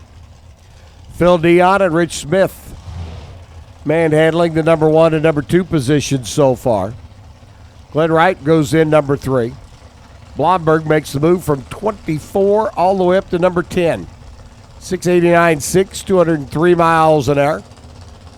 And out of Panhandle Performance comes Kelly Land and Greg Lair. Kelly, the Panhandle Performance. Entry over on the left-hand side out of Amarillo. Home of Roasters Coffee and Tea Company. If you're ever traveling on the interstate through Amarillo, stop and get a cup of coffee. Roasters Coffee and Tea. Got several locations there in the Amarillo area. A, you'll enjoy the cup of joe. And B, you might even run into our number 1 Superstock qualifier, Greg Gaultier. You just might. I stopped in late last year, walked in the door, and there he was. Behind the counter, taking care of customers. And a good cup of coffee it was. Greg Lair, right side. Looking to get down the racetrack. Might remember earlier today, car made a hard move towards the right-hand wall. This time it goes a whole lot better straighter. Straighter better? Well, you get the idea. 668, 211 miles an hour for Greg Lair. He jumps all the way up to the number 4 spot. Kelly Land's best run of the 2 today, 701 at 195. And again, Alcohol Dragster and Alcohol Funny Car. Need you to lanes, please. Solaire makes the big step. Didn't even say Mother May I, just went in and took it. Up to the number 4 spot. Larry DeMars and Jerry Tucker come rolling in next.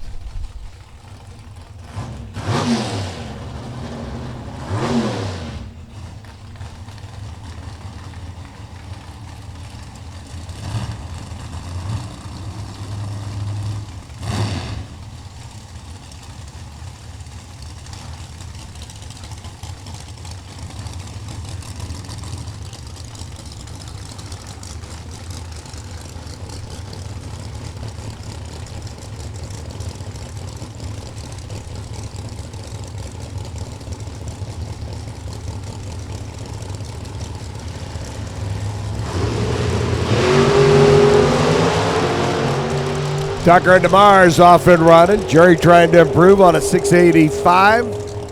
Goes 684. Picks up a Hunt.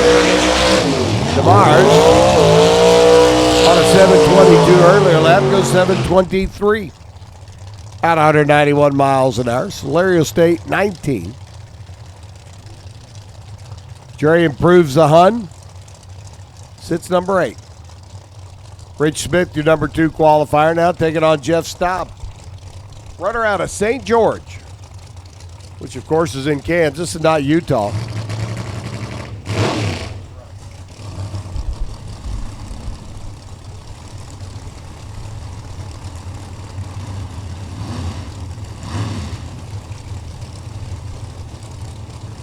Rich Smith on the left, number 2 qualifier out of Wentzville, Mo. Over Mid-America Dragway. Is Mid-America still there or they shut it down? I think it's shut down too. Of course, you and I have been known to get into trouble for thinking, so. Jeff Staub on the right-hand side. Comes rolling in. Alcohol Dragster. Alcohol Funny Car coming up next. As soon as we finalize our top sportsman qualifying.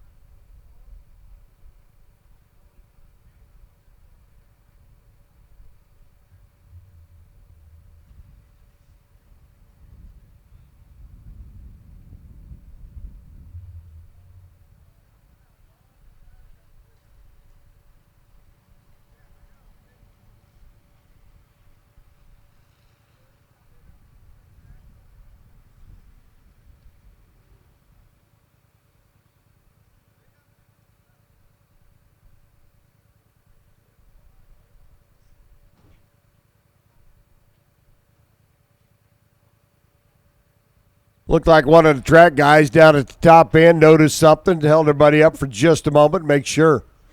Top end of the racetrack, good, safe, and secure. Need to pause Rich Smith and Jeff Staub. Mid-qualifying lap, but always safe and secure.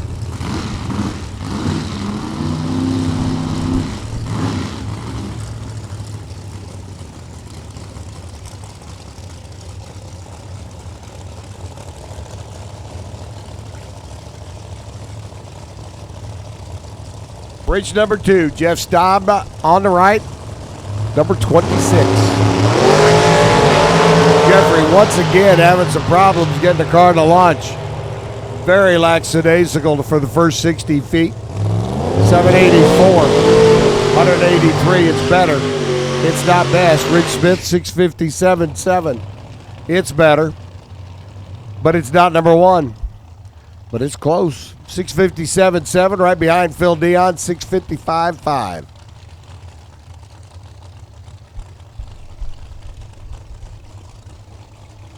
Neil Schaefer and Kyle Firestone come rolling in. We're working our way to finalizing our top sportsman qualifying. Setting the field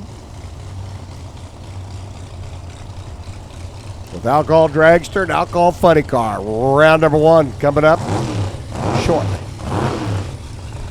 Kyle Firestone at the wheel of Darth Vader. Over here on the right-hand side, 51 Chevrolet. Patterson Elite Power for Kyle, rocketing him up to a 680 in the opening lap. Puts him in the number 5 spot for last event down in Houston, Texas. He was runner-up to his dad. Neil Schaefer left side out of Oklahoma. Firestone 679 picks up 7 foul. 696 for Neil. Same numbers as what he ran earlier today, just a little bit different order. He went 693.6 earlier. He goes 696.3 now. So he'll stay 14. Kyle stays number 5. Jeff Sutherland comes rolling in. Runner out of Andover, Illinois, and a Lucas Oil champ down at Osage Casino, Tulsa Raceway Park a couple of years ago. Don O'Neill, a little divine guidance last night. Final round, you hate to be 001. But then again, when Alan Firestone gets caught up with a unruly parachute, spins around and hits the wall, you're glad you're you are glad you're not right there next to him.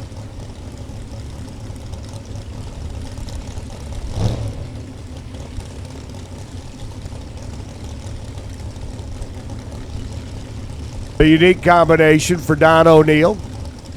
A Pro Stock chassis, former Patterson Elite, or former Elite Pro Stock car, and a Patterson Elite Top Sportsman blown power plant underneath the hood. The only one at Top Sportsman running the combination. Slowly but surely it's coming around. Don rockets through about a 705. 195 mile an hour run for Lady Di. She's smiling at home. Don goes up to number 18 with that lap. Gets out of the way, very deep bottom of the field. Jeff Sutherland goes 773.0. He'll stay 26. He will not have the fastest car, and he will tell you that he will not have the fastest car. But he loves racing in hot conditions.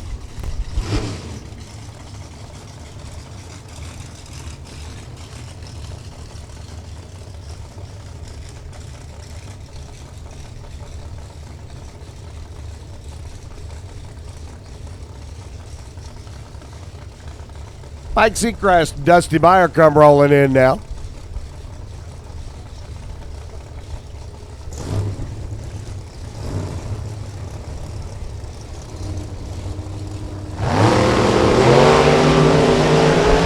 Dusty off the number 19 qualifying spot. Can he move up from a 712? Nope, goes 713 on 193. 722 by Seacrest. He moves up though. He improves. 0.03 of a second. Sits in the number 21 qualifying position.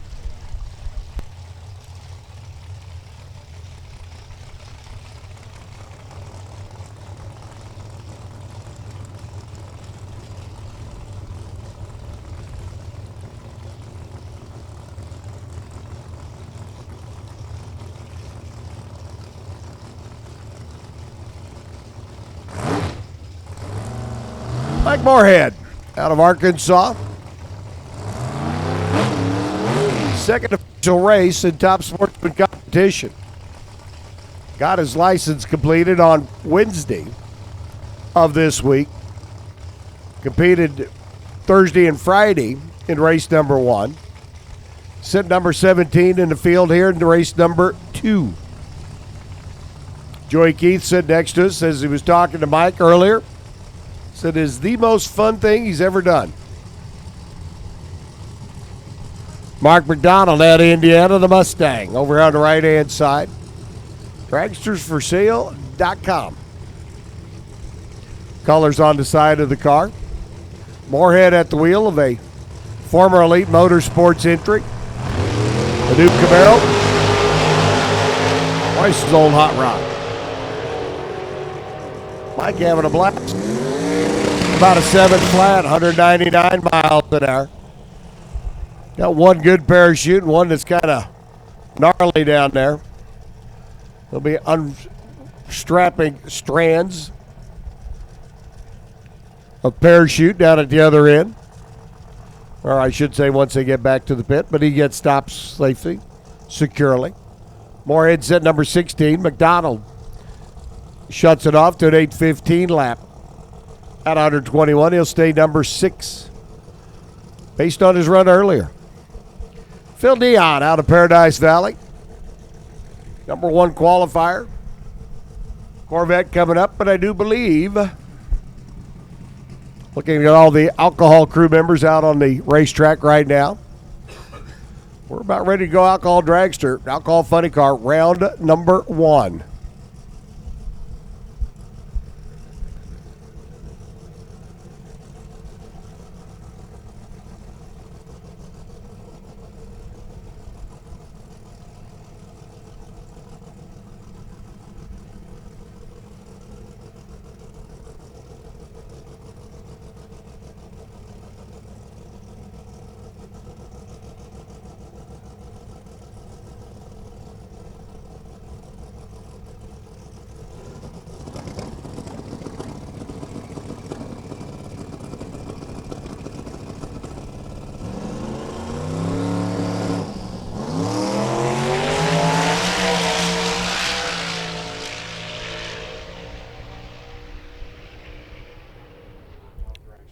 Phil Dion goes 684, 219 miles an hour. Does not improve.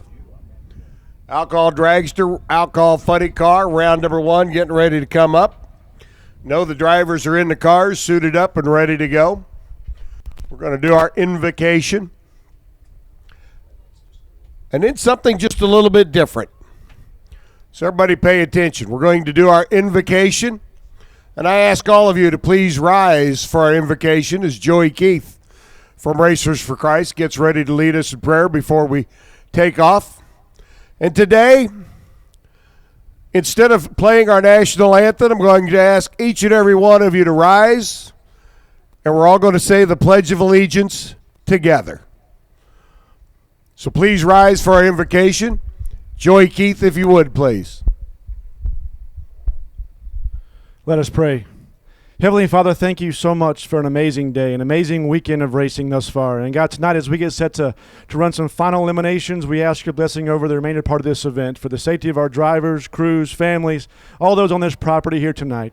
Father, we thank you for Topeka and this racetrack and the amazing staff that's here and all the NHRA staff. And Father, we just ask a blessing over all of our racetracks across this country going through just some difficult times. Lord, we pray for our country as well, leadership and all that's going on with that. We pray wisdom and guidance over them and for all of our first responders and all those who serve this amazing country. God, we pray a blessing over them. And tonight as we get set, we ask your blessing over all of our racing tonight for the safety of our drivers. Keep them safe right down that racetrack, nice, straight, and true for a fast night, a fun night, but most importantly, a safe night. In Jesus' name we pray, amen. And now if you would please, everybody join us here in the tower with our Pledge of Allegiance. I pledge allegiance to the flag of the United States of America and to the republic for which it stands, one nation, under God, indivisible, with liberty and justice for all. God bless America. Let's go racing. And thank you, each and every one of you.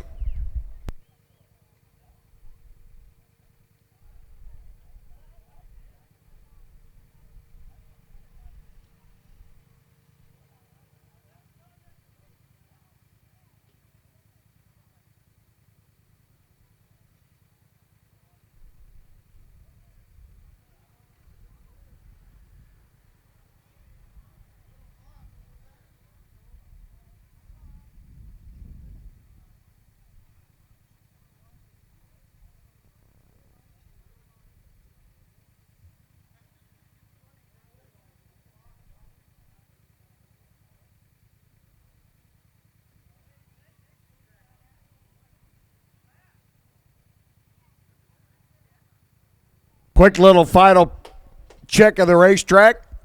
And round number 1. Alcohol dragster and alcohol funny car. Getting ready to come out at us. Heads up in the pits. Round number 1, super stock. Need you lanes, please. Round number 1, super stock. Time to come on down, boys and girls. Round number 1, super stock. Need you to lanes, please. Rachel Meyer and James Stevens going to lead us off. As normal, our mid-pack qualifiers, number 4 and number 5, our first pair out.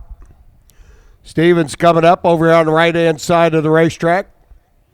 Best lap of his 3 down the racetrack, a 5:37. Locked him into the number 4 spot. Rachel Meyer, who missed the Thursday evening qualifying session, but got in her 2 hits yesterday in the Meyer Racing. Dot Pretzel, Menards, an NGK entry. Coming up on the left-hand side out of the number 5 qualifying position. And her best lap, a 5:40. So your number 4, your number 5 qualifier going to pair up and go to head down track. First 2 to determine who's going to be one of our semifinalists.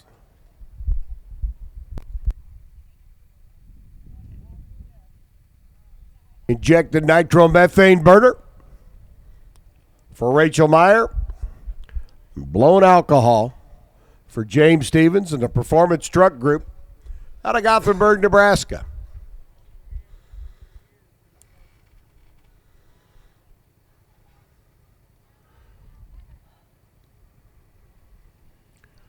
Getting ready to spin them over and light our first pair. Stevens and Meyer, Rachel, Robin Samsel and Jared Dreher. Terry Schmidt taking on Aaron Cooper. And our reigning champ, Megan Meyer, taking on Christine Chambliss. Those are the matchups. We'll determine our 4 semifinalists here in this first round of eliminations. The engines come to life.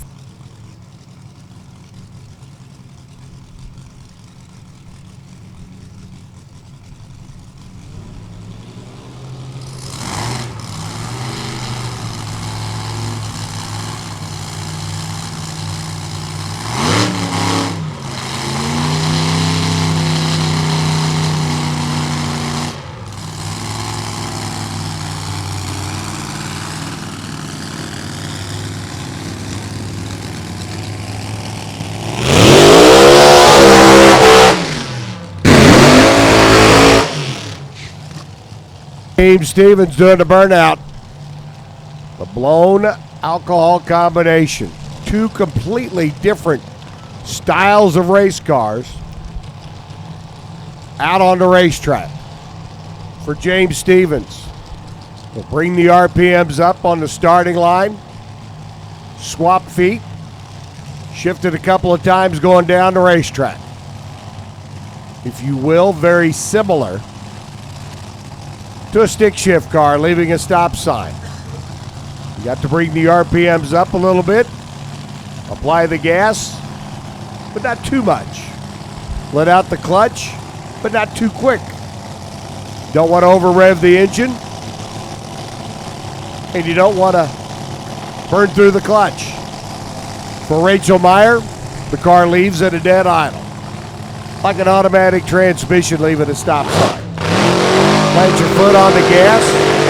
As the car goes down track, the clutch fingers apply pressure, kicking in, bringing the clutch tighter and tighter until the car is running on a 1-to-1 power combination or drive combination down at the other end of the racetrack. Realize that's a great simplification. It's also a pretty good understanding of how different the 2 cars are. Rachel left, Stevens right. Now number 1 win goes to Rachel Meyer, 5:36, 265 miles an hour, 5:39 for Stevens. Great opening pair to fire us off in alcohol dragster eliminations. Rachel had the better light. James trying to run her down track. The true margin of victory at the other end of the racetrack, 39 thousandths of a second. And Rachel Meyer goes to the Final Four, the semifinals.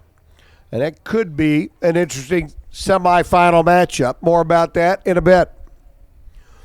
In fact, more about that coming up next. Because it'll be your number 1 qualifier taking on your number 8 qualifier as our next pair gets ready to go. Your reigning champ and fresh off a win at Columbus last weekend at our Lucas Oil Regional event at National Trail Raceway. Megan Meyer coming up, your number 1 qualifier. Megan and Robin Samsel duking it out last night in that final round of qualifying. Megan able to steal the number 1 qualifying spot away by 5 thousandths of a second to wrap up qualifying. She sits now over here on the right-hand side. Christine Chambliss out of Scott City, Kansas, second race out for the Chambliss Roofing entry and the new car. You're with us here a year ago. You might remember Christine had an incident at the top end of the racetrack, and it has effectively been almost a full year for them to get back on track. They were out earlier this season up in Denver, Colorado at Bandimere Speedway. Getting some laps in on the car. But it is still effectively a new car, new pipe, and a new personality to get to know. Struggling in qualifying with the best of a 662, but a car not to be taken lightly. And Megan Meyer, Randy Meyer, NGK, Menards and Dutch Pretzels, over here on the right-hand side, all fully aware. And we saw Rachel pick up the win and go to the semifinals. Megan Meyer gets around Christine Chambliss. It's going to be Rachel and Megan in the semis, duking it out to see which one of them goes to the finals, and I will guarantee you they'll be duking it out. I've watched the two ladies race numerous times in elimination, and I've seen races won by 1,000th of a second. Christine left, Megan right. There he is. Christine Chambliss out in front and gets the win. 5:46, 258 miles an hour. Megan's car, you can see raw fuel coming out of it. She goes 5:52 at 267 miles an hour. And I tell you what, got to hand it to the Chambliss Roofing team. 5:46.1. They plucked it out of the air, take 28 thousandths of a second, margin at the finish line, and Christine Chambliss out of the number 8 spot knocks off the reigning champ and last week's winner, Miss Megan Meyer. Wow. 5:46.1 to 5:52.7. Megan was better out of the gate. Christine Chambliss a little bit behind her, but basically by the time they got to the 60-foot clock, Christine had already made up the difference. And from there on, down track, 330, half track, 1,000 feet, Christine was out in front and driving her way to the semifinals. Great matchup there. And an upset, taking out the number 1 qualifier from the number 8 spot. But I knew going into this pair that the Chambliss car had it in it. Just a matter of getting it done. Robin Samsel coming in next. Robin, your number 2 qualifier for Lapel Truck Service, NGK. Tony, Robin and the crew out of Indiana. Now we talked about Megan picking up the win last weekend. over at National Trail Raceway in Columbus, Ohio. This is the car coming up on the left-hand side that they beat in that final round. Robin was 5:30 here in qualifying. Last weekend, Mike Booker was behind the wheel. He drove the car all the way to the final round, went just a tick quick in the finals, lit the red bulb, and opened up the door for Megan to take the win. But the car was locked into the 520s last weekend in National Trail Raceway. Number 2 qualifier here. They have made 3 laps, the worst of 5:34.3, the best of 5:30 with a 4. That's a good, consistent race car there on the left-hand side. And for Jared Dreher, the car losing fire on the burnout and getting pushed back, and a tough break. The gang suffering some damage, major damage, in a blowover last year in St. Louis. One of our final Lucas Oil events. Debuting a new McKinney chassis car this year for Emily and the Dreher Motorsports crew. And a tough break here as they're not going to be able to answer the bell for round number 1. Got it lit, just couldn't keep it going. Samson for NGK and Lapel Truck Service, about a 5:31, 269 miles an hour. Dancing right on into the semifinals. The boys on the Samsel race crew sprinting back over to the chase vehicle to head down track and get Robin. 5:31.3.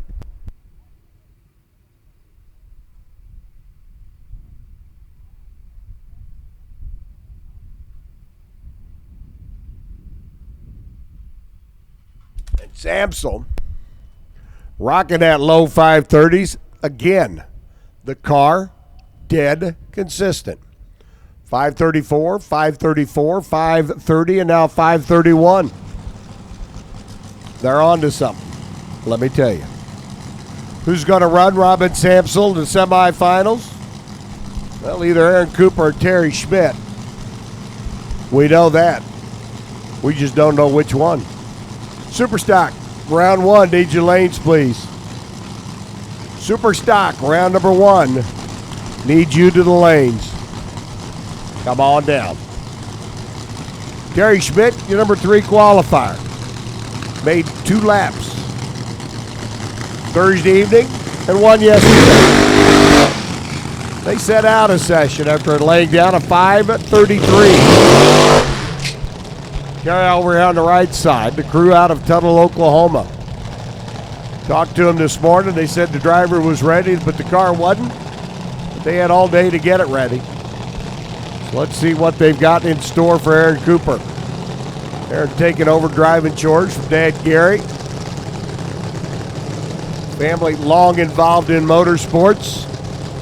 Gary Cooper now having fun restoring some classic 1970s top fuel dragsters. The old front engine slingshot cars. Just wrapped up a couple of them.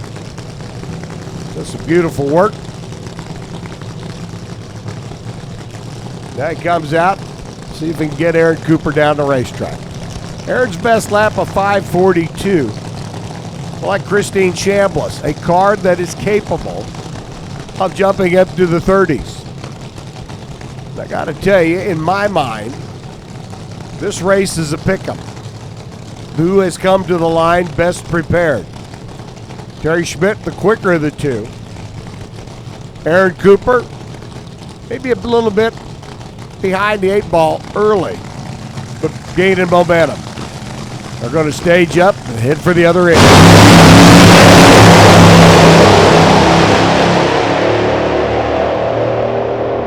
Good side-by-sider, 550 win goes to Aaron Cooper.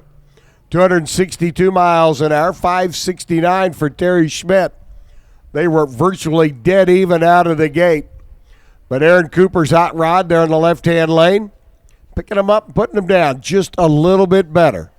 The 60-foot cone, 5 Hunt out in front. By the 3:30 mark, they were starting to pull away, and they kept pulling away all the way down track. 550 to a 569. Terry Schmidt and the gang out of Tuttle, Oklahoma, coming up a little bit short here in the opening round, and Aaron Cooper goes 550. He'll race Robin Samsel. Next round of eliminations, Christine Chambliss and Rachel Meyer going to do battle there. And we'll see which car out of that pair can make its way to the final round.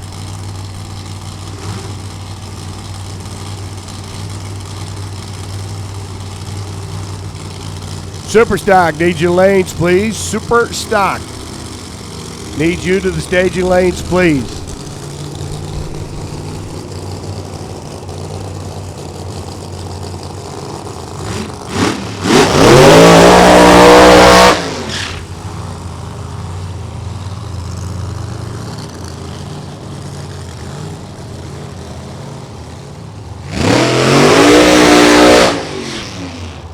Mike Gordon, Doug Gordon, the entire Gordon family, extending a happy birthday, Rick, on the back window of the Beta Motorcycles.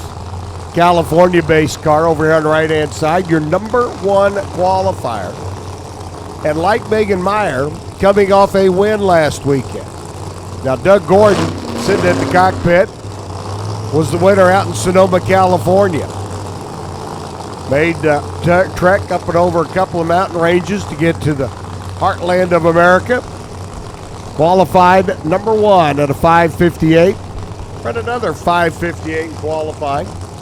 Brian Brown had a problem in the opening round of qualifying and only got one lap, a 7:26. But Brian Brown has parked his car in the winner's circle before, getting a win down in Tulsa. He knows how to work his way through the field, and the car's got all the right parts. RPM's up. Here we go.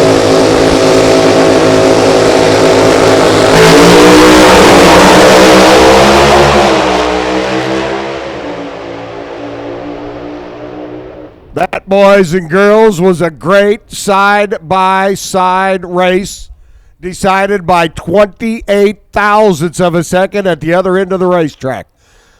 Doug Gordon was 62 on the tree. Brian Brown was right alongside with a 75 light. Gordon goes 5:68.9. Brian Brown steps up to the challenge, runs 5:70 with a 4. Doug Gordon could hear him and feel him right alongside all the way down the racetrack. Virtually identical numbers at the 3:30 mark, 2:58.7 to a 2:58.2. At half track, they were 380s a pair. At 1,000 feet, Doug Gordon was 482. Brian Brown was 483. Wow. 28 thousandths of a second, the margin of victory. Doug Gordon down at the other end of the racetrack. Mike Gordon and the rest of the gang, and even the birthday boy, Rick, letting out a sigh of relief. Whew. That one was close.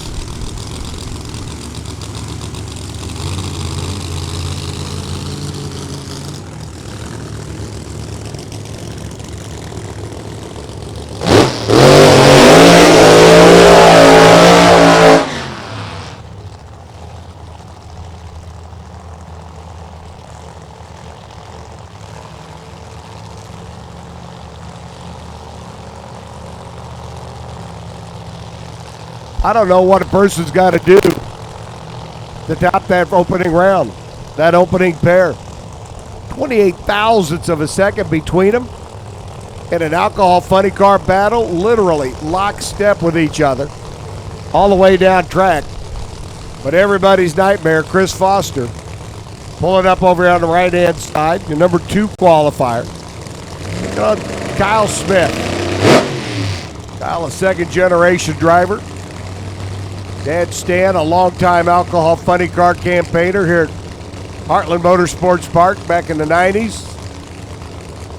Won his fair share of events as well. Kyle out of number 5 spot. In qualifying, these two cars separated by 0.04 of a second. But I'm telling you, they got a ways to go to beat that first pair matchup. 28 thousandths. Wow. Kyle Smith on the left, Chris Foster on the right. Foster with lane choice, picking the right-hand side of the racetrack. Ready to rock and roll. Kyle's in. Chris is in. The tires. Foster huffing and puffing his way to the other end. 5:69.9. 100th of a second off from Doug Gordon's run. Shows a pretty good racetrack out there. 5:69.9 for Foster. Kyle Smith shakes and rattles.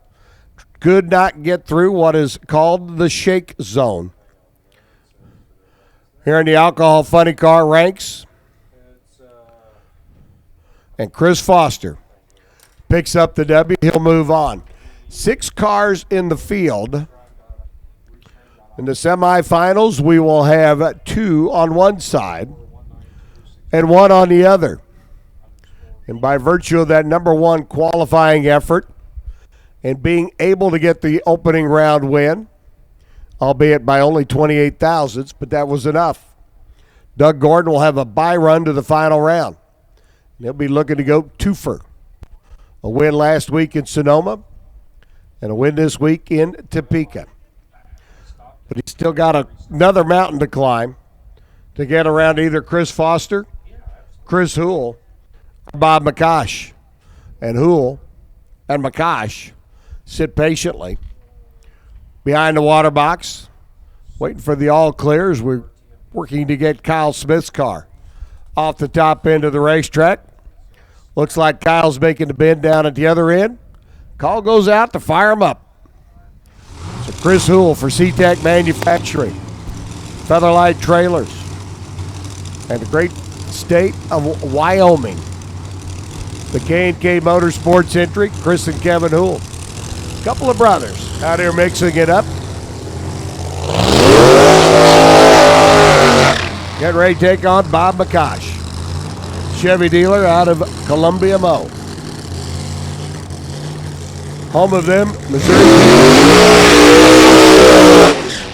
Gosh doing his burnout. There's the SeaTac Manufacturing entry. Chris Houle picking up a little associate sponsorship from the folks at Featherlight Trailers. Chris, your number 3 qualifier, picking the left-hand side of the racetrack. Bob McCosh, your number 4 qualifier, giving up lane choice pick'em to Chris. And everybody so far that's had lane choice has picked the O'Reilly side. Got to be something about the aeromotive side of the racetrack that Chris and Kevin Houle feels gives them an advantage. In qualifying, 100th of a second between them. Chris qualified with the 5:69, McCosh with the 5:70. Had some great matchups already. 28 thousandths of a second win for Doug Gordon. Certainly getting everybody's attention, including Doug's. Final pair, round 1, alcohol funny car. Who's going to the center?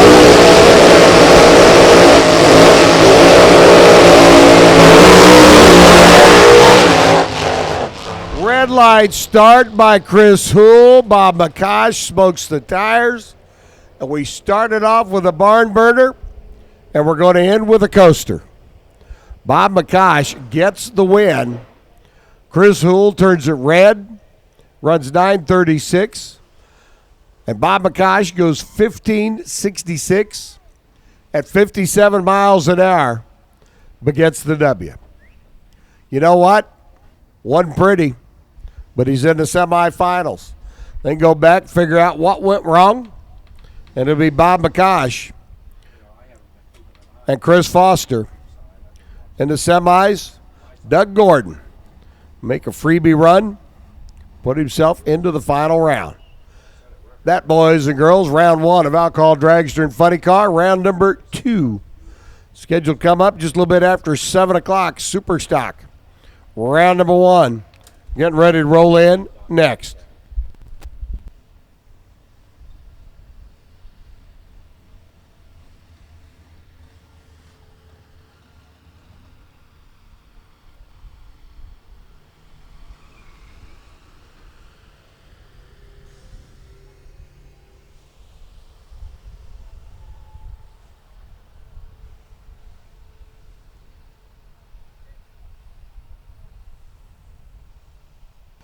You know, it's one thing I like about drag racing. What you see on paper, not necessarily what you're going to see go on down the racetrack. Brian Brown went into the opening round against Doug Gordon at a decided disadvantage and gave Doug Gordon everything he wanted and more in the form of competition. 28 thousandths of a second, the margin down at the other end of the racetrack. Wow. Bob McCosh and Chris Houle should have been duking it out, separated by 100th of a second in qualifying. And it's a coast fest for Bob after Chris Houle unfortunately turns it red. Crazy world, huh? Round number 1, Super Stock. You should be in the lanes paired up and ready to go. Call goes out now for round number 1 of Super Gas. Sportsman Motorcycle, get them ready. Your first round getting ready to come up as well.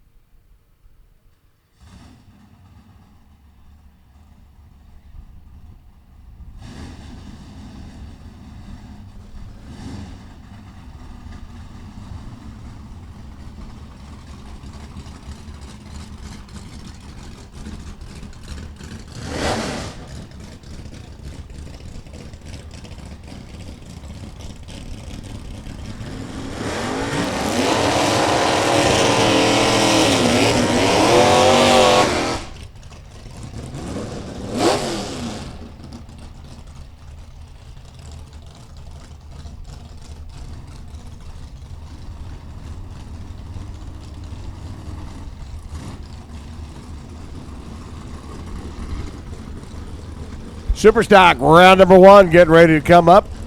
Dennis Weininger making his way back up into the tower. We'll swap microphones. Get ready to turn him loose. Mike Town. Nick Freedom is first pair down track. Town already your winner. Nick turns it red. Mike Town, the former U.S. National Champ, 1081 at 120 miles an hour. And again, Super Gas. Need you lanes, please. Next pair coming up, Superstock. Gene Beckelmeyer's 4-speed Chevy 2. David Bogner's 92 Dodge Daytona. And Dennis Weininger to tell you all about it.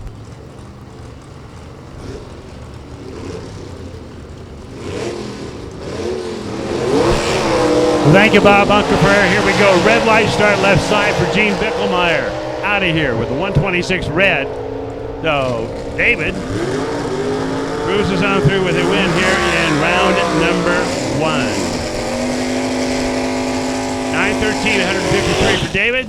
Gene on the red light start, 10:38 and 125. How about this? Little pickup truck. Little Mustang. In the Mustang, Dave Peach from Oakdale, Minnesota. 72 Ford Mustang GTK. 351 Ford for power. Jared Swinehart left side from Piedmont, Oklahoma. 98 S10. Little 350 Chevrolet GTT automatic. See the numbers on the scoreboard, the dial under index numbers for the stock eliminator, folks. 1001 left side, 1072 right side for David. David's ready. Jared's ready. And off they go. David and the Mustang still still out in front. And at the lights, Jared Swinehart got him.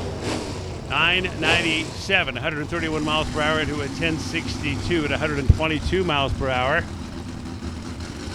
Jared will be back. Here's Justin Jenkins coming up now in the right lane. Little GTG automatic ride there, the 09 Cobalt. He is from Beatrice, Nebraska. 327 Chevrolet sends him down track. Dial under number 978 for Justin. Jimmy Denham left side. 65 Impala. Superstock M automatic. Way out in front. Here comes Justin Jenkins. Trying to track him down. Get the strike. See if he can do it. It's way close back here. Wind light right side for Justin Jenkins. Both drivers go under 977 for Justin at 135 to an 1161, 105 left side for Jimmy. Check out the 56 Nomad wagon. That's Randall Klein's ride from Lincoln, Nebraska. Superstock N automatic. The index is 1215. He's under that to an 1146. A 265 Chevrolet. Right side Brenda Grubb. Superstock B automatic from down there in Magnolia, Texas. National Parts Depot with their 69 Camaro. Superstock B automatic index 990. She's under that to a 952. Red light start for Randall. Bummer. Maybe was full of wheel stands all weekend, and now it just left early and cost him the race. Brenda Grubb across the finish line, 952.6 on the 952 at 140 miles per hour. Randall Klein across the finish line, 22.05. Tough way to go out. Here's the next pair. It's a pair of Camaros. Gary McGlasson left side. He is from Los Lunas, New Mexico. 69 Camaro with Superstock H automatic. Well, 350 in there. Index is 1060. He's under that to a 1012. Right side Todd Patterson from Augusta, Kansas. That's the factory Superstock E car. 2019 Camaro. Special 40th anniversary car. Index is 1005. He's under that to a 924. Bigger number goes first. That would be Gary, left side, by about 9/10 of a second. Eric Green's back here. Going to wobble off the starting line for Todd Patterson. Finish line, left side. That would be Gary McGlass at 1012 on a 1012. 128 miles per hour. Todd Patterson at 955 and 142. Could have been tire spin. Could have been. Got to get away from the ball. Oh. Next pair.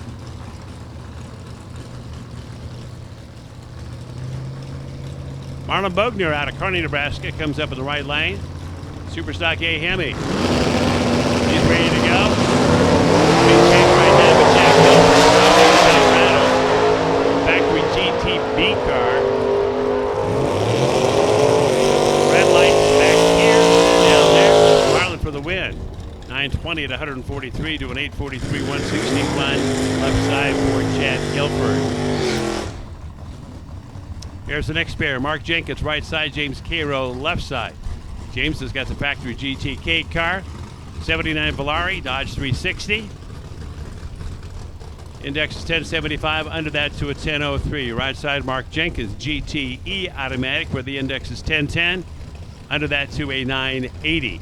The 02 Cavalier, 350 Chevrolet. Handicap goes left side to James Cairo. Carefully staging. Right side's ready. Left side's ready. James and Mark are gone on green. James is out in front with that head start advantage back here. He might just hold him off all the way through. He did, held him off. 10:05, 128 miles per hour with a 10:03. So James Cairo is a winner. Mark Jenkins, 973 under the index by 7. It could not catch him. Reaction time was, well, it could stand improvement, right? Can't be perfect every time. Here's Rondy Stoltz, right side of the track. Left side of the track is Tim Nicholson. The GTM car. 66 Chevy 283 4-speed. Under the index to a 1026 right side for Rodney Stoltz out of Marysville, Washington. 92 Oldsmobile GTP automatic. 11:30 for him. He's gone. Here comes Tim. Through the gear. In high gear. And to run down Rodney. Can he do it? Maybe. He did. 1026 at 125 miles per hour. Rodney got there first, 11:28.9 on the 11:30. That is too quick, 116 miles per hour. So Tim will be back for round number 2. The Oldsmobile in the right lane, Corey Mahi from Frisco, Texas, GTI automatic. Index to 1065, under that to a 990. Left side of the track, Jay Randall. Up there Minnesota way, 2016 Camaro. Factory Superstock D. Index is 990, he's under that to a 949.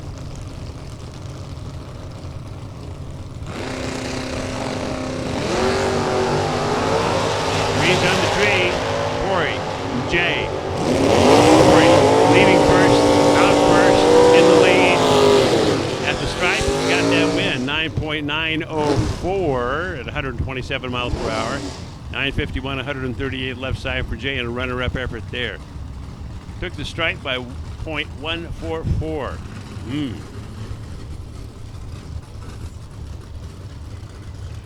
Super Gas, you're next to the lanes, please. Super Gas, bring them on down, please. Here's Neil Rhodes, left side. Little Ford Mustang over there, little 352. Factory GTJ car from Elizabeth, Colorado. Derek Fett on the right lane, 3 comes down for him first. Leaving off the 990. A little bit of a head start, but not very much. GTF automatic, and across the line for win, that would be Derek Fenner. 10:03 at 112 miles per hour to a 10:02, 133 for Neil Rhodes. That'll bring up Dean Messenbring from Rochester, Minnesota. Left side of the track is Camaro GTM automatic, little 327 Chevrolet. 11:04 under the index number for him. Curtis Heeb in the right lane from Chamberlain, South Dakota. Kurt's Cycle Center. The Mustang, Factory Superstock L.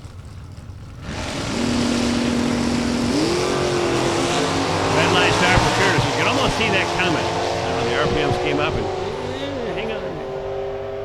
You could almost see it, and I'm sure Curtis said I could almost see it too. Wind light left side for Dean Messenbring at 1098, 120 miles per hour. 1078, 100 miles per hour right side for Curtis. More cars coming out of the water box. 84 Mustang, the red car left side. Sean Marcinetti from Edwardsville, Kansas. Little Ford 4-cylinder, 140 cubic inches, Superstock M. Index is 1160. He's under that to an 1112. Right side, Marion Stevenson. The champ down there in Division 2 last year, GTH automatic. The 06 Cobalt, 350 cubic inch small block. Index is 1050, and he's under that to a 972. Marion Stevenson must have had about 30 race cars in his driving career. Had a bunch of them. Nice little wheel stand there. Put that weight on the back wheels. No, Marion Stevenson. Sean Marcinetti. Looks like Marion's out in front. Womp Womp got him. 986 at 111 miles per hour. 1127, 118 for Sean.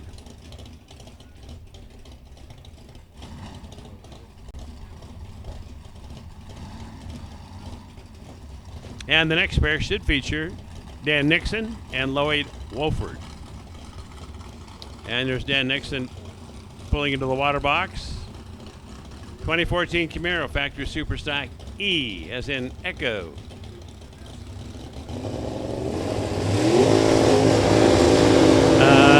Superstock 5604. We're missing you, please. Thank you. 5604 Superstock. We're missing you. Lloyd Wolford in the right lane, Factory Superstock K. 2010 Challenger, Dodge 360. Be the 5.7 liter, right? I don't know. Could never translate that to 302 is 5 liters. Let me think.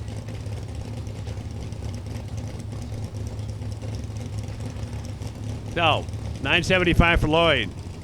964 for Dan. He'll go first. Red line for Lloyd Wolford by 8 thousandths of a second. He's out of here. Dan Nixon, automatic winner across that finish line, runs 962 at 136 miles an hour to a 975 for Lloyd. And the challenger, 135 miles per hour. There's Bill Rink in the right lane, number 2 qualifier. Superstock M Automatic, 74 Pontiac GTO. So that Superstock M Automatic, dial under number for him at 1094. Philip Giles, left side from down in Texas. Chevrolet Camaro, factory Superstock F, as in first. Off and running, Bill Rink. Philip Giles. Here comes Philip. Across the finish line, Philip is your winner. 974, 121 miles per hour. Right side for Bill. 11:02 at 119.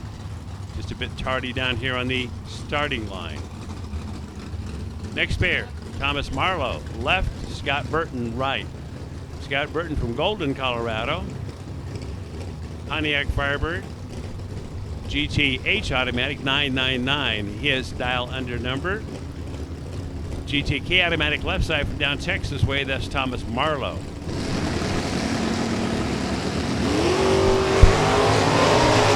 $5004 Superstock, we're waiting for you now, please.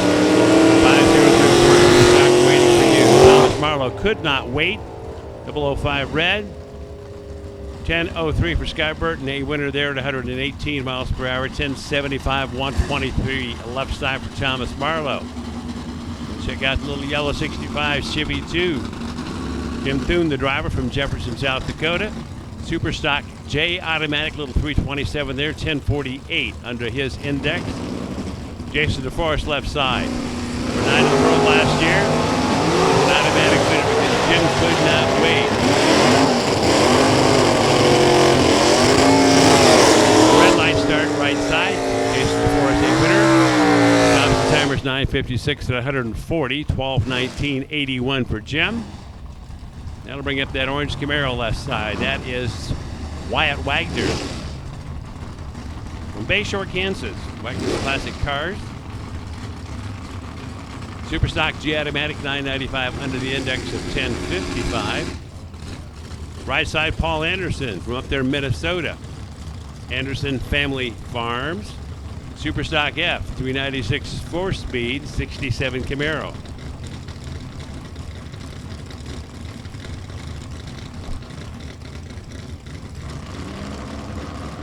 Ready? Here we go.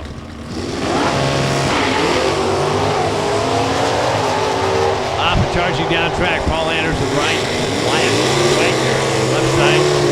Paul just about crossed that center line if he did not. He was that close to it, like that close to it. Wyatt Wagner, 10:08, 119 miles per hour is your winner. 10:53 for Paul Anderson. He lifted down there, went 121. Don't normally see that in stock eliminator cars. Not normally. Here's Jason Stahl, left side. Corey Ross in the right lane. Corey from Kansas, 87 Camaro. It's a Superstock B modified stock. Under the index to a 929. Jason Stahl's ride at 88 Firebird. Superstock K Automatic. Just like it came from the factory with the allowable modifications. In Superstock. 1061, left, 929, right. Here we go. Nice little wheel stands on both sides of the track. Corey Ross trying to track him down. Can he do it? Enough track left? Yes, there is. 927.7 as both drivers go under at 137 miles per hour to a 1053, 125 left side for Jason. Here's Alvy Merrill coming up down the right lane with another orange Camaro. Wayne Dicklau, left side with the 55 Chevrolet two-door wagon. That is a Superstock O car. 265 with a stick combination, 1154 under the index for him. He'll lead first. And here comes Alvy Merrill down there at Oklahoma way. Superstock G automatic Merrill.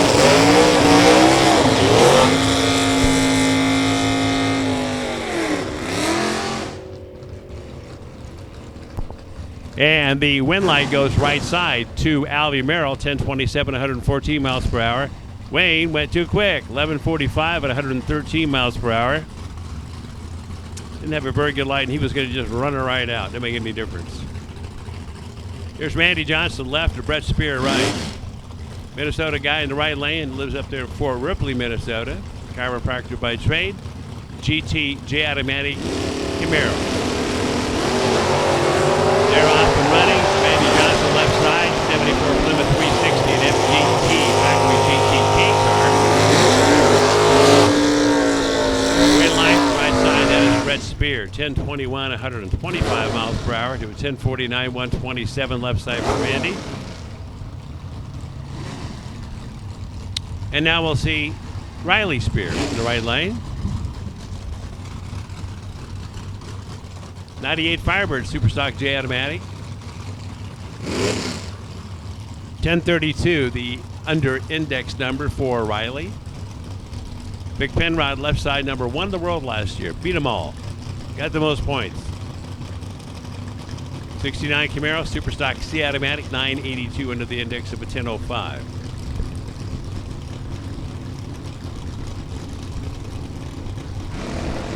Interestingly enough, their dial-ins reflect what was their quickest run.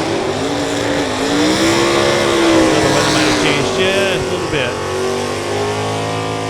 Wind line comes on left side for Big Penrod, 982.0, 982.0 at 133. 1033 for Riley Spear. Both drivers 004 on reaction time. Whoa. No spare change there, huh? Ron Roddle left side from Sioux Falls, South Dakota. GTO automatic. Pontiac Grand Am. 265 Chevrolet for him.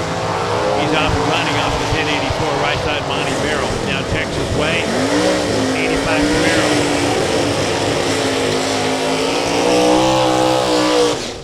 Camaro. Left side for the win. Wow, how'd that happen? Oh, I know. Monty broke out. 1052.2 on the 1068, 114 miles per hour. 1089.7 Ron at 120. Ron had a light that kind of looked like something I would do. That'd be one of my better ones there. Here's Tyler Bohannon. Right side of the track from Louisville. Left side of the track, Stephanie Diekema. This is a heads-up race. GTI automatic. As Stephanie's car just jumped off the starting line. Red light start for her. Left before the tree was activated.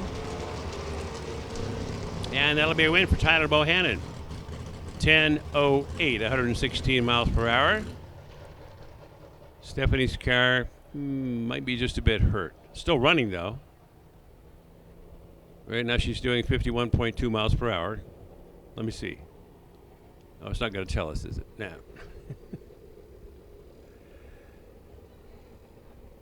Just when you try to get a good guess in. All right. So Stephanie is making her way down track.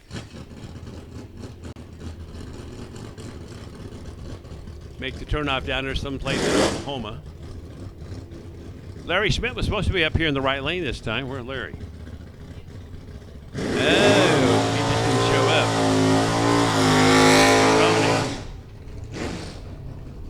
So Tyler Bednarsek, a single. Tyler says, yippee. Second in the division last year, points-wise, from Wakarusa, Kansas. 88 Camaro, Superstock J Automatic. Entered the index by 0.8 of a second.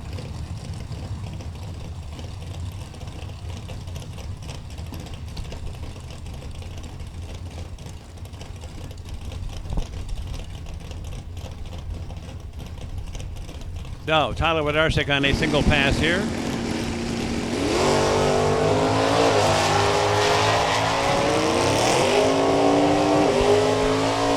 A Superstock J Automatic Camaro across the finish line. Scoreboard says 10:21 at 129 miles per hour.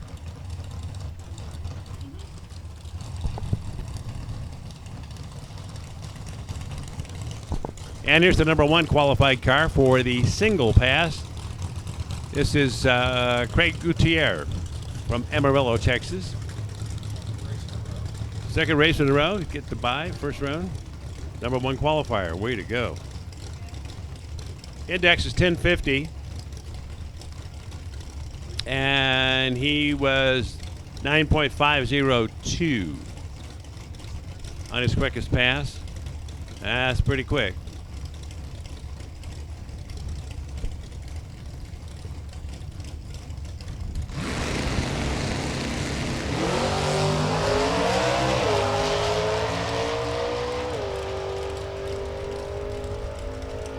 And into high gear well before half track mark. Across the finish line, 974 at 103 miles per hour.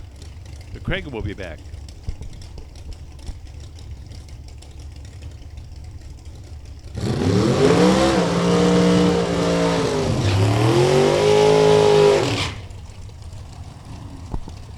Slide out of here.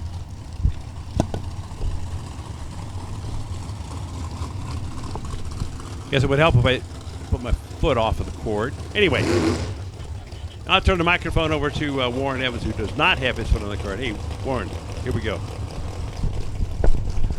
Thank you, Dennis. I heard you say the word slide, and it was starting to look more like fall out of the chair.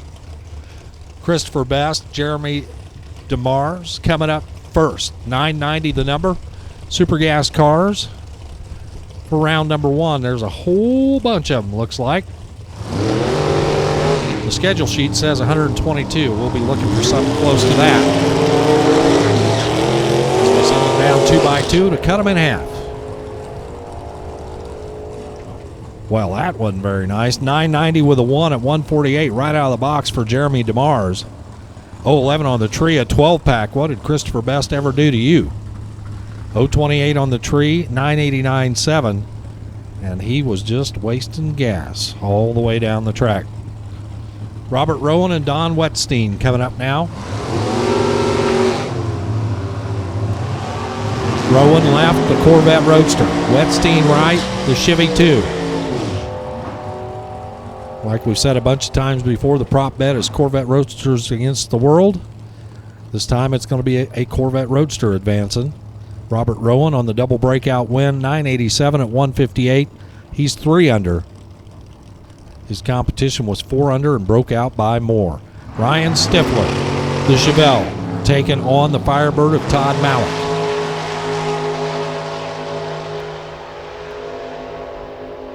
Stifler hustling down track. Breaks out, got there first by 5. Broke out by 1. 989.3 at 147. Breaking out there. Ryan Stifler is done here in round 1. Todd Malik gets the win. 993 at 159. So a little pause for the cause right now. And we are on hold for just a minute. And so hang tight. We'll be back with you momentarily.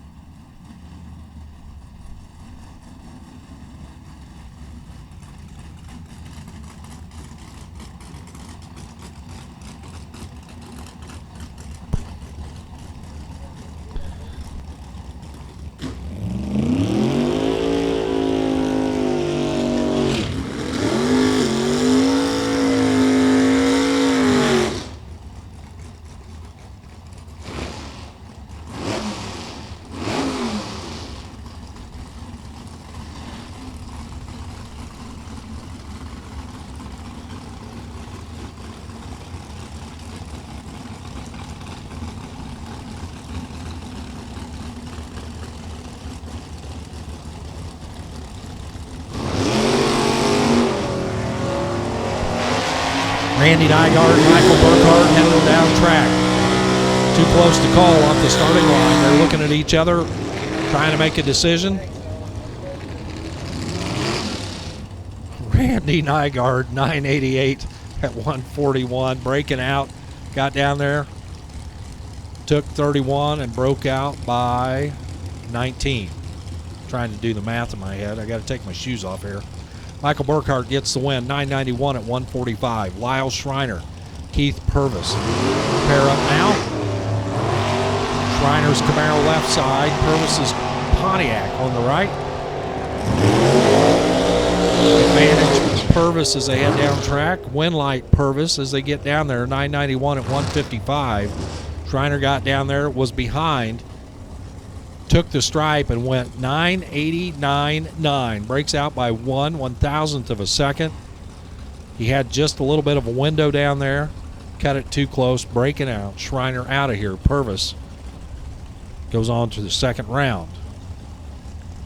Jim Davis and Daniel Moore coming up now. Davis for Seafoam Industries. Daniel Moore for Pro Seal. Both of them trying to go 990 and knock the other one out. Double breakout win. Going to Jim Davis. He's 988.7 at 148. Taking out Daniel Moore's 987.7 at 160. Davis was better at the starting line with an 0.13 reaction time. So we'll see the Camaro back for round 2 tomorrow. One of these two will be back as well. Chad Dickey and Dennis Keck. Dickey out of Wadena, Minnesota. The 55 Chevrolet calls it the Suicide King. Dennis Keck alongside the Keck Racing 57 Corvette. That is the little red Corvette on the right. You won't see it again. You will see the Suicide King. Chad Dickey, your winner, 991.7 at 140. Dennis Keck, 992 at 159, and his weekend is done. Bill Dennis coming up now. That is the Cadillac CTS Roadster over there on the left out of Roswell, New Mexico. For Sunoco, the BCD company entry. Taking on Michael Knotzelman. Knotzelman's Mustang. Ford Power over here on the right for the runner out of Oshkosh, Nebraska.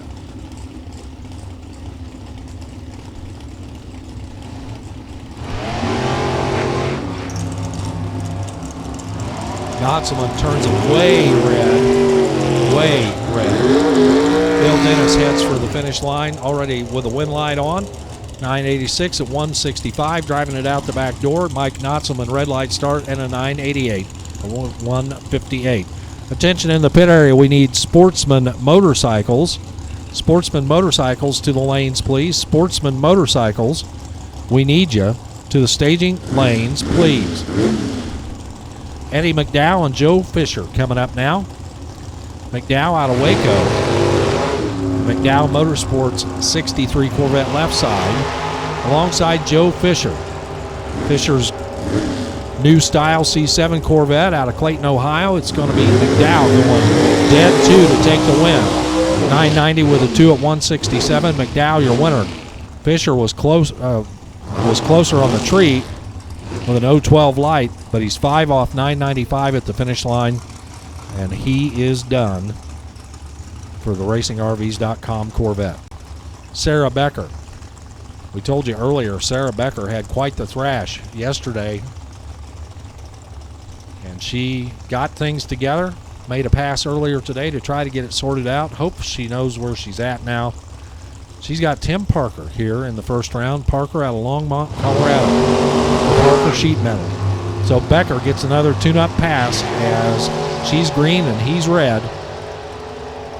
Becker will drive it out to the end, get her some more information, get it sorted out. Looks like it's right there. She's 309.87 at 162. Tim Parker also 987, but turned on the red light back here by 009 to let Sarah Becker move on to the next round. Jeff Kinney and Bruce Johnson will pull up now. Kinney left side, the 85 Oldsmobile Calais. Chevrolet Power under the hood. Bruce Johnson from Laura, South Carolina in his Camaro.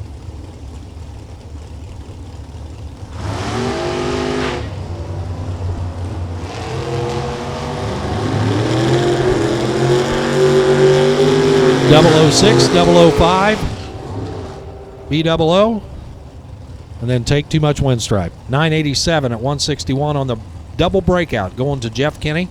He breaks out by 3, and Bruce Johnson breaks out by 4. They were both great on the tree. Gobbled up a little too much down there. It's Kenny's win on the double breakout. Here's Justin Allen.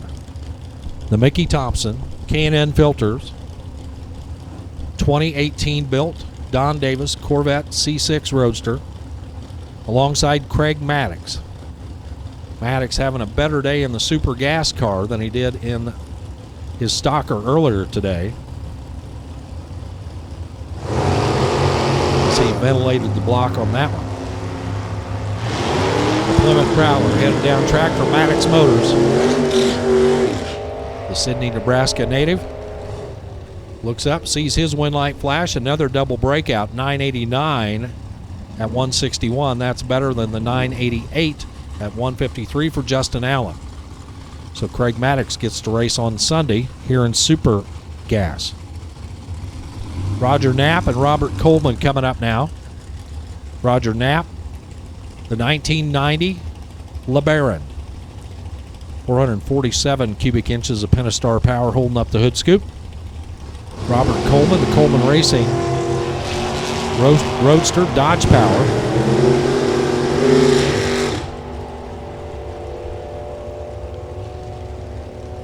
Another double breakout. This time it's Robert Coleman. He is 3 under. Roger Knapp took a big chunk down there as he was 7 under, 983 at 134. Keith Kuhn and Larry Christensen will line up now, left and right. Kuhn, the K&K Auto Repair, mid-80s Pro Stock. Jerry Bickle built race machine over there on the right, or on the left, excuse me. Larry Christensen on the right-hand side, 63 Corvette Roadster. Kuhn was number 2 in Division 5 last year, partly because of great reaction times, just like that, 005 on the tree, but got down there and got a little greedy, 3 under, 987 at 151. Christensen was dead to rights as he was 800ths slower at the starting line, but 2 under, 988 gets it done on the double breakout. Christensen breaking out by less, crossing second. Jeff Lopez, former world champion over here on the left side, taking on Daniel Gilgosh, a pair of 63 Corvettes left and right. Lopez out of Fort Worth. Daniel Gilgosh, Lino Lakes, Minnesota. The Gills Paint and Body machine on the right. The Uniselect Auto machine on the left.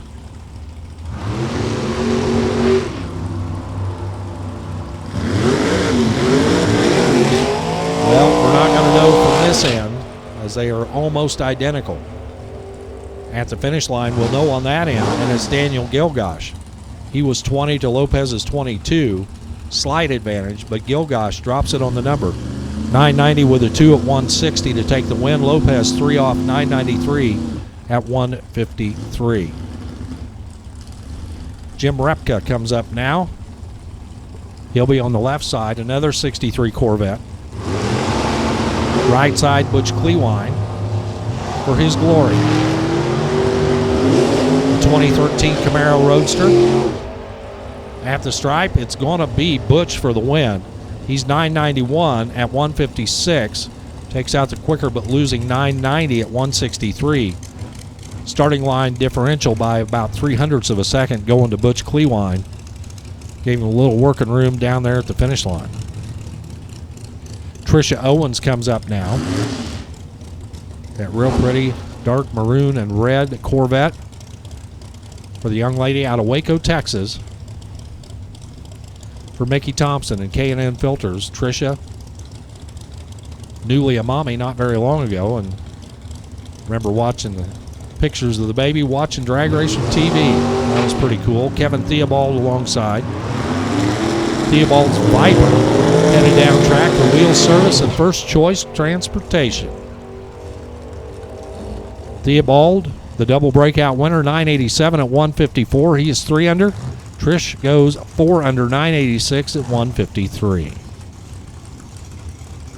Shannon Brinkley will line up now left side alongside Bradley Johnson, the Camaro Roadster on the right for Rocky Mountain Concrete. Johnson out of Morrison, Colorado. Brinkley for LODRS Casino and Resort. Highlands, Texas, the home base. Again, 990 is the target. Got to do it on this end and do it on that end. Couple it all together. See who turns on a win light. It's going to be Bradley Johnson as Brinkley got down there, crossed first, and broke out. 988.0 on the 990. He was behind at the starting line. Bradley Johnson, 991 at 163 for the win. Kevin Wright and Rick Cates come up now. Wright, left side. The D&K Interiors 57 Corvette replica. Rick Cates, right. The 2007 Corvette replica. Cates rolled through, turned it red, left before the tree was activated. Kevin Wright left right behind him.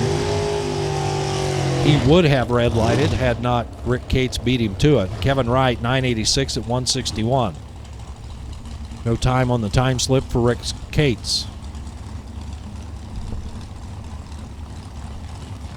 It's Danny Toole, the Toole Racing Mustang. He's in the Aeromotive lane, left side. Alongside Michael Miller from Moriarty, New Mexico. The K&N Filters, Lucas Oil, Hoosier Tire, JLM Motorsports, Don Davis built. 27 Ford Roadster with Ford Power. That's a mouthful, all of that. But that's okay. One of these two little Roadsters is going to go to the next round. I bet it's a Ford Roadster. I could be wrong, but I bet it's a Ford. I'll even go one further. I bet it's got Ford Power under the hood.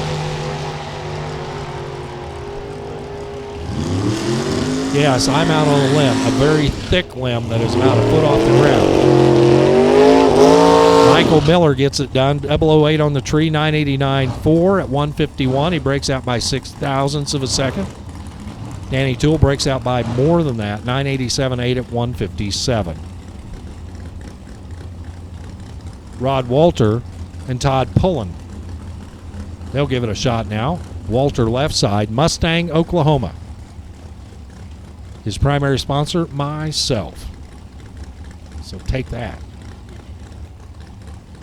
Brogy built Roadster over there, the 27 Ford with Chevy Power. Todd Pullen alongside from Amarillo, Texas. Charlie Stewart built C7 Corvette on the right.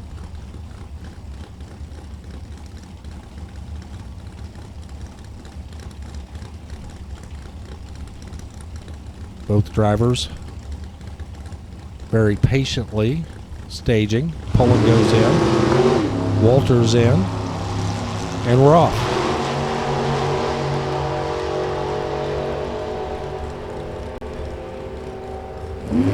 Pullen captures the win. 990 with an 8 at 161. He's dead 8 down there. He was behind at the starting line, but Walter gets down there, takes the stripe, breaks out by 0.04 of a second as he's 989.6. 4 thousandths under at 156, handing the win back to Todd Pullen. Two more coming at you. It's David Owens and Trevor Larson. Not sure what was going on right there, but David Owens over on the left side of the track out of Waco. You saw the crew member for Trevor Larson run right across the track, pointed something on David Owens' car or under it. But our starting line crew took a look. Go ahead and send him forward to stage. Owens and Larson side by side. Owens old school Corvette, Larson new school Corvette.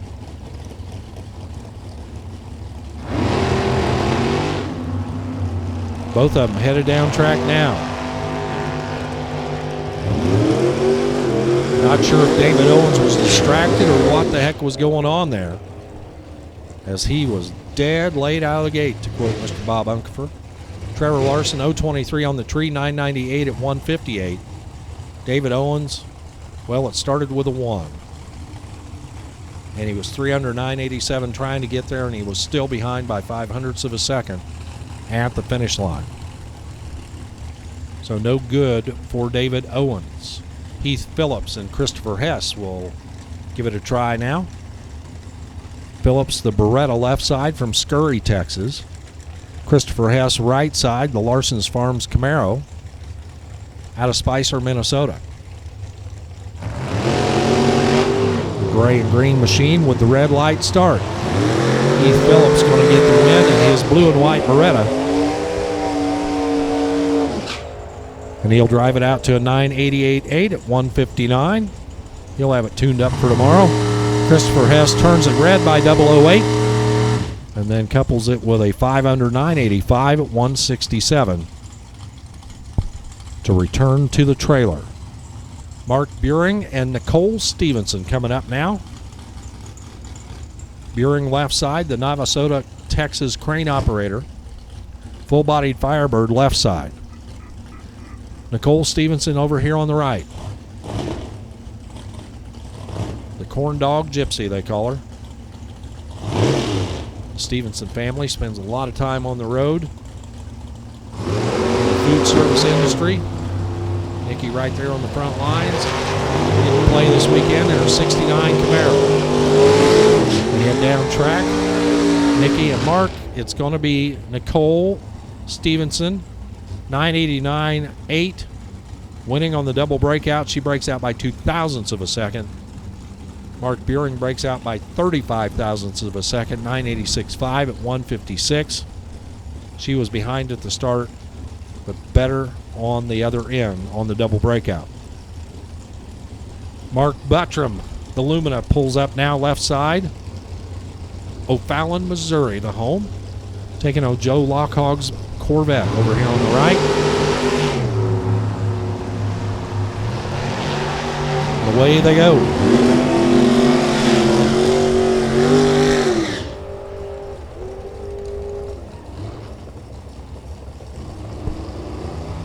Win light for Joseph Lockhog. Identical 995s left and right. Lockhog doing the job on the tree. Reaction time is the winner with that 005 light. Sportsman Motorcycles. Sportsman Motorcycles, if you're not in the lanes, we need you. Sportsman Motorcycles, we need you to the lanes. Roger Souter.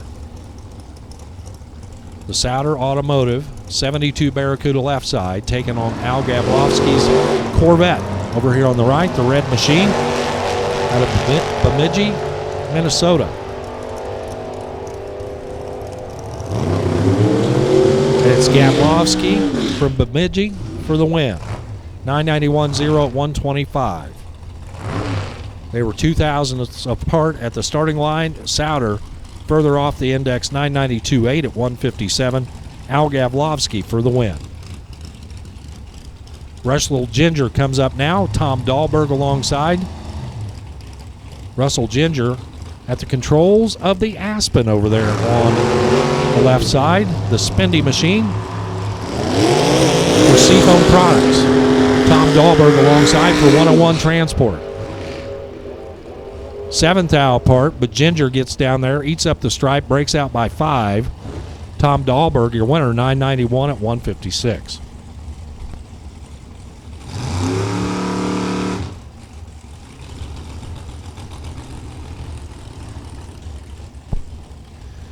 Next up, Mitch Withers for Central Truck Equipment, the 63 Corvette out of Pratt, Kansas. He is pre-staged, as is Rodney Frazier. Frazier rolls in now. They both jump off the starting line and head for the other end. Frazier out front. Here comes that top end charge for Mitch Withers, trying to gather him up, and does. Gets the win light. Mitch Withers, your winner, 992 at 158. He was better on the starting line and closer at the finish line. Rodney Frazier a little bit behind on the start, 995 and out. 118 for the speed.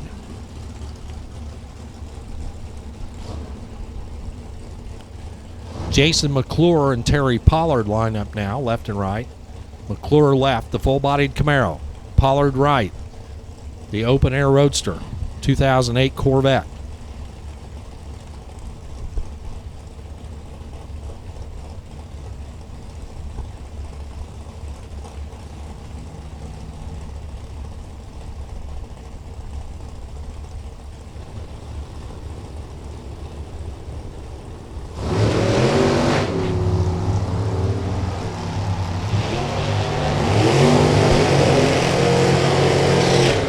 To the other end, it's McClure and Pollard. Pollard drops it on the number 990 with a 6 at 158, gets the win. But how about this? McClure was closer. He went dead 3, 990 with a 3 at 154. Pollard better at the starting line, 026 to 043, so the whole shot win for Terry Pollard to go to round number 2. Ryan Siffering and Paul Prang coming up now. Siffering, the O'Fallon, Missouri engineer for 5 Tree Life. Don Davis built car. He's very proud of his daughter. She is super smart, he says. Paul Prang alongside the New Mexican for Lucas Oil. And it is Siffering getting it done, 993 at 163. Better at the starting line. He says he can drive, and he just proved it. Turns on a win light. Paul Prang, 991 at 159. No good. Ken Griffiths and Michael Wright will line up next. Griffiths, 2010 Corvette Roadster. The matchless performance. Taking on Michael Wright, the old classic 91 Oldsmobile Cutlass. The old X-Pro stock style setup. Another double breakout. This time it's Michael Wright getting it done. 989.8. He's 2 thou under. That's a winner. Ken Griffiths goes 7 thousandths under, 989.3 at 153. Michael Wright is your winner. Kevin Burnett and Brianna Rayshak. So Burnett, the 62 Ferrari kit car, Mopar powered, taking on Brianna, the young lady out of Fargo, North Dakota. Her 77 Vega got reworked over the winter. That car is beautiful. But she's not going to like the way it turned out. As Kevin Burnett drops it on the number 990 with an 8. 152 for the winner. Brianna Rayshak, 990. Yeah, okay, start over. I got out in front of myself there. 999 at 135 for Brianna Rayshak. Alan Bush and Gregory Manigay from Monaga. Camaro right, Cavalier left. Sportsman Motorcycles to the lanes. If you're not there, we need you.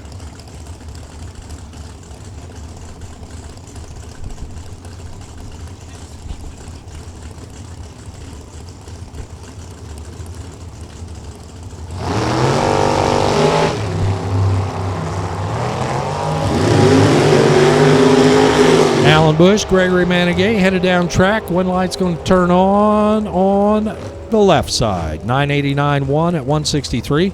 Alan Bush picks up the round win. Gregory Manigay breaks it out by 3, 987 at 158. Heidi Robeson in the little Corvette.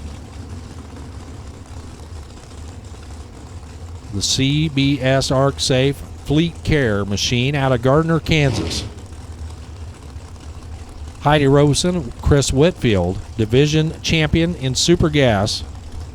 And Tim, keep walking. We've already had one cookie thief this weekend. Whitfield and Robeson headed down track. I've got another cookie thief in my midst. I have to beat knots on his head here in a minute. Heidi Robeson, your winner, 991.7 at 159. And Chris Whitfield breaks out by 3 thousandths, 989.7 at 151. You got milk to go with it? If you steal my cookies, I hope your milk's been sitting out outside and curdled on you. Stay away from my dang Oreos. Here's Steve Williams, the K&N Filter Corvette out of Beaumont, California. He'll be taking on Sean Carter out of Park Hill, Oklahoma. Williams looking to turn on a win light. Not have the best weekend, but hoping to improve.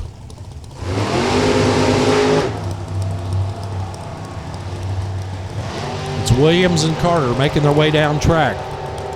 One of them is 008 and the other one is not.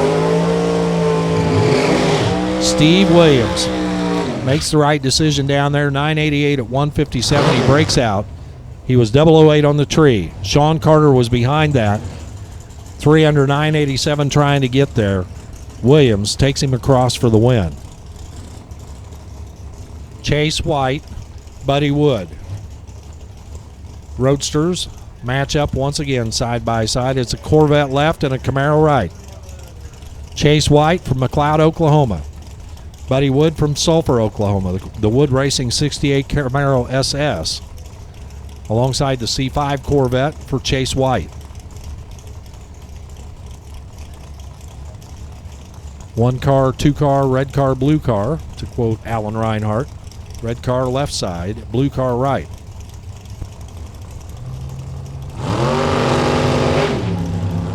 That was what you learned in first grade, is that what you said?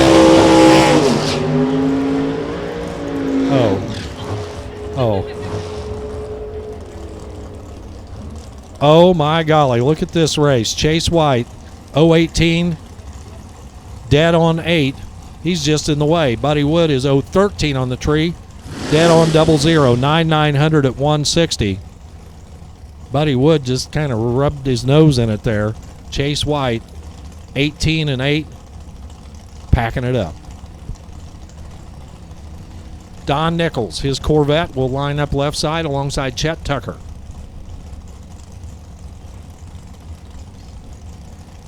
Camaro right side for Ortec. Buddy Wood Racing machine over here on the right. Tucker hustling down track. Don Nichols off the stop, giving chase. Who's it going to be? It's going to be Nichols. The Corvette, dead 8 down there at 163. That's a good number. That wins this round. Last round didn't. Nichols 021. Tucker was 013 of 989.6 at 162. So Tucker had some room to work down there, but super tight racing. And it's Don Nichols for the win. Tim Nicholson, he's been a top 10 player in Super Gas with his very unique driving style. First of all, it's a full-bodied machine, not a roadster. They are now in the minority, I think. Second of all, it's not an automatic, but it's a 4-speed. Those are definitely in the minority. Third, there's no throttle stop. He goes as fast as he can for as long as he can. And then, right about now, he'll drop the nose. Here comes Larry Hansen. Nicholson knew how to play the game. 991.5 at 111 for the win. Larry Hansen, better at the starting line, got down there, and the only thing he could think to do was go in front of him. And he did, and he broke out by 7 thousandths of a second. 989.3 at 150. Hansen is out of here, and Nicholson will be back on Sunday. Jody Davis and Chris Harrelson give it a try now. Mustang left, Corvette right. Jody Davis and Chris Harrelson. Harrelson gets the win on the double breakout. 989.1. He's 9 thousandths under. Jody Davis 19 thousandths under, breaking out by more. Harrelson was better on the tree. That Charlie Stewart race car machine will slide into Sunday action. Jacob Elrod and Alan Evans coming up. Both of these guys drive all the way from Ohio to wind up lining up next to each other in Kansas.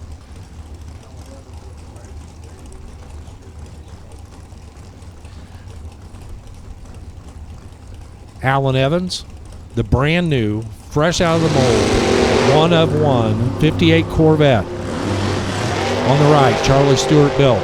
Left side, Travis Colangelo built. C7 Corvette. Alan must have had some trouble down there. He slows to a 1090 at 112. Jacob Elrod, 1001 at 138 for the Glass Rat. He'll be back to play another round. Tough break there for Alan Evans in his car. He was right there with him to the 8th mile, and then he started to taper off. Not sure what happened. But Elrod was 009 on the tree, and Alan Evans did his job by letting go 007 green. Byron Turner and Steve Hayes, your next pairing. Turner in the Mustang Roadster. Steve Hayes in the full-bodied Camaro. Hayes turns it red by 005. Ryan Turner heads for the other end. See what his time ticket says. It's going to be a 988.8 at 143. But the red light start for Steve Hayes ends his weekend. 991 at 161 for Hayes in a 005 red. Murray Hebert from Baxter, Minnesota. The Murray Hebert Heating and Cooling. I've got that wrong all weekend. Heating and cooling. Well, it's CLNG. It could be cleaning. It could be cling. It could be anything. I have a chance to butcher it tomorrow. You see the fist pump there from Murray about mid-track. He saw his wind light on and he was already celebrating. 997 at 147 for Murray. He's your winner. Todd Nielsen lights the cherry 005. 200 988 at the finish line, and Murray gets to come back, and I can get it wrong again tomorrow. I might even do it on purpose. Michael Van Winkle and Tom Carlson, your final pair in the category. Rip left side from Lake Charles, Louisiana, 27 Ford Roadster. Right side, 2003 Corvette C5 for Tom Carlson from Two Harbors, Minnesota. Van Winkle from Lake Charles, Louisiana. Winner goes on to finish out round number 1.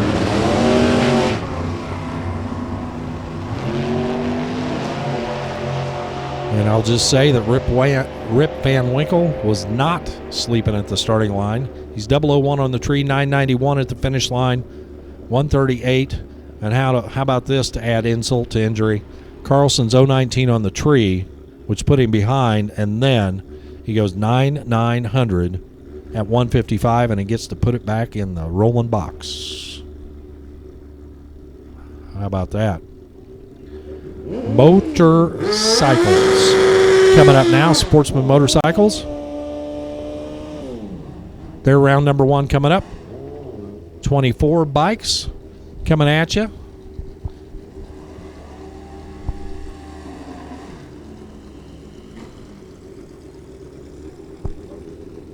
And to tell you all about it, well, it'll be me until Bob gets over here. Derek Dory and Brian Kissel.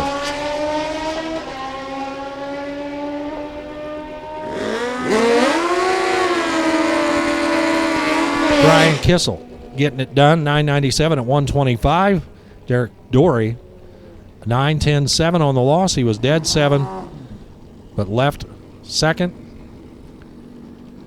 That was a problem.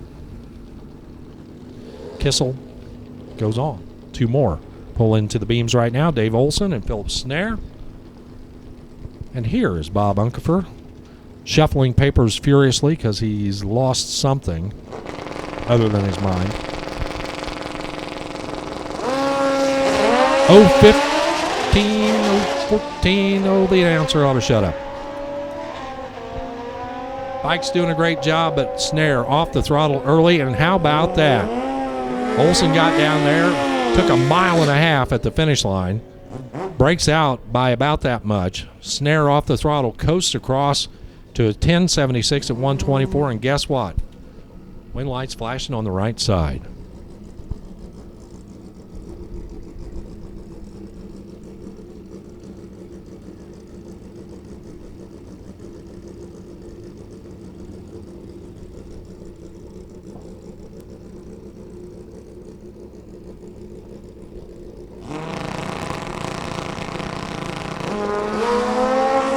Line start for Michael Shelton as he turns it red by 0.02 of a second. Thanks, Warren. Appreciate the break. 870 for Fangmeyer. So he dances his way into the next round of eliminations, and he'll come back to run your number 1 qualifier, Phil Snare.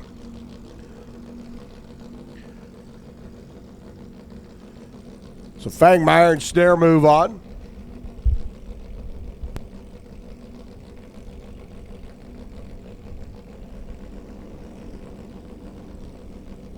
Reigning division champ taking on a former champ. Michael Nash over here on the right-hand side, 808. Going to spot Patrick Roetto over on the Aeromotive side of the racetrack.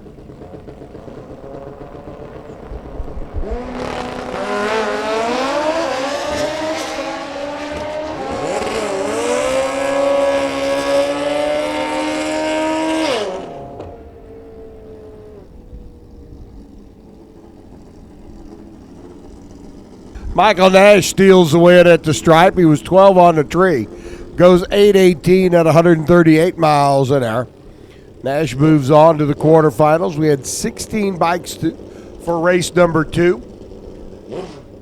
Patrick comes up a little bit short in that pair, and Donnie Dernberger taking on Terry Kruger now. Over here on the right-hand side.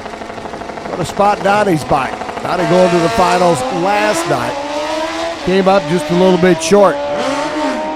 He's going to have to cross his fingers, say his prayers down at the other end of the racetrack. And he gets the win. It worked. 10:39 on a 33. Terry Kruger had a much better light. Takes a big chunk of stripe and goes 9:03 to break out down at the other end of the racetrack. So Dernberger moves on. He'll be back to run, I believe, Kissel in the last round. I'm sorry, we were transitioning between Warren and I in that opening pair. Tony Davis picks up the win. Dave Gautreaux turns it red. 16 thousandths too quick for the Louisiana runner. Tony up from Houston. Goes 009, 853 on an 854. And dances into round number 2. We'll be getting into round number 2 come tomorrow. This is John Fitzpatrick and Leonard Sykes come rolling in now. Fitzpatrick on the right, out of the Air Force Reserve, looking to see what he can do. Having some problems back here in the water box, trying to find the right gear for it. Meanwhile, Leonard Sykes over on the left-hand side, already doing his burnout. And John Fitzpatrick having some issues, and it ain't looking pretty. He says, I'm ready. Sykes on the left-hand side out of Denver. Fitzpatrick pulling it up to the line. One final adjustment. He'll click it in and stage it. Leonard on the left, 9:26. Gets the handicap start. Fitzpatrick going to be off and running. Hey, he tried to psych out Sykes. That's tough to say. Sykes goes 9:43, clucking it off at the other end of the racetrack. He had 2 chances. One, that Sykes would go red. 2, that Sykes would break out. And C, none of the above happened. John Fitzpatrick back here at the starting line. Problems. Sykes moves on. It'll be Sykes and Tony Davis in the next round of elimination. Snare and Fangmeyer. Dernberger and, I do believe, Kissel. And one more pair to go. Greg Fan and Steele to run. Rob Sanders. Proud of Rob. Robert over on the right-hand side, the multi-time Division 4 Sportsman Motorcycle Champ. Flying the colors of the KC Chiefs on the back of his Suzuki. Craig Fandensteel, the Harley out of Hayes, pulls up alongside. Craig's going to get the handicap start. Robert's going to be giving chase. Robert, your number 1 qualifier in race number 1. Who's your number 8 qualifier here in race number 2? Fandensteel goes red. Sanders moves on. He'll be back to run Michael Nash, a familiar opponent, come round number 2 tomorrow. Robert clicks off a 9:13 at 139 miles an hour. So Sanders makes his way down track.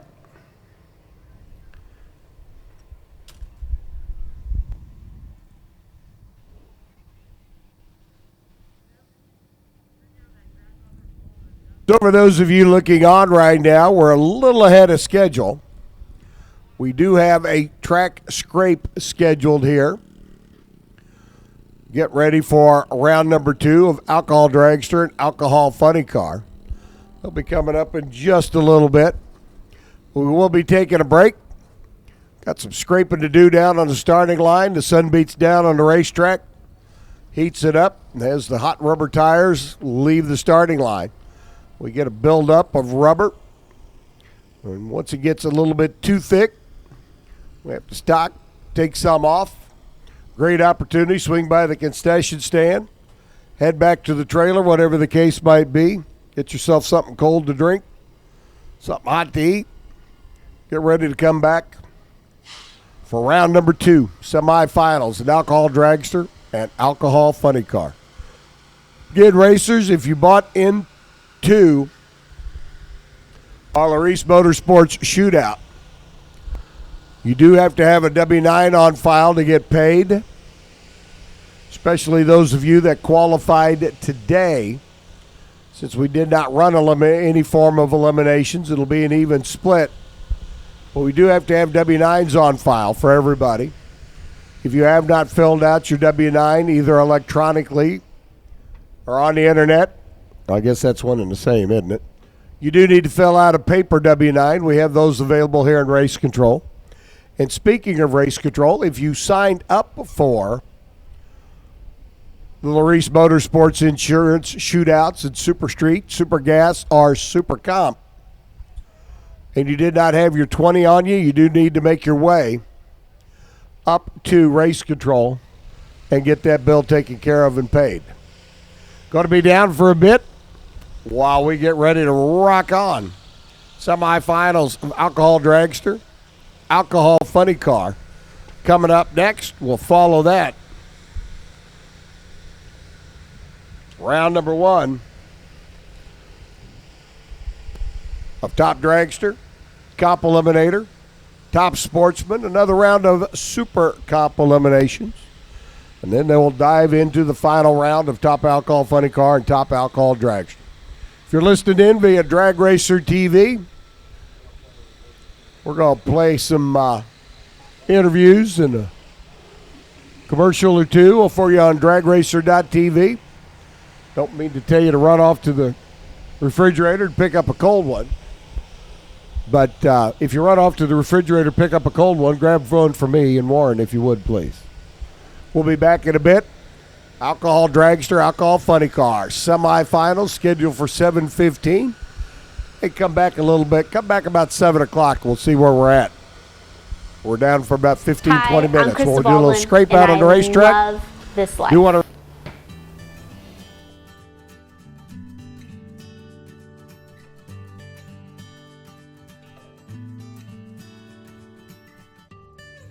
Question. So, Krista, tell me a little bit about yourself. You're from California. Yep, I'm originally from California, born and raised in Southern California in Upland, which is a few miles down from Pomona. I literally was born into this life. I mean, I have 2 sides of my family are nitro racers. Of course, my grandpa, Chris Karamessinas, he's the Greek, the oldest active driver out there. And my dad was Bobby Baldwin. And like I literally grew up with 2 Top Fuel cars in my life. So back in the day, back out in California, you probably grew up at the racetrack. Absolutely. You know, it's always funny because like I was always the girl in school, or the kid, not necessarily the girl, that was always leaving on the weekends to go somewhere. I would literally cut class Thursday at noon to catch a flight to go to a racetrack and then come back Monday morning. But every weekend we did something. And so just that was the exciting part. Like as a kid, you get to travel to all these places. Now, granted, I had to be good in school and I had to get all my cool, good stuff in there, but my mom was awesome and she let me travel the country with them. Did you race junior dragsters as a kid? The plan was to race junior dragsters. Of course, you had to turn 8 back then to drive the junior dragster, and I turned 8 in July, and unfortunately in September my dad passed away, and so I never got the opportunity to race a junior car. Believe me, I wanted to. I remember when I was real little, went out to one of the races at Pomona and sat in Steven Dencham's junior dragster, but it just, I never got to do it because my life changed at that moment. So I spent a long time trying to figure out how am I going to get myself back into a seat of these cars. So after your dad passed away, how were you able to maintain your presence at the racetrack? Did your mom keep taking you out there, or? Yeah, after my dad passed, I still went out to the races with my grandpa. Me and my mom would fly anywhere that he was, and we would go support him, and it turned into, you know, that was the time I got to spend with my grandpa, and I really cherished it.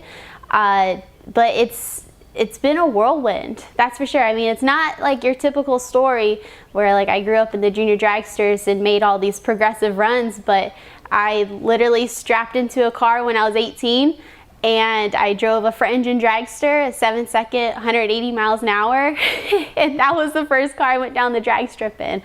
But the biggest thing was I made this promise to my family that I had to finish school. And that was a big thing, especially for my grandpa. I would not get in these cars unless he gave me his blessing to do it.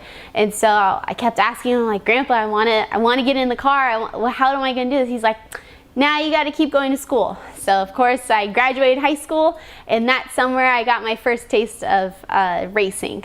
And then of course I went to college, and I met Anthony in the Nitro University, and I took my first steps into licensing in this car. And I had to graduate college before I get to make my national event debut. I literally graduated college in December, made the Winter Nationals in February. Well, the first time that you and I met was at Norwalk, and I remember up in the media center, you were racing, but you were also up there doing homework. Yes. Yeah, I was. It was a crazy time. At that point, I was going for my master's, and I literally had to go race the car, run up to the media center because I didn't have a strong enough Wi-Fi signal, especially at Norwalk. There's no signal there, and I'm literally writing a paper in the media center before my runs. And so, but that's how you had to do it, and that's how I got to be where I'm at. Is just, you know, I took the school and I incorporated it into what I wanted to do in my life, and that's where I came from. So, but one of the cool things, especially in college, I actually had 2 internships. One, I worked for Competition Plus. I was a social media coordinator. And the second one, I was the social media gal for Paul Lee Racing. And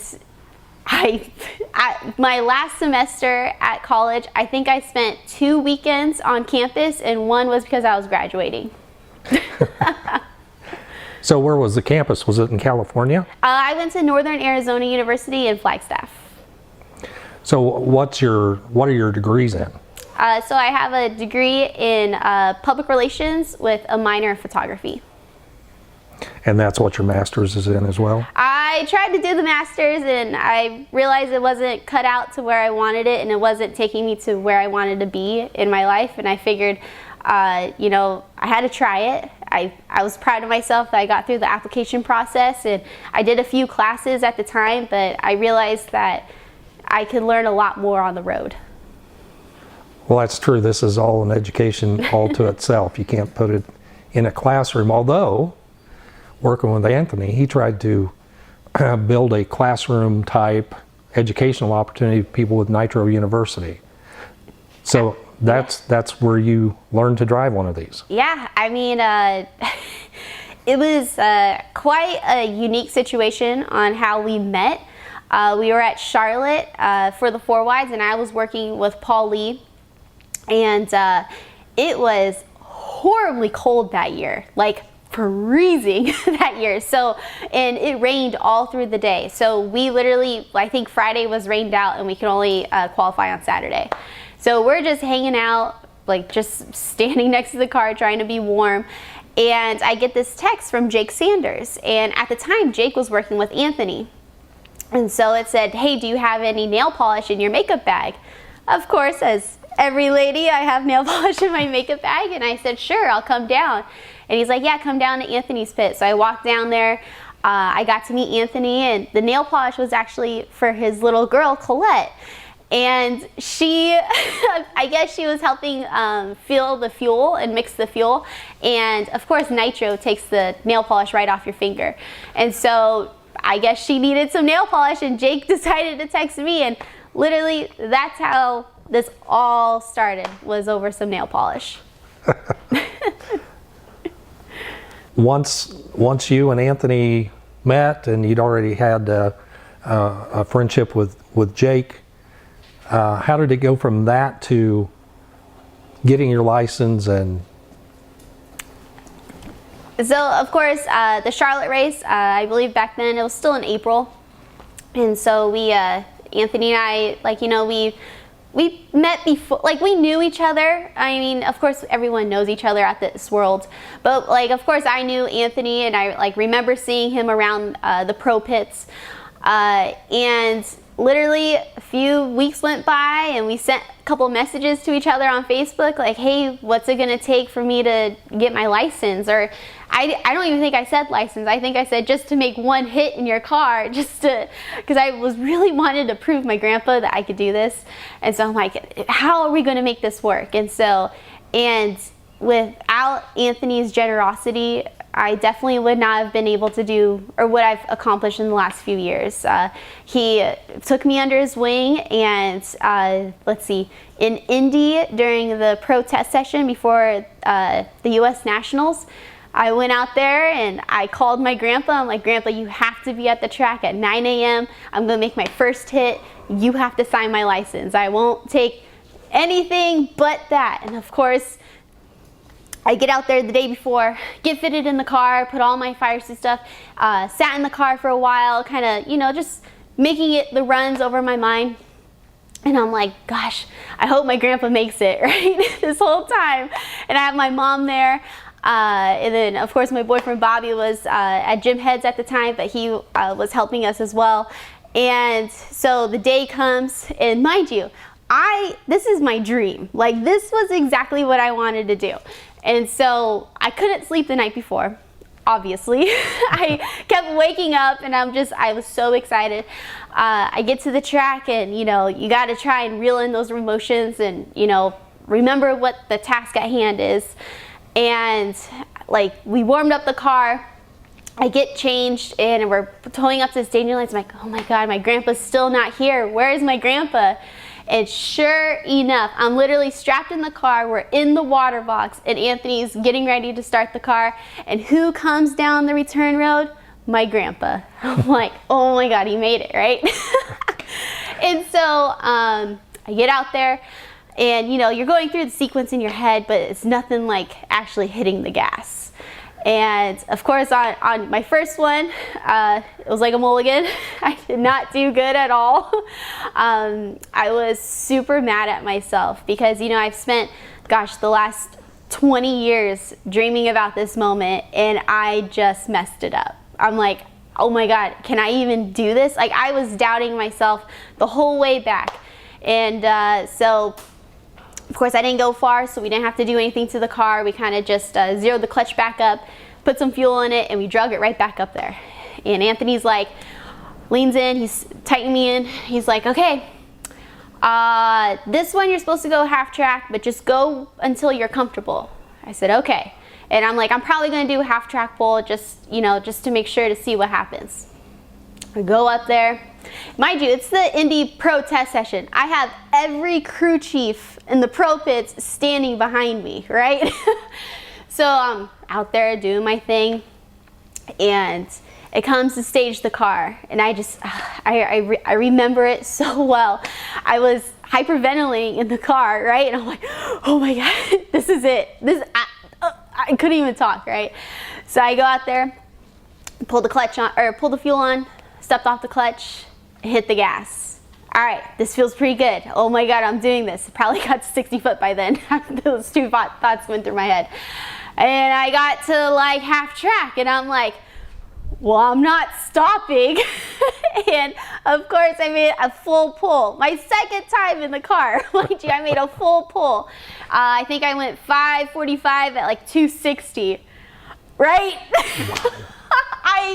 I was like, the second I pulled those chutes, I was so proud of myself. I was like, oh my God, I did it. Like, I've been watching these cars for years and years and I finally got to do it.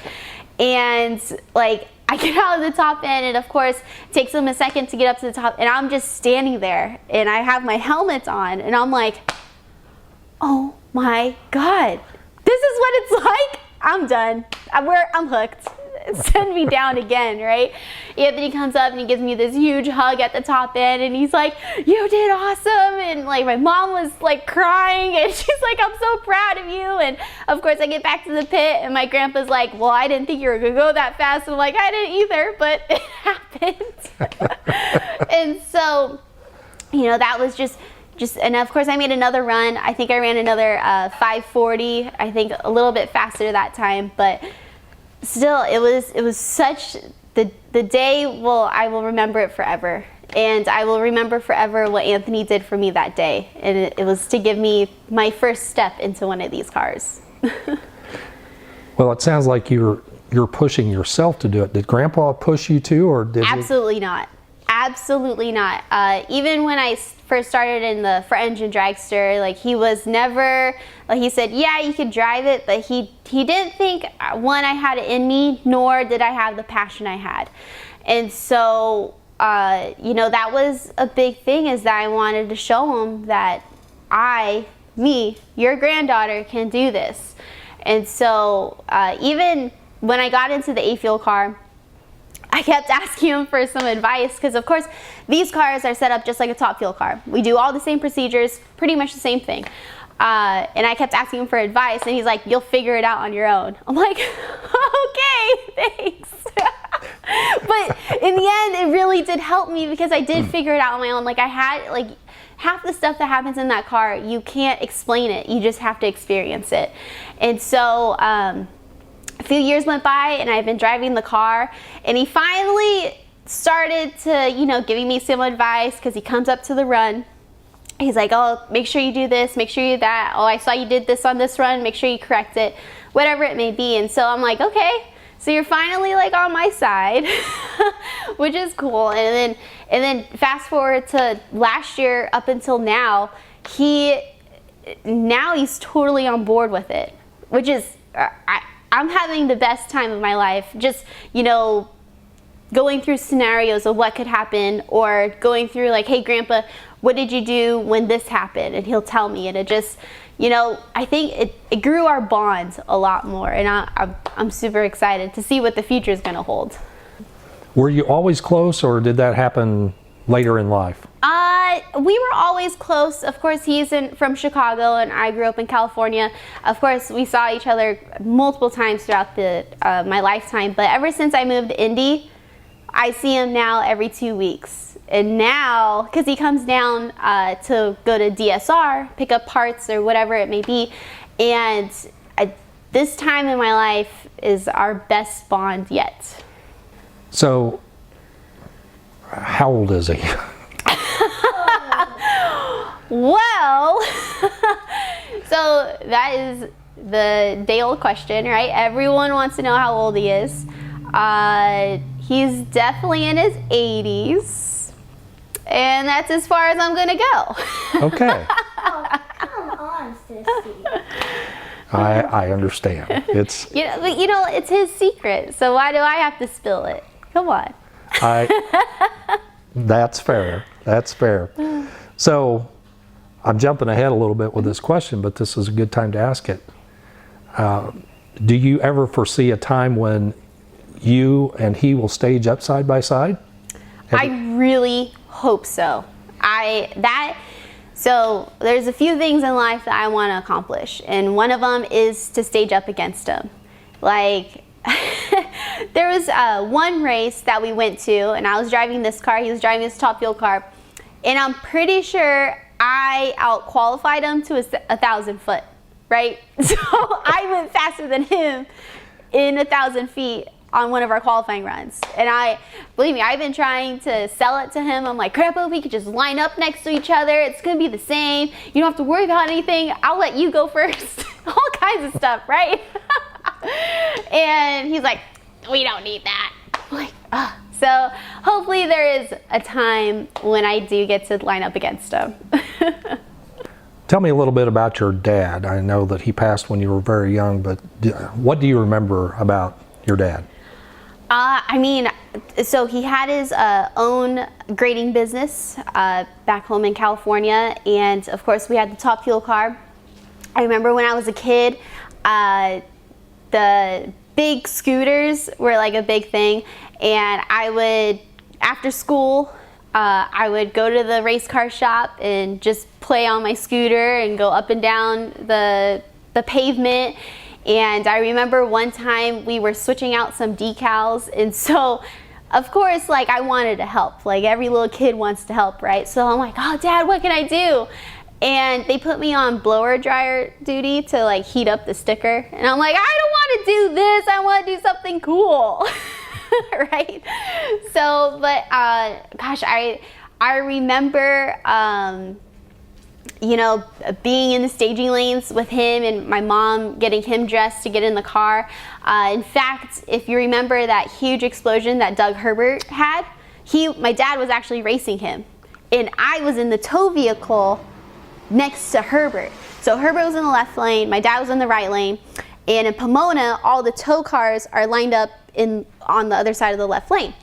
So of course, you know, I'm a kid and I'm trying to see over like everyone's car and stuff, and I just remember the sensation of that fear pressure and that heat coming through the car, right? And that was one of the wildest things I've ever been through, and I was probably 6 or 7 at the time. And in fact, I think Herbert's car, like tow car, their windows got blown out because of the pressure, and if for some odd reason ours didn't. And so I definitely remember that. But gosh, I remember whenever my grandpa and my dad were racing at the same event, that I got to decide which trailer I wanted to play in. Because in each trailer I had different sets of toys. So it's like, oh, I'm going to go to Grandpa's. No, I'm going to go to my dad's. And so I remember going back and forth a lot. But it just, you know, I wish that my life story would have been different. Of course, I wish my dad was here. But I honestly hope that he's very proud of what I've become. I'm sure he is. So you've had the opportunity to be around quite a few men that could mentor you through your life. Of course, Anthony and your grandpa and your dad, and Paul Lee. Mm-hmm. Paul's a pretty amazing story in himself. Absolutely. I mean, so I started working for Paul maybe, gosh, I think it was 6 years ago now. I first met him, he was driving Gary Dencham's funny car in Sonoma. And Gary just had a knee operation, so he couldn't drive. So my dad and Gary Dencham were good friends for a long time. So we're good, close to Joanne, we're close to Gary, we're close to Steven.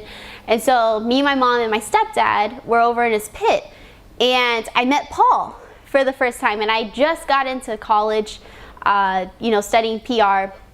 And so Paul asked me, he's like, oh, well, would you be interested in doing an internship? And I'm like, absolutely, I would love to. I'm like, this is my ticket. I'm like, this is how I'm going to get into the drag racing world if I can't drive. Because up until I met Anthony, I didn't think I was going to be able to drive. Like, that was, you know, growing up, I'm like, okay, now I'm getting older. Like, how am I going to do this? I'm like, at least I could be in the PR world in the sport I love. So, met Paul, we exchanged numbers, and I told him, I'm like, I am actually leaving in 3 months to go study abroad in Greece for 6 months. And I'm like, will this internship be available when I get back? He said, absolutely. So go live in Greece for 6 months, come back, and on my way home, on the flight home, I texted Paul, I'm like, hey Paul, I'm coming back to the States, like, are we still on? He's like, absolutely, come out to the Vegas test session before Pomona. I said, okay, perfect. And it literally started that I was intern, and now I'm the creative director of McLeod and FTI. So let's talk a little bit about that and your role. That's pretty substantial, and what's happened with that company is pretty substantial over the last 12 months. Yes, so Paul, of course, McLeod is one of the industry leading drivetrain component specialists.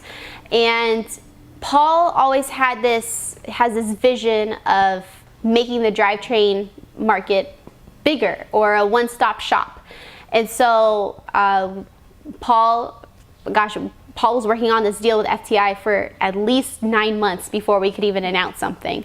And finally, we took in FTI, and now we're this big conglomerate of, so now we're really that one-stop shop. You can either go with the manual on the McLeod side, or you can go with the torque converter on the FTI side. So now this isn't the end of what Paul's gonna do. This is just the first step into something bigger. So within the next year, we're gonna grow even more. And I'm grateful that, I mean, with Paul and like with Anthony, they both took a chance on me.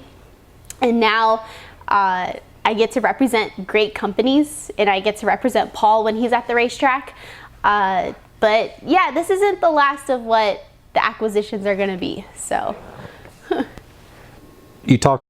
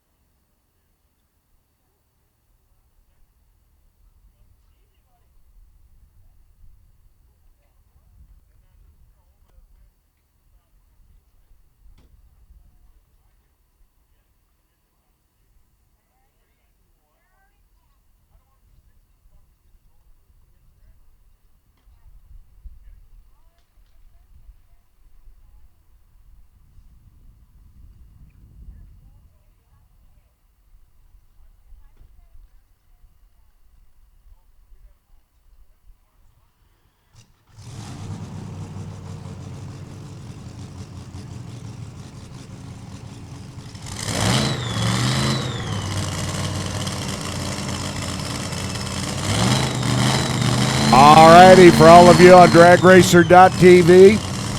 That rumble you hear coming out of your speakers. First pair, semifinals. Top alcohol dragster. Rachel Meyer, Christine Chambliss.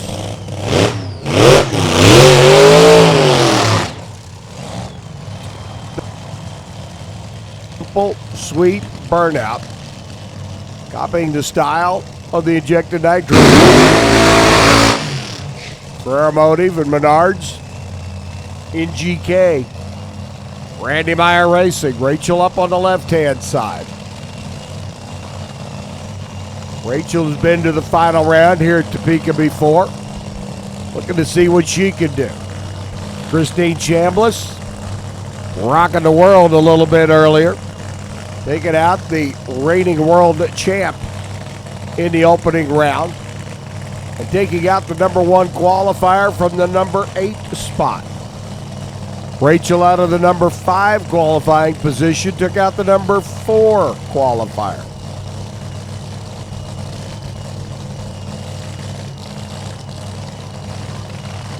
Interesting scenario as things played out through round number 1 of Alcohol Dragster. Christine Chambliss over here on the right-hand side. Well, I think they might have been having a little issue there. Getting the car to go back forward. Crew member reached in, got it going. Christine pulling up over here on the right-hand side. Looking to see what she can do. Can she come out of the number 8 spot and go to the final round? There's Rachel Meyer. Going to make it there one more time. To left side. Christine right. RPM's up for Christine Chambliss. Side by side run down the racetrack. It's going to be Rachel. 5:37. 268 miles an hour. Throwing down the gauntlet saying, come on. 5:37.3. 268 miles an hour. 5:81 for Christine. Valiant effort. She was right there with her, leaving the starting line to the 60-foot mark. They were only separated by a hun. By the 3:30 mark, it was starting to stretch out a little bit. And by the finish line, it was a walkaway for Rachel Meyer. 5:37, he had blown alcohol car. Christine, only 195 down at the other end of the racetrack. Now, whether something went wrong or she saw Rachel out in front, decided not to push the envelope, that you will have to ask Christine. But Rachel Meyer into the finals here at Topeka again. She's been here before. The question now is, who's she going to run? 5:37.3 is her best run of the weekend. So they've got that car stepping up and going the right direction. She'll come back in the finals a little bit later on this evening. Take on either Robin Samsel or Aaron Cooper. Aaron, like Rachel, like Christine, the lower qualified car taking out the higher qualified car in the opening round of eliminations. Robin Samsel, your number 2 qualifier. A free ride in the opening round as Jared Dreher's car had problems, or we could have had the potential for the entire bottom half of the field advancing to the semifinals. Unfortunately for Jared Dreher crew, that we'll never know. But that car, the new car for Jared Dreher, doing what it needs to do, and that is getting better. Aaron Cooper over here on the right-hand side. Laid down the 5 feet in the last round. And Robin Samsel with lane choice in this pair, picking the left-hand side. Interesting to see that the drivers are feeling fairly comfortable on either side of the racetrack. Robin with a 5:31 in the opening round. for Lapel Truck Service, NGK, and Samsel Racing. Justice Brothers on the side as well. Talked about this car's performance last weekend over in Columbus, Ohio, locked into the high 520s. Conditions here not quite like they were in Columbus. Samsel locked into the low 530s this weekend. I do mean locked. 534, 534, 531, and a 530. See what he's got in store for Aaron Cooper, or what Gary and Aaron have in store for Robin Samsel.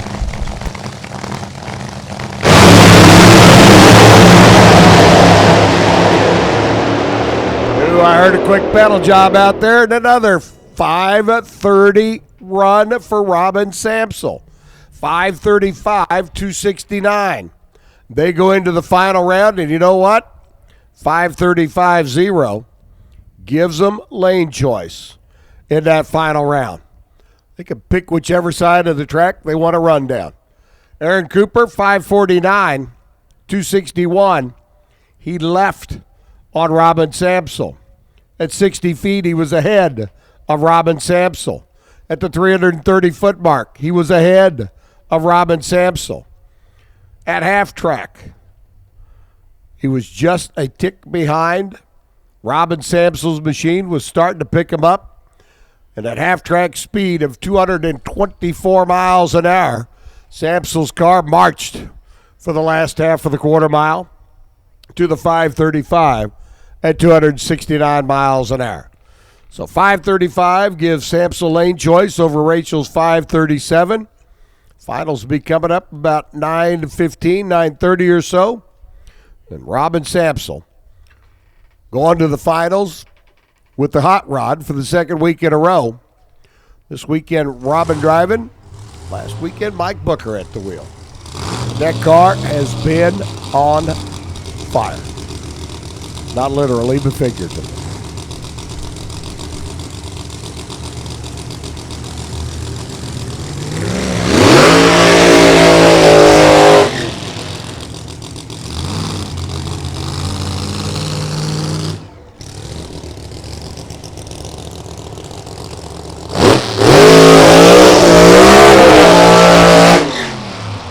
Chris Foster and Bob McCosh now going to duke it out to see which one of them comes back to take on Doug Gordon in the finals.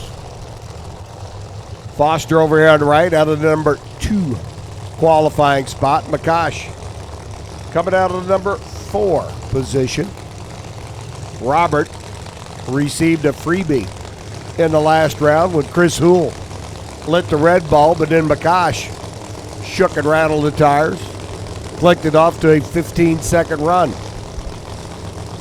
Chris Foster, your number 2 qualifier, 569, 568 qualifying, another 569 in the opening round. Everybody's nightmare, the runner out of the Quad Cities. Looking to see what he can do. I love the way the crew checks the wheelie bar. Jump up and down on it. Chris Foster can feel it. Knows that the crew's done their job. Crew chiefs look at each other. Foster's ready. McCosh is ready.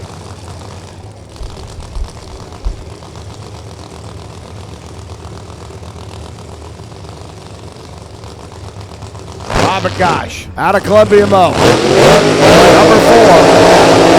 Number 2. McCosh rattling the tires again, hitting them smoking.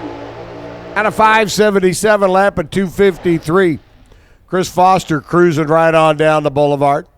Chutes blossoming just a little bit late down there, but like I've said earlier today, big shutoff area down at the other end of the racetrack. Lots of room to get them woed. Yes, and Chris Foster making the bend down at the other end of the racetrack, and he will come back to run Doug Gordon. 577.4, 253 miles an hour. You'd like to have had a little bit more than that. Getting prepped to take on Doug Gordon in the final round. Doug coming off the win last weekend out in Sonoma. Top dragster, round number 1. If you're not in the lanes yet, you're late. You're tardy. Need you. Cop eliminator, round number 1. Needs you to the lanes now as well. Competition eliminator. Needs you to the lanes, please. Top sportsman, get them ready.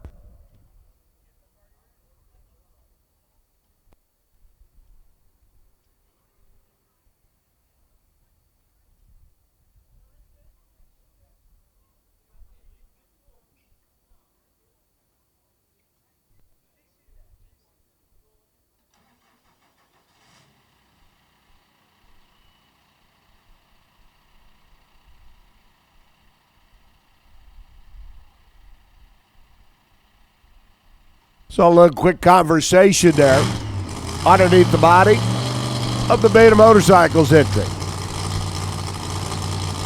Doug Gordon qualified with a 5:58. Ran a 5:68 to survive a 28 thousandths of a second. Margin of victory against Burl Brown in the opening round, or Brian Brown in the opening round, in the Empire Ironworks machine. Brian, who had struggled in qualifying, I'm sure was giving Doug Gordon a whole lot to think about down at the other end of the racetrack, as they were virtually lockstep with each other in that opening round confrontation. And I'll guarantee you, Doug knew Brian was there, and Brian knew he was hanging with Doug. 28 thousandths of a second, the margin down at the other end. Looks like they're trying to win a Wally for Rick on his birthday. Happy birthday, Rick. Out the number 1 spot, 6 cars in the show. Doug Gordon, Mike Gordon, the Beta Motorcycles team out of California. Getting ready to make their lap down track. Got to run quicker than a 5:77 to have lane choice over Chris Foster in the finals. Will they run quicker than 5:77? In all likelihood, yes. We'll see what happens.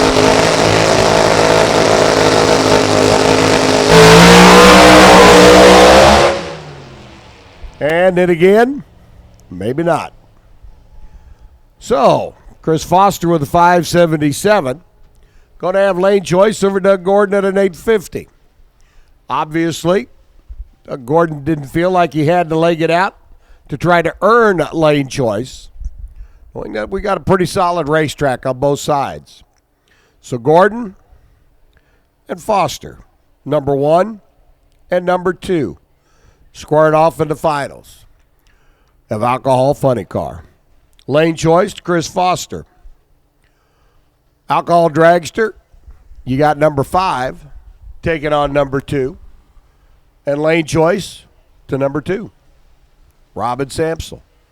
For Lapel Truck Service, NGK, Justice Brothers, and they'll be back. Finals are now set. About an hour and a half away. Around about 9 o'clock. Got some cars to go through. Top Dragster, round number 1. Competition Eliminator, round number 1. Top Sportsman, round number 1. Super Cop will be back for round number 2, and then we'll start pairing them up for the finals in Alky Dragster and Alky Funny Car.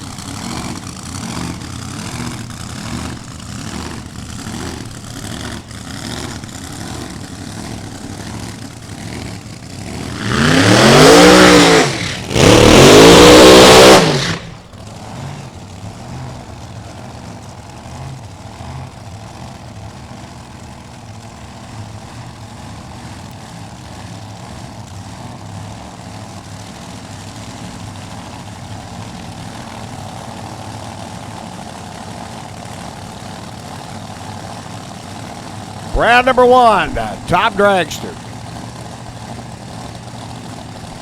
Getting ready to come out at us.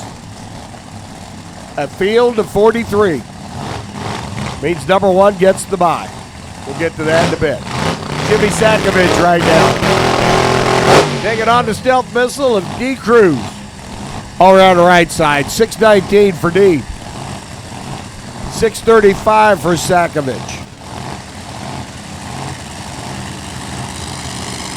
As he gets ready to work his way down the racetrack.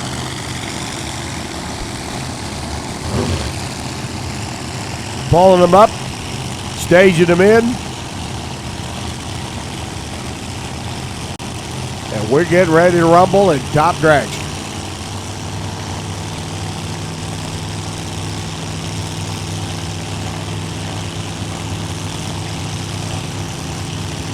Locked and loaded. Off and running. Sakovich picks up the W.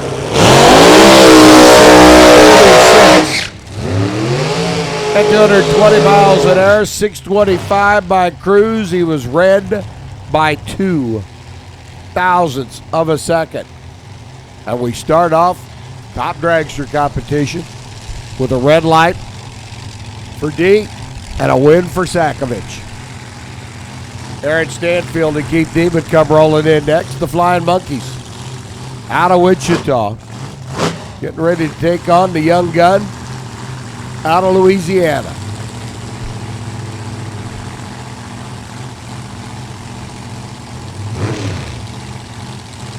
Stanfield on the left-hand side.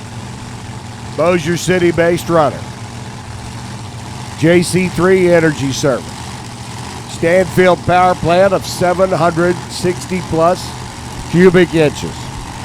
Keith Demon right side. Firefighter and firefighter training. Boss man down in Wichita. 647 to dial for Keith. He's going to be off and running.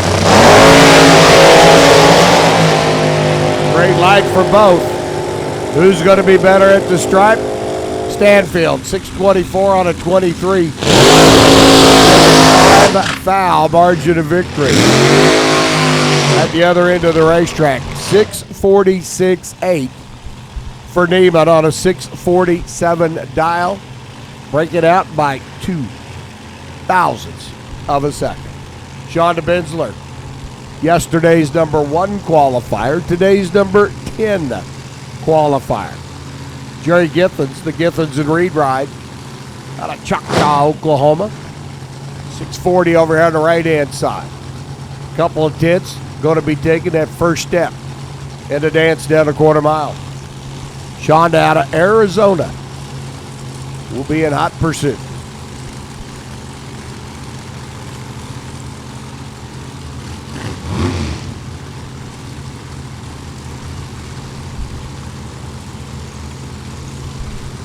Githens right, the Mondin chassis machine. Shonda a little bit newer. American out. 005 red. Sean DeBenzler gets the win. 21 on a 20. 33 on the tree. Sean the dancer's on.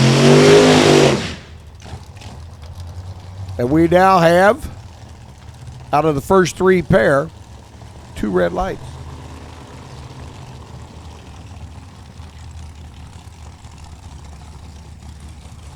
So Shonda will stay in play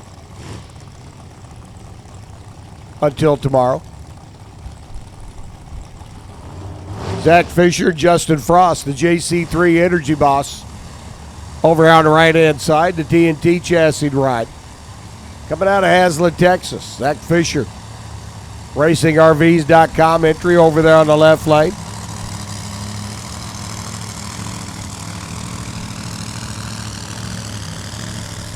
Zach on a 621, Justin on a 635. See if we can avoid any more reds.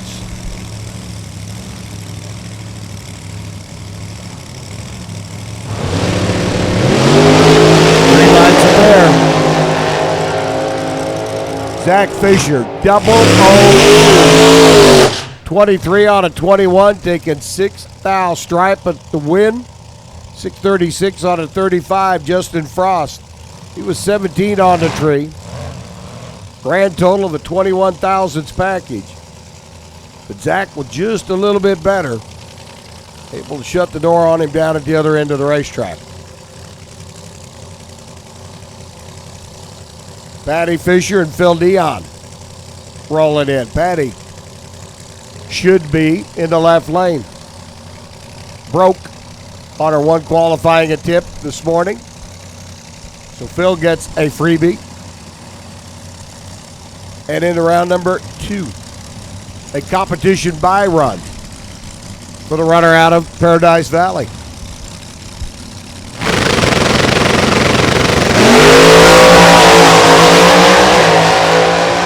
Amazing the cars that we have here from across the country. 633 by Dion at 215 miles an hour. As he moves on to round number 2. Patty, unfortunately, a break the Racing RVs machine, not able to answer the bell. And Ron Scott come rolling in next.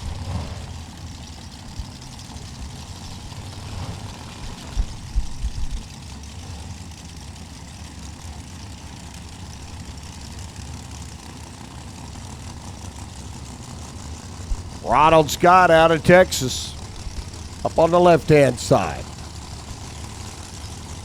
Chance Bullock, another Lone Star State competitor over here on the right. Handicap start, going to go to Bullock. 665 cubic inch combination.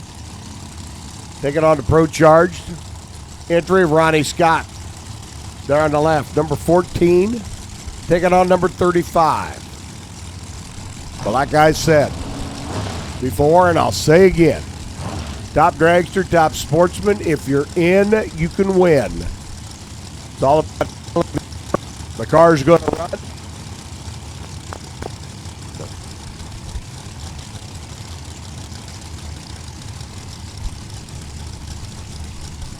And a little bit of luck. Bullock right. Scott left. Start Ronnie Scott. Now too quick out of the gate. And your number 35 qualifier dances on with a 656.9 on a 657.9. So Bullock picks him up, puts him down. 627 for Ron Scott. But all that went for naught after that 008 red light. Back here on this end of the racetracks, Bob Henry and Jeff Strickland come rolling in next. The Airgas Energy, driven by Grit. Hot rod for Henry over on the left-hand side. Spitzer chassis car, number 12 qualifier. Taking on Jeff Strickland. If you look on the side of the stickerpunk.com entry, you see a big number 2. Significant of the fact that throughout all of last year's competition, off he runs. Here comes Henry on the top end. Not going to get it done. 44 on a 44. How about Jeff Strickland? 17 miles package. And move on to round number 2. Henry goes 23 on a 25. Takes 12,000 stripe. But after a 25 reaction time, he was behind and wasn't going to get there. As the expression goes, he was burning gas. Top Eliminator, if you're not in the lanes yet, you're late. Top Sportsman needs you to the lanes now, please. Top Eliminator, to the lanes. If you're not there, you're already late. Top Sportsman, first call for you is David Otis. Mark Moore comes rolling in. Moore out of Hutch. Over on the right-hand side. The Bell Hamilton Ford entry. 7 flat. The dial for Moore. Otis on a 628. Pretty healthy handicap start. Going to go to the Mel Hamilton Ford entry here on the right-hand side. A better portion of a second.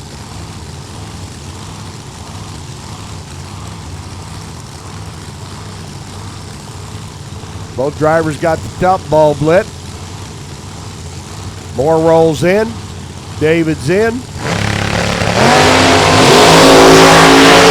lights a pair. Mark Moore goes 0-0-6, but runs 97 on a 7 flat, and Dave Otis picks up the win. Little tardy off the line with the 57 light, but he runs dead on 2 to pick up the W. And that's the important part. Winning, moving on, and your number 20 qualifier picks him up, puts him down. Rusty Baxter and Randy Dahlberg. Baxter out of Texas. They're on the left. Number 5 in the world last year. Taking on Randy Dahlberg's ride out of Colorado. Out of Madcap Racing. Baxter out of 2 great lights. Here comes Rusty closing in from behind. Not going to get him. Double breakout win. 687-1 to a 628-2. Both drivers diving under their dial. True margin of victory down at the other end of the racetrack goes to Dahlberg by 9 thousandths of a second. It's never easy. In fact, it's generally pretty tough here in Top Dragster race. So Dahlberg moves on. Baxter's day is done. J.R. Baxter, last night's champ, comes rolling in to take on Joe Fisher. Joe, your number 4 qualifier. Here it is, new hot rod on the right-hand lane. Baxter out of Waxahachie picked up the W last night.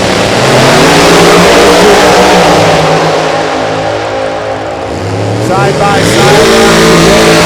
side. Joe Fisher's going to get the win. Again, a double breakout. Fisher's under by 4 thou. J.R. Baxter's under by 14 thou. And the Baxter clan goes hot for 2 here in round number 1. JR was 38 on the tree. Joe was 41, so they were virtually identical leaving the starting line. And last night's Top Dragster champ bows out in the opening round of race number 2. David Harrington, right side. Runner out of DeSoto, Kansas. Remember, David had some problems getting the car to stage. Their final qualifying lap a little bit earlier. Al Peevler up on the left-hand side. The Illinois-based runner. Going to roll right on in.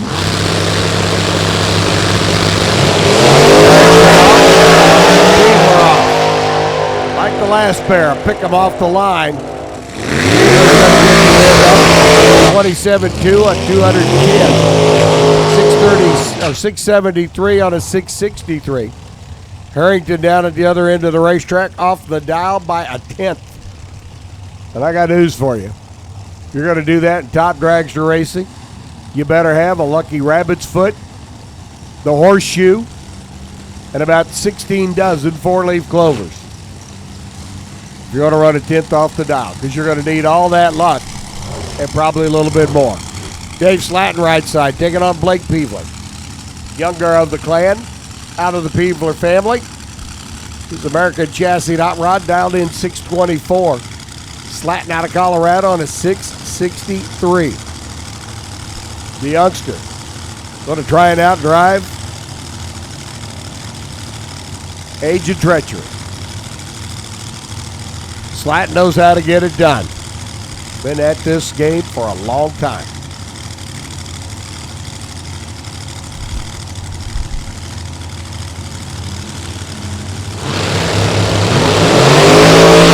Red light start by Blake. Too quick. And a 662 by Slatton on his 663 dial. And another red light here in round number 1.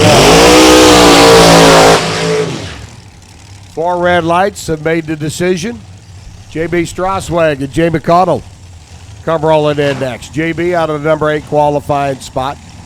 Got a 618 up on the Aeromotive scoreboard. Connell here on the right.